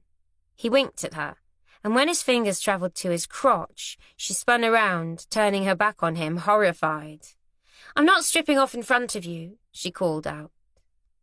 She heard the rustle of clothing, the brush of cotton against skin. That's not fair. You go in first and I'll join you, she said coyly. Fine. Justin huffed. Finn, what are you playing at? Where are you? Get your lily arse out here and into the water while your sister gets undressed. Finn crept out from behind the tree, his hands over his crotch, shoulders rounded and looking sheepish. He tiptoed through a carpet of pine needles, and she heard the splash of water, Justin laughing, Finn swearing about the cold. More splashing. When she was sure they were both in the water, she finally turned around. She was surprised to see they had already swum out at least 20 meters, their heads bobbing up and down, their shoulders catching the rays of the sun. What are you waiting for? Justin shouted. The water's lovely.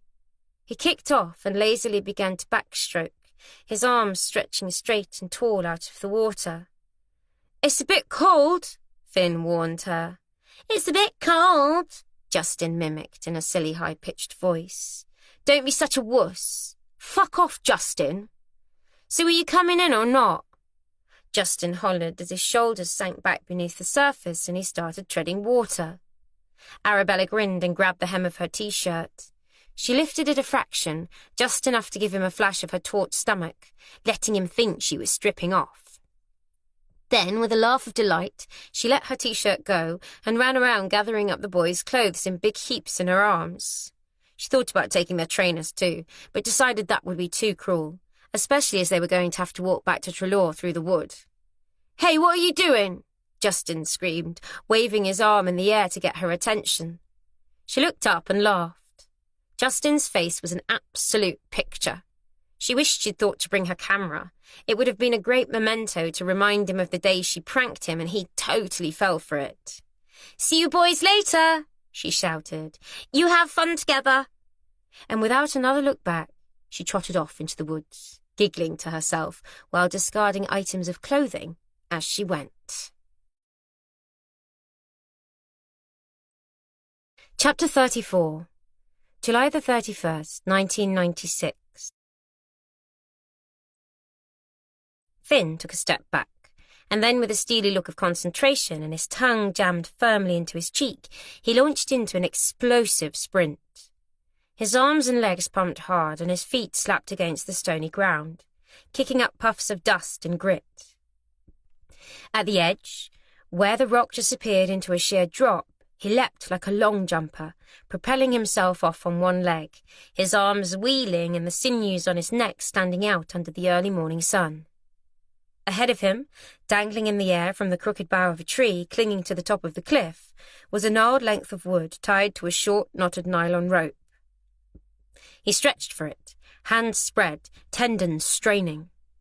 His body hung in the air, caught in stasis between jumping and falling, until his fingers wrapped around the wooden handle worn smooth by many hands. He grasped it tightly, arresting his fall, taking the strain in his forearms and shoulders. His body swung, slicing through air under the momentum of his jump, and he whooped with delight, his scream reverberating off the towering sheer rock that enclosed the lake at the foot of the old quarry. And then he let go.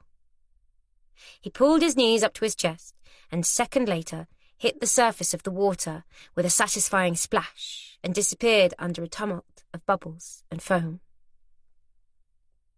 When his head bobbed up and he shook his hair out of his eyes, he had a broad grin stretching from ear to ear. Arabella, watching from above, applauded his effort, her claps echoing off the stone. "Not bad," she shouted. "You next," he yelled back. Arabella gathered her hair into a loose ponytail over her shoulder, took a step back and steadied herself, fixing her sights on the rope swing that looked perilously far from the edge. Further than she imagined she could jump, even if it wasn't hanging over a 20-metre drop. But a dare was a dare, and she wasn't going to chicken out with Justin watching. She had a point to prove. She adjusted her bikini top, wriggling it low down over her chest. She didn't want it to come loose when she hit the water, not with Justin and her brother watching. That would be beyond embarrassing. She wasn't a child anymore. She was 14 and blossoming into womanhood. "What are you waiting for?" Finn floated on his back with his arms spread wide. Arabella glanced at Justin.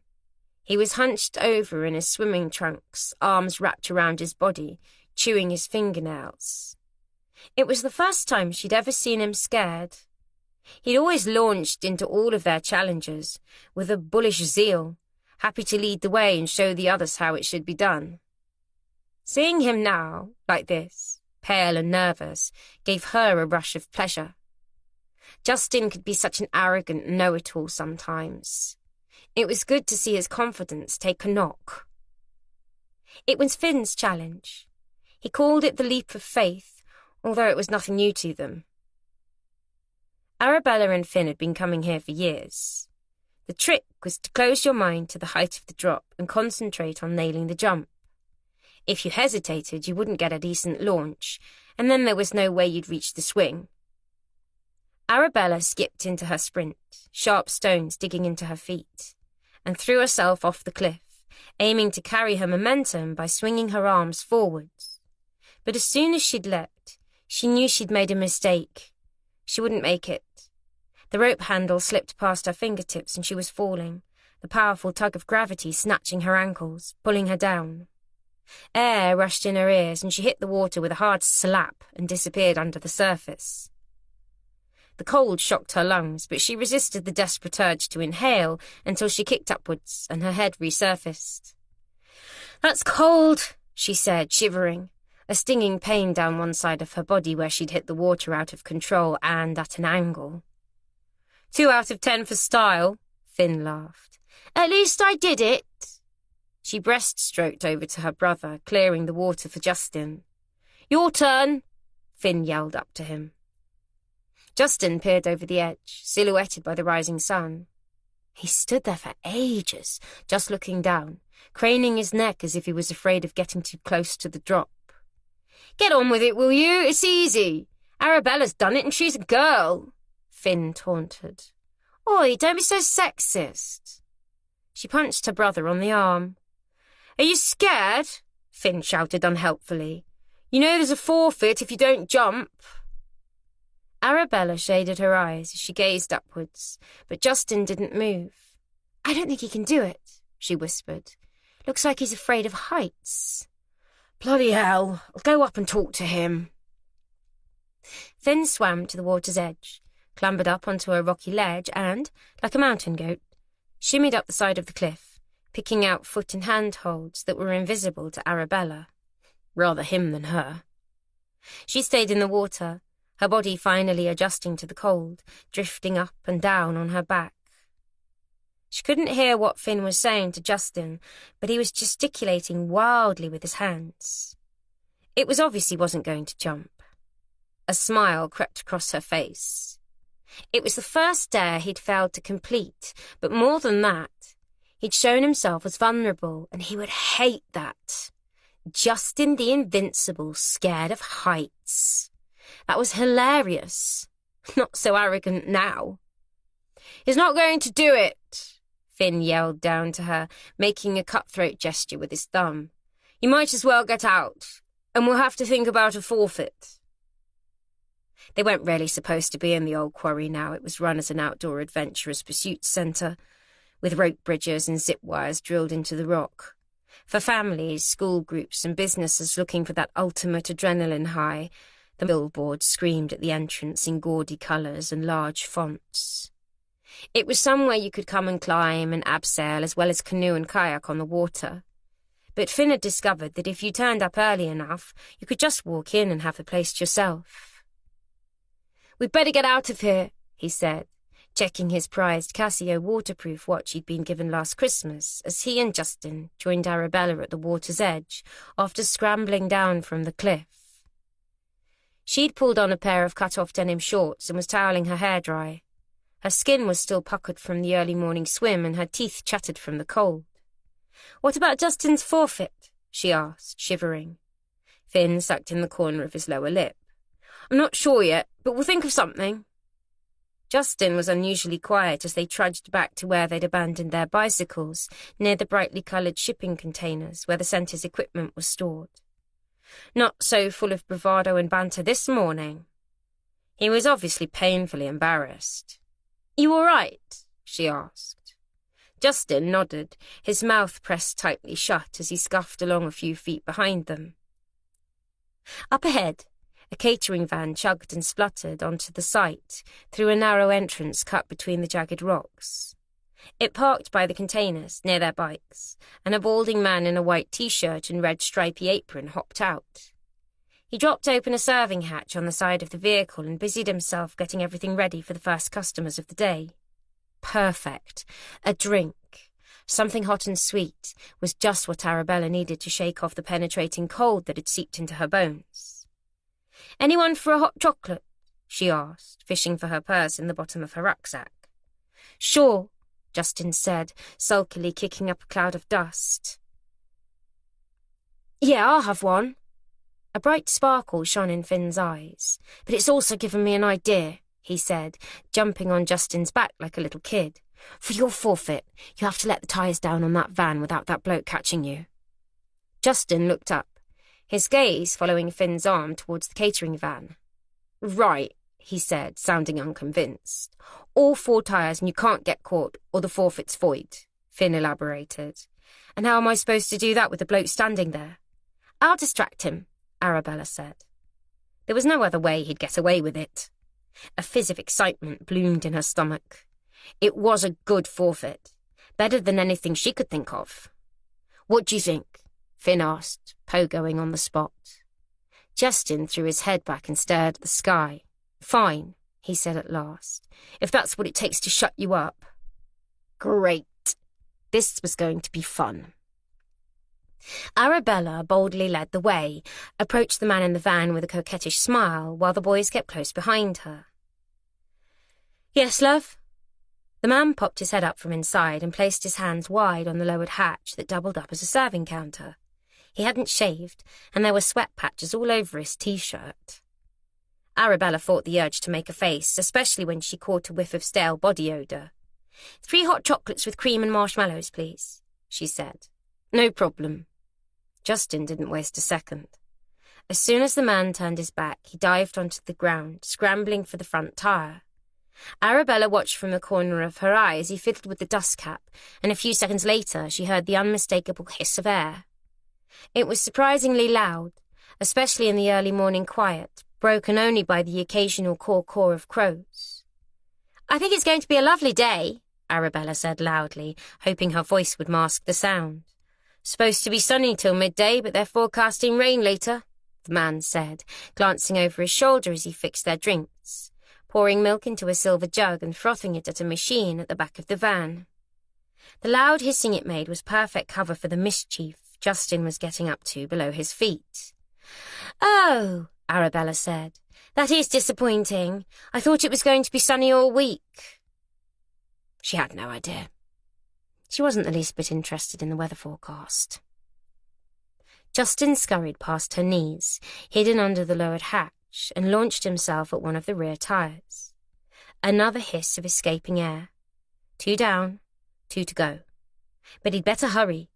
The man had almost finished their hot chocolates, and Arabella wasn't sure what else she could do to distract him. Are you always here during the summer? She asked. I'm here most days. Justin crawled on his belly, commando style, under the vehicle. Another hiss of air. A 3rd tyre deflated. He was actually going to do it, if only Arabella could keep the guy talking. He placed 3 polystyrene cups piled high with cream, a scattering of marshmallows and a dusting of cocoa powder on the counter, and pushed them towards her. Justin still had 1 more tyre to go. She heard him shuffling and grunting and had to suppress a giggle. She couldn't believe they were actually going to get away with it. Do you have any sugar, please? Arabella asked. Just a few more seconds, that's all Justin needed. Finn reached across Arabella and took one of the cups, sipping from it and giving himself a silly cream moustache. The man in the van opened his mouth to answer, but froze when they all heard the unmistakable sound of air escaping, the wheezing gasp of a tyre being deflated. The man's face darkened and folded in puzzlement. Arabella smiled sweetly, trying to look innocent. She should say something, try to distract him again, but she couldn't think of anything to say. The guy leant out of the hatch, peering down at the ground. Unfortunately, at that precise moment, Justin climbed out from under the van, grinning with triumph and brushing the mud and dust off his knees and shorts. He froze when he saw the man staring at him in disbelief, then yelled, "Run!" The man glanced at Arabella, who smiled again apologetically. She threw some coins across the counter, turned, and ran, forgetting their drinks. Finn dropped his cup in haste. It splattered with a sloppy thump as it hit the ground. "Oi! Stop! Come back here, you little shits!" the man yelled after them. He couldn't have known what Justin had done, not yet anyway. But running away was a bit of a giveaway they were up to no good. Arabella ran hard, her rucksack flapping, struggling to keep up with the boys. Her legs and lungs burned, but she didn't dare to stop or look back. In her imagination, the man had jumped out of the van and was chasing after them. And being the slowest, she'd be the one he caught first. "Wait for me!" she gasped as Justin made it back to their bikes ahead of Finn. By the time Arabella made it back and threw her leg over the saddle, the other two were already cycling off into the distance. In her haste, and with her feet frantically hunting for the pedals, she almost went straight over the handlebars. But then she was away, flying free. She finally risked a look over her shoulder. The man was nowhere to be seen. They'd done it and got away with it. She whooped for joy. They didn't stop until they reached the main road, where they regrouped out of breath and grinning like hyenas. "That was close," Finn said, feet planted on the ground as he straddled his bike, gulping in big lungfuls of air. "What if he calls the police?" Arabella asked. It hadn't even occurred to her at the time that they might be breaking the law. Her parents would go spare if they got into trouble with the police, especially with their father's job as an MP. "Don't be stupid," Justin laughed. "He's not going to call the police." "You don't know that," she snapped back. "Oh, don't be pathetic. I'm not being— Come on, you two, stop arguing," Finn said, cutting her off as he wiped sweat from his brow. "Let's get back. We don't want to be caught hanging around here." Justin stretched out in their favourite spot in the woods by the hollowed-out tree, with his hands behind his head, legs crossed and a look of contentment on his face. The scared Justin, who had stood terrified at the top of the cliff, had long since vanished. The old Justin, cocksure and arrogant, was back. Arabella didn't know what to make of him when he was like this. In part, she found his unwavering confidence appealing. It was flattering an older boy like him wanted to spend time with her. He was so much more mature than any other boy she knew her age. Not that she knew many. The boarding school was girls only, which limited the opportunity for fraternizing with the opposite sex. He was tall and muscular, had a totally disarming smile, and the way he looked at her sometimes made her stomach flip. And yet he was always trying to prove himself by putting her down and showing off. Whatever they did, he always had to be the best. Was it because he was just ultra-competitive? Or did he secretly have a chip on his shoulder because he attended an inner-city state school, while she and Finn were both privately educated? It didn't make a blind bit of difference to her. There were some dim kids in her class as well as the bright ones. It's just they all had rich parents who could afford to send them away. "I can't believe you wouldn't jump," Finn said, leaning on his elbows as he sprawled stomach down on the hard ground. Justin prickled. That was the beauty of today's dare. They'd finally found his weakness. Justin Pike was afraid of heights, and despite all his bravado, he couldn't overcome it or keep it hidden from them.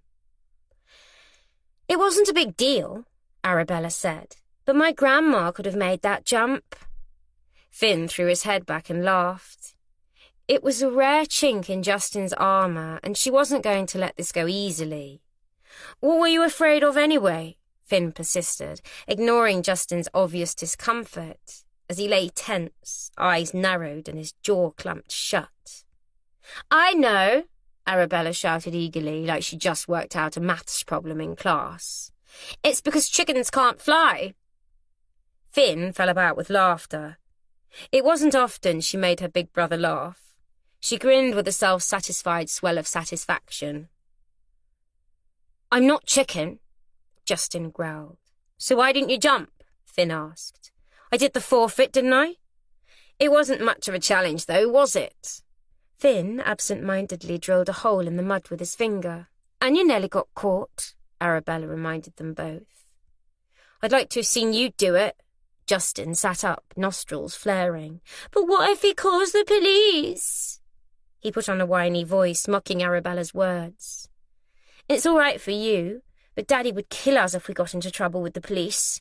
If it went in the papers, he'd never forgive us," she said, recalling the lecture he'd given them at the start of the summer, how they had extra responsibilities to behave because the press was always looking for a scandal about politicians. "Oh, please." Justin rolled his eyes theatrically. "Anyway, it was a stupid dare." "Why can't you just admit you were scared?" Finn pressed. "Because I wasn't. So why didn't you jump?" If only she could get him to admit he had a problem with heights. To confess he had a weakness, and that resolute self-confidence was just a front. It would make him so much more likeable. Not everything they did had to be a competition. "I have a better challenge," he said. He pulled open his rucksack and produced some rolling tobacco, a packet of cigarette papers, and a lighter. "You want us to try smoking again?" Finn said with disappointment. "We did that last year." Justin dived back into his bag and retrieved a small brown lump of something wrapped tightly in cling film. He held it up to the light between his thumb and forefinger. "What's that?" Arabella asked, squinting at Justin's hand. "An eighth of hash?" Finn's eyes opened wide with wonder. "Cannabis," he gasped. "Yep. Who wants to try some?" Arabella shook her head. "I don't do drugs, they're for losers." "Worried what Mummy and Daddy will say?" he whined. "Are you scared the papers will find out?" "Of course not." Arabella prickled at the suggestion. It was just everyone knew you shouldn't touch drugs. It might only be cannabis today, but it was a slippery slope to ending up unconscious in a grubby flat with a needle sticking out of your arm, like in that film, Train Spotting, everyone was talking about. "Right, well then I dare you both to smoke a joint with me," Justin said, unfurling a cigarette paper on his knee and loading it with a thin line of tobacco. "Let's see who's the real chicken." Chapter 35. July the 31st, 1996. Arabella watched with fascination as Justin set light to a corner of the lump of cannabis and crumbled it into the cigarette paper with the tobacco. Then, as he expertly rolled it between his fingers, sealed it with a lick of his tongue and twisted one end into a taper. "You don't have to smoke any," he said, holding up the joint for them to admire. "I mean, if you're too scared." "I'll try some." Finn's eyes grew wide. Justin jammed the joint between his lips and lit it, his body deflating as he inhaled. His shoulders sagged and his eyes rolled up into his head. "Just take small drags until you get used to it," he instructed as he passed it to Finn. Finn closed his eyes as he inhaled. The end of the joint flared and glowed as his cheeks hollowed and his chest rose. Arabella had caught Finn smoking a few times last year after Justin had introduced him to his first cigarette, but it was remarkable how at ease he now looked with a joint in his hand. He held the smoke in for a few seconds and then coughed, his lungs hacking. Justin laughed and took the joint back. "What about you?" He waved it under Arabella's nose. "Are you chicken or not?" Her pulse thrummed through her veins. You could always spot the girls at school who did drugs. The dropouts and the weirdos with jet black dyed hair, dark lipstick and heavy eyeliner who looked like they'd escaped from a freak show. 2 of them had been expelled after a teacher found cannabis in their rooms. All that money and privilege wasted. Arabella wasn't one of those girls. She was far too sensible. She had better things to do with her life. And no way was she taking a step onto that slippery slope. No thanks. If Finn wanted to throw his life and his future away on drugs just to prove himself to Justin, that was his lookout. She was having nothing to do with it. "Drugs are for losers," she sneered, throwing back her head. Justin and Finn shared a knowing look and giggled. "I told you she's scared," Justin said, winking at her brother. "I knew she wouldn't do it." "Go on, Bella, try it," Finn urged. "You can't be a square all your life." "I'm not a square," she hissed. "I just don't want to ruin my life with drugs." "You're so boring." Justin affected a yawn. "It's only a bit of weed. It won't kill you. You need to learn how to let your hair down." "At least I'm not scared of heights," she spat back at him. A dark veil fell over Justin's face. He stared at her with ill-concealed contempt, chewing his cheek. "Are you going to take the dare or not?" He watched her through narrow, watery eyes as he took a long, slow drag from the smouldering joint. "If you're too scared, you can take the forfeit instead," Finn offered, eyes bloodshot and flat. "What kind of forfeit?" she asked. Justin smirked. "I have something in mind, but you won't like it." What is it? He tapped the side of his nose with his finger, causing a crumb of ash to fall onto his arm. You'll see. He had a cruel, barbaric look in his eye, like an executioner sharpening his axe. Whatever he had in mind was going to be far worse than smoking a joint, she was sure. Was it worth the risk for one tiny smoke? Just one drag, she said. One toke, that's it. What harm could it do? She was hardly going to develop an addiction after one small puff, was she? And it would show Justin once and for all that she wasn't boring. How could he even think that? She'd thrown herself into the game of dares as readily as either of the boys, and he'd not even been able to make the jump off the cliff at the quarry. All right, give it to me, she said. Justin took one more drag and handed over what was left. It had burned down to half its original length, and the end was disgustingly wet with the boy's saliva. Arabella grimaced as she put it to her mouth, trying to look nonchalant. She didn't want to make a fool of herself with them both watching so intently. It couldn't be any worse than that awful cigarette Justin had made her smoke last year, could it? As she inhaled, hot smoke stinging her eyes, the burning cannabis crackled. Her lungs tightened, her stomach rolled. Hold it in, Justin said, rising onto his knees. She tried, but her body had other ideas. She spewed out a mouthful of smoke as her lungs protested with an irritated cough. Tears rolled down her cheeks, and the inside of her head pitched and wheeled like it was a helium balloon snatched away on an autumnal breeze. She wheezed uncomfortably, and a flush of nausea rose from her stomach. For a moment she thought she was going to be sick. She put a hand on the ground to steady herself and felt the brush of Justin's warm skin as he took the joint back from her. Not so bad, was it? He said, snickering. If you're into that kind of thing. She craned her neck back and breathed in the clean air, trying to purge her lungs. Why do you always have to make such a fuss? Finn scowled. So typical of her brother, always trying to impress Justin. What an idiot. Justin finished the joint and crushed it into the earth. He collapsed on his back with his hands on his chest, eyes closed. Finn, meanwhile, was scrutinizing a sycamore leaf, holding it up to the light, marveling at its beauty and all the tiny veins that ran through its core. It's such a beautiful texture, such incredible colours, he murmured. As if Arabella needed any more evidence that drugs turned your brain to mush. I have an idea for a dare, she said. This should be good. Justin pushed himself up into a half-sitting position, a loose curl of hair hanging over his brow. Finn, are you listening? What? He looked up with a faraway glaze over his eyes. Put that leaf down. It's my turn to choose a dare, she said, snatching the leaf and angrily tossing it over her shoulder where it drifted slowly to the ground. This was definitely going to test them both.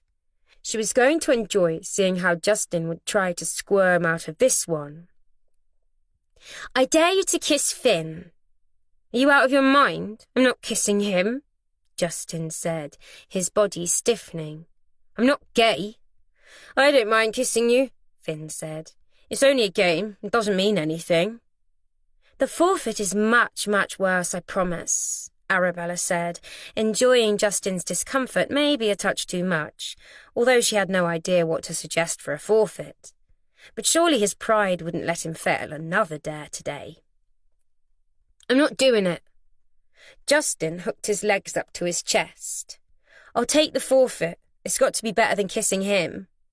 He jabbed his thumb towards Finn and screwed up his nose in disgust. Oh, you really can be such a square sometimes, Arabella said, putting on the same whiny voice Justin had just used when he'd mocked her earlier. She smiled slyly. She was enjoying this. Shut up, Justin growled. One little kiss, that's all. Justin looked like he'd swallowed a lemon. Just so we're clear, Finn said, frowning. What are the rules? A quick peck on the lips. Is that what you're saying? Arabella shook her head. A full 10-second snog. I'll be timing it. All right, Finn nodded. I'll do it. He really had no shame. Justin? Arabella raised an eyebrow and ran her fingers through her hair, still damp from the morning's swim. If he went through with it, she'd never let him live it down. It's something she'd always have to goad him with, especially when he was acting like an arse. "Remember that day you snogged my brother in the woods?" It brought a joyous grin to her face. This was fantastic, and from Justin's softening expression, it looked like he was about to agree to do it. For the second time that day, she wished she'd brought her camera. 10 seconds and that's it, he said. 10 seconds, she confirmed. A breeze that had been rustling the leaves in the trees all around them eased off, and a heavy silence fell, as if the whole wood was holding its breath, waiting for Justin to decide. "Fine," he huffed. "I'll do it. Let's get it over with." Arabella's heart soared. She couldn't believe it. She'd actually persuaded Justin Pike to snog her brother. He was going to regret this for a long time. Finn pulled him to his feet, and the two boys stood awkwardly facing each other. Justin's unease radiating off him in waves, unable to look Finn in the eye. "Finn, let me borrow your watch," Arabella said. Finn slipped it off his wrist and tossed it to her. She caught it in one hand and squinted at the numbers ticking by. "Are you ready?" Finn put his hand on Justin's shoulder. "Fuck off," he snarled, brushing it away. Arabella could have wet herself. This was so funny. "This stays between us, right?" Justin added, waving a finger of warning at Arabella and Finn. "Why are you so uptight?" she giggled. She couldn't help it. It was Justin's face, all scrunched up with disgust like someone had made him eat a cow pat. "It's only a little kiss. Right, on your marks, set, go!" Finn grabbed the back of Justin's head and planted a kiss on his lips. Justin's arms flailed wildly at his sides. 1, 2, 3, Arabella counted, deliberately slowly, drawing out the seconds. Justin's embarrassment was delicious. She didn't want this to end. 8, 9, and 10. "Okay, you can stop now," she said, rolling on the floor in a fit of laughter. Justin shoved Finn away and wiped his mouth aggressively with the back of his hand. He spat out a globule of saliva and winced. "Gross," he muttered under his breath. Finn's reaction was the polar opposite. He couldn't have looked any more pleased with himself. And seeing Arabella rolling around on the floor, he started laughing too, until he could barely stand. "The look on your face," he said, pointing at Justin. "Priceless." "Is that it? Are we done?" Justin asked. "Yes, you passed the challenge. It was a beautiful moment, and I hope the two of you will be very happy together." Arabella spluttered through laughter. It was so easy to wind him up. "Shut up." "What about you?" Finn said, his laughter drying up as he looked at his sister. "It's your turn. I dare you to kiss Justin." Panic rose in Arabella's chest, drumming against her ribcage. "Don't be stupid," she gasped. "Come on, it's not fair otherwise. You have to take the dare too." Justin folded his arms. The look of embarrassment and disgust that had been plastered all over his face a second before had been replaced by a look of interested amusement. She hadn't thought this through. Of course Finn was going to demand this of her. She could hardly kiss her own brother. That would be equally gross. "Do the dare, otherwise you'll have to take a forfeit." Finn grinned. Arabella had never kissed a boy before. Not that she hadn't thought about it. A lot. She'd even caught herself imagining what it might be like to kiss Justin, to feel his firm, muscular body pressed against hers, but not here, like this, in front of her brother. And he was so much older than her, probably a lot more experienced, and besides, he was an arrogant prick. She didn't want to give him any ideas that she liked him or anything. He might be good-looking and have a sexy swagger, but she hated the way he always made her feel worthless, not good enough, like when he called her square and boring earlier. Justin held out his hand, inviting her to come to him. Come on, what do you say? It can't be any worse than me having to kiss Finn.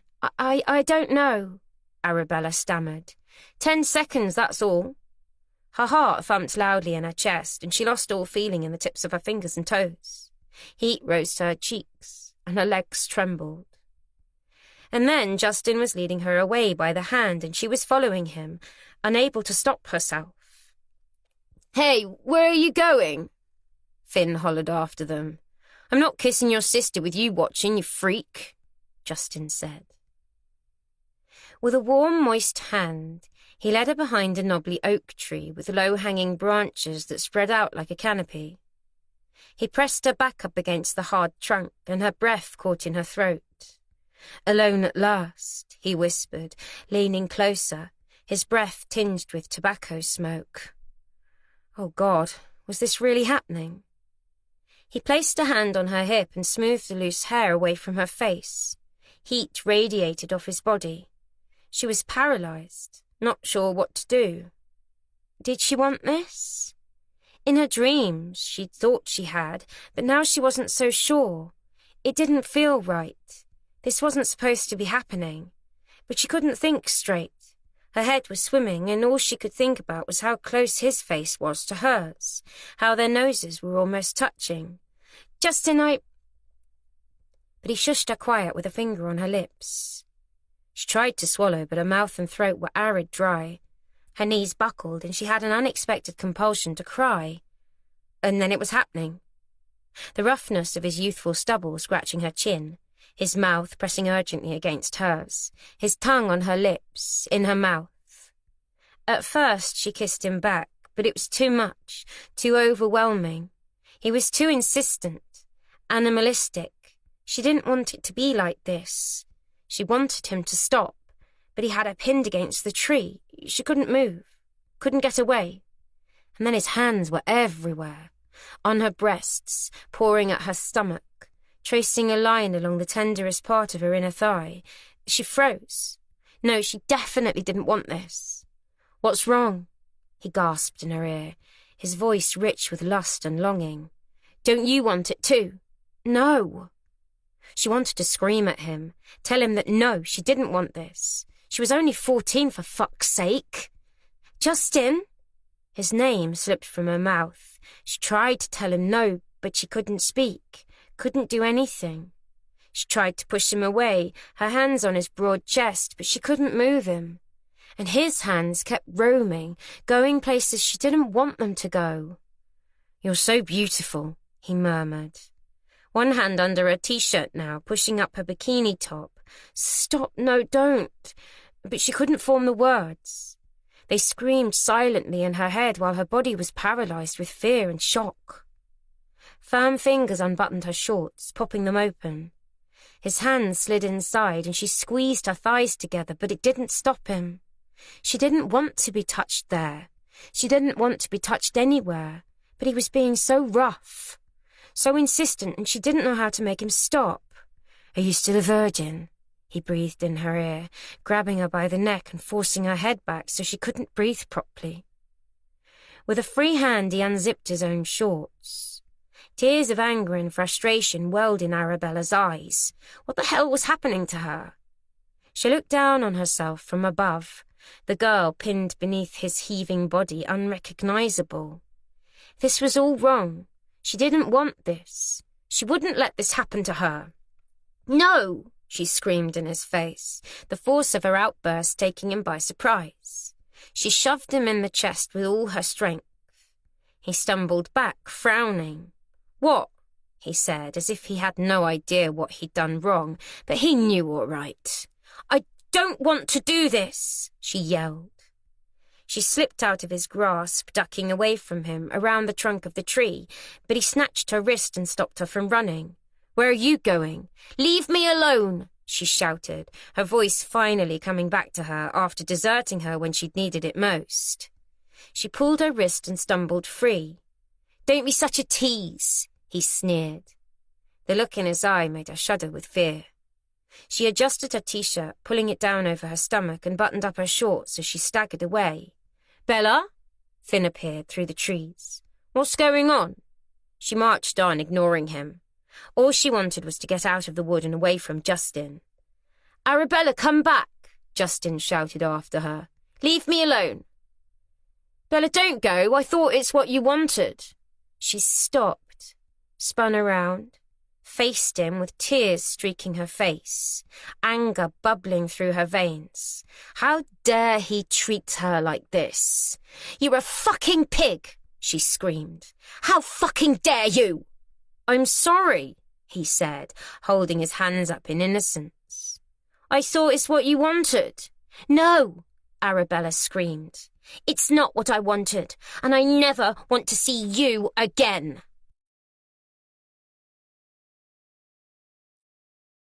Chapter 36. August the 3rd, 1997. She'd had a long time to think about what happened in the woods last summer. What might have happened if she'd not found her voice, and now Arabella was determined to make Justin pay. For a long while she wondered whether she'd been to blame, whether she'd given him the wrong signals, going off with him behind that tree when Finn proposed the kissing dare. She never actually told him no.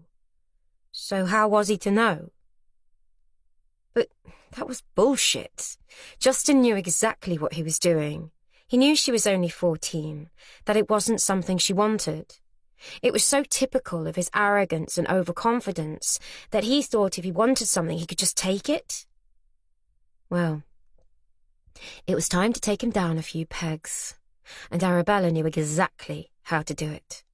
She was going to give him the fright of his life and leave him so humiliated he'd probably never forgive her. But so what? It would be worth it.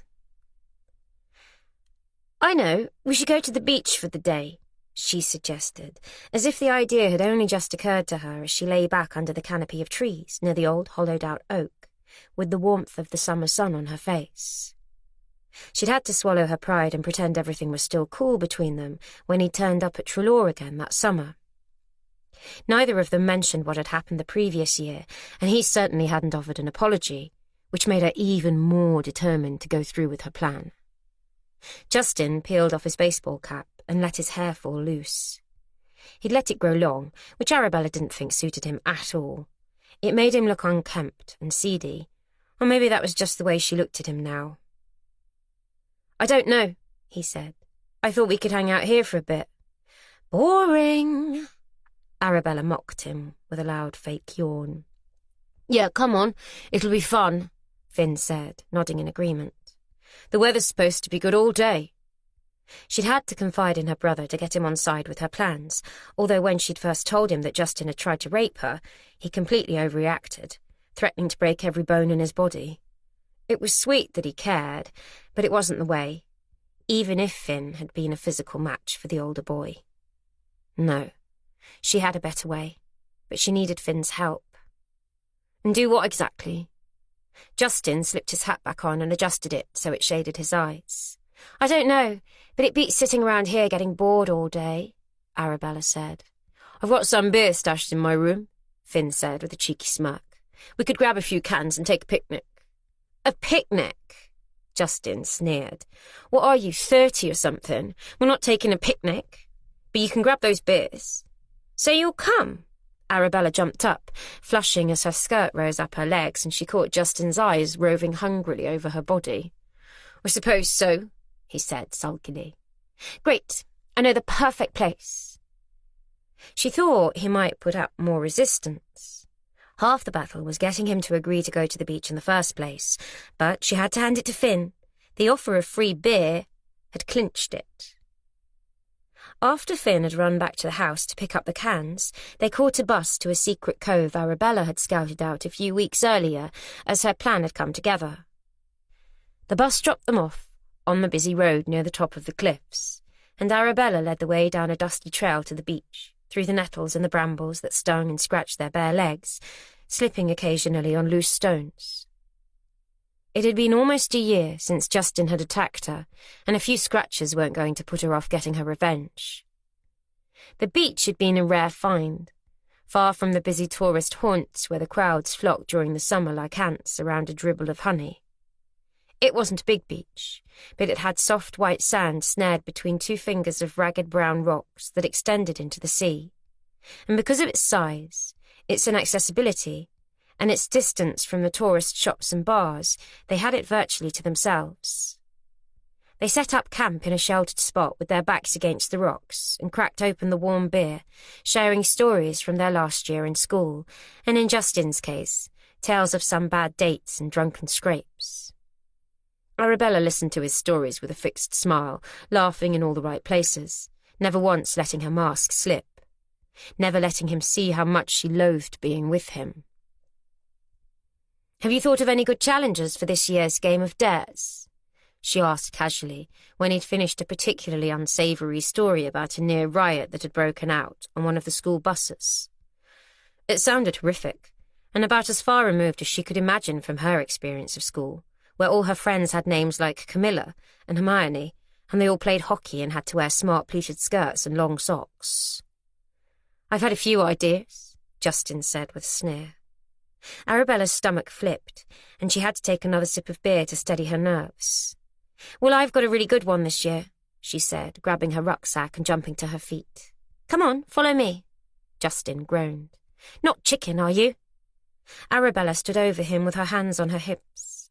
He glowered at her, finished his beer and pulled himself up as Finn gathered all the empty cans in his bag and threw it over his shoulders. "What is it?" he asked suspiciously. "You'll see, come on." She took them back up the narrow dirt trail, puffing and panting with the effort of the climb that made her legs burn and her skin flush with perspiration. "Where are we going?" Justin moaned behind her. "Just a bit further." She brushed aside a thorny bramble and stepped over a clump of nettles that had grown across the path, not caring about the stings and scratches, her mind focused on the challenge ahead, already thinking about the look on Justin's face when he saw what she was going to propose.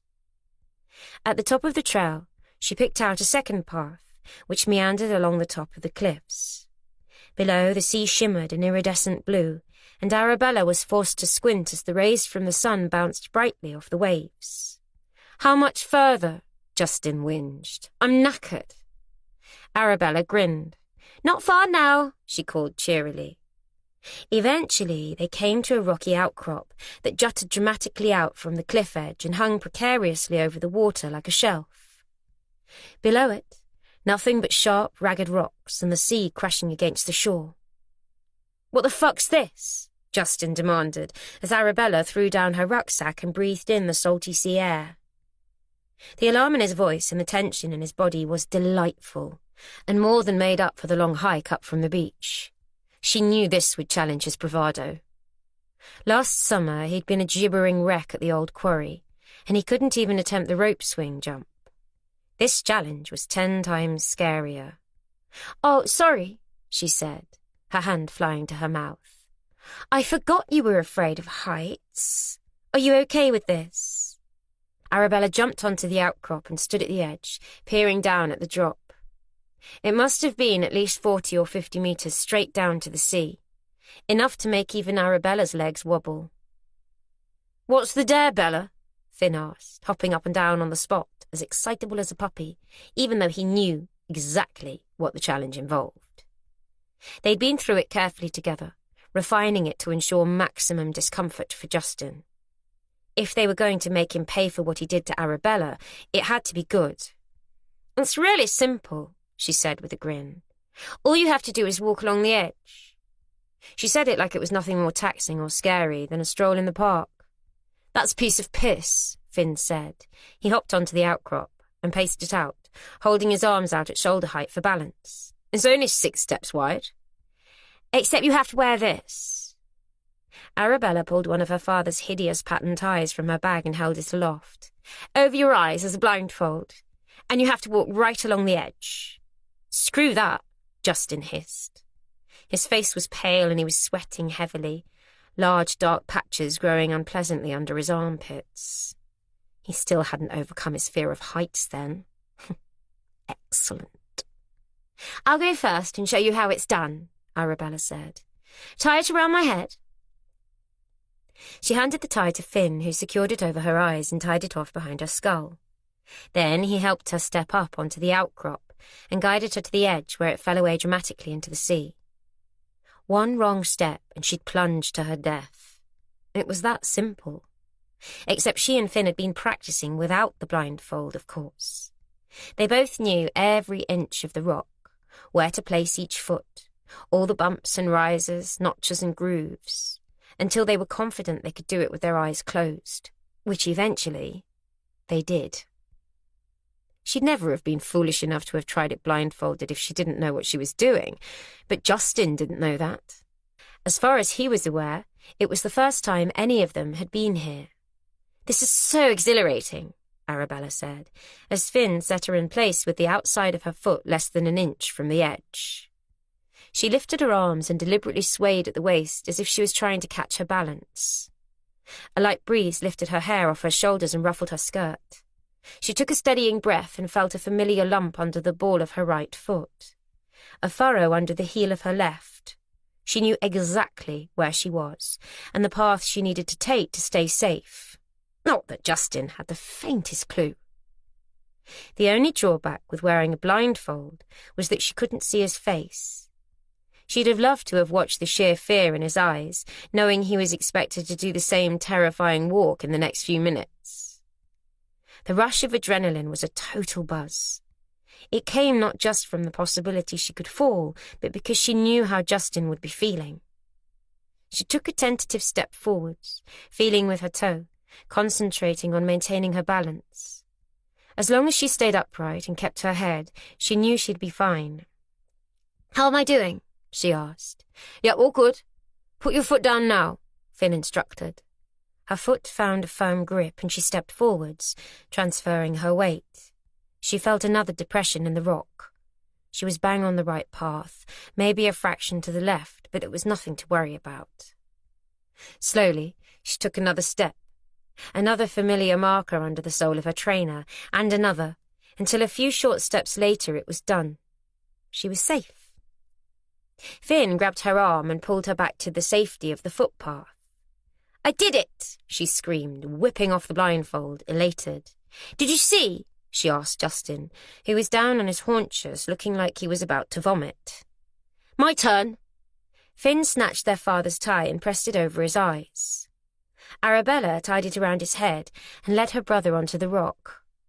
Justin had gone deathly quiet. It wasn't like him not to have an opinion on a dare or to offer his wisdom about where the other two were going wrong, but not today. He was as quiet as the wind before a storm. He could barely even look at Finn as he lined up along the rocky edge, his body swaying as he found his balance. "Take your time and be careful," Arabella warned him, before stepping out of the way so Justin would have an unobstructed view. Like Arabella before him, Finn took one tentative step at a time, throwing in some dramatic wobbles and twitches for effect, feeling ahead with his toes, ensuring there was rock beneath his foot before committing to a step. And then he, too, was across. Arabella snatched his wrist and pulled him away from the edge as Finn whooped with delight and yanked off the blindfold. "I think that's the scariest thing I've ever done in my life," he said, clutching his chest and breathing as heavily as if he'd just sprinted up from the beach. "Well done, Finn." Arabella patted her brother on his back before turning to Justin. Was he actually shaking? Not so tough now. "Right, 2 down, 1 to go," she said, smirking. "Up you get, Justin. Your turn." He stood slowly, his eyes fixed on the rock jutting out over the sea. He wiped his hands on his thighs, and his Adam's apple rose and fell as he swallowed. Arabella couldn't remember seeing anyone as scared as Justin was in that moment, and she was loving every single second of it. She offered him the blindfold, but he just kept staring ahead, his body shivering with fear. "Come on, Justin, you've got this." Finn pumped his fists in Justin's face, trying to fire up his courage, but Justin swatted him away, irritated. "Fuck off," he growled. "Not chicken, are you?" Arabella teased. "It's really easy. It's only 6 steps. But if you're too scared, you don't have to. Nobody's making you." "Of course I'm not scared," Justin said through gritted teeth. "Come on then. What are you waiting for?" Justin snatched the blindfold from Arabella and wrapped it around his head and eyes. Finn glanced at his sister and shot her a wicked grin. He was enjoying this almost as much as she was. "Let's get this over with," Justin grumbled, holding out an arm to be led onto the rock. The way he shuffled up the edge was pathetic. What a baby. Arabella lined him up with his foot an inch away from the drop into the sea and rotated his shoulders so he was pointing in the right direction. "Okay, you're all set. All you have to do is take 6 small steps and you've done it," she said. "Just don't think about the edge or falling and you'll be fine," she added for good measure. And then she left him standing there, alone and helpless, his knees knocking and his arms wavering at his side. Arabella joined her brother on the path to watch the show, confident Justin was paralysed with terror and wasn't going anywhere. She only planned on leaving him there for a few seconds to make a point. After all, she didn't want him to die. Not really. And as long as he didn't move, he'd be fine. But as the seconds ticked by, she had no desire to rescue him or pull him back from the brink. She wanted this moment to last forever, for his fear to stay with him. "Get on with it," Finn shouted. "Shut up," Justin barked back, wobbling dangerously and lifting one foot off the rock to catch his balance. Arabella snatched a breath. For a moment, he looked as if he might actually fall. She hadn't really considered that was a possibility before now. Finn lurched forwards as if to grab Justin, but Arabella snatched his elbow and held him back. "Just a little longer," she hissed. Finn stared at her. "Come on, Bella, he's had enough. A few more seconds," she begged. He glared at her and looked back at Justin. His body was now twisting away from the path and towards the drop. If he took a step forwards, he'd surely fall. Finn shrugged off his sister's hand and grabbed Justin by the arm. "That's enough. Come on, mate, let's get you away from here." Justin didn't put up any resistance, letting Finn guide him back to safety. He pulled off the blindfold and threw it angrily onto the ground. "Not so brave now." Arabella couldn't help herself. "Thought you were a tough man." "Screw you," he yelled at her. He snatched up his rucksack, flung it over his shoulder, and marched off. But they weren't ready to let him off the hook that easily. Finn raced after him. "Hey, Justin, you failed the dare," he yelled. "You know what that means, right?" Justin kept walking and didn't look back. "You failed the challenge, mate. That means you need to do a forfeit." Chapter 37. August the 3rd, 1997. When they finally caught up with him, Justin was sitting on the curb at the bus stop, with his knees pulled up to his chest, drawing circles in the dirt. Finn danced around him, flapping his arms and clucking like a chicken. "Oh, take a jump," Justin hissed. He picked up a handful of grit and threw it angrily into the road. At least some of the colour had returned to his cheeks. "Don't be like that." Arabella stood with her hands on her hips at Justin's side, enjoying every moment of his torment. "It's just a game." "A bit of fun," Finn added, beaming with delight. "With consequences, of course. You failed the challenge. You need to do a forfeit. You know the rules." Justin grabbed another handful of dirt, and for a moment Arabella thought he was going to hurl it in Finn's face. Instead, he turned his hand over and let the dust trickle out of his fist like sand flowing through an egg timer. "What forfeit?"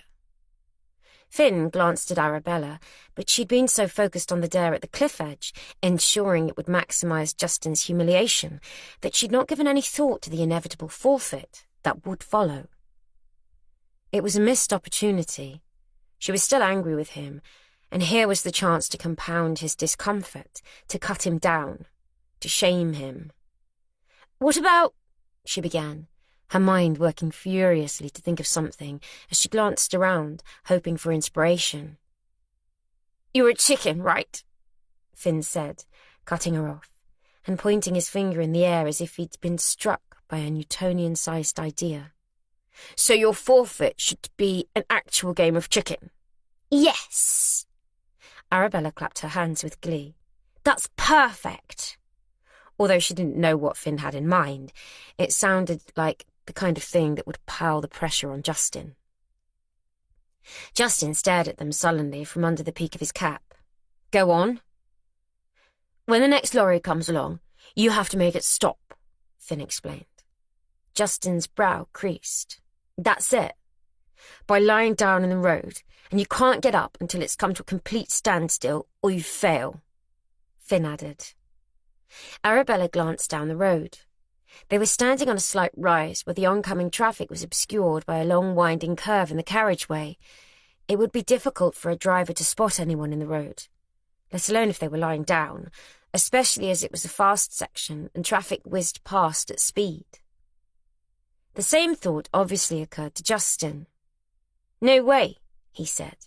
"That's insane. I'll go down the hill a bit, and when there's a lorry coming, I'll wave," Finn continued. "All you need to do is lie down in the road and wait." Arabella frowned. There was risky and there was downright idiotic. They'd planned the cliff edge challenge meticulously and would never have let Justin fall. They'd have grabbed him the moment he looked in trouble. But this was different. The danger was completely out of their control. He could actually die. And as much as she hated what he'd done, she didn't wish that on him, especially as she and Finn would be held responsible. "You too chicken?" Finn grinned, clucking and flapping his arms again. "Fine." Justin jumped up indignantly. "If that's the best you can come up with, I'll do it. That's the spirit." Finn smirked with triumph and marched off beyond the crest of the rise, until Arabella could only see his head and one arm waving at them. "Are you ready?" he yelled. "Get on with it." Justin grumbled. He licked his dry lips and dusted off his hands. So it was really happening. Justin was so desperate to prove himself he was actually willing to put his life on the line. It was madness. Arabella should put a stop to it, but she couldn't. And like driving past a motorway pile-up, she couldn't tear her eyes away either. They waited for what felt like an eternity. Plenty of cars came tearing past, roaring over the brow of the hill and accelerating away. 2 panel vans passed in the opposite direction, their drivers regarding Justin and Arabella with suspicion, but no lorries. Justin tapped his foot impatiently, the neck of his t-shirt damp with sweat. Finally, Finn started waving frantically. "There's one coming!" he yelled. "Hurry!" Justin took a deep breath and ran into the road. He briefly caught Arabella's gaze, fear glinting in his eye, before getting down on the ground and lying flat with his head pointing towards the oncoming vehicle, his body parallel to the white lines that marked the centre of the carriageway. Arabella's hand flew to her mouth. She chewed on a finger as a lorry appeared over the crest of the rise. It was enormous. One of those articulated trucks with a long trailer and canvas sides. Its engine grunted and altered pitch as the driver changed gear. Maybe a sign he was slowing down. Perhaps he'd spotted Justin in the road already. But he was still approaching fast. Too fast. Even if the driver did see Justin, Arabella wasn't sure he'd be able to stop. Time slowed down. Justin remained motionless with his arms pressed to his sides even as the growl of the lorry became louder. Over the crest now and picking up speed, not slowing down at all. If anything, it was speeding up. Arabella watched the driver in horror through the smeary windscreen, not convinced his attention was entirely on the road. He kept glancing down as if he was distracted by something inside his cab. "Please look up and see him. Please stop." She intoned the words over and over in her head, praying and hoping. She definitely didn't want to see Justin die. What he'd done to her had left her ashamed and grubby, and she wanted to make him pay so badly, but not like this. The lorry kept coming. No sign of slowing. The driver hadn't seen him. She had to do something. Without thinking, she shot into the road, waving her hands above her head. "Stop!" she yelled, the lorry bearing down on her. The driver's jaw fell open in a silent scream, his eyes growing as wide as dinner plates. All the sinews on his neck stood out, his arms and shoulders locked, gripping the steering wheel tightly as he jumped on the brakes. Tires squealed, air brakes hissed, the trailer rattled and groaned. But it kept coming. sliding and slewing down the tarmac towards her and Justin. It wasn't going to stop. She jumped out of the way, diving into the verge and squeezing her eyes tightly shut. She didn't want to see or hear. Her stomach tightened. And then, after all the ear-splitting commotion, there was silence. A horrible, gut-wrenching, soul-destroying silence. Justin was dead. He couldn't have survived, and it was all her fault. Slowly, she pulled herself up out of the dirt and forced herself to look. The lorry had come to a halt precisely over the spot where Justin had been lying. Oh, God. Justin? Her voice faltered. He couldn't have survived, not being run over by a lorry. She stared at it in muted shock. What the hell had they done? A hand emerged from under the front wheel, followed by an arm and a shoulder. Finally, Justin's head and upper body appeared as he dragged himself out from under the vehicle, with a stupid grin all over his face. He stood shakily, brushed himself down and slapped the side of the cab with the palm of his hand, as if it had all been planned for maximum effect. He sauntered towards Arabella as if nothing had happened. "I thought you were dead," she screamed, running to him and thumping his chest in anger and relief, tears bubbling in her eyes. "Sorry to disappoint you." He fended off her blows, laughing. "What the hell are you playing at, you bloody idiots?" The lorry driver had climbed down from his cab and was marching towards them with his fists clenched. "Quick, run!" Justin grabbed Arabella's hand and they sprinted away, jumping through a prickly hedge back onto the dusty trail that headed towards the beach. Behind them, Finn shouted for them to wait. Their legs pumped fast, their bodies fueled by adrenaline, not daring to look back. Until eventually Justin slowed up and skidded to a halt on the loose scree as Finn called them up. "It's okay, he's gone," Justin panted, doubling over with his hands on his knees. Arabella collapsed into the undergrowth, a painful stitch like a dagger in her side. "I thought it had hit you," Finn said, clutching his sides and shaking his head like he couldn't believe what he'd just seen. "You didn't even flinch," Arabella added. He was either brave or incredibly stupid. Who in their right mind would stay lying in the road with 10 tons of metal and rubber bearing down on them at speed? Justin shrugged nonchalantly. "That makes us even, right?" Finn glanced at his sister. "I guess so," he said. Arabella looked away, still breathing hard. She couldn't deny he'd successfully completed his forfeit, but that didn't mean she was ready to forgive him yet. Justin pushed his cap up off his eyes. "And so I guess that means it's my turn to name the next dare." Arabella's heart sank. "I don't know," she said. "Don't you think we're getting a bit old for games?" "No, you don't," Justin hissed. "You're not getting out of this that easily. I did your forfeit. Now you can both do my dare." "What is it?" Arabella mumbled, not sure if she wanted to know. After what she and Finn had put him through, he was bound to raise the stakes. But how could he top what they'd made him do? "You'll see," he said with a malevolent sneer. "But we need to get back to Trelaw for what I have in mind." Chapter 38. August the 3rd, 1997. "We're going to need some newspaper leaves and some matches." Justin emerged from a storeroom attached to one of the estate's disused stable blocks, dusting off his hands. He'd wasted no time after they'd returned scouting out various sheds, stables and outbuildings, sticking his head through doors and poking around shelves and in boxes. But he still wouldn't tell them what he had planned. "Matches?" Finn's eyebrows shot up. "Not going all chicken on me, are you, Finn?" Justin asked, folding his arms across his chest. "Of course not. Whatever it is, bring it on, that's what I say." Arabella had skulked around behind the two boys, curious but anxious. She should walk away and tell them what they could do with their stupid dares. That would be the sensible thing to do. But her head needed a serious word with her pride. One more dare to show them what she was made of, and that would be it. No more. They'd be even, and she could walk away with her head held high, and never have to have anything more to do with Justin ever again.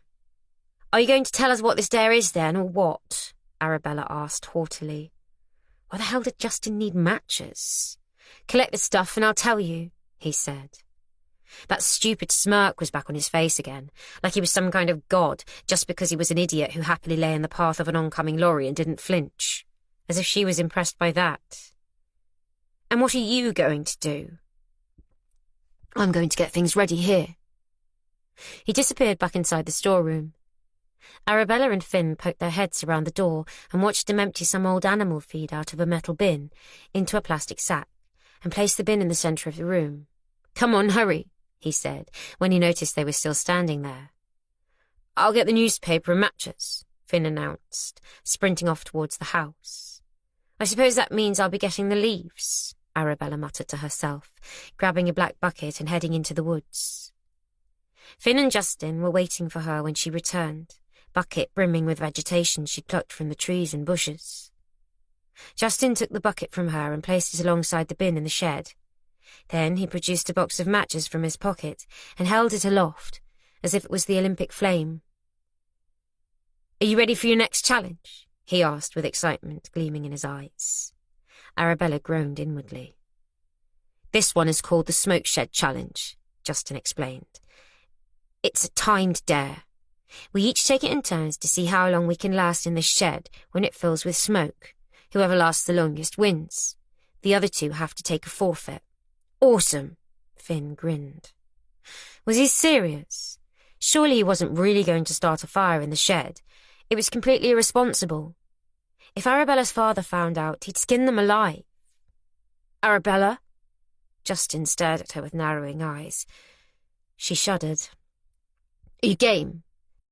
Yeah, of course, she said, lifting her chin and hoping her tone gave off an air of indifference.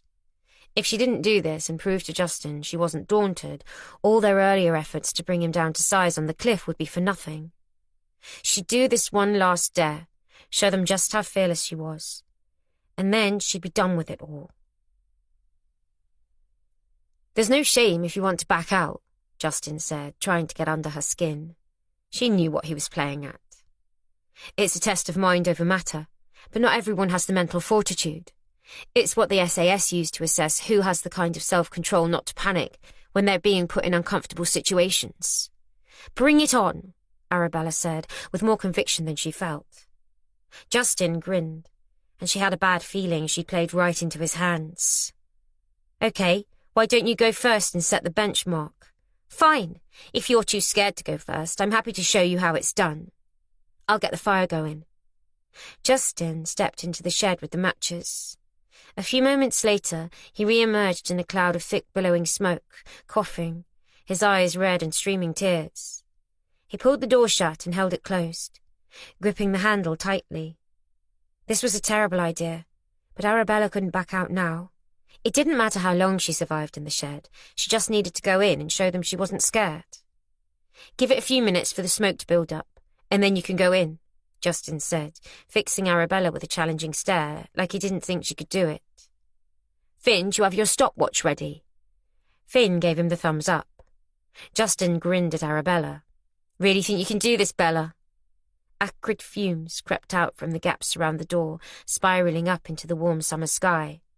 Her heart drummed with a frenzy inside her chest, and her tongue felt swollen in her mouth.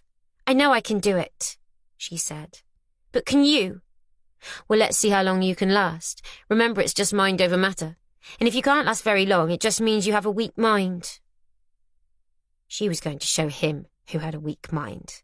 Let me in, she said, pushing him out of the way and shouldering open the door. The wall of smoke hit her square in the face. It was so thick she could barely see. Justin shoved her in the back and she stumbled inside. He pulled the door closed behind her, plunging her into semi-darkness. The only illumination came from a faint glow in the metal bin, but that was the least of her concerns. The hot, noxious smoke burned her lungs, filling them in a couple of desperate gasps until she was coughing and spluttering, and her eyes stinging so painfully she couldn't keep them open. It was far worse than anything she'd imagined, and it took all of her willpower not to turn around and run straight back out. But she couldn't. There was no way she was giving Justin that satisfaction. If only she could last a minute, 60 seconds, that would be something. He'd have to give her credit for that. She sunk to her haunches and pulled the bottom of her t-shirt over her nose and mouth. And in her head she tried to count the passing seconds. But it was so hard to concentrate while her lungs felt like they were going to explode.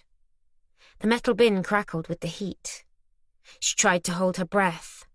She could easily swim the length of a pool underwater, so it shouldn't be difficult. But this was different. The smoke had already irritated the lining of her lungs, and all she wanted to do was cough. Panic bloomed in her chest. She tried to fight it, to find a place of peace and calm in her head. But this was awful. She was suffocating, her lungs about to burst. She doubled over as the involuntary compulsion to cough and splutter racked her body. What was she doing? This was stupid. Why was she putting herself through this, just for the sake of a dare? For the sake of saving face?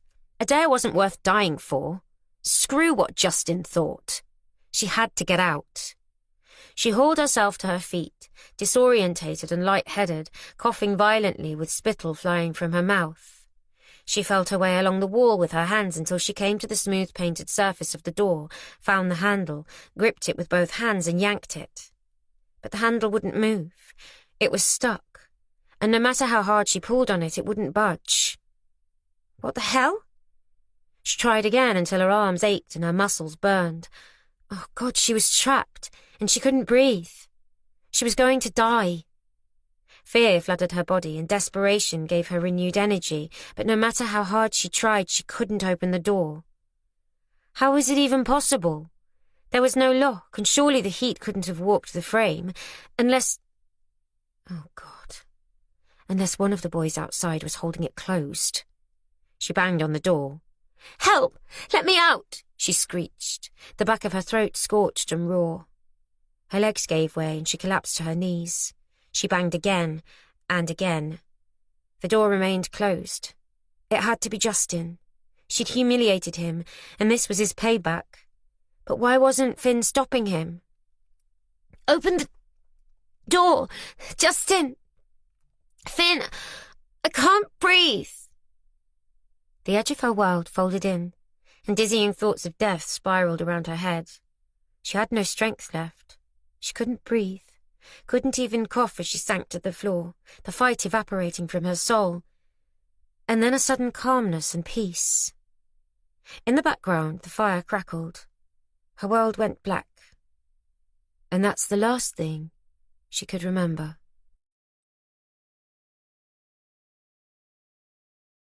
Chapter 39. I sit motionless, completely transfixed by Arabella's awful story. It's a wonder she sleeps at night. I still have nightmares about the fire that took Felix and Sebastian. You don't go through something like that without it leaving scars. "I don't remember much after I passed out," she says. Finn told me later that Justin had been holding the handle from the outside. He begged him to open it, but he wouldn't listen, until it was almost too late. "I'm so sorry," I whisper. Arabella folds her hands in her lap and picks at the fabric of her dress. "So you can understand why I could never forgive him." Like a house of cards caught by an unexpected gust of wind, everything I thought I knew about my husband has come crashing down. "I never thought I'd see him again," she says, dabbing a tear with the corner of a tissue. "And after a lot of time in therapy, I thought I'd finally moved on. I couldn't believe he'd dare to come back to Trelaw. He never mentioned any of this. Otherwise, I'd never have agreed to come. I just had no idea," I say. "One of the worst things was that Justin had the gall to blame Finn, even though he had nothing to do with it. And my father has never forgiven him," she says. "Justin at least dragged you out of the building, though," I say. "That's true." She snorts derisively. "Finn couldn't open the door because I'd collapsed in front of it, and that's when Justin panicked, apparently. It took two of them to get inside, then Justin pushed Finn out of the way to reach me. It was nothing more than guilt," she says. "Finn ran off to call for an ambulance and alerted Daddy, who was furious. Of course he wanted to know what had happened, and Justin brazenly lied to him and told him the fire had been all Finn's idea. Then he tried to claim he'd saved my life. Can you believe it?" "Did you try talking to your father?" I ask, "and explain what had really happened? Of course, but he'd already made up his mind. Justin and his parents never came back, though, so I assume he had a word with them and told them Justin wasn't welcome. Arabella sniffs and straightens her back, composing herself. So what will you do now? Will you divorce him? Divorce. I haven't really thought that far ahead. It seems so final. But I suppose I'll need to look into it. There's no coming back from how Justin's treated me, especially as I now know the truth about what happened here at Trelaw. I probably should have spotted the signs earlier, but I've been so desperate to cling on to my marriage, I've been blinkered all this time. I guess, yes, that's probably the next step, I say.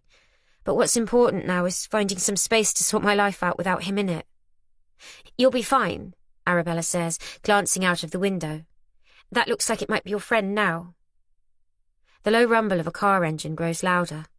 Thank God. Will Justin try to come after me, though? Persuade me I've made a big mistake?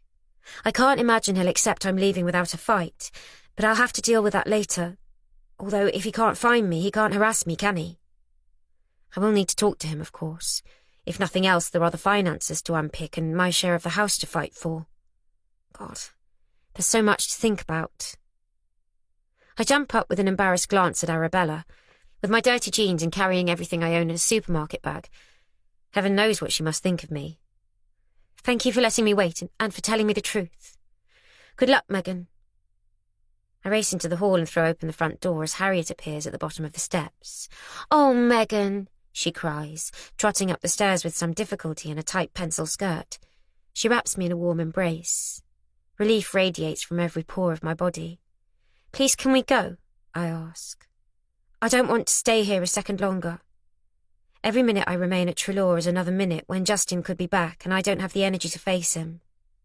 Of course, let's get you out of here. I don't know what I'd do without you, I say, struggling to hold back tears of relief.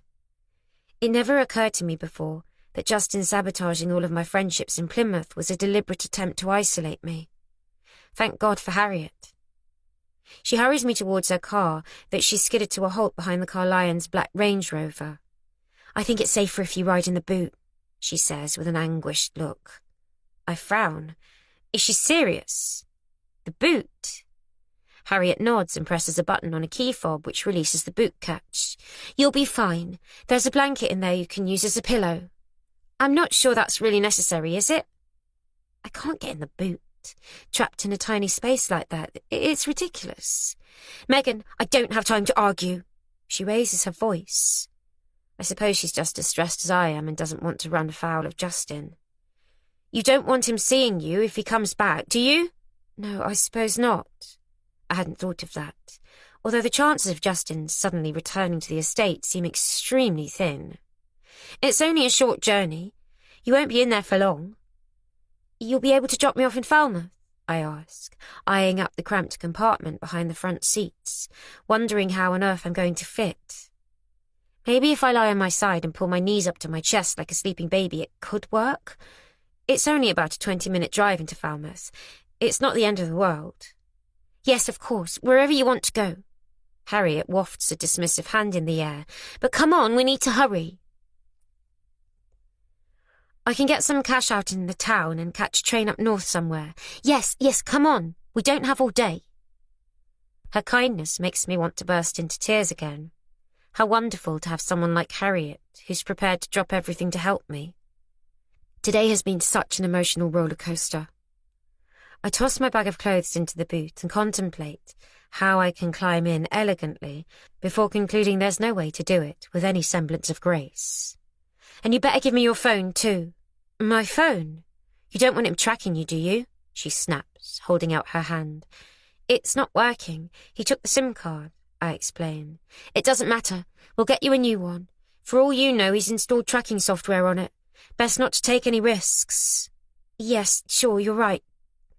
I slide my mobile out of my back pocket and hand it over to Harriet. Right, get in, she demands. I take one last look around at the house and the estate. It's a stunning location, which under any other circumstances would be a wonderful place to live. But not after what's happened. Not now I know the truth. With a sigh, I hoik my leg up and roll my body into the car, squeezing myself uncomfortably into the tiny boot that smells faintly of petrol. "Hold tight. We'll be there shortly," Harriet says, standing over me with one hand on the boot lid. "Thank you," I croak. And then the boot closes with a clunk, and I'm totally enveloped in darkness.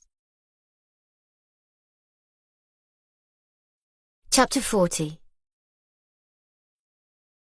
As the car jolts down the drive, it's clear this isn't going to be the most comfortable journey of my life. The back of my head keeps banging against a wheel arch, and my hips ache from the unnatural fetal position I've had to curl into. My discomfort only gets worse as Harriet drives off the estate and speeds up along the narrow and winding country lanes. My knees clatter against exposed metalwork, a searing pain jags through my cramped shoulders, and my neck feels as if it's being painfully twisted and bent out of shape. I'm going to be covered in bruises for weeks. But worse is the nausea which swells in my stomach as my body is thrown one way and then another in the darkness. The smell of petrol doesn't help, and it takes all my concentration not to vomit.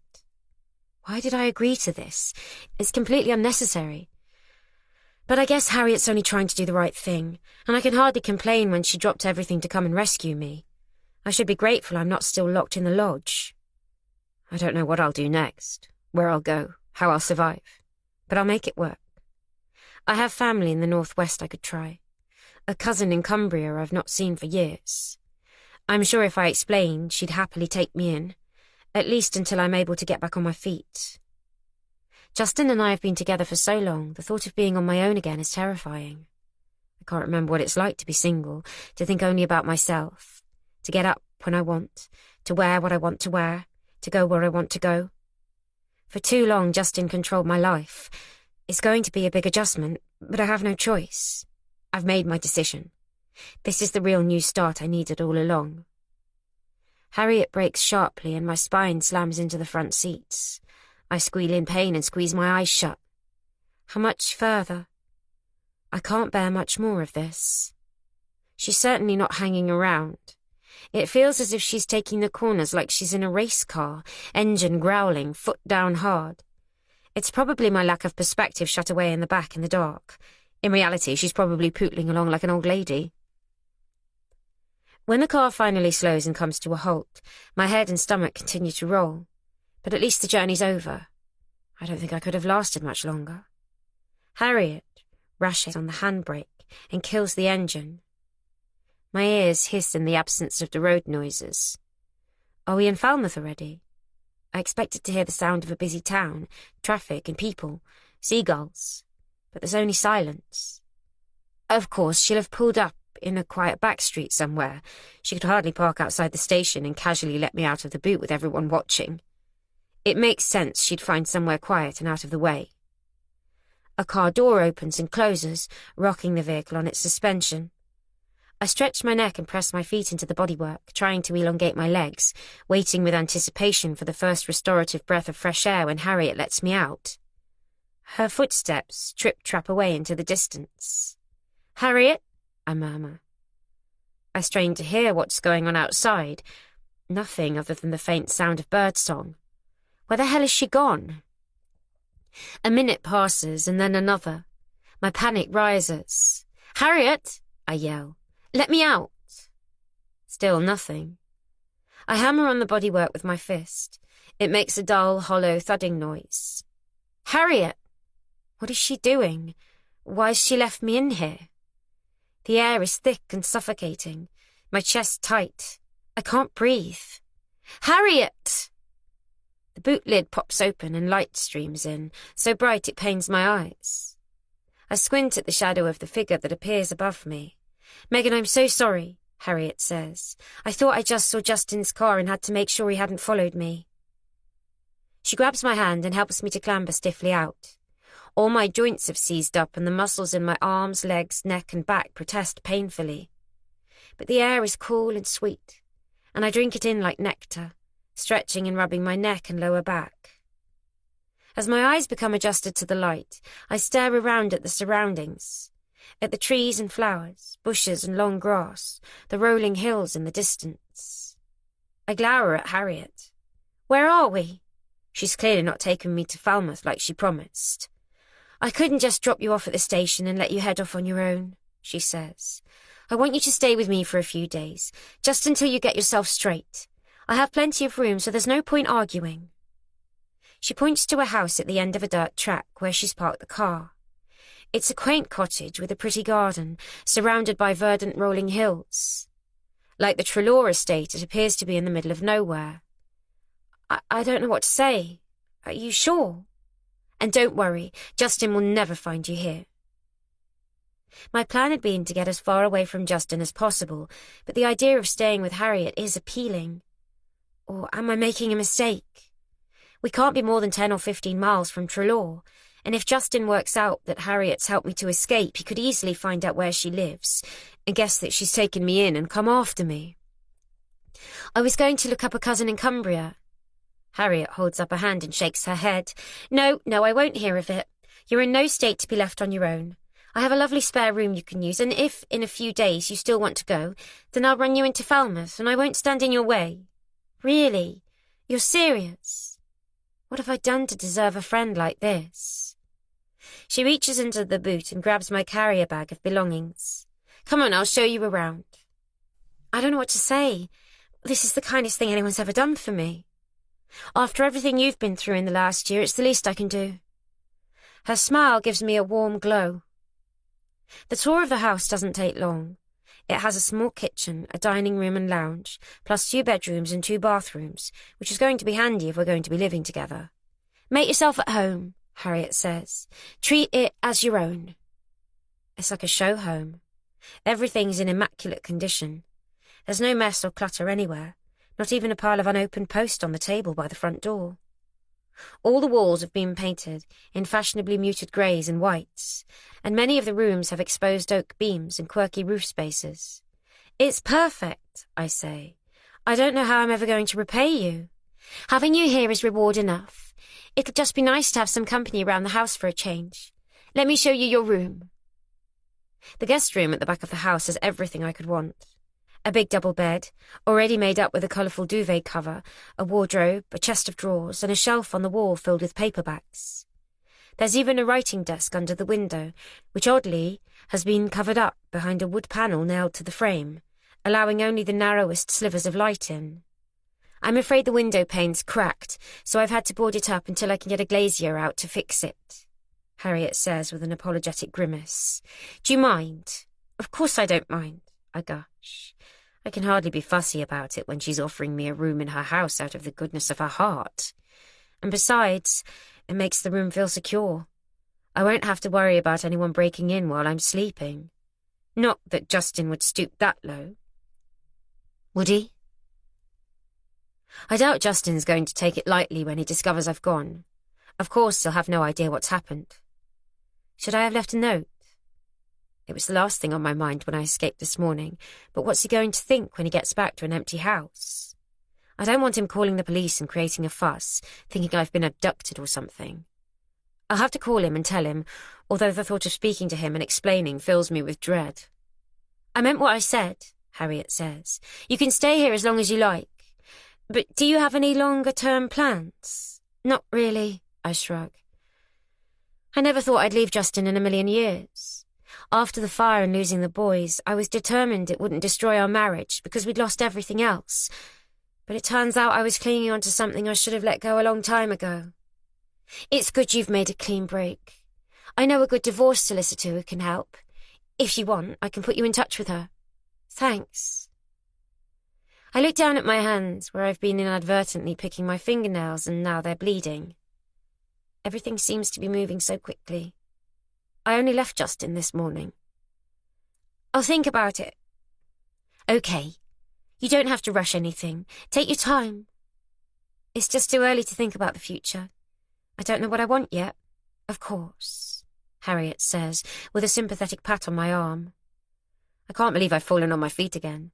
Someone must be looking down on me. That evening, Harriet suggests a takeaway. We settle on Chinese, and while she pops out to collect it, leaving me with a bottle of Pinot Grigio, I take the opportunity to have a proper look around the house. I still don't know much about Harriet. All she's really told me is that she'd recently come out of a long-term relationship, and that she's a sucker for taking in rescued cats and dogs, That's it. That's the thing that's been bugging me at the back of my mind since the moment I arrived. Where are the animals? She told me she had a house full of cats. At least, I'm sure she said. So, where are they? I've not seen any evidence of a cat or a dog since I arrived. No food bowls or beds. There's not even so much as a cat hair to be seen on the sofa. And what happened to the puppy she brought me as a housewarming gift I couldn't keep? I thought she was going to take him in. Maybe she returned him to the kennels. Well, that still doesn't explain the lack of cats. Unless she lied to me. But why would you lie about something like that? And what about this long-term partner, Ollie, she said she recently split from? I can't see any evidence that someone else has been living in the house. Surely she didn't lie about him too. I should have paid more attention when she was telling me about him. Instead, I was too wrapped up in my own problems. I don't like to snoop, especially as Harriet has been so kind to me. But after a glass of wine on an empty stomach, my curiosity gets the better of me, and I begin to prowl around the house. The pictures on the walls are mostly originals. Watercolours and the odd oil from local artists depicting tempestuous seas and dramatic Cornish sunsets. Floor-to-ceiling shelves in the lounge are full of an eclectic mix of fiction and non-fiction tomes.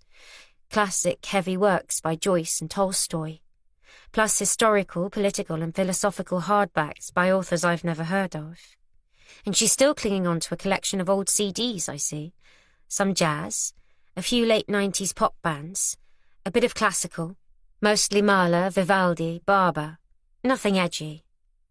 I poke around in the kitchen, checking the contents of her fridge, disappointingly sparse, and her cupboards, full of tins and packets of pasta, but stop myself at her bedroom door. That's going beyond nosy and crossing a line. On a shelf in the dining room, I finally find answers to some of my questions. There are a collection of photos in frames, most of them featuring Harriet smiling at the camera in the company of another woman. She has short, dark hair cut into a severe bob, cool, piercing eyes. She's kind of beautiful in the classic way, with a pixie nose and freckles and a hard, determined look that makes me think she has a skin of armour. Impenetrable. Standoffish. Until you get to know her. There's something about the closeness of their bodies in one of the images, Harriet's arm slipped around the other woman's waist, that rearranges the pieces in my head. Ollie. I've had it wrong all this time. Harriet's long-term partner isn't a man at all. Funny, the presumptions we make. I take one photo off the shelf and run my thumb over the glass, tracing the line first of Harriet's face, and then that of this other woman. Harriet said it was a recent breakup. I wonder how it ended. Somewhere outside, I hear the faint crackle of tyres on the stony dirt track. My heart rate spikes, my body freezes, my ears straining. Someone's coming. Harriet? Or someone else? Please, God, not Justin. Not while I'm in the house on my own. Surely he can't have found me already. I hurriedly place the framed photo back on the shelf and dive into my room, flicking off the lights and turning the key in the lock. I steal into the darkness, and with the blood surging through my veins, cower behind the wardrobe, and wait. Chapter 41. Megan, I'm home. The sound of Harriet's voice floods my body with relief. I stand, feeling faintly foolish, and emerge from my hiding place behind the wardrobe. Justin's made me so jumpy. Sheepishly, I slip out of my room and meet Harriet in the hall as she's kicking off her shoes, a white plastic bag groaning with food in one hand. I heard a car. I thought it might have been Justin. I told you he's not going to bother you here, okay? She reassures me. I know, I'm being silly, sorry. No need to apologise. Come on, let's eat before it gets cold. We eat on our laps in front of the TV in the lounge, but I don't have much appetite. Reluctantly, I spoon some rice, beef and noodles onto my plate and nibble on the corner of a prawn cracker, but I can't really face eating. My stomach's still queasy, and I'm worried about Justin. He must have discovered I've escaped by now. I should have left a note to explain I was leaving him and why, but I was in such a hurry. All I could think about was getting away. I hope he doesn't alert the police. That would be awkward. Do you think I should call Justin? I ask. I ought to let him know I'm safe. Harriet's fork stops halfway to her mouth. Do you want to call him? Not really. Then let him stew, she says. He's brought this on himself. But what if he's worried about me? Phone him then, she snaps. I can't. You took my phone. Harriet continues eating and doesn't give my phone back or offer me hers. Can I ask you a question? I push a slice of beef across my plate. You told me you had cats. Where are they? Harriet finishes what she's chewing, clears her throat and puts her plate down on the coffee table. I do, she says, but I don't let them in the house. Why not? She wrinkles her nose. So unhygienic. All that hair everywhere and bringing in dead mice and birds all the time. I can't be doing with it. That's weird. I'm sure she told me the house was in constant chaos because of her cats. So where'd you keep them? Harriet huffs. They're quite happy outside. They get fed and watered and they're safe from the foxes. What, like in a cage? The way she described it before made it sound like the cats had the run of the house. Being caged in the garden doesn't sound so caring. She laughs. They're animals, Megan. They're supposed to be outside. And the puppy you bought for me, does he live outside with the cats? I ask, incredulous. So much for the devoted animal lover she made herself out to be. He's in a kennel, she says. But to be honest, he's too energetic. I don't have the time for it. I'll probably take him back. Oh, I say. I see. What's the point of having pets if you keep them caged up outside? It strikes me as odd, but obviously Harriet doesn't think it's strange in the slightest. More wine? She asks. She tops up my glass almost to the brim, not that I care. The alcohol's numbing my anxiety, and hopefully it will take my mind off Justin, at least for the rest of the night. I was looking at your pictures while you were out. Harriet glances at me and raises an eyebrow. Which ones? The ones in the dining room. Is that your ex? I ask, emboldened by the wine. She lowers her gaze. Yeah, that's Ollie, she says. You were together for a long time. 7 years. Harriet stares sullenly into her glass. What happened? Sorry, do you mind me asking? She shrugs. She went back to her husband. Oh, I say, trying to conceal my shock. I hadn't realised. The heat rises from my chest and up my neck. She thought she knew what she wanted, and I thought we were happy, Harriet says, the heavy weight of sadness descending over her like a thick blanket. But sometimes these things aren't meant to be. I'm really sorry. It's okay, life goes on. I'll find someone new. That's how it works, isn't it? I feel bad now. I shouldn't have mentioned it. Is that what this obsession with animals is all about? Is she just looking for someone or something to love, and to be loved in return? I guess that makes us the same. Two fucked up singletons. I tip my glass to her. She smiles and tips her glass back at me. Do you think you'll find someone new? Oh, I don't know. It's only been a matter of hours since I left Justin. I don't even know where I'm going to live or what I'm going to do for money without thinking about jumping back into the frying pan of a relationship. And who the hell is going to look twice at me? A mother who couldn't even keep her own kids alive. Maybe in time, when I'm ready. How many times have you been in love? She asks, catching me by surprise with the question. I mean properly head over heels in love. Truthfully, I guess Justin's the only man I've ever really loved. At least I thought I loved him. Harriet's eyes grow wide with amazement. You can't be serious. How old were you when you met?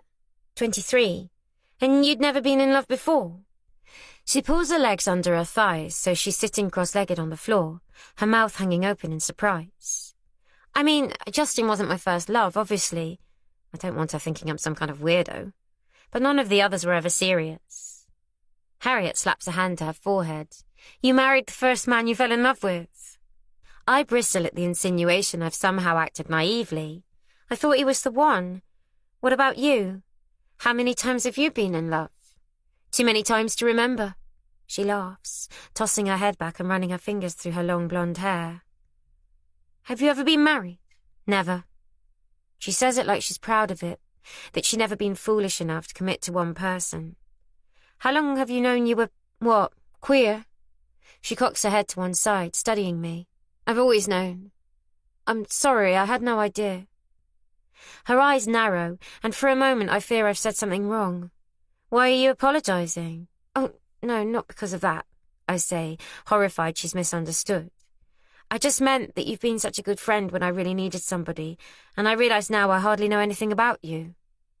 I hang my head, ashamed that I've been so selfishly introspective. Harriet puts her glass down, crawls across the floor and kneels in front of me. I tense at her touch as she lifts my chin with her fingers, even though I'm trying really hard to be cool with such an intimate gesture. Don't feel bad, she whispers. You've been through hell. You're allowed to be a little self-centred. I laugh nervously and take another sip of wine, casually attempting to put some distance between us. I don't want to give her misleading signals. She's a good friend, that's all. Seriously, though, thank you for today. If you hadn't come to pick me up and offered me somewhere to stay, I don't know what I'd have done. I want her to understand how grateful I am and that I appreciate she's put herself out for me when she doesn't really know me at all. It's nothing.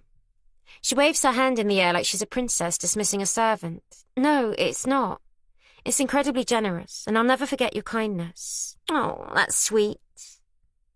She stands unsteadily and flops down on the sofa next to me, knocking my arm. Wine splashes across my jeans. And at some point, I'll definitely repay the favour. Harriet wraps an arm around me and snuggles her head into my shoulder. I'm not entirely comfortable with this sudden display of familiarity, but what can I say? You can stay here as long as you want, she murmurs, pressing herself even closer to me.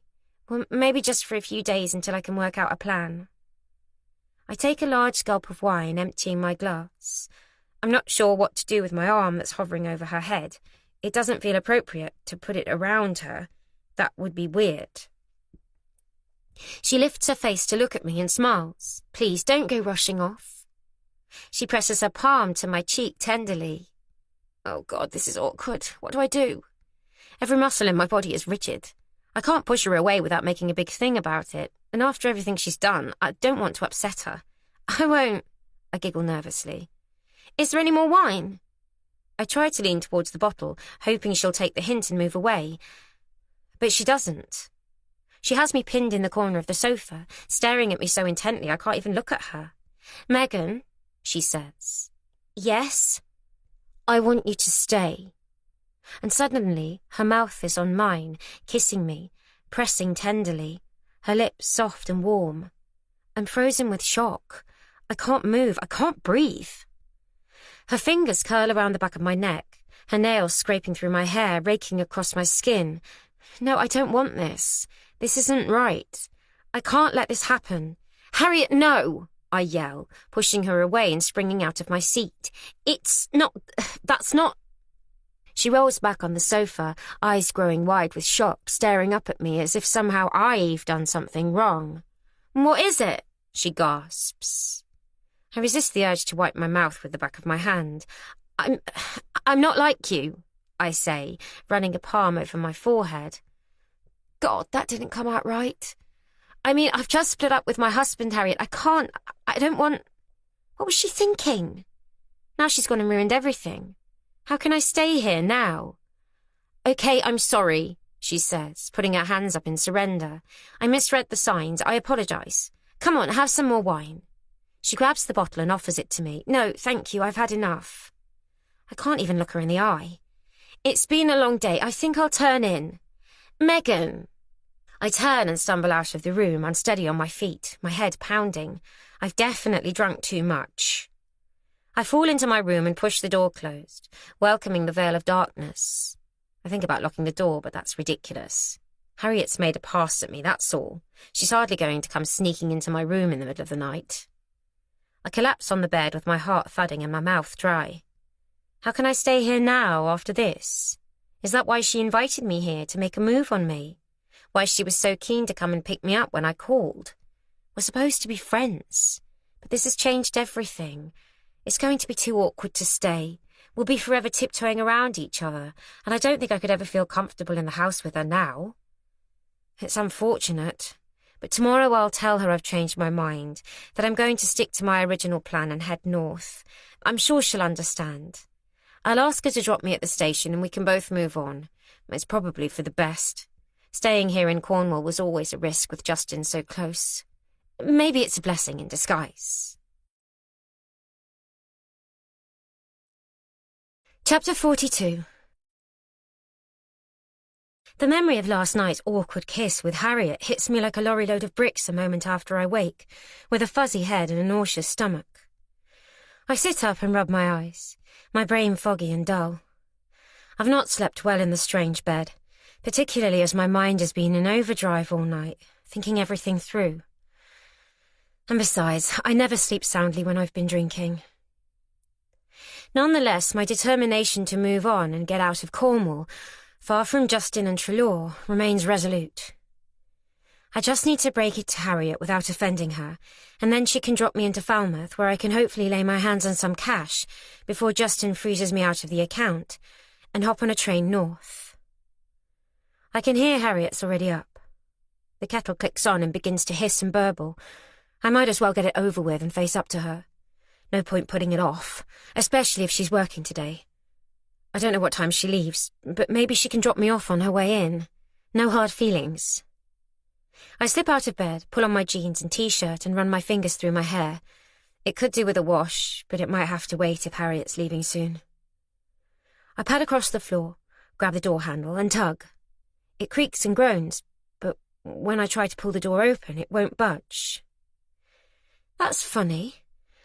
I thought about locking it last night, but remember making a conscious decision against it, unless I did lock it and don't remember. In the darkness, I feel around the handle with my fingers, hunting for the key, but it's not there. There's only the empty keyhole. Strange. Did I lock the door and remove the key? I don't think so. In fact, I'm sure of it. But what other explanation is there? Unless Harriet locked me in from the outside. No, that's crazy. Why would she do that? I flick on the harsh overhead light that hangs from the ceiling. There's definitely no key in the lock. I hurry back to the bed and hunt all around in the bedclothes, the bedside cabinet and the floor. Where else would it be? It's not in any of my jeans pockets, or on the top of the chest of drawers, or in any of the drawers, or the wardrobe. Now I'm panicking. I rush back to the door and hammer on it with the flat of my hand. Harriet, are you there? I can't open the door, it's locked. I press my ear against it. She must have heard me, surely. Harriet! I scream.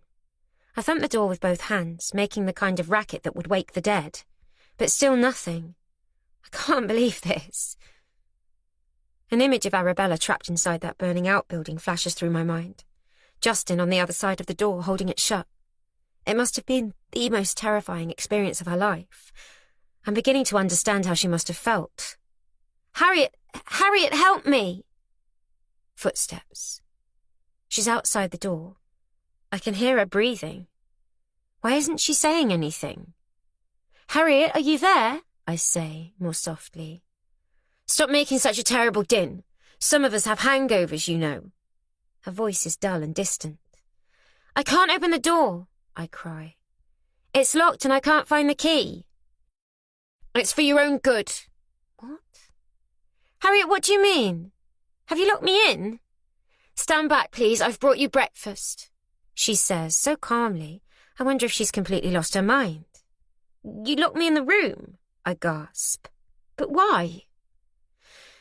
My foggy head spins, trying to make sense of it all. Why did I have so much to drink last night?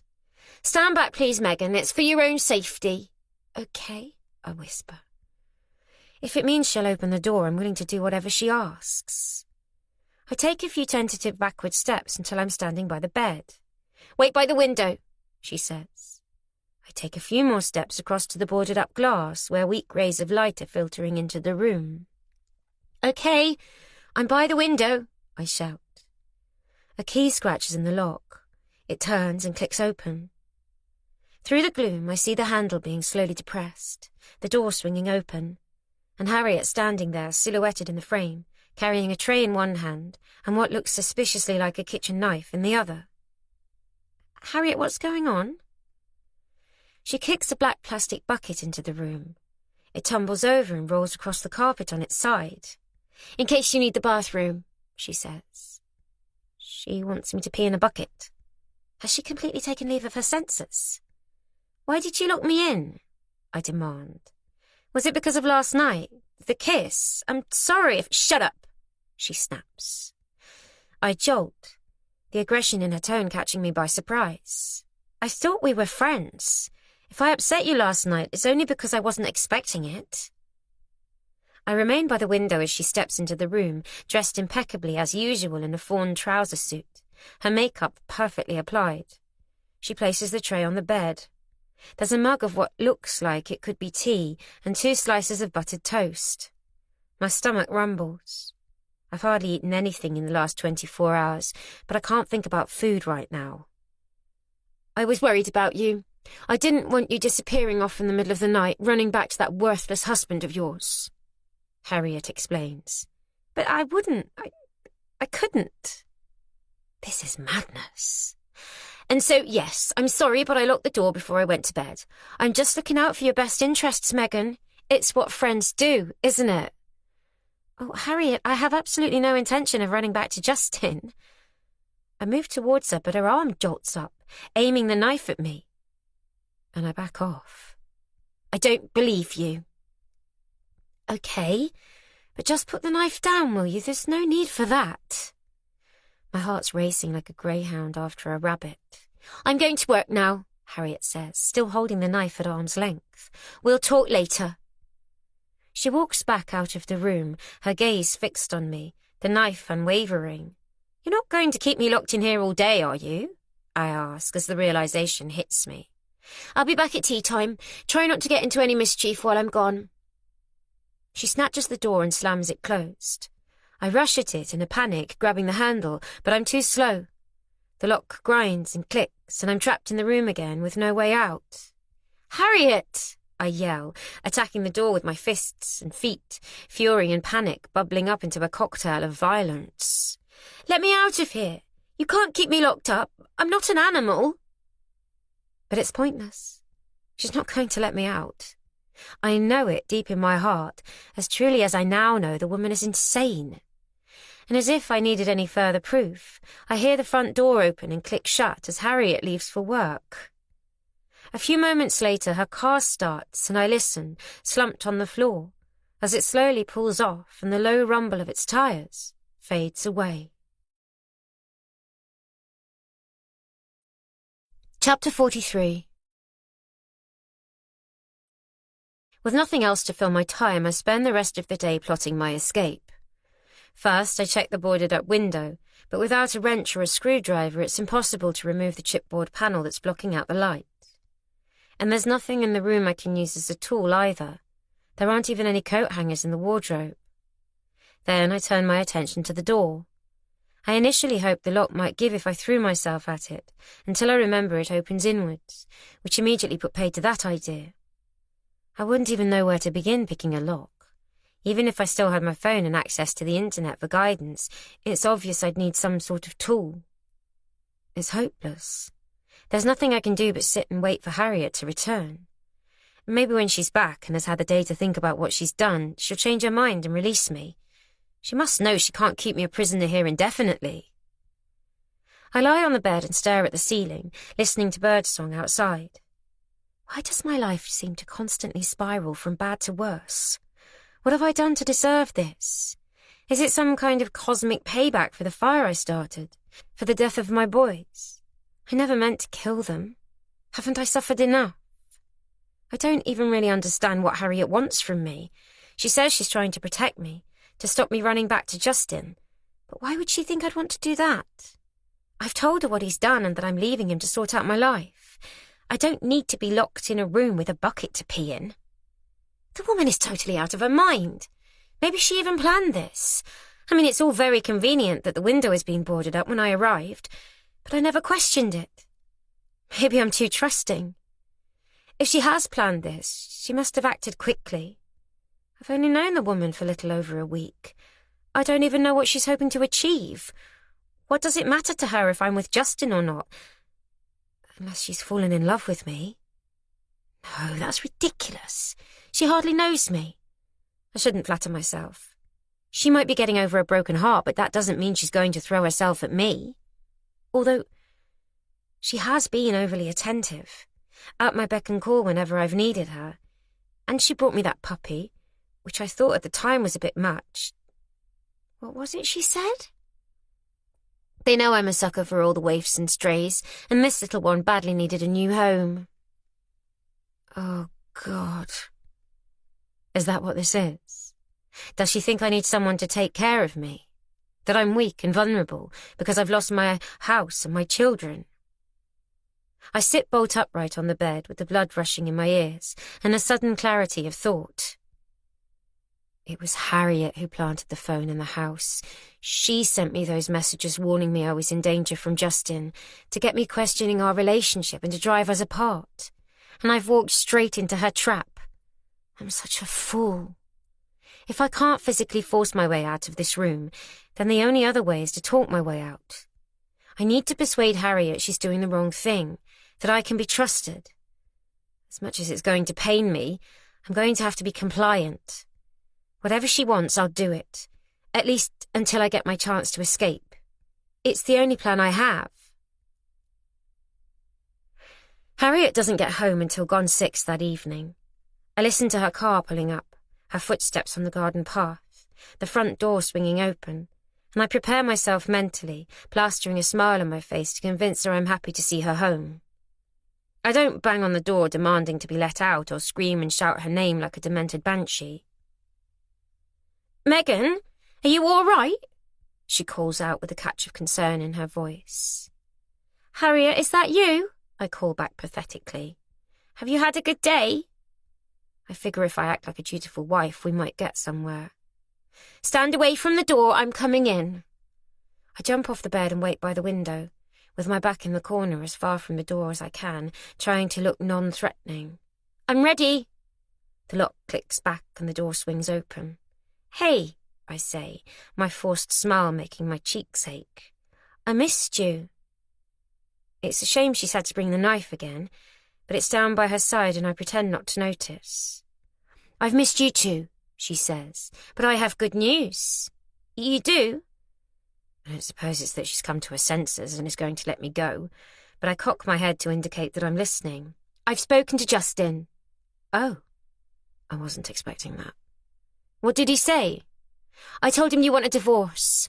I know a wonderful lawyer who can get the paperwork done quickly." She says. She's done what? I'm not sure I even want a divorce, at least not until I have had time to think it through.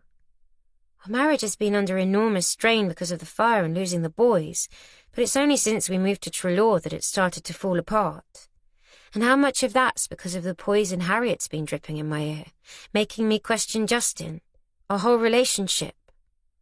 So he lost his temper and grabbed me around the neck, in anger, that one time, but only because I'd provoked him. And did he really try to drown me in the sea? I was confused and disorientated. What if I made a mistake? And as for everything Arabella told me, it was all a long time ago. "That's great. Thank you," I whimper, doing my best to sound convincing. "My pleasure. Soon you'll be rid of him for good." "I don't know how to thank you, Harriet. You've been amazing," I say, edging forwards with my fake smile still firmly in place. "You can thank me by not causing any trouble," she says, raising the knife as a warning. "Now back off." "I won't be any trouble, I promise." I hold up my hands and retreat. "And really, you don't need to keep me locked in my room. I'm not going anywhere." Harriet stares at me through narrow slits for eyes. She doesn't believe me. Yet. This is going to take time. I have to be patient. "Please, Harriet," I beg. "Don't lock me up again." "I'll bring you your dinner shortly." She snatches the tray she left this morning and backs out of the room, slamming the door behind her. My heart sinks at the sound of the lock turning. This isn't going to be as easy as I thought. But how long is it going to take? A day? A week? A month? I'll go crazy locked in this room for all that time. No one knows I'm here. Thanks to Harriet, all Justin knows is that I've left him. And as for Arabella and Lady Grace, they think I'm on a train heading to Cumbria to disappear. There's no one to raise the alarm, and I have no way of calling for help. I'm on my own. If I'm going to escape, I have to do this by myself. I have no other choice. Harriet returns an hour later with a bowl of pasta and a plastic mug of water. "Here," she says, thrusting the tray at me. I momentarily forget about the knife and rush towards her. I'm famished and my throat is dry. She could have at least left me something to drink when she went out this morning. "Easy," she warns, as I snatch the tray out of her hands. The pasta smells delicious. She's cooked it in a rich tomato sauce with herbs and olives, and although she's only given me a small plastic spoon to eat with, the food's piping hot with steam rising and spiralling into the air. It gives me another idea. "This looks divine," I say, glancing at Harriet as she stands in the doorway watching me. She's only a couple of meters away. As she grins with pleasure at the compliment, I flip the tray and hurl it at her. She howls with surprise, ducking and fending off the bowl of pasta with her elbow. It crashes into the door and smashes on the floor, spewing pasta shapes and tomato sauce all over the carpet. I dip a shoulder and charge, screaming at the top of my lungs. But before I can knock her out of the way, Harriet has the tip of her knife at my throat. I back off with my hands up. "Don't make me hurt you," she hisses, anger flaming in her eyes. It was a stupid thing to do. Now I've riled her and wasted any chance I had of getting her to trust me. "I'm so sorry, Harriet," I sob. "I didn't mean to hurt you." "Clear that mess up," she orders. "And if you think I'm cooking anything else, you're wrong. If you're hungry, you'll eat it." She waves the knife at the tubes of sticky pasta on the carpet. She's serious. But then I'm so hungry I can't afford to waste food. "Hurry up," she yells. I drop to my knees and crawl across the floor, picking up pasta shapes with my fingers, popping them in my mouth, trying to ignore the grit that crunches in my teeth. It's totally degrading. Harriet watches me the whole time. I lick my fingers clean when I'm done and pick out a fibrous strand from under my tongue. I roll back on my haunches and look up at Harriet with wide eyes, trying to elicit some sympathy. She must be able to see how demeaning this is for me. "Now pick up the pieces of that broken bowl and put it on the tray." I do as I'm told, careful not to cut my fingers on the sharp shards. "May I have some water?" I ask, picking up the empty plastic mug and holding it up to her in both hands. She stares at me with cold, hard eyes as if she's weighing up whether I deserve any. I'm so thirsty. I should have drunk the water when I had a chance, but I wasn't thinking straight. "Put it on the tray with the bowl," she hisses. I do as she asks and slink away back to the shadows like a street urchin. She bends at the knees, scoops up the tray and edges out of the room. "I'm sorry, Harriet," I cry as she pulls the door closed. "I wasn't trying to hurt you. I was just scared." The lock snaps shut and Harriet's footsteps drift away. Chapter 44. I spend an awful night alone in the room, tossing and turning on the bed. All I can think about is an ice-cold glass of water, condensation dripping down its sides. Lifting it to my parched lips, a balm washing away a burning thirst with a crisp and refreshing relief. Harriet never came back last night. She left me in my room to suffer, a punishment for my insubordination. Lesson learned. She can be crueler than she looks. Why was I so quick to trust her? Probably because I had no one else. Justin had effectively isolated me, and Harriet was the first and only friendly face I'd encountered since we'd moved to Trelaw. Another lesson learned. It pays to choose your friends carefully.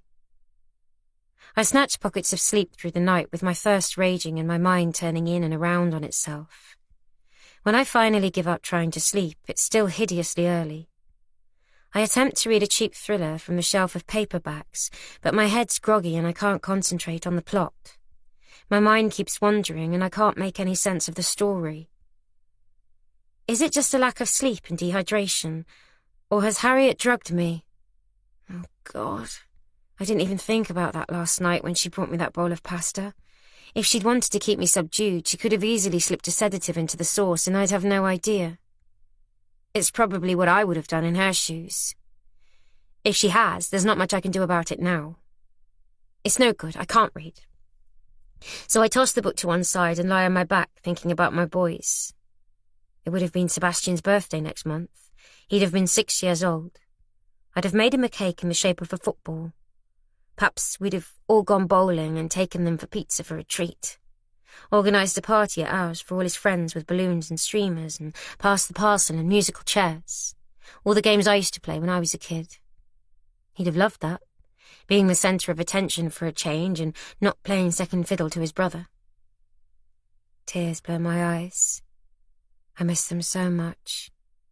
I'd give my life to turn back the clock, do things differently. For a start, I'd dump that faulty heater the moment it started playing up, and I'd make sure I'd made the most of every single second with those boys. I'd never raise my voice to them, or snap at them when I was trying to enjoy some quiet time, or fob them off with a lame excuse about why we couldn't go to the park. I'd have done so many things differently. But it's no good dwelling on it. I can't turn back time. And here I am paying for my negligence in the most horrific way. When I hear Harriet eventually rise, the water gurgling through the pipes as she takes a shower, the toilet flushing, doors creaking open, I lie still and don't move. I picture her moving around the house, getting dressed, applying her makeup, brushing her hair, putting on the professional mask of someone respectable and trustworthy. It doesn't fool me. Finally, she approaches my door after what seems like an age. She knocks politely as if she's a hotel maid, checking I'm decent before letting herself in. "Megan, are you awake?" I lick my dry lips and lift my head, but my throat's so parched my words come out as a hoarse croak. "Yes, you can come in." "Are you standing away from the door?" "I'm still in bed." After a brief hesitation, when I fear she's walked away, the lock clicks open. Light pours in from the hall and Harriet pokes her head in. "How did you sleep?" she asks lightly. "Yes, good," I lie. "Is there any chance of a glass of water, do you think, please?" "Yes, of course," she says, all traces of last night's irritation and anger gone. "I'll bring you some. Won't be a moment." She pulls the door shut and locks it again.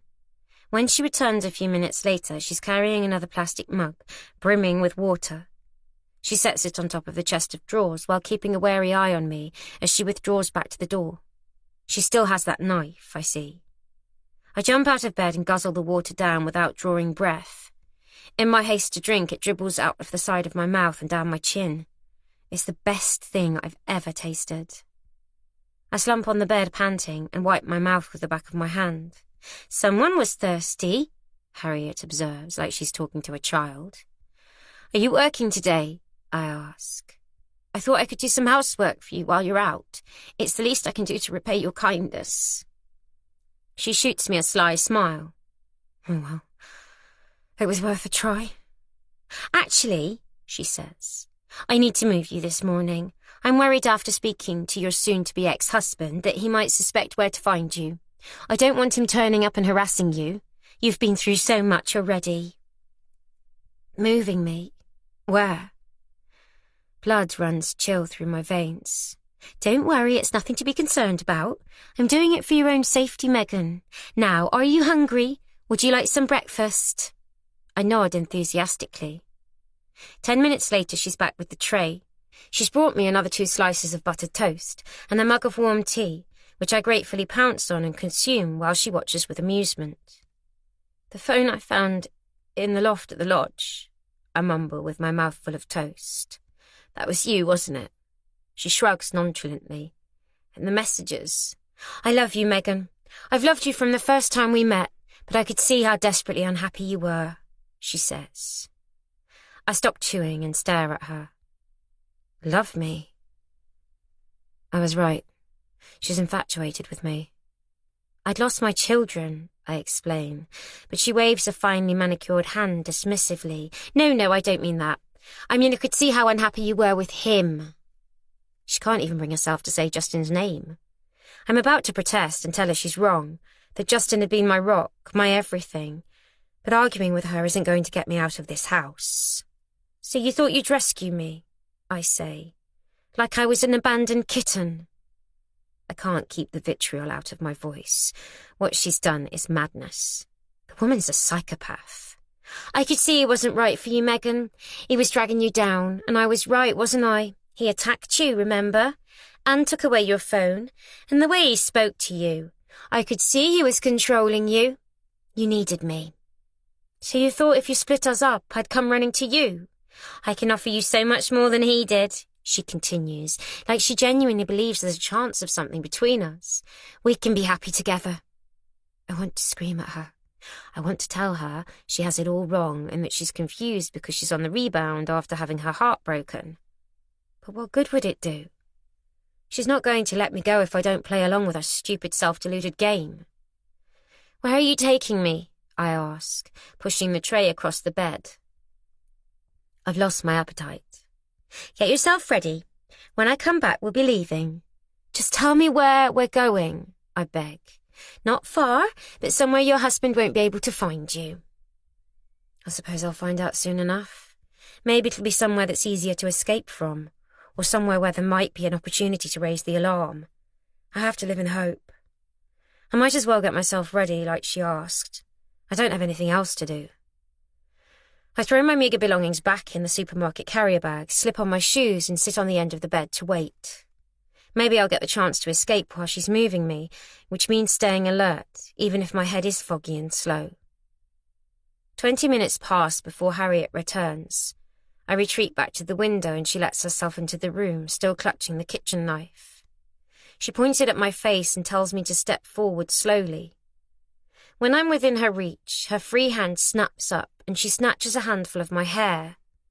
I cry out in pain as she twists my head and pushes it down so I have to bend over, my eyes facing the floor. Don't give me any trouble, she hisses in my ear as she drags me out of the room. At least she's not tied me up. We scuffle awkwardly across the hall and she throws open the front door. A fresh breeze hits my skin, but I don't have time to appreciate it. She forces me down the garden path and I stumble on a loose flagstone. Harriet yanks my head up aggressively and I squeal in agony. If she carries on the way she's going to rip my hair out of my skull. Walk properly, she screams at me, waving the knife under my nose. I don't want to hurt you. She's already hurting me, but, of course, I don't say it.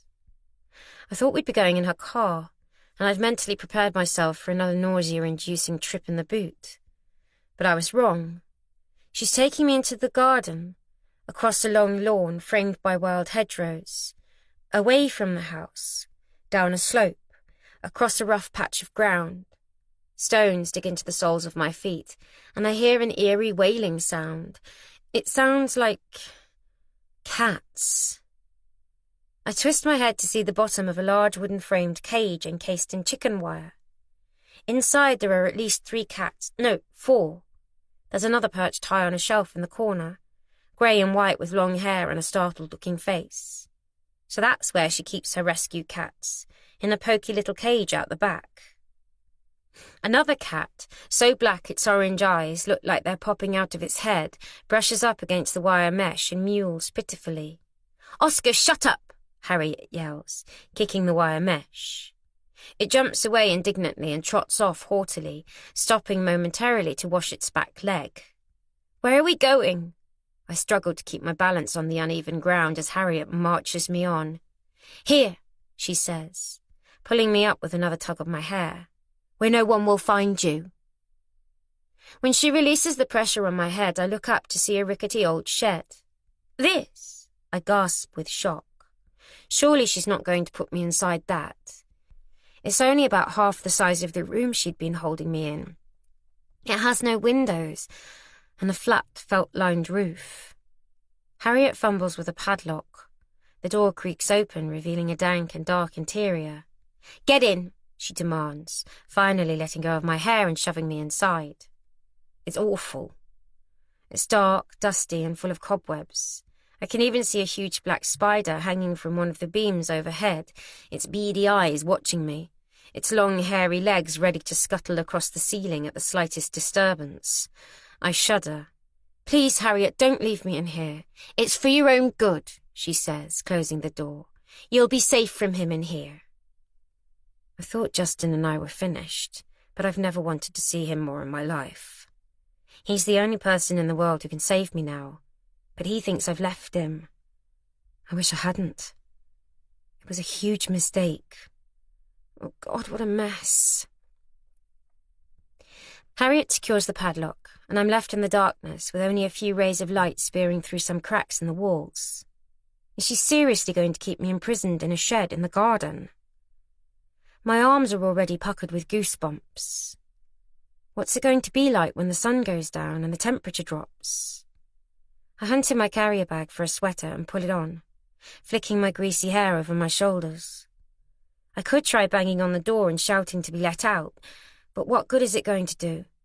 Harriet's not going to let me go just because I make a fuss. And I don't want to give her any excuse to gag me or tie me up. That's the only thing that could make this situation any worse. As my eyes adjust to the gloom, I notice she's left a pile of blankets in one corner. A bed? I want to die. I have nothing to live for. No hope, no future. I'm totally at Harriet's mercy. No better off than the cats in their cage. Actually, that's not true. They at least have a wire mesh and can watch what's going on outside. I don't even have a window. Something brushes the back of my neck and I jump, squealing. I can't stay in here. I really can't. It'll drive me insane. Outside, a car door clicks open and slams shut. An engine fires up. The car slowly pulls away. Tires rumble down the dirt track. Harriet setting off to work as if nothing has happened.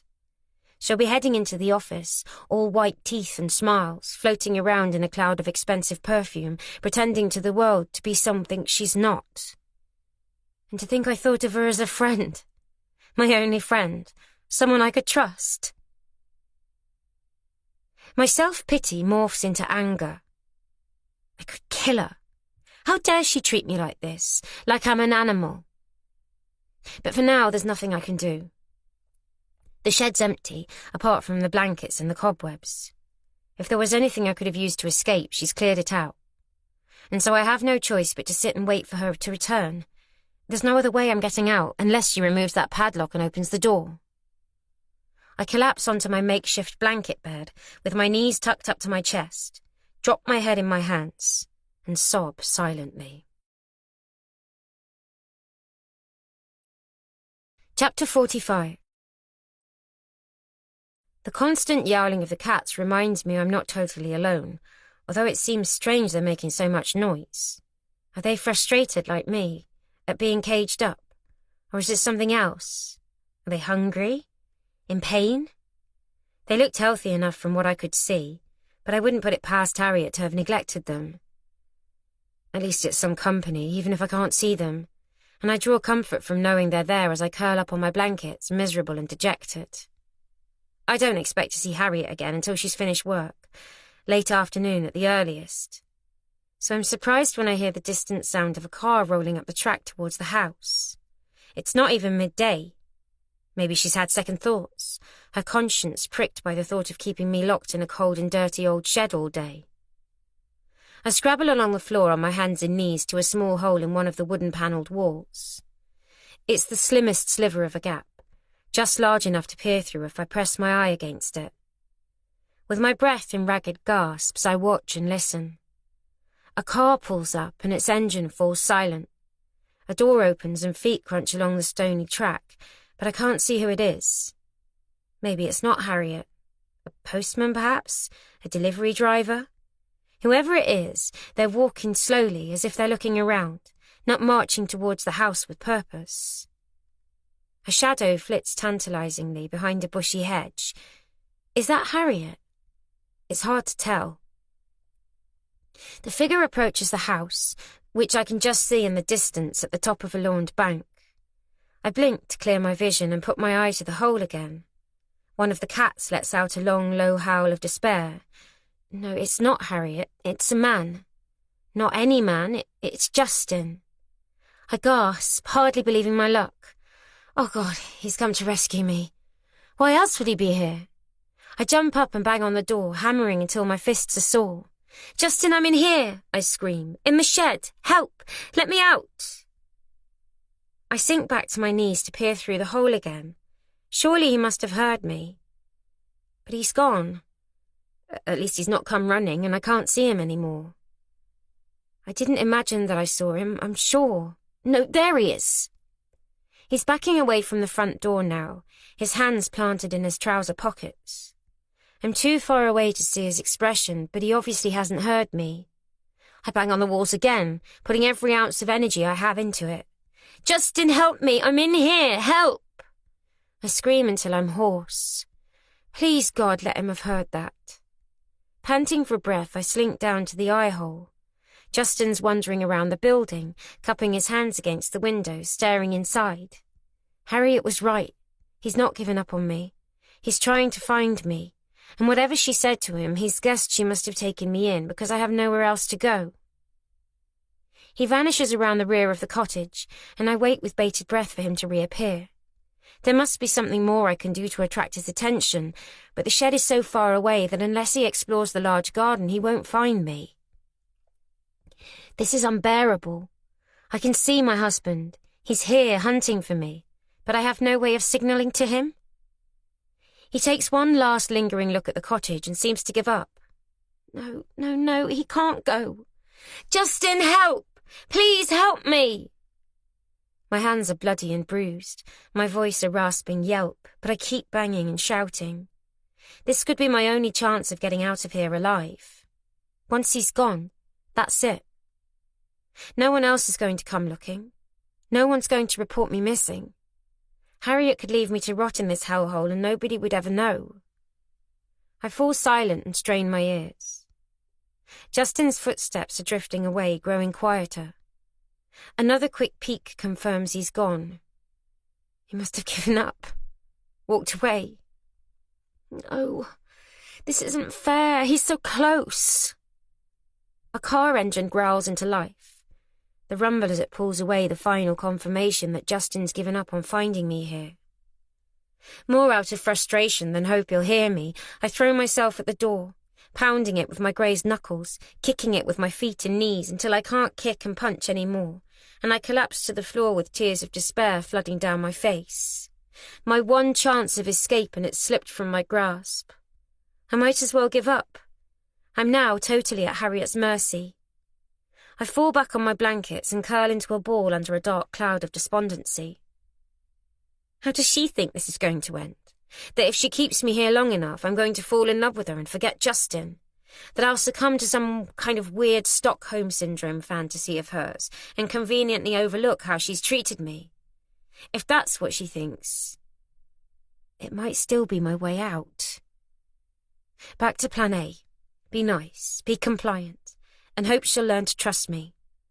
I have no other option. But how long's that going to take? How long am I going to be trapped in this shed with only the spiders and feline caterwauling for company? I squeeze my eyes tightly shut, trying to push all the bad thoughts out of my mind and find some peace.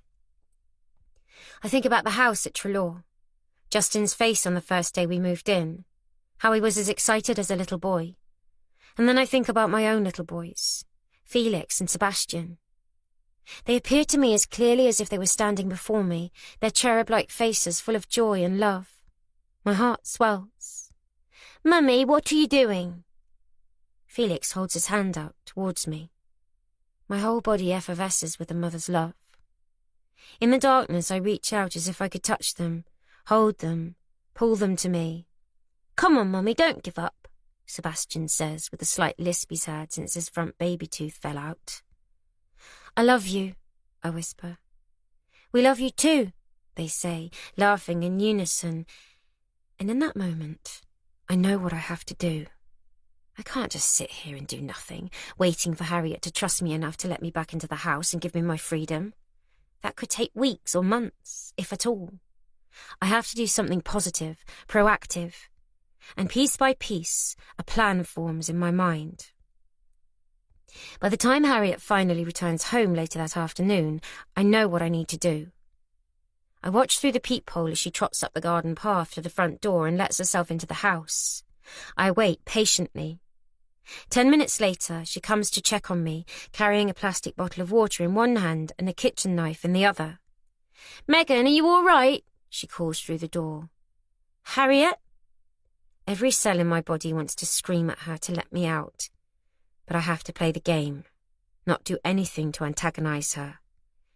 "Yes, it's me. Stand back, please. I've brought you some water." The light that pours in when she removes the padlock and opens the door is so bright I have to turn my head away and shade my eyes. "I hope you weren't too bored in here on your own," she says. I should have thought to have given you some books or something to read. What a joke. There's not enough light in the shed to read, even during the middle of the day. But I don't say that, of course. Instead, I smile sweetly and say, "Oh, I was fine, thank you. How was work?" I have no interest in small talk with her. In fact, all I want to do is stand up and punch her in the mouth, tear that stupid smile off her face, and get as far the hell away as I can from here. But she needs to think I'm being compliant, trustworthy. "Oh, you know the usual dramas," she says, rolling her eyes. "Are you hungry?" "Starving." I've had so little to eat and drink in the last few days, I'm feeling quite weak. "What have you done to your hands?" She stares in horror at my bloodied knuckles. I hurriedly hide them under my thighs. "Nothing, they're fine. You want to be careful you don't get an infection with all this dirt in here." "Yeah, well, you're the one insisting on keeping me locked up in here and sleeping on a blanket on the floor." "Is that water for me?" I ask, nodding at the bottle in her hand. "Oh, yes, I almost forgot." She rolls the bottle across the floor, and I stop it with my foot. "Thanks." I snatch it up, twist off the cap, and down it in 4 long gulps. "Right, well, I'll warm up some soup for you," Harriet says, her nose wrinkling as she watches me drink. Soup?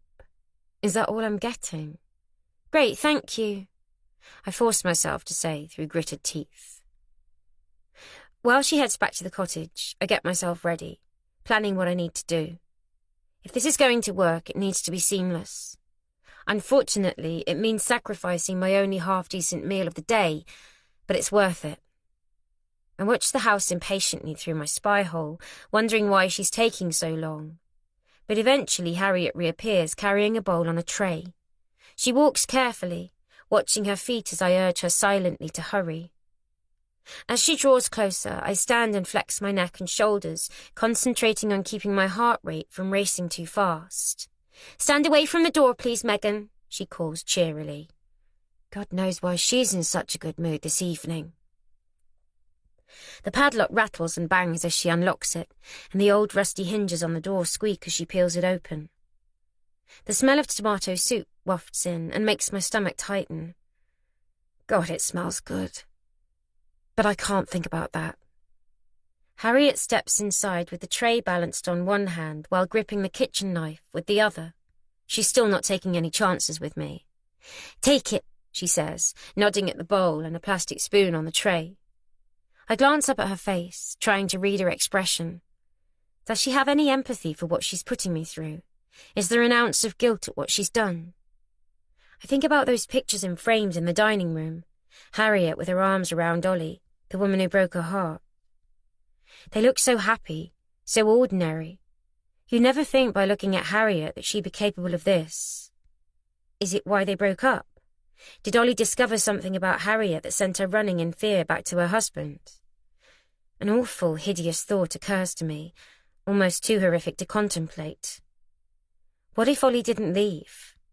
What if Harriet killed her? No, there's no reason to suspect that. Just because she's holding me hostage, locked in the shed, doesn't make her a killer. I'm letting my imagination run amok. I need to focus, concentrate. Thank you. Tomato, my favourite. I reach for the bowl with one hand and the spoon with the other. But as I step back, away from Harriet, I let the bowl slip through my fingers. It crashes to the floor, soup flying everywhere. There's a loud crack. Harriet jumps back with a shriek and I watch the bowl shatter into pieces. "Oh God, I'm so sorry," I gasp, contorting my face into an expression of horror. She has to think it was an accident. "You stupid cow," she hisses. "You've got it all over my shoes." I drop to my knees, frantically trying to gather up all the broken shards. I'm such a butterfingers. The soup's already seeping into the wooden boards that form the floor, soaking into all the cracks and holes. That's 2 dishes in 2 days. While Harriet's staring down at her legs, trying to wipe specks of soup from her trousers, I quickly evaluate the damage I've done. I was concerned the bowl might not break on the wooden floor, but I didn't have to worry. It smashed into 5 large pieces and countless smaller chips and slivers. One piece in particular catches my eye. It's elongated with a sharp point at one end. I place a hand over it and secretly palm it away, hiding it under my pile of blankets. Then I focus on gathering up all the smaller pieces, scooping them up, careful not to cut myself. I offer them to Harriet, who holds out the tray. "I think that's all of it," I say, running my hands over the floor, searching for any other fragments I might have missed. "You're going to have to go hungry again," she huffs. "I'm not wasting my time bringing you anything else. Perhaps you'll learn to be more careful in the future."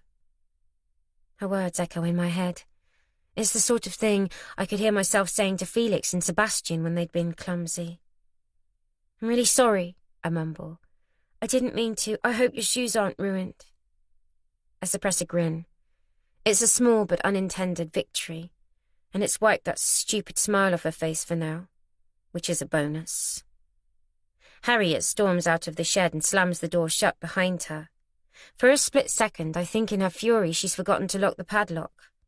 But then I hear the now familiar rattle and clunk as she fixes it in place.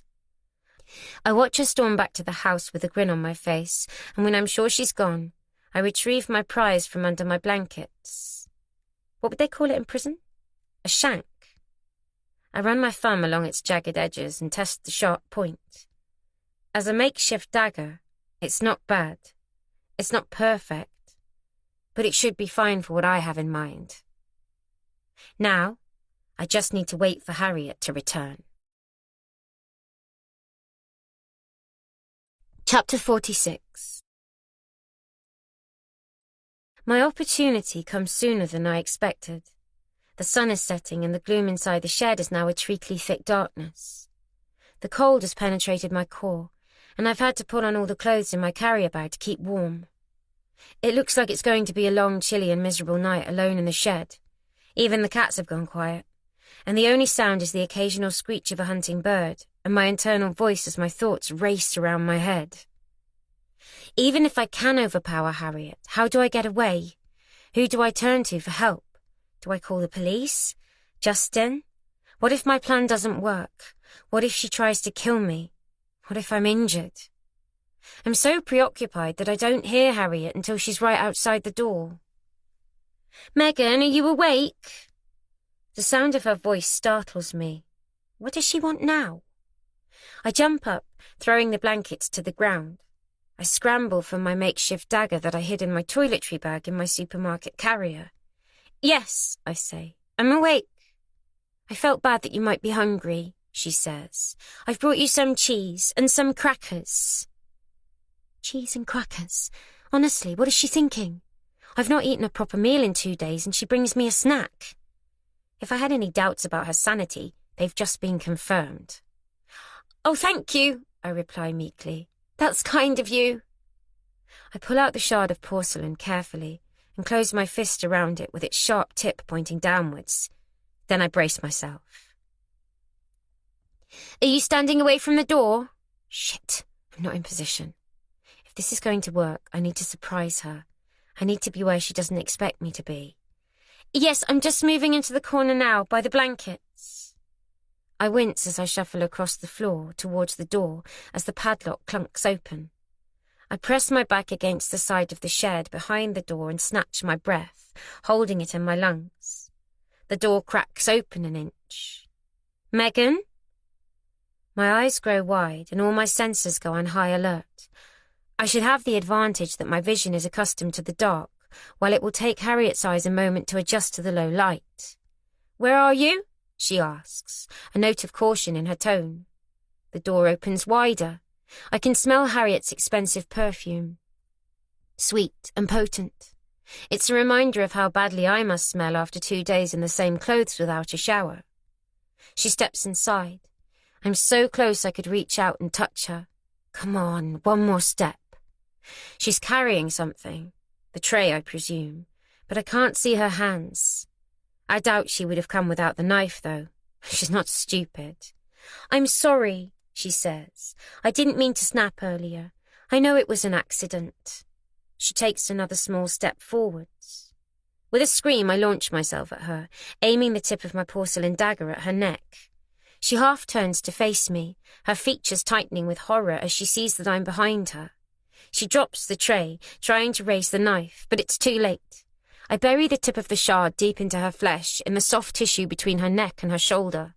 She howls in agony and surprise, twisting and falling, sticky wet blood pumping from the wound. It's on my hand and my arm. I let go of my weapon and shove her in the back as she's stumbling to her knees. In the confines of the dark shed, everything becomes confused. We're all arms and legs tangled together, and as I rush for the door, she snatches my leg. I don't want to hurt Harriet. All I want is to get out, to be free, but she's brought this on herself. Instinctively, I kick out. I strike something soft and fleshy. Harriet yelps in pain and lets go, and suddenly I'm outside, in the fresh air, free. I don't stop to look back. I don't hesitate. I don't wait. I just put my head down and run. My plan is straightforward, to grab Harriet's keys and to steal one of her cars. I don't know where I'll go. I've not thought that far ahead. My priority is simply getting away. Halfway across the lawn, heading for the house, I slow down. My limbs are unusually heavy and my breathing hard. A lack of food has left me lightheaded and sluggish, and I'm not thinking straight. I should have taken the opportunity to lock her in the shed. The last thing I need is her chasing after me. But it's too late now. I'm not going back. I have to get out of here. I glance over my shoulder and peer through the gloom. The shed door is swinging open on its hinges, but there's no sign of Harriet. God, I hope I haven't killed her. As soon as I'm away from here and safe, I'll find somewhere to raise the alarm and get them to send an ambulance. It was only a flesh wound. She should be fine. Although there was a lot of blood. I can't worry about that right now. I pick up the pace and jog to the cottage, adrenaline and desperation fueling me onwards. Thankfully, she's left the door on the latch and a set of car keys for her sporty two-seater in a bowl on a table in the hall. I grab them, but something forces me to hesitate on the way back out. Harriet's handbag is on the floor. Has my luck finally changed? It's too tempting not to check, sitting there gaping open, just begging for me to peer inside. It'll only take a second. I'm glad I follow my hunch. Among the packets of tissues, a hairbrush, her purse, an assortment of blushes and lipsticks, I find her phone. Bingo. But my jubilation is short-lived. It's locked, of course, and I have no idea of her passcode. I try the obvious 0000 and 1234, but that would be too easy. Of course, I could call the police without needing to unlock the phone. I should call the police, but I really want to hear Justin's voice right now. I need to tell him I've made a terrible mistake, that I should never have left him, and I want him to come and rescue me. I'm torn. I need Harriet to unlock the phone, but that means returning to the shed and facing her again. I don't know if I can. But what if she's lying there bleeding to death? As much as I hate her, I don't want another death on my conscience, or to face a murder charge. Can you be convicted of murder if it was self-defense? I'm not even sure if it was self-defense. It's not as if Harriet attacked me. A clever lawyer, I'm sure, could make it sound like I acted unreasonably. I stamp my foot on the ground in frustration. Get in the car, Meg, and drive away. But how can I, knowing Harriet could be dying? I have to check on her and get her to unlock this phone. Shit! I storm out of the house and tramp back down the garden path, across the lawn and past the big cage where Harriet's cats live. 2 pairs of eyes watch me curiously. Alongside the cage there's another small wooden structure, enclosed by a 6-foot chain-link fence. Behind the fence, I recognise the sad eyes of the puppy Harriet tried to gift me. She wasn't kidding when she said she'd put him outside. As I tiptoe towards the shed, I wish I'd thought to pick up a weapon from the house. I still don't know what kind of a state Harriet is in, but if she's still alive, she's still armed. Harriet? I call, edging closer. I push the door fully open with my arm at full stretch. Harriet, are you okay? It takes a moment for my eyes to adjust to the darkness inside the shed again, with my heart threatening to pound its way out of my chest. I expect to find Harriet sprawled out on the floor in a pool of her own blood, writhing in agony, but she's not here. I stare in disbelief for a second or two, before whirling around with adrenaline burning through my veins. If she's not in the shed, where the hell is she? I need to get out of here, and fast. If she catches me, who knows what she'll do? Every shadow in the garden is a potential threat, every rustle of leaves the harbinger of an attack. I can sense eyes watching me, assessing my every move. The cats or Harriet. I begin to shiver, fear permeating through my body. So much for unlocking Harriet's phone. Call the police, Megan. But she'll hear me and know exactly where I am. And how long will it take the police to get here? Too long. Far, far too long. It's okay, I have our car keys. I just need to get to the car. Slowly, I tiptoe back along the garden towards the house, scanning left and right, listening for any potential threat. Harriet's here somewhere, I know she is. I can sense her presence. But she knows the layout of the cottage and the gardens better than anyone. Finally, I spot the muddy track where her cars are parked. I tramp through a flower bed and, throwing caution to the wind, break into a sprint, my legs pumping. The cars are parked alongside each other. The white sports car, slung low on its suspension, half hidden behind the more utilitarian SUV. As I run, I dig the keys out of my pocket and press all the buttons, until the doors of the sports car blip open, hazard lights flashing. If that hasn't given away where I am, nothing will. I hope she's too badly injured to move anywhere fast. And if I can only get into the car before she catches up with me. Now I really wish I hadn't let my fitness slip. I skid to a halt as I reach the vehicle, my trembling hand stretching for the handle. With one fearful glance over my shoulder, I yank it open and throw myself inside. Bright internal lights blaze on, illuminating the smart leather seats and hand-stitched steering wheel. Harriet's still nowhere to be seen, but I don't kid myself. She's here somewhere and she's not going to let me get away easily. As I pull the door shut behind me, the internal lights fade. Habit forces me to pull on the seatbelt, but now I'm stuck with working out the ignition. Do I need to insert a key, or is it one of those stop-start buttons? Frantically, I feel all around the steering column, panic tearing me apart. And then I see it. The big round button by the radio. Start. I press it with my thumb and the engine growls into life. Headlights flick on, casting a white glow into an adjacent hedge. My eyes flick to the rearview mirror. Was that movement I saw? Someone stalking around the rear of the vehicle. I fumble with the keys, trying to find the fob.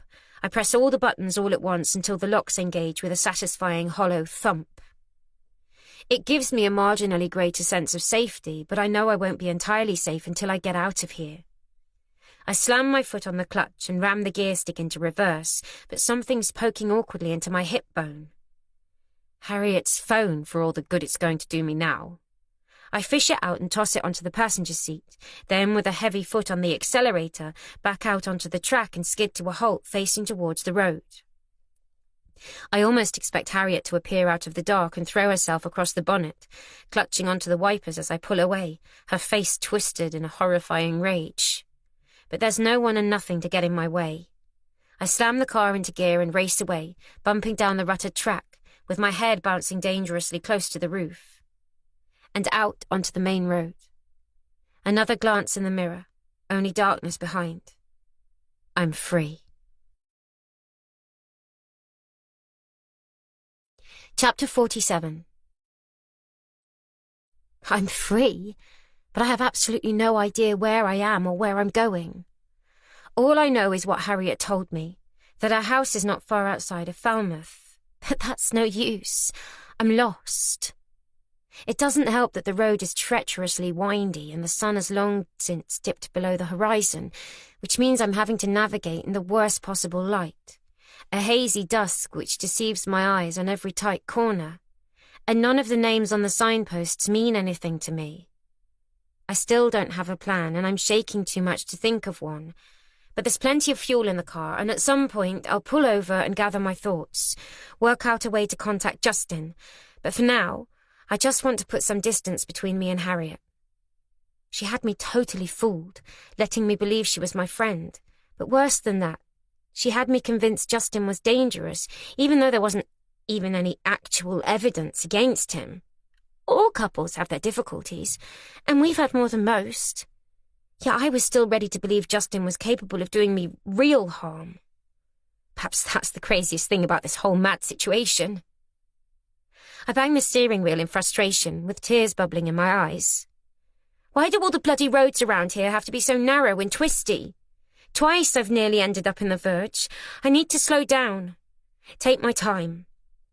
Wouldn't that be the final irony if I escaped from Harriet but ended up dead after wrapping the car around a tree?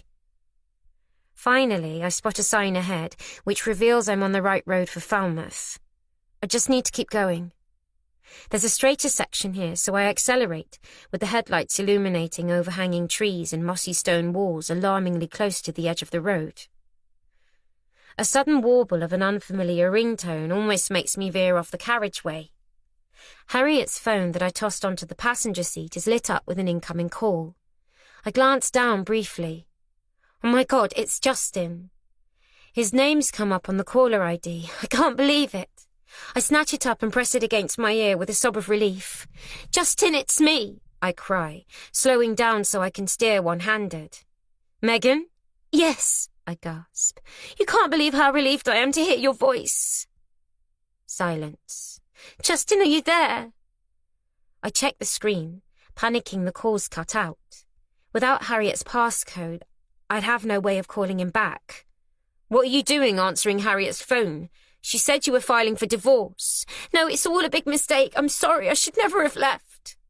My words get choked up in my tears as emotion overwhelms me. Where are you? Are you driving? He asks, sounding confused. It's Harriet.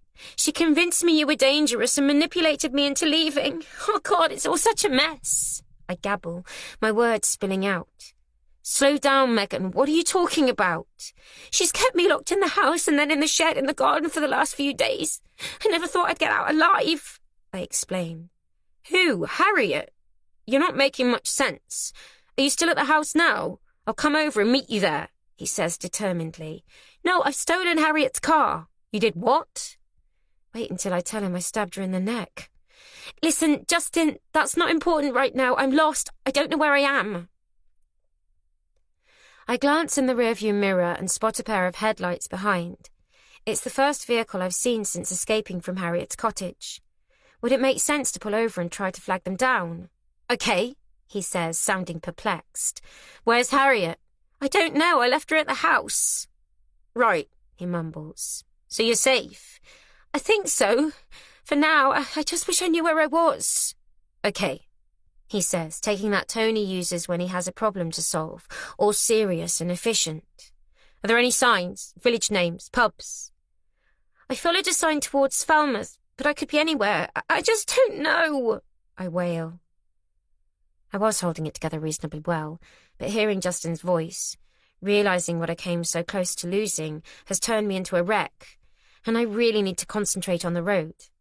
I check the mirror again. The vehicle behind is closing fast now. It's travelling at some speed, dangerously fast on these narrow roads. Right, Justin says, like he's calculating what to do. But how is he going to help me when he doesn't have a clue where I am? Hang on, I shout. There's a sign up ahead. What does it say? I slow down as I approach a junction where the road intersects a more major carriageway. Right to Falmouth, left to Helston, I say, changing gear. Which should I take? The headlights in my mirror grow larger, dazzling my eyes, forcing me to squint. Take a left, Justin says, clearly and decisively. It's exactly what I need. My head's not in the right place to make rational decisions. It hasn't been for a while. I'm going to jump in the car and find you. Whatever you do, don't stop for anything or anyone. Just keep driving and stay on the line. The lights behind are blindingly bright now, right up close behind me. But I don't have time to worry that some arsehole's right up my back. I don't know the roads. They'll have to be patient. I indicate left and pull away aggressively fast, my wheels spinning. Unfortunately, the car behind follows, heading in the same direction and accelerates equally violently. In a few seconds, it's virtually hanging off my rear bumper, far too close for comfort. If I were to touch my brakes, they go right into the back of me. If they're in that much of a rush, why don't they just overtake? Megan? Megan, are you still there? Sorry, I zoned out for a moment. There's a car behind. Oh, God. It hits me like an arrow between the eyes. Harriet. What car? Justin growls. I think it might be Harriet. I thought you'd taken her car. I bite my lip as I glance back and forth between the road ahead and the rearview mirror. What the hell do I do now? If I slow down, she's liable to force me off the road. If I speed up, I don't trust myself not to crash. I took the two-seater. She must be driving her company car, I croak. Okay, don't panic. Just keep your eyes on the road. But that's easy for him to say. He's not here with Harriet breathing down his neck on roads he doesn't know in the middle of who knows where. Justin, I'm scared. I know, he says quietly. But you're going to be fine. Keep your eyes on the road and don't stop. The road is wider, faster and straighter than the winding lane I've been on, but it's still unfamiliar, and in the darkening gloom it takes all my focus not to careen out of control. I don't know the twists and turns in the way Harriet must do, and every time I dab the brakes it looks like she's going to come crashing through the back window. I put the phone on speaker and lay it on the dashboard so I can use both hands to grip the steering wheel, my knuckles whitening. The interior of the car is completely illuminated now by Harriet's blazing lights. Justin, are you still there? Talk to me, please, I yell. I don't know what to do. Just keep eyes on the... Forget I love you. Hear me, Megan? His voice breaks up and drops out. Justin, I scream, glancing at the phone, but the bleeps tell me we've been disconnected. Shit! My clothes are damp with sweat and my arms ache from how tightly the muscles in my upper body are clenched. My eyes are stinging, my mouth dry, and my heart rampaging. The last time I felt this kind of terror, I'd just woken up to find my house on fire. What's Harriet playing at? Is she hoping I'll pull over? Or is she banking on me eventually running out of fuel? I need to listen to Justin's advice and keep driving. Keep my eyes on the road and concentrate on not spinning out. Up ahead, the road curves away into what looks like a nasty tightening bend. I tap the brakes tentatively, watching Harriet in my mirror. She's so close I can hear her engine over-revving above mine. But the bend's not nearly so tight as I first thought. I've been overcautious, slowed down too much, which gives Harriet the chance to pull out around me, as if she's going to overtake.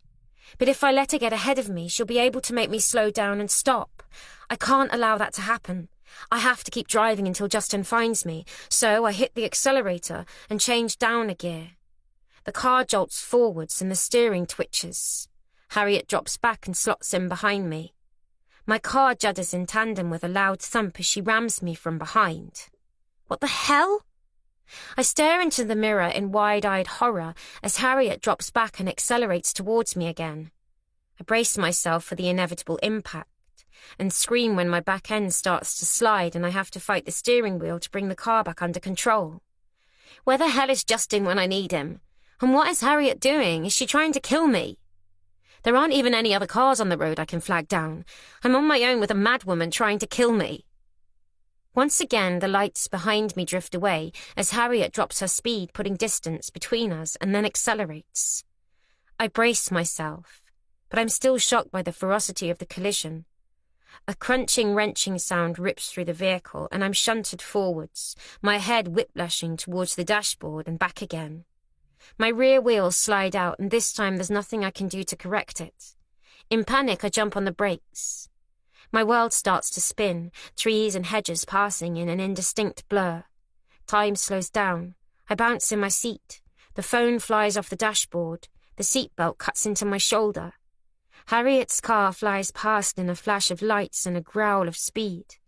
And as quickly as I lost control, the car comes to an abrupt halt, pitching my body forwards. And my head strikes the steering wheel. Chapter 48. My world is all black and every bone in my body is screaming in agony. Where the hell am I? In a car? Whose car? Someone's yanking open the door, letting in a cool breeze. I sort of remember now. Driving too fast, headlights in the mirrors, being pursued by a lunatic, my car being rammed from behind, losing control, spinning, crashing. It's Justin. It has to be. He's found me. I try peeling open my eyes, but only one seems to be working.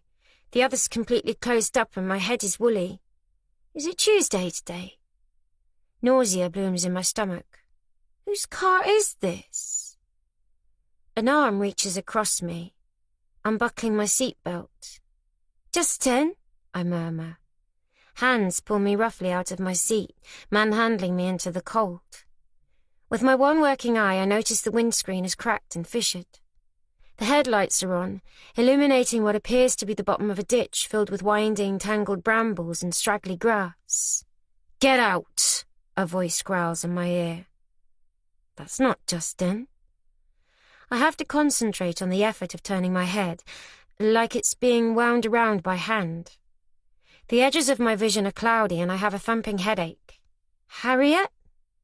Everything comes flooding back to me in a dizzying flash. Being imprisoned, stabbing my so-called friend with a makeshift dagger, stealing her car and being run off the road by her. I don't have the strength to fight back. I let her drag me out of the vehicle and I collapse into a patch of damp grass. "Where are we?" I rasp. "We're going to get you home," she says. There's a dark bloodstain around the neck and shoulder of her blouse, but it looks like she's pulled out the shard of broken bowl I stabbed her with. Home to Justin. No, that's not what she means. "Come on, get up." Harriet hauls me up under the arms, pulling me to my feet. She waves a knife in my face. "I'll drive you back and we can get you cleaned up." Finally, I prise open my gummed-up eye. What is that? Blood. I wipe it with the side of my finger and inspect the scarlet smear. I must have cut my head when I banged it. A little further up, just off the road, Harriet's car is parked on the verge.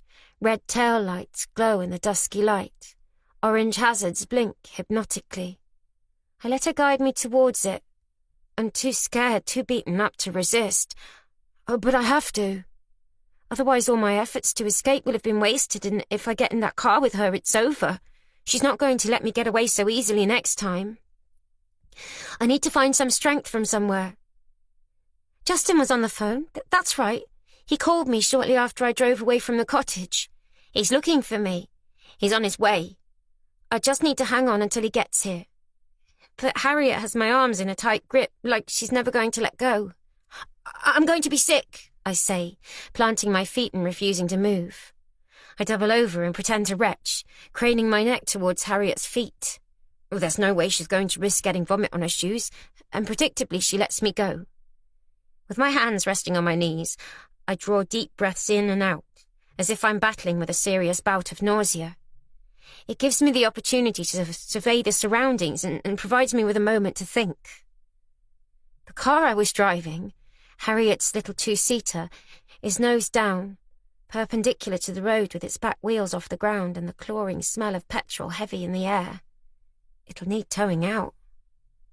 Beyond it, and the ditch its nose planted into, a green field is lit up under a silvery grey moon hanging low in the charcoal sky.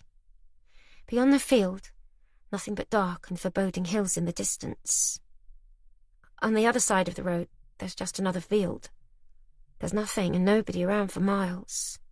"This doesn't change anything," Harriet says, looming over me with that knife she's still waving around. "I love you, Megan, and I know you can learn to love me too."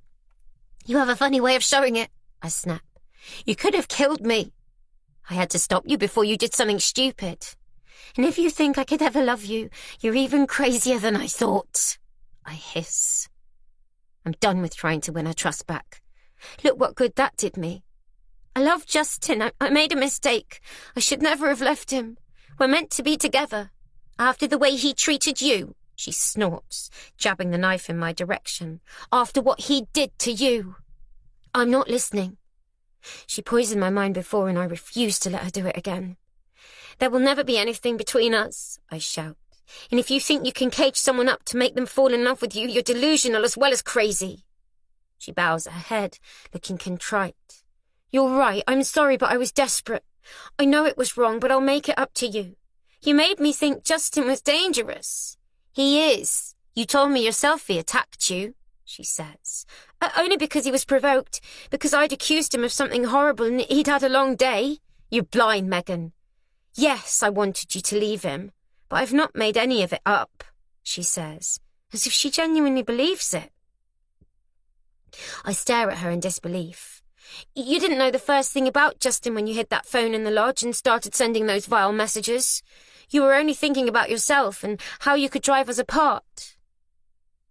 It was pure guesswork. She made the allegations and let me fill in the blanks, convincing myself it was all true. If that's what you want to believe. Those are the facts, Harriet. You can't argue with the truth. I throw up my hands in exasperation. Across the field, a light twinkles. What is that? A house? A farm? It's hard to tell from this distance, but it's almost certainly a building of some kind. Maybe if I could reach it, I could raise the alarm. But it's a long run, maybe a mile, possibly 2, and I'm still hopelessly unfit. Looking around, though, my options are severely limited. It's that or nothing. You're better off without him, Harriet sneers, whether or not you want to admit it. I'd never treat you the way he does. I suppress the urge to laugh. Can she even see herself right now, how she's treating me? But I'm not going to get into an argument about it with her. I took your phone, I announce. What? I stole it from your handbag when I took the car keys. If you want it back, it fell into the footwell when you drove me off the road. I glance back at the car. I imagine you wouldn't want to be without it, although you must have another one, an anonymous number you used to send me those messages about Justin. I wait for her gaze to slide away from me to the car. She opens her mouth to say something, but I have no intention of hanging around to hear it. I turn and run. I jump the ditch and stumble into the moonlit field, attempting to sprint hard to put some distance between us. I might be unfit, but I know Harriet is slower than me, and I should be able to put my advantage to good effect if I can keep my footing. Unfortunately, the ground is far more uneven than I anticipated, full of furrows and mounds that, in the last light of the day, make the going treacherous. "Megan, stop!" Harriet yells. I put my head down and run as hard as I can, stumbling and tripping, jarring my knees and ankles, praying I don't trip. I deserve some good luck for a change. Soon I'm out of breath and panting hard. The light in the distance doesn't appear any closer. Harriet shouts again, spurring me on, urging me to run faster. Tangles of long grass grasp at my feet, threatening to drag me down, and then my left foot twists as it lands awkwardly on a mound I didn't see. I stumble, using my outstretched arms to catch my balance, and my right foot disappears into a deep divot, toe first, snagging my heel. I scream as I fall. The tendons around my ankle stretched painfully to tearing point. A shooting pain travels up my leg, and I collapse in agony. "Come on, Megan, get up!" I try standing and putting weight on the foot, but the pain is excruciating.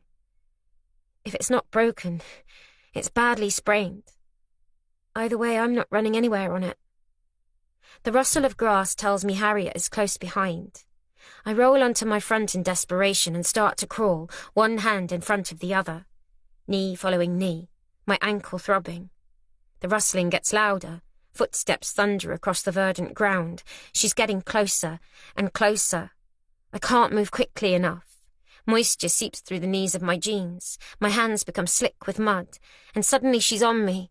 She grabs a handful of my hair, yanking my head backwards. The cold steel of her knife pressed dangerously against my throat stills me into silence. "And where do you think you're going?" Her breath is hot in my ear. "My ankle," I yelp. "I think it's broken." "Stop being a baby." She snatches my wrist and pulls me back towards the road, her car intermittently lit up by its flashing amber warning lights. "No!" I wail. Why can't she just leave me alone? I attempt to put up a fight, resisting as she pulls me, making myself a heavy, immovable lump. There's no way I'm getting in that car with her. "If you don't stop this, I'll gut you like a fish and leave you here to die." Her face is contorted into an evil snarl as she aims the knife at me. "How would you like that?" I freeze with terror. There's something cold and hard in her eyes that tells me she'll do it if she doesn't get her own way. She'd rather I died here with a knife in my stomach than let me go free. And only a moment ago she was trying to convince me she's in love with me. But my life means nothing to her. I'm an object, to be won or lost, and disposed of if she chooses. That's all. "All right, I'm coming," I wheeze, holding my hands up in surrender. There's no way I can outrun her or overpower her while she's armed. I have no other choice than to do what she says. I try standing again, but every time I put weight on my bad ankle, my whole body gives way. "You'll have to help me." "For pity's sake, Megan, you should take more care. You can't be a personal trainer with a broken ankle, can you?"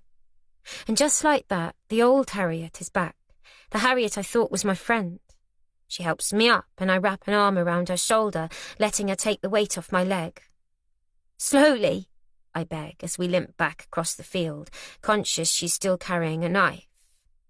I look up to gauge the distance to the road, working out how long I have left before she inevitably bundles me into the boot of her car and has me captive again. Once more, I'm totally at her mercy. Or maybe not. Another vehicle is pulling up in front of Harriet's car, its headlights washing over the road and the verge. It pulls to a stop. The driver's door opens. A man gets out, and my heart skitters. Chapter 49. Could it be? It is. It's Justin. He's found me. I could weep for joy. He's looking directly this way, and now he's coming, jumping the ditch and striding across the field. I don't think Harriet's noticed yet. She's looking down, watching where she puts her feet on the lumpy ground, being careful not to turn her ankle the same way I did. Even so, I need to create a diversion, to give Justin the chance to get close and surprise her. He doesn't know she has a knife, of course. I scream in agony and collapse, clutching my ankle, slipping out of Harriet's grasp. She turns on me, snarling, her back to Justin. "I just need a minute," I gasp. "I'm sorry, Harriet, it really hurts." "Get up," she shouts. "Don't test my patience." Okay, just give me a moment." I pull up the leg of my jeans, pretending to inspect my ankle and calf. In the corner of my eye, I watch Justin jogging and hobbling towards us, making desperately slow progress. "You have 10 seconds to get up, and then I start using the knife," she threatens. "All right, I'm getting up. Give me a hand." I wrap my palm around her outstretched wrist and pull myself gingerly to my feet. I keep gripping her arm, stopping her from turning because Justin's so close now. She'll spot him the instant she turns around. "You know, you can't just replace Ollie with me." It's the first thing that pops into my head. That's not the way it works. You need me, Megan, to save you from yourself. What makes you think I need saving? Come on, we've been through this. You're clearly not the best judge of character, she says with a sly smile. Meaning? I stiffen at the accusation. You and Justin.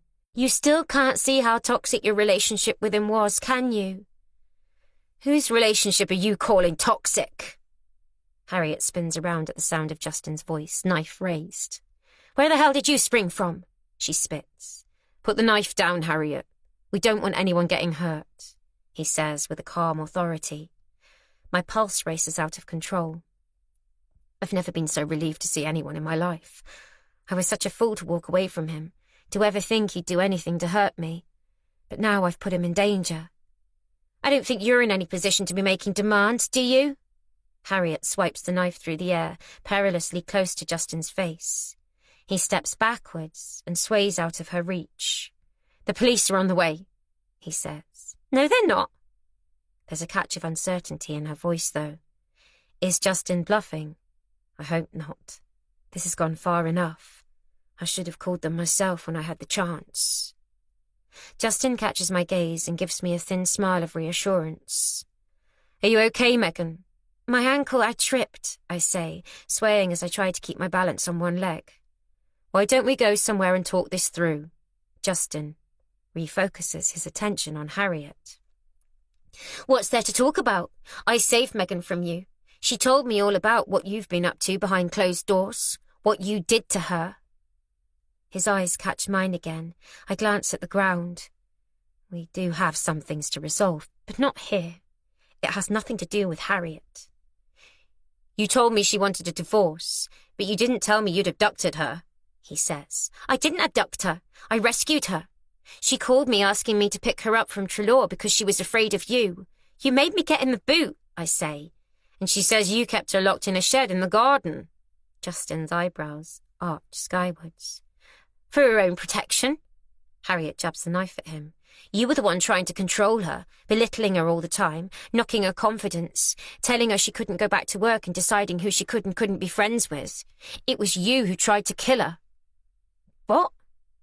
Justin screws his face up in disbelief. She told me how you tried to strangle her. Don't bother denying it. It was a misunderstanding, an argument that got out of hand. I'm her husband. I love her. She loves me. Does she? Of course she does. Harriet turns her head to me, glancing over her shoulder. Well, do you? But I don't have the chance to answer. Justin throws himself at her, grasping for the hand that's holding the knife. Harriet tumbles into me, knocking me off my feet. I scream in fright and then agony as my ankle hits the ground and a bolt of pain shoots through my leg. Alongside me, a tangle of their two bodies as they wrestle on the ground. Harriet shouldn't be any match for Justin, who's much bigger and stronger, but she kicks and flails and punches like a woman possessed, and it's far from a one-sided fight. I roll out of the way, grasping my ankle, helpless. I should do something, but what? It's best if I keep out of the way and let Justin get on with it. He should have the measure of her. He's on top of her now, straddling her body, pinning her to the ground, but she still has the knife. In the thickening gloom, its silver blade glistens, catching the reflection of the rising moon. They're both grappling for it in a flurry of hands and arms. Harriet refuses to release it, her expression fierce, her teeth bared. Her eyes flaming with aggression and determination. But Justin's bearing down on her. His hands are wrapped around hers, pushing the knife down, away from his chest, trying to twist her wrist to force her to let it go. Harriet takes one hand away and drives it into Justin's face, her palm connecting with his nose, a sickening crunch suggesting she may have broken it, while her fingers press into his eyes. Justin howls in pain. "Get off him!" I shriek, kicking out with my good foot, striking her on the shoulder, missing her head. She bucks and jerks her body, trying to throw Justin off with surprising strength and energy, while Justin snatches at the hand on his face. Harriet's painted red nails dig into the soft bulges of his eyes, and he battles to pull them away, while simultaneously fighting for the knife in her other hand. He peels away one finger, bending it backwards against the joint until Harriet screams in pain. She bucks again, throwing up her hips, thrusting with her thighs, and as Justin spills forwards over her chest, losing his balance, he suddenly goes still. Too still. His eyes widen with shock and his mouth falls open, his tongue hanging loose. "Justin!" I yell. Harriet rolls out from under his motionless body, and he flops to one side, the hilt of the knife protruding ominously out of his shoulder, his head back gurgling. "What have you done?" I gasp, staring at the spreading scarlet stain soaking through his shirt and the bloody mess that used to be his nose. Harriet stands unsteadily, swaying like a drunk with a blood-soaked hand at her side, fingers splayed. Even in the low light, I can see the colour has drained from her face. She's as pale as a sheet. She stares at the knife sticking out of Justin's shoulder, stumbling as she backs away, mumbling incoherently. "What have you done?" I repeat. It wasn't supposed to end like this. I can't lose Justin now.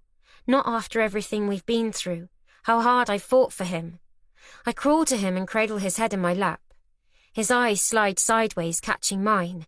He looks so frightened, shocked. "It's going to be okay," I tell him, smoothing his hair off his forehead. "I don't know much about stab wounds, but I know you're not supposed to pull out an embedded object. We covered that at a first aid course I attended a few years ago, and it stuck with me, so I deliberately don't touch the knife. I'll leave that to the professionals. He needs an ambulance." "Megan," he gasps, his breath catching in his throat. "I'm sorry." "Where's your phone?" "Pocket," he grunts. I pat the outside of his leg and find his mobile tucked into the pocket of his trousers. I yank it out with my fingers and hold it up to his face to unlock it. But there's no signal. We're in the middle of bloody nowhere with no phone reception. I raise it high above my head, hoping to catch even a single bar, enough to make a call, something. But it's hopeless. Harriet's still standing there watching like she can't believe what she's done. "Help me get him to the car," I shout. "We need to get him to hospital before he bleeds to death." Harriet looks up at me, her face blank. "Harriet, snap out of it," I yell. "Unless you fancy a 30-year stretch for murder, I need your help. I can't carry him on my own." She shakes her head like she's shaking cobwebs out of her hair. "I'm sorry, I didn't mean," she mumbles, but I don't have time for her insincere platitudes. We need to get Justin out of this field and into the care of paramedics. "Help me lift him up," I say, grunting as I stand, trying not to put weight on my swollen ankle. Harriet snaps into action, swooping on Justin and helping him to stand. "Can you stand?" I ask. Justin grimaces and nods. "I think so." Somehow, between us, Harriet and I raise him up, and we begin to slow walk back to the carts. We have to stop every few feet for Justin to catch his breath, but he's conscious and walking, sort of, which has to be a good sign. I'm not going to lose him, no way. Not going to happen. It takes more than 20 minutes to cover the short distance back to the road, and a concerted effort to help Justin over the ditch and up onto the verge. He stands, leaning against his car with his eyes screwed closed and his head thrown back, panting. His shirt is now almost completely drenched in blood, but we're over the worst. We just need to get him in the car. "Where's the nearest hospital?" I bark at Harriet. She blinks several times and stares at me blankly. I think the realization of what she's done is hitting her hard. "Harriet, listen to me." I grab her shoulders and look into her eyes, our noses inches apart. "I need to get Justin to hospital. Where do I take him?" "Truro," she mutters. "Truro? How far away is that?" I don't even know how to get to Falmouth from here, let alone Truro. Harriet's eyes drift to the knife still embedded in Justin's body as I try the phone again. It would be so much easier if I could call an ambulance. But there's still no signal. "Right, we're going to have to drive," I say. "Help me get him into the car." Justin moans in pain.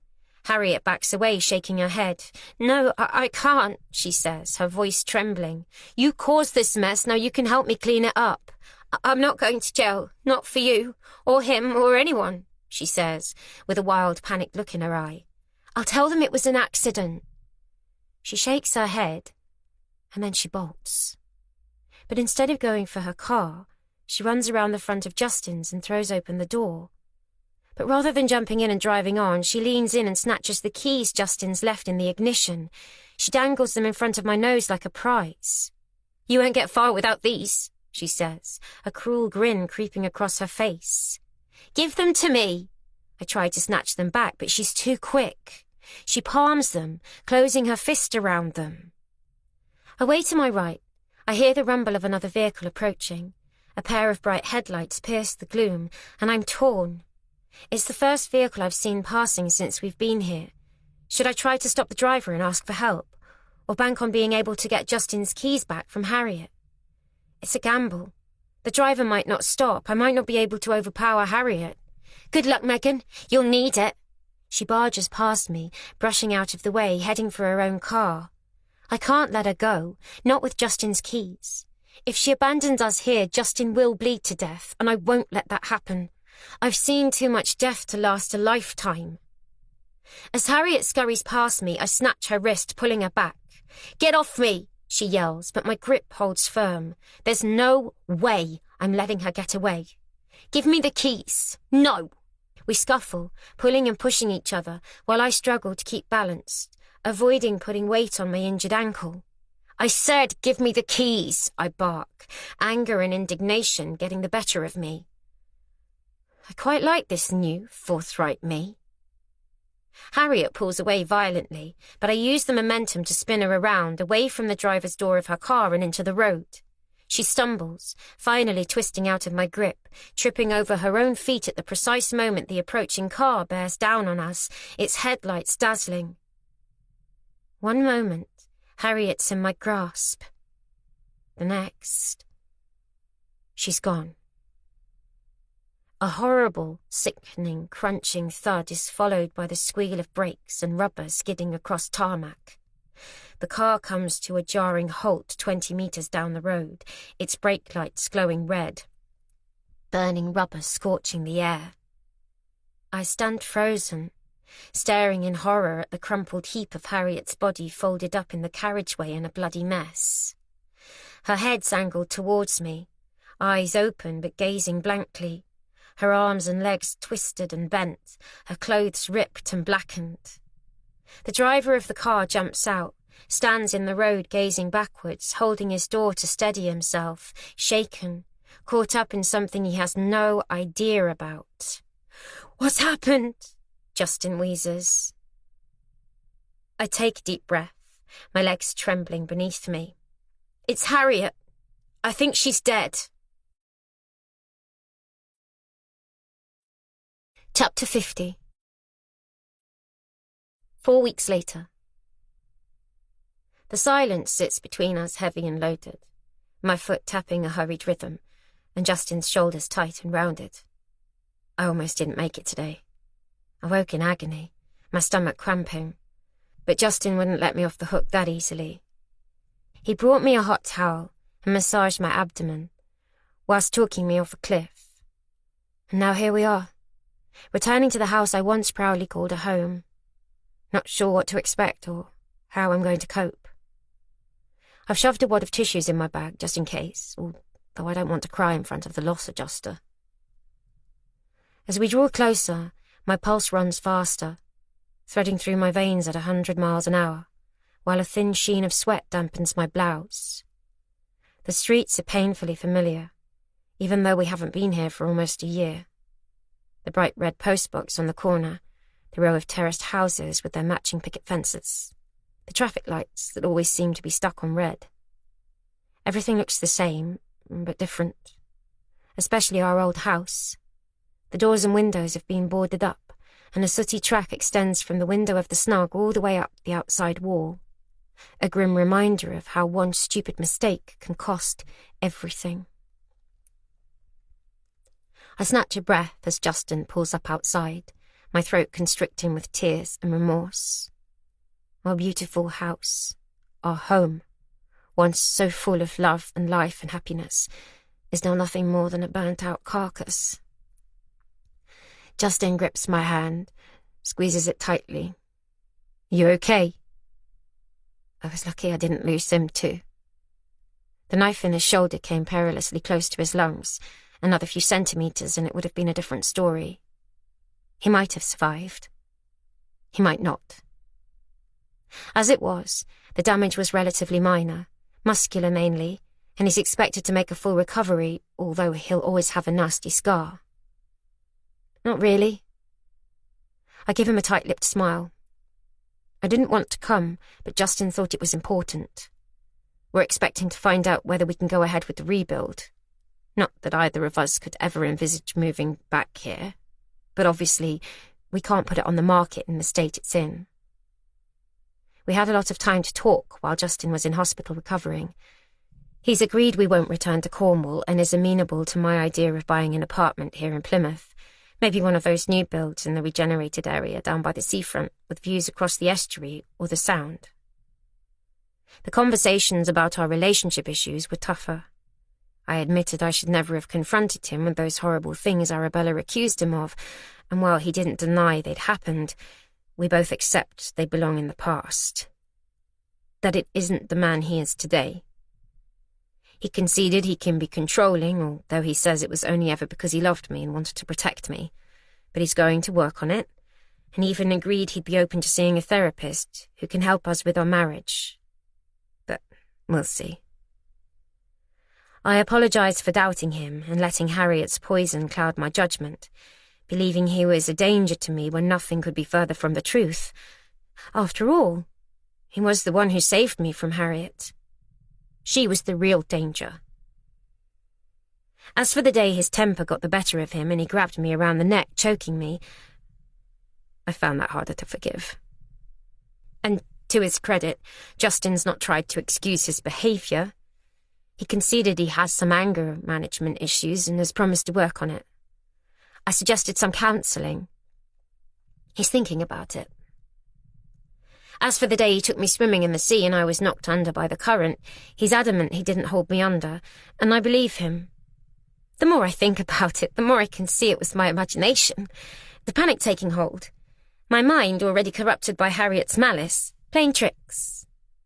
It would be wrong to say we fixed our problems, but at least we're talking about them and trying to deal with them like adults.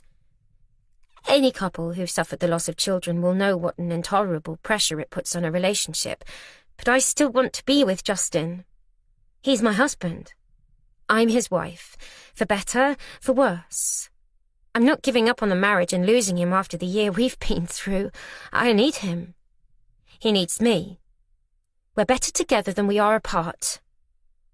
Of course, the real problem wasn't us, it was Harriet. Although, if Justin hadn't been so insistent on returning to Trelaw, we'd never have met her. She would never have developed a fixation with me, although, if not with me, it would have been some other poor sod. And she'd probably still be alive. I'm embarrassed by how easily I was taken in by her charm and her lies, but she was clever, sowing the seeds in my mind and allowing them to germinate and flourish. The police confirmed she died from the catastrophic injuries she suffered when she was hit by that car. She was airlifted to hospital, where they said they fought to save her life, but I think that's something they say to make the relatives feel better. I'm convinced she was already dead. I looked into her eyes as she lay on the cold tarmac. There was no life in them. As much as I hated her, I'm glad she didn't suffer an agonizing death. When she was hit by that car, I'm pretty sure she knew nothing about it. While I regret she had to die and was never held to account for her actions, I don't feel a jolt of guilt. It's not as if I pushed her. And if she hadn't taken Justin's keys, it wouldn't have happened. I don't want to say she only has herself to blame, but every action has a consequence. Like plugging in a faulty heater and causing a devastating fire. The police questioned me at length. I told them everything about the phone and the messages, how Harriet had convinced me she was a trusted friend, and how she plotted to ruin my marriage. I explained in floods of tears that when I rejected her, she held me against my will in her house and later in a shed in the garden. I told them how I escaped, that I'd stabbed Harriet with the shard from a broken bowl and stolen her car to get away. I wanted them to know the truth, the whole truth. I didn't want to hold on to any secrets. Secrets and lies are what ultimately destroy people. The detective in charge of the investigation told me I wouldn't face any charges, although there would be an inquest into Harriet's death, and I might be called to give evidence. I shuddered. The thought of reliving those days all over again in front of strangers fills me with dread. But I'll do what I have to do. At least it will bring some finality to the whole sorry story. I climb out of the car, my legs jelly weak. The loss adjuster, a man called Barrett or Barnard or something, is waiting for us and greets us with handshakes and sympathetic smiles. He gives us hard hats and torches, much to my surprise. I didn't know we'd be going inside, and I'm not sure I'm ready for it. He opens the door, secured with a board and heavy padlock, and takes us into what is left of the kitchen. It's filthy now, not fit to cook in, with every surface covered in black dust and dirt, the ceiling watermarked with ugly brown stains. Justin strikes up a conversation with Barrett or Barnard, but I don't hear a word. All I hear is the roar of the fire, the crackle of timbers and furniture burning, the sound of my own screams calling for help, for my two beautiful boys. I taste the soot in the air and feel the intensity of the heat. I smell the acridity of the choking black smoke that poured from the windows like inverted waterfalls and left charcoal trails in the corners of my eyes. It all comes back to me in a terrifying, unbalancing rush, knocking the breath from my lungs and sending my head spiraling. All those repressed memories, all those emotions, fear, panic, horror, helplessness. A solitary tear rolls down my cheek, but I don't wipe it away. I'm not ashamed to cry for the loss of my boys. My beautiful, wonderful, innocent boys. Can I look around? I ask, my voice barely a hoarse whisper. Is it safe? Barrett or Barnard is about to tell me no, but he catches Justin's eye and seems to change his mind. Sure, but be careful, he says. I take one last look around the kitchen where I cooked for the boys that night. 2 big pepperoni pizzas from the supermarket, shared between the 3 of us as a treat because Daddy was out. That's where I stupidly opened a bottle of wine and poured myself a large glass. We ate in front of the TV, watching some mindless Saturday evening light entertainment show, sharing the big 4-seater sofa, laughing at all the jokes, and after I'd cleared away, I chased the boys upstairs to bed, growling like a monster. "Remember to clean your teeth," I yelled after them. Later, I would check their brushes were wet to confirm they'd done as I'd instructed. Although it's the middle of the day, all the windows have been boarded up and the house is in darkness. I shine my torch up the stairs and take them slowly, one at a time. The sound of the boys' laughter ringing in my ears. The stairwell has been particularly badly damaged by the fire, the walls blackened and charred, the carpet ruined. Even the painted wooden banister is scorched. A tarry stench, like the damp remnants of a burnt-out bonfire, sullies the air. I hesitate on the landing, my head dizzy. If I close my eyes, I can recall that evening so clearly. The bathroom door left gaping open and the light still on. Discarded pants and socks and wet towels all over the floor. I used to complain all the time about how my life had become a merry-go-round of clearing up after the boys, cooking, cleaning, ferrying them around in the car. But if I could have them back, I'd never ever moan about any of that again. I poke my head around the bathroom door and instinctively pull the light cord, but nothing happens, forgetting the electrics have been switched off. Instead, I shine my torch across the top of the bath, where our shampoo and shower gel bottles are still eerily lined up. Felix's plastic boats in a net bag hang from the taps. A yellow sponge has fallen into the tub and is lying on its side on the rubber non-slip mat. 4 toothbrushes stand upright in a white cup on the basin. I swallow back my tears and turn away. At the end of the hall are the 2 rooms I thought I wanted to revisit. But now I'm here, I'm not so sure I have the strength. I can vividly picture each as it was. The brightly coloured astronaut duvet on Felix's bed, the dinosaur cover in Sebastian's room, the Pokemon posters on their walls, the books shoved into their bookcases in a higgledy-piggledy mess, toy cars and plastic building blocks littering the floor, school merit certificates tacked to their cupboard doors. The memories come flooding into my head like a tsunami, washing everything else in my mind away. I can still hear Sebastian singing to himself while he's absorbed in a puzzle spread out across his bedroom floor. The thud, thud, thud of Felix kicking a football against the wall, even after I've told him 1,000,000 times not to kick balls in the house. The pair of them racing down the stairs, demanding to know when their tea would be ready. The play fights on the sofa that always ended up with one of them in tears, usually Felix, even though he was older and bigger. Trying not to giggle while telling Sebastian off at the dinner table for poking 2 chips under his top lip and pretending to be a saber-toothed tiger. The memories are there, vividly clear, but fading. Fleeting glimpses of the life we used to have. A snapshot of happier times. And out of nowhere, another memory swoops in like a rampaging dragon, filling my brain with images of Felix and Sebastian lying in their beds, motionless, as thick black smoke swirls around their heads, eyes shut, limbs limp, chest still. Of course, it's a false memory. Something conjured up in my mind to fill in the blanks. I never saw the boys after I sent them to bed that night. It was the firefighters who pulled their bodies out of their beds, carried them out of the house and into the back of an ambulance. But it doesn't make the images any less real.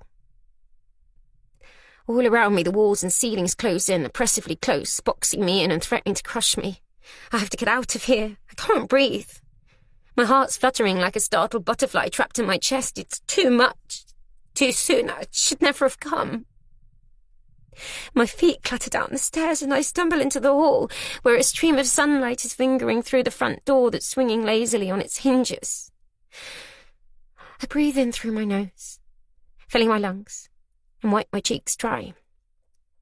I should go back to the car and wait for Justin to finish. I wasn't ready to come back. I wish he hadn't talked me into it.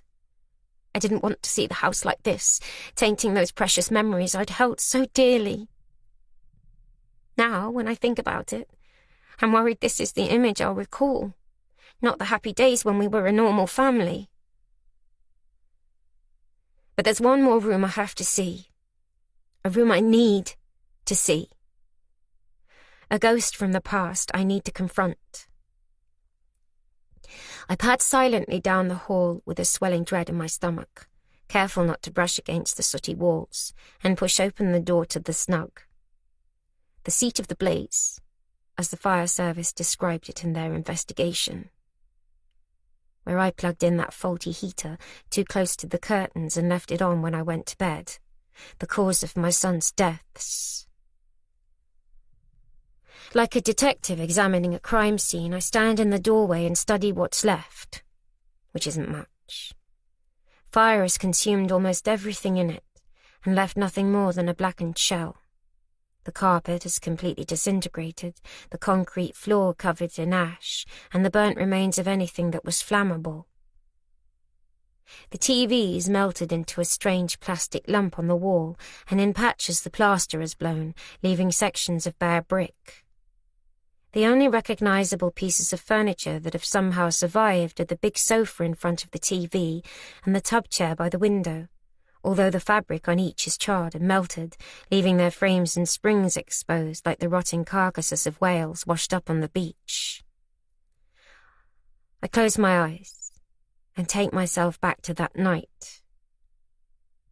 I'd let the boys stay up later than their usual bedtimes because Justin was out for the evening, but they'd become overtired and fractious, and I was glad when they finally went to bed and I eventually had some time to myself. I topped up my wine glass and finished a TV show I'd recorded, a documentary Justin wouldn't have been interested in, and then I decided I might as well get an early night. I'd not been sleeping well, so I foolishly finished what was left in the wine bottle and took a tablet the GP had prescribed for my insomnia. All that is clear in my memory. No doubts, no confusion. But what I can't remember is going into the snug that night, nor plugging in the heater. And that's something that's always troubled me. Chapter 51. A hand on my shoulder makes me jump. Meg, come away from there. You shouldn't beat yourself up, Justin says, standing behind me as I examine the devastation. I thought it would help you come to terms with the fire, he says. Anyway, it's good news. They've given the go-ahead for the rebuild. With luck, it should get started within the next few weeks. How long is it going to take? Justin shrugs. 6 to 8 months, all being well. Maybe longer, but with luck, this time next year we can have it on the market and start looking for a new home. I should be pleased. We've moved around so many rented properties in the last year, it will be good to put down some new permanent roots, but I can't get excited about it. This was our home, and without the boys I can't imagine what it will be like trying to build a new life.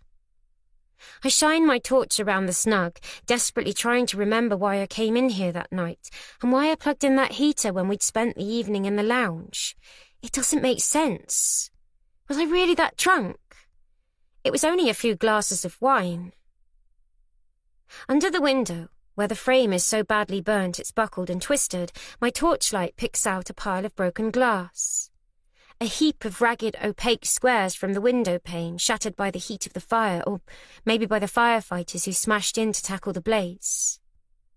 Mostly the fragments are all regular-sized and square, no bigger than peas, apart from a couple of larger slivers of glass that catch my eye. There's a pattern on them, something that looks familiar.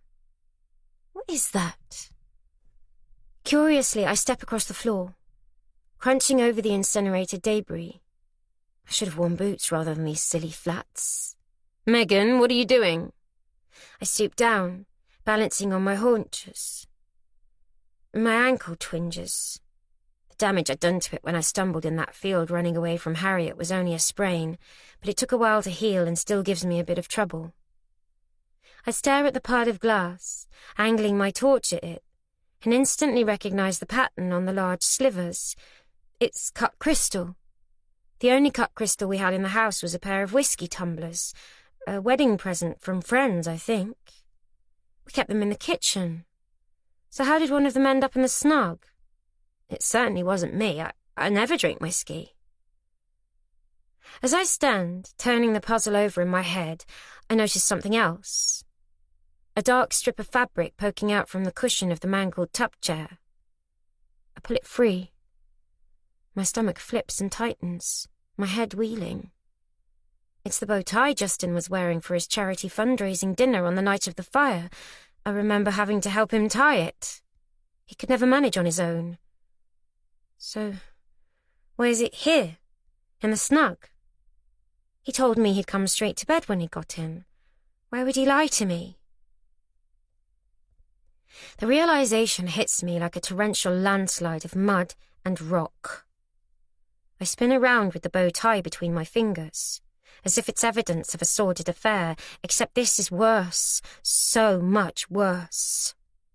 It was you, I gasp, staring at Justin in disbelief.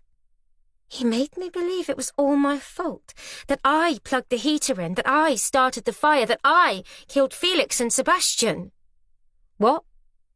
He acts as though he doesn't know what I'm talking about, but his eyes betray him. They dart uncomfortably left and right. He shoves his hands in his pockets and licks his lips. You put the heater on and left it on all night, I say, my voice trembling. The fire was your fault, not mine. He chuckles nervously, but there's nothing funny about any of this. Disbelief gives way to anger. How could he have let me go on believing I was responsible for the death of our boys when he knew the truth all along? All those days when I was inconsolable with grief, thinking it was me. When he stood by me and told me not to be so hard on myself, that it was an unfortunate accident. When all the time he knew, and he continued to let me believe I was to blame. Never mind being dangerous. He's a monster. Megan, you don't know what you're saying. He steps into the room and moves quickly towards me with a worried glance over his shoulder. I guess the loss adjuster's still somewhere in the house. He tries to put his hands on my shoulders, but I furiously shrug them off. Don't touch me, I hiss. Let me explain. His tongue darts out between his lips like the snake he is. I don't need you to explain. You came home drunk, poured yourself a whiskey and came in here to watch TV. Am I right so far? Except it was late. The heating had gone off hours before, so you plugged the heater in to take off the chill. What happened? Did you fall asleep? Forget. I can't, I don't, he stammers. But you let me take the blame. Harriet was right all along. You are dangerous. Megan, stop it. He's composed himself now, looming over me, using his height to try to intimidate me. But it won't work. Not this time. I was so desperate to make this marriage work. I've been totally blinkered to what you are. I jab my finger in his chest. It's not what it seems, he says. We can work through this. How? I ask, exasperated. You lied to me and let me think I killed Felix and Sebastian. How could you? It's not like that. I don't remember plugging it. Stop lying, I yell. Even now he's trying to twist the truth and wriggle out of it. He is unbelievable. I've been such a fool, making excuses for his behavior all these years when I should have seen him for what he is. Please, Megan, don't make this into something it's not. I should have followed my gut. I knew you couldn't be trusted the day I found out you'd slept with another woman in Amsterdam. She was a prostitute, I told you, he says, as if that somehow excuses it. And yet I still agreed to marry you. What was I thinking? I love you, Megan. I shake my head as all those times he's tried to control me, isolate me, punish me, come cascading back into my mind. I thought he was being protective of me, that he had my best interests at heart, but that's what he wanted me to think, and I was too weak-minded to see any different. You cut me off from my friends. You insisted on moving us to Cornwall where you thought I'd be isolated, and you've even tried to stop me going back to work, I say. You weren't ready. According to who? You? And what do you know about it? How can you live with yourself? It was an accident, Meg. I didn't know the heater was going to go up in flames, did I? I put my hands to my face, rubbing my tired eyes. I can't believe this is happening. You didn't have to lie about it. You know, I seriously thought about ending it when they told us Felix and Sebastian were gone. I came this close. I hold my finger and thumb up to his face, and all the time it was you. When I told you I couldn't remember going into the snug that night, you insisted it was my memory playing tricks, that I'd had too much to drink, that I shouldn't have been taking sleeping pills with alcohol. You made me feel worthless. Stop it. His face hardens and a coldness falls over his eyes. I should have called the police when I had the chance. He glowers at me. What do you mean? When you attacked me at the lodge and strangled me because I'd had the nerve to ask you about the allegations Arabella made. I thought I was going to die that night, but I forgave you. I told myself it was a one-off. And then you tried to drown me the next day in the sea, or at least make me think I was going to die. That's not true, he gasps. He even has the gall to look affronted. Isn't it? No, of course not. I've never hurt you. I raise an eyebrow. Surely he can see the irony. And when you thought I hadn't come to heal, and you were worried about my friendship with Harriet, you locked me in the house, disabled my phone and switched off the Wi-Fi. I never trusted her. I was protecting you from her. Really? She was the one who kept you locked in a shed, Megan, not me. I want a divorce. What? His face crumbles in a deep frown. Don't be ridiculous. Come on, we can work this out. He tries to put a hand on my arm, but I push him away, angry with him for everything he's done, angry with myself for letting him get away with it. When he rocks back on his heels and comes at me again, I push him harder with both hands on his chest. His demeanour immediately changes. A dark cloud settles over his expression, and a fury glistens in his eyes. His hands fly to my throat and he grips my neck so tightly I struggle to breathe. I clasp his wrists and try to pull his arms away, but he has a determined hold on me and isn't letting go. My eyes bulge and my lungs swell up like they're ready to burst as my vision begins to tunnel. He's crushing my windpipe, stopping me from calling for help. Barrett or Barnard is in the house somewhere. Where is he? I really need him right now. He's my only hope. I can't die here in this house where Justin killed my boys. I won't give him that satisfaction. But as I stare into my husband's dark, hateful eyes, a stranger's eyes, there's nothing I can do to stop him. I try to swing my knee up to catch him in the balls, but he blocks it with his leg, snarling in my face. There's nothing in the room I can even use as a weapon. Everything we had has turned to ash. My head throbs. He's strangling the life out of me. Last time, he let me go before I passed out. This time, I'm not so sure.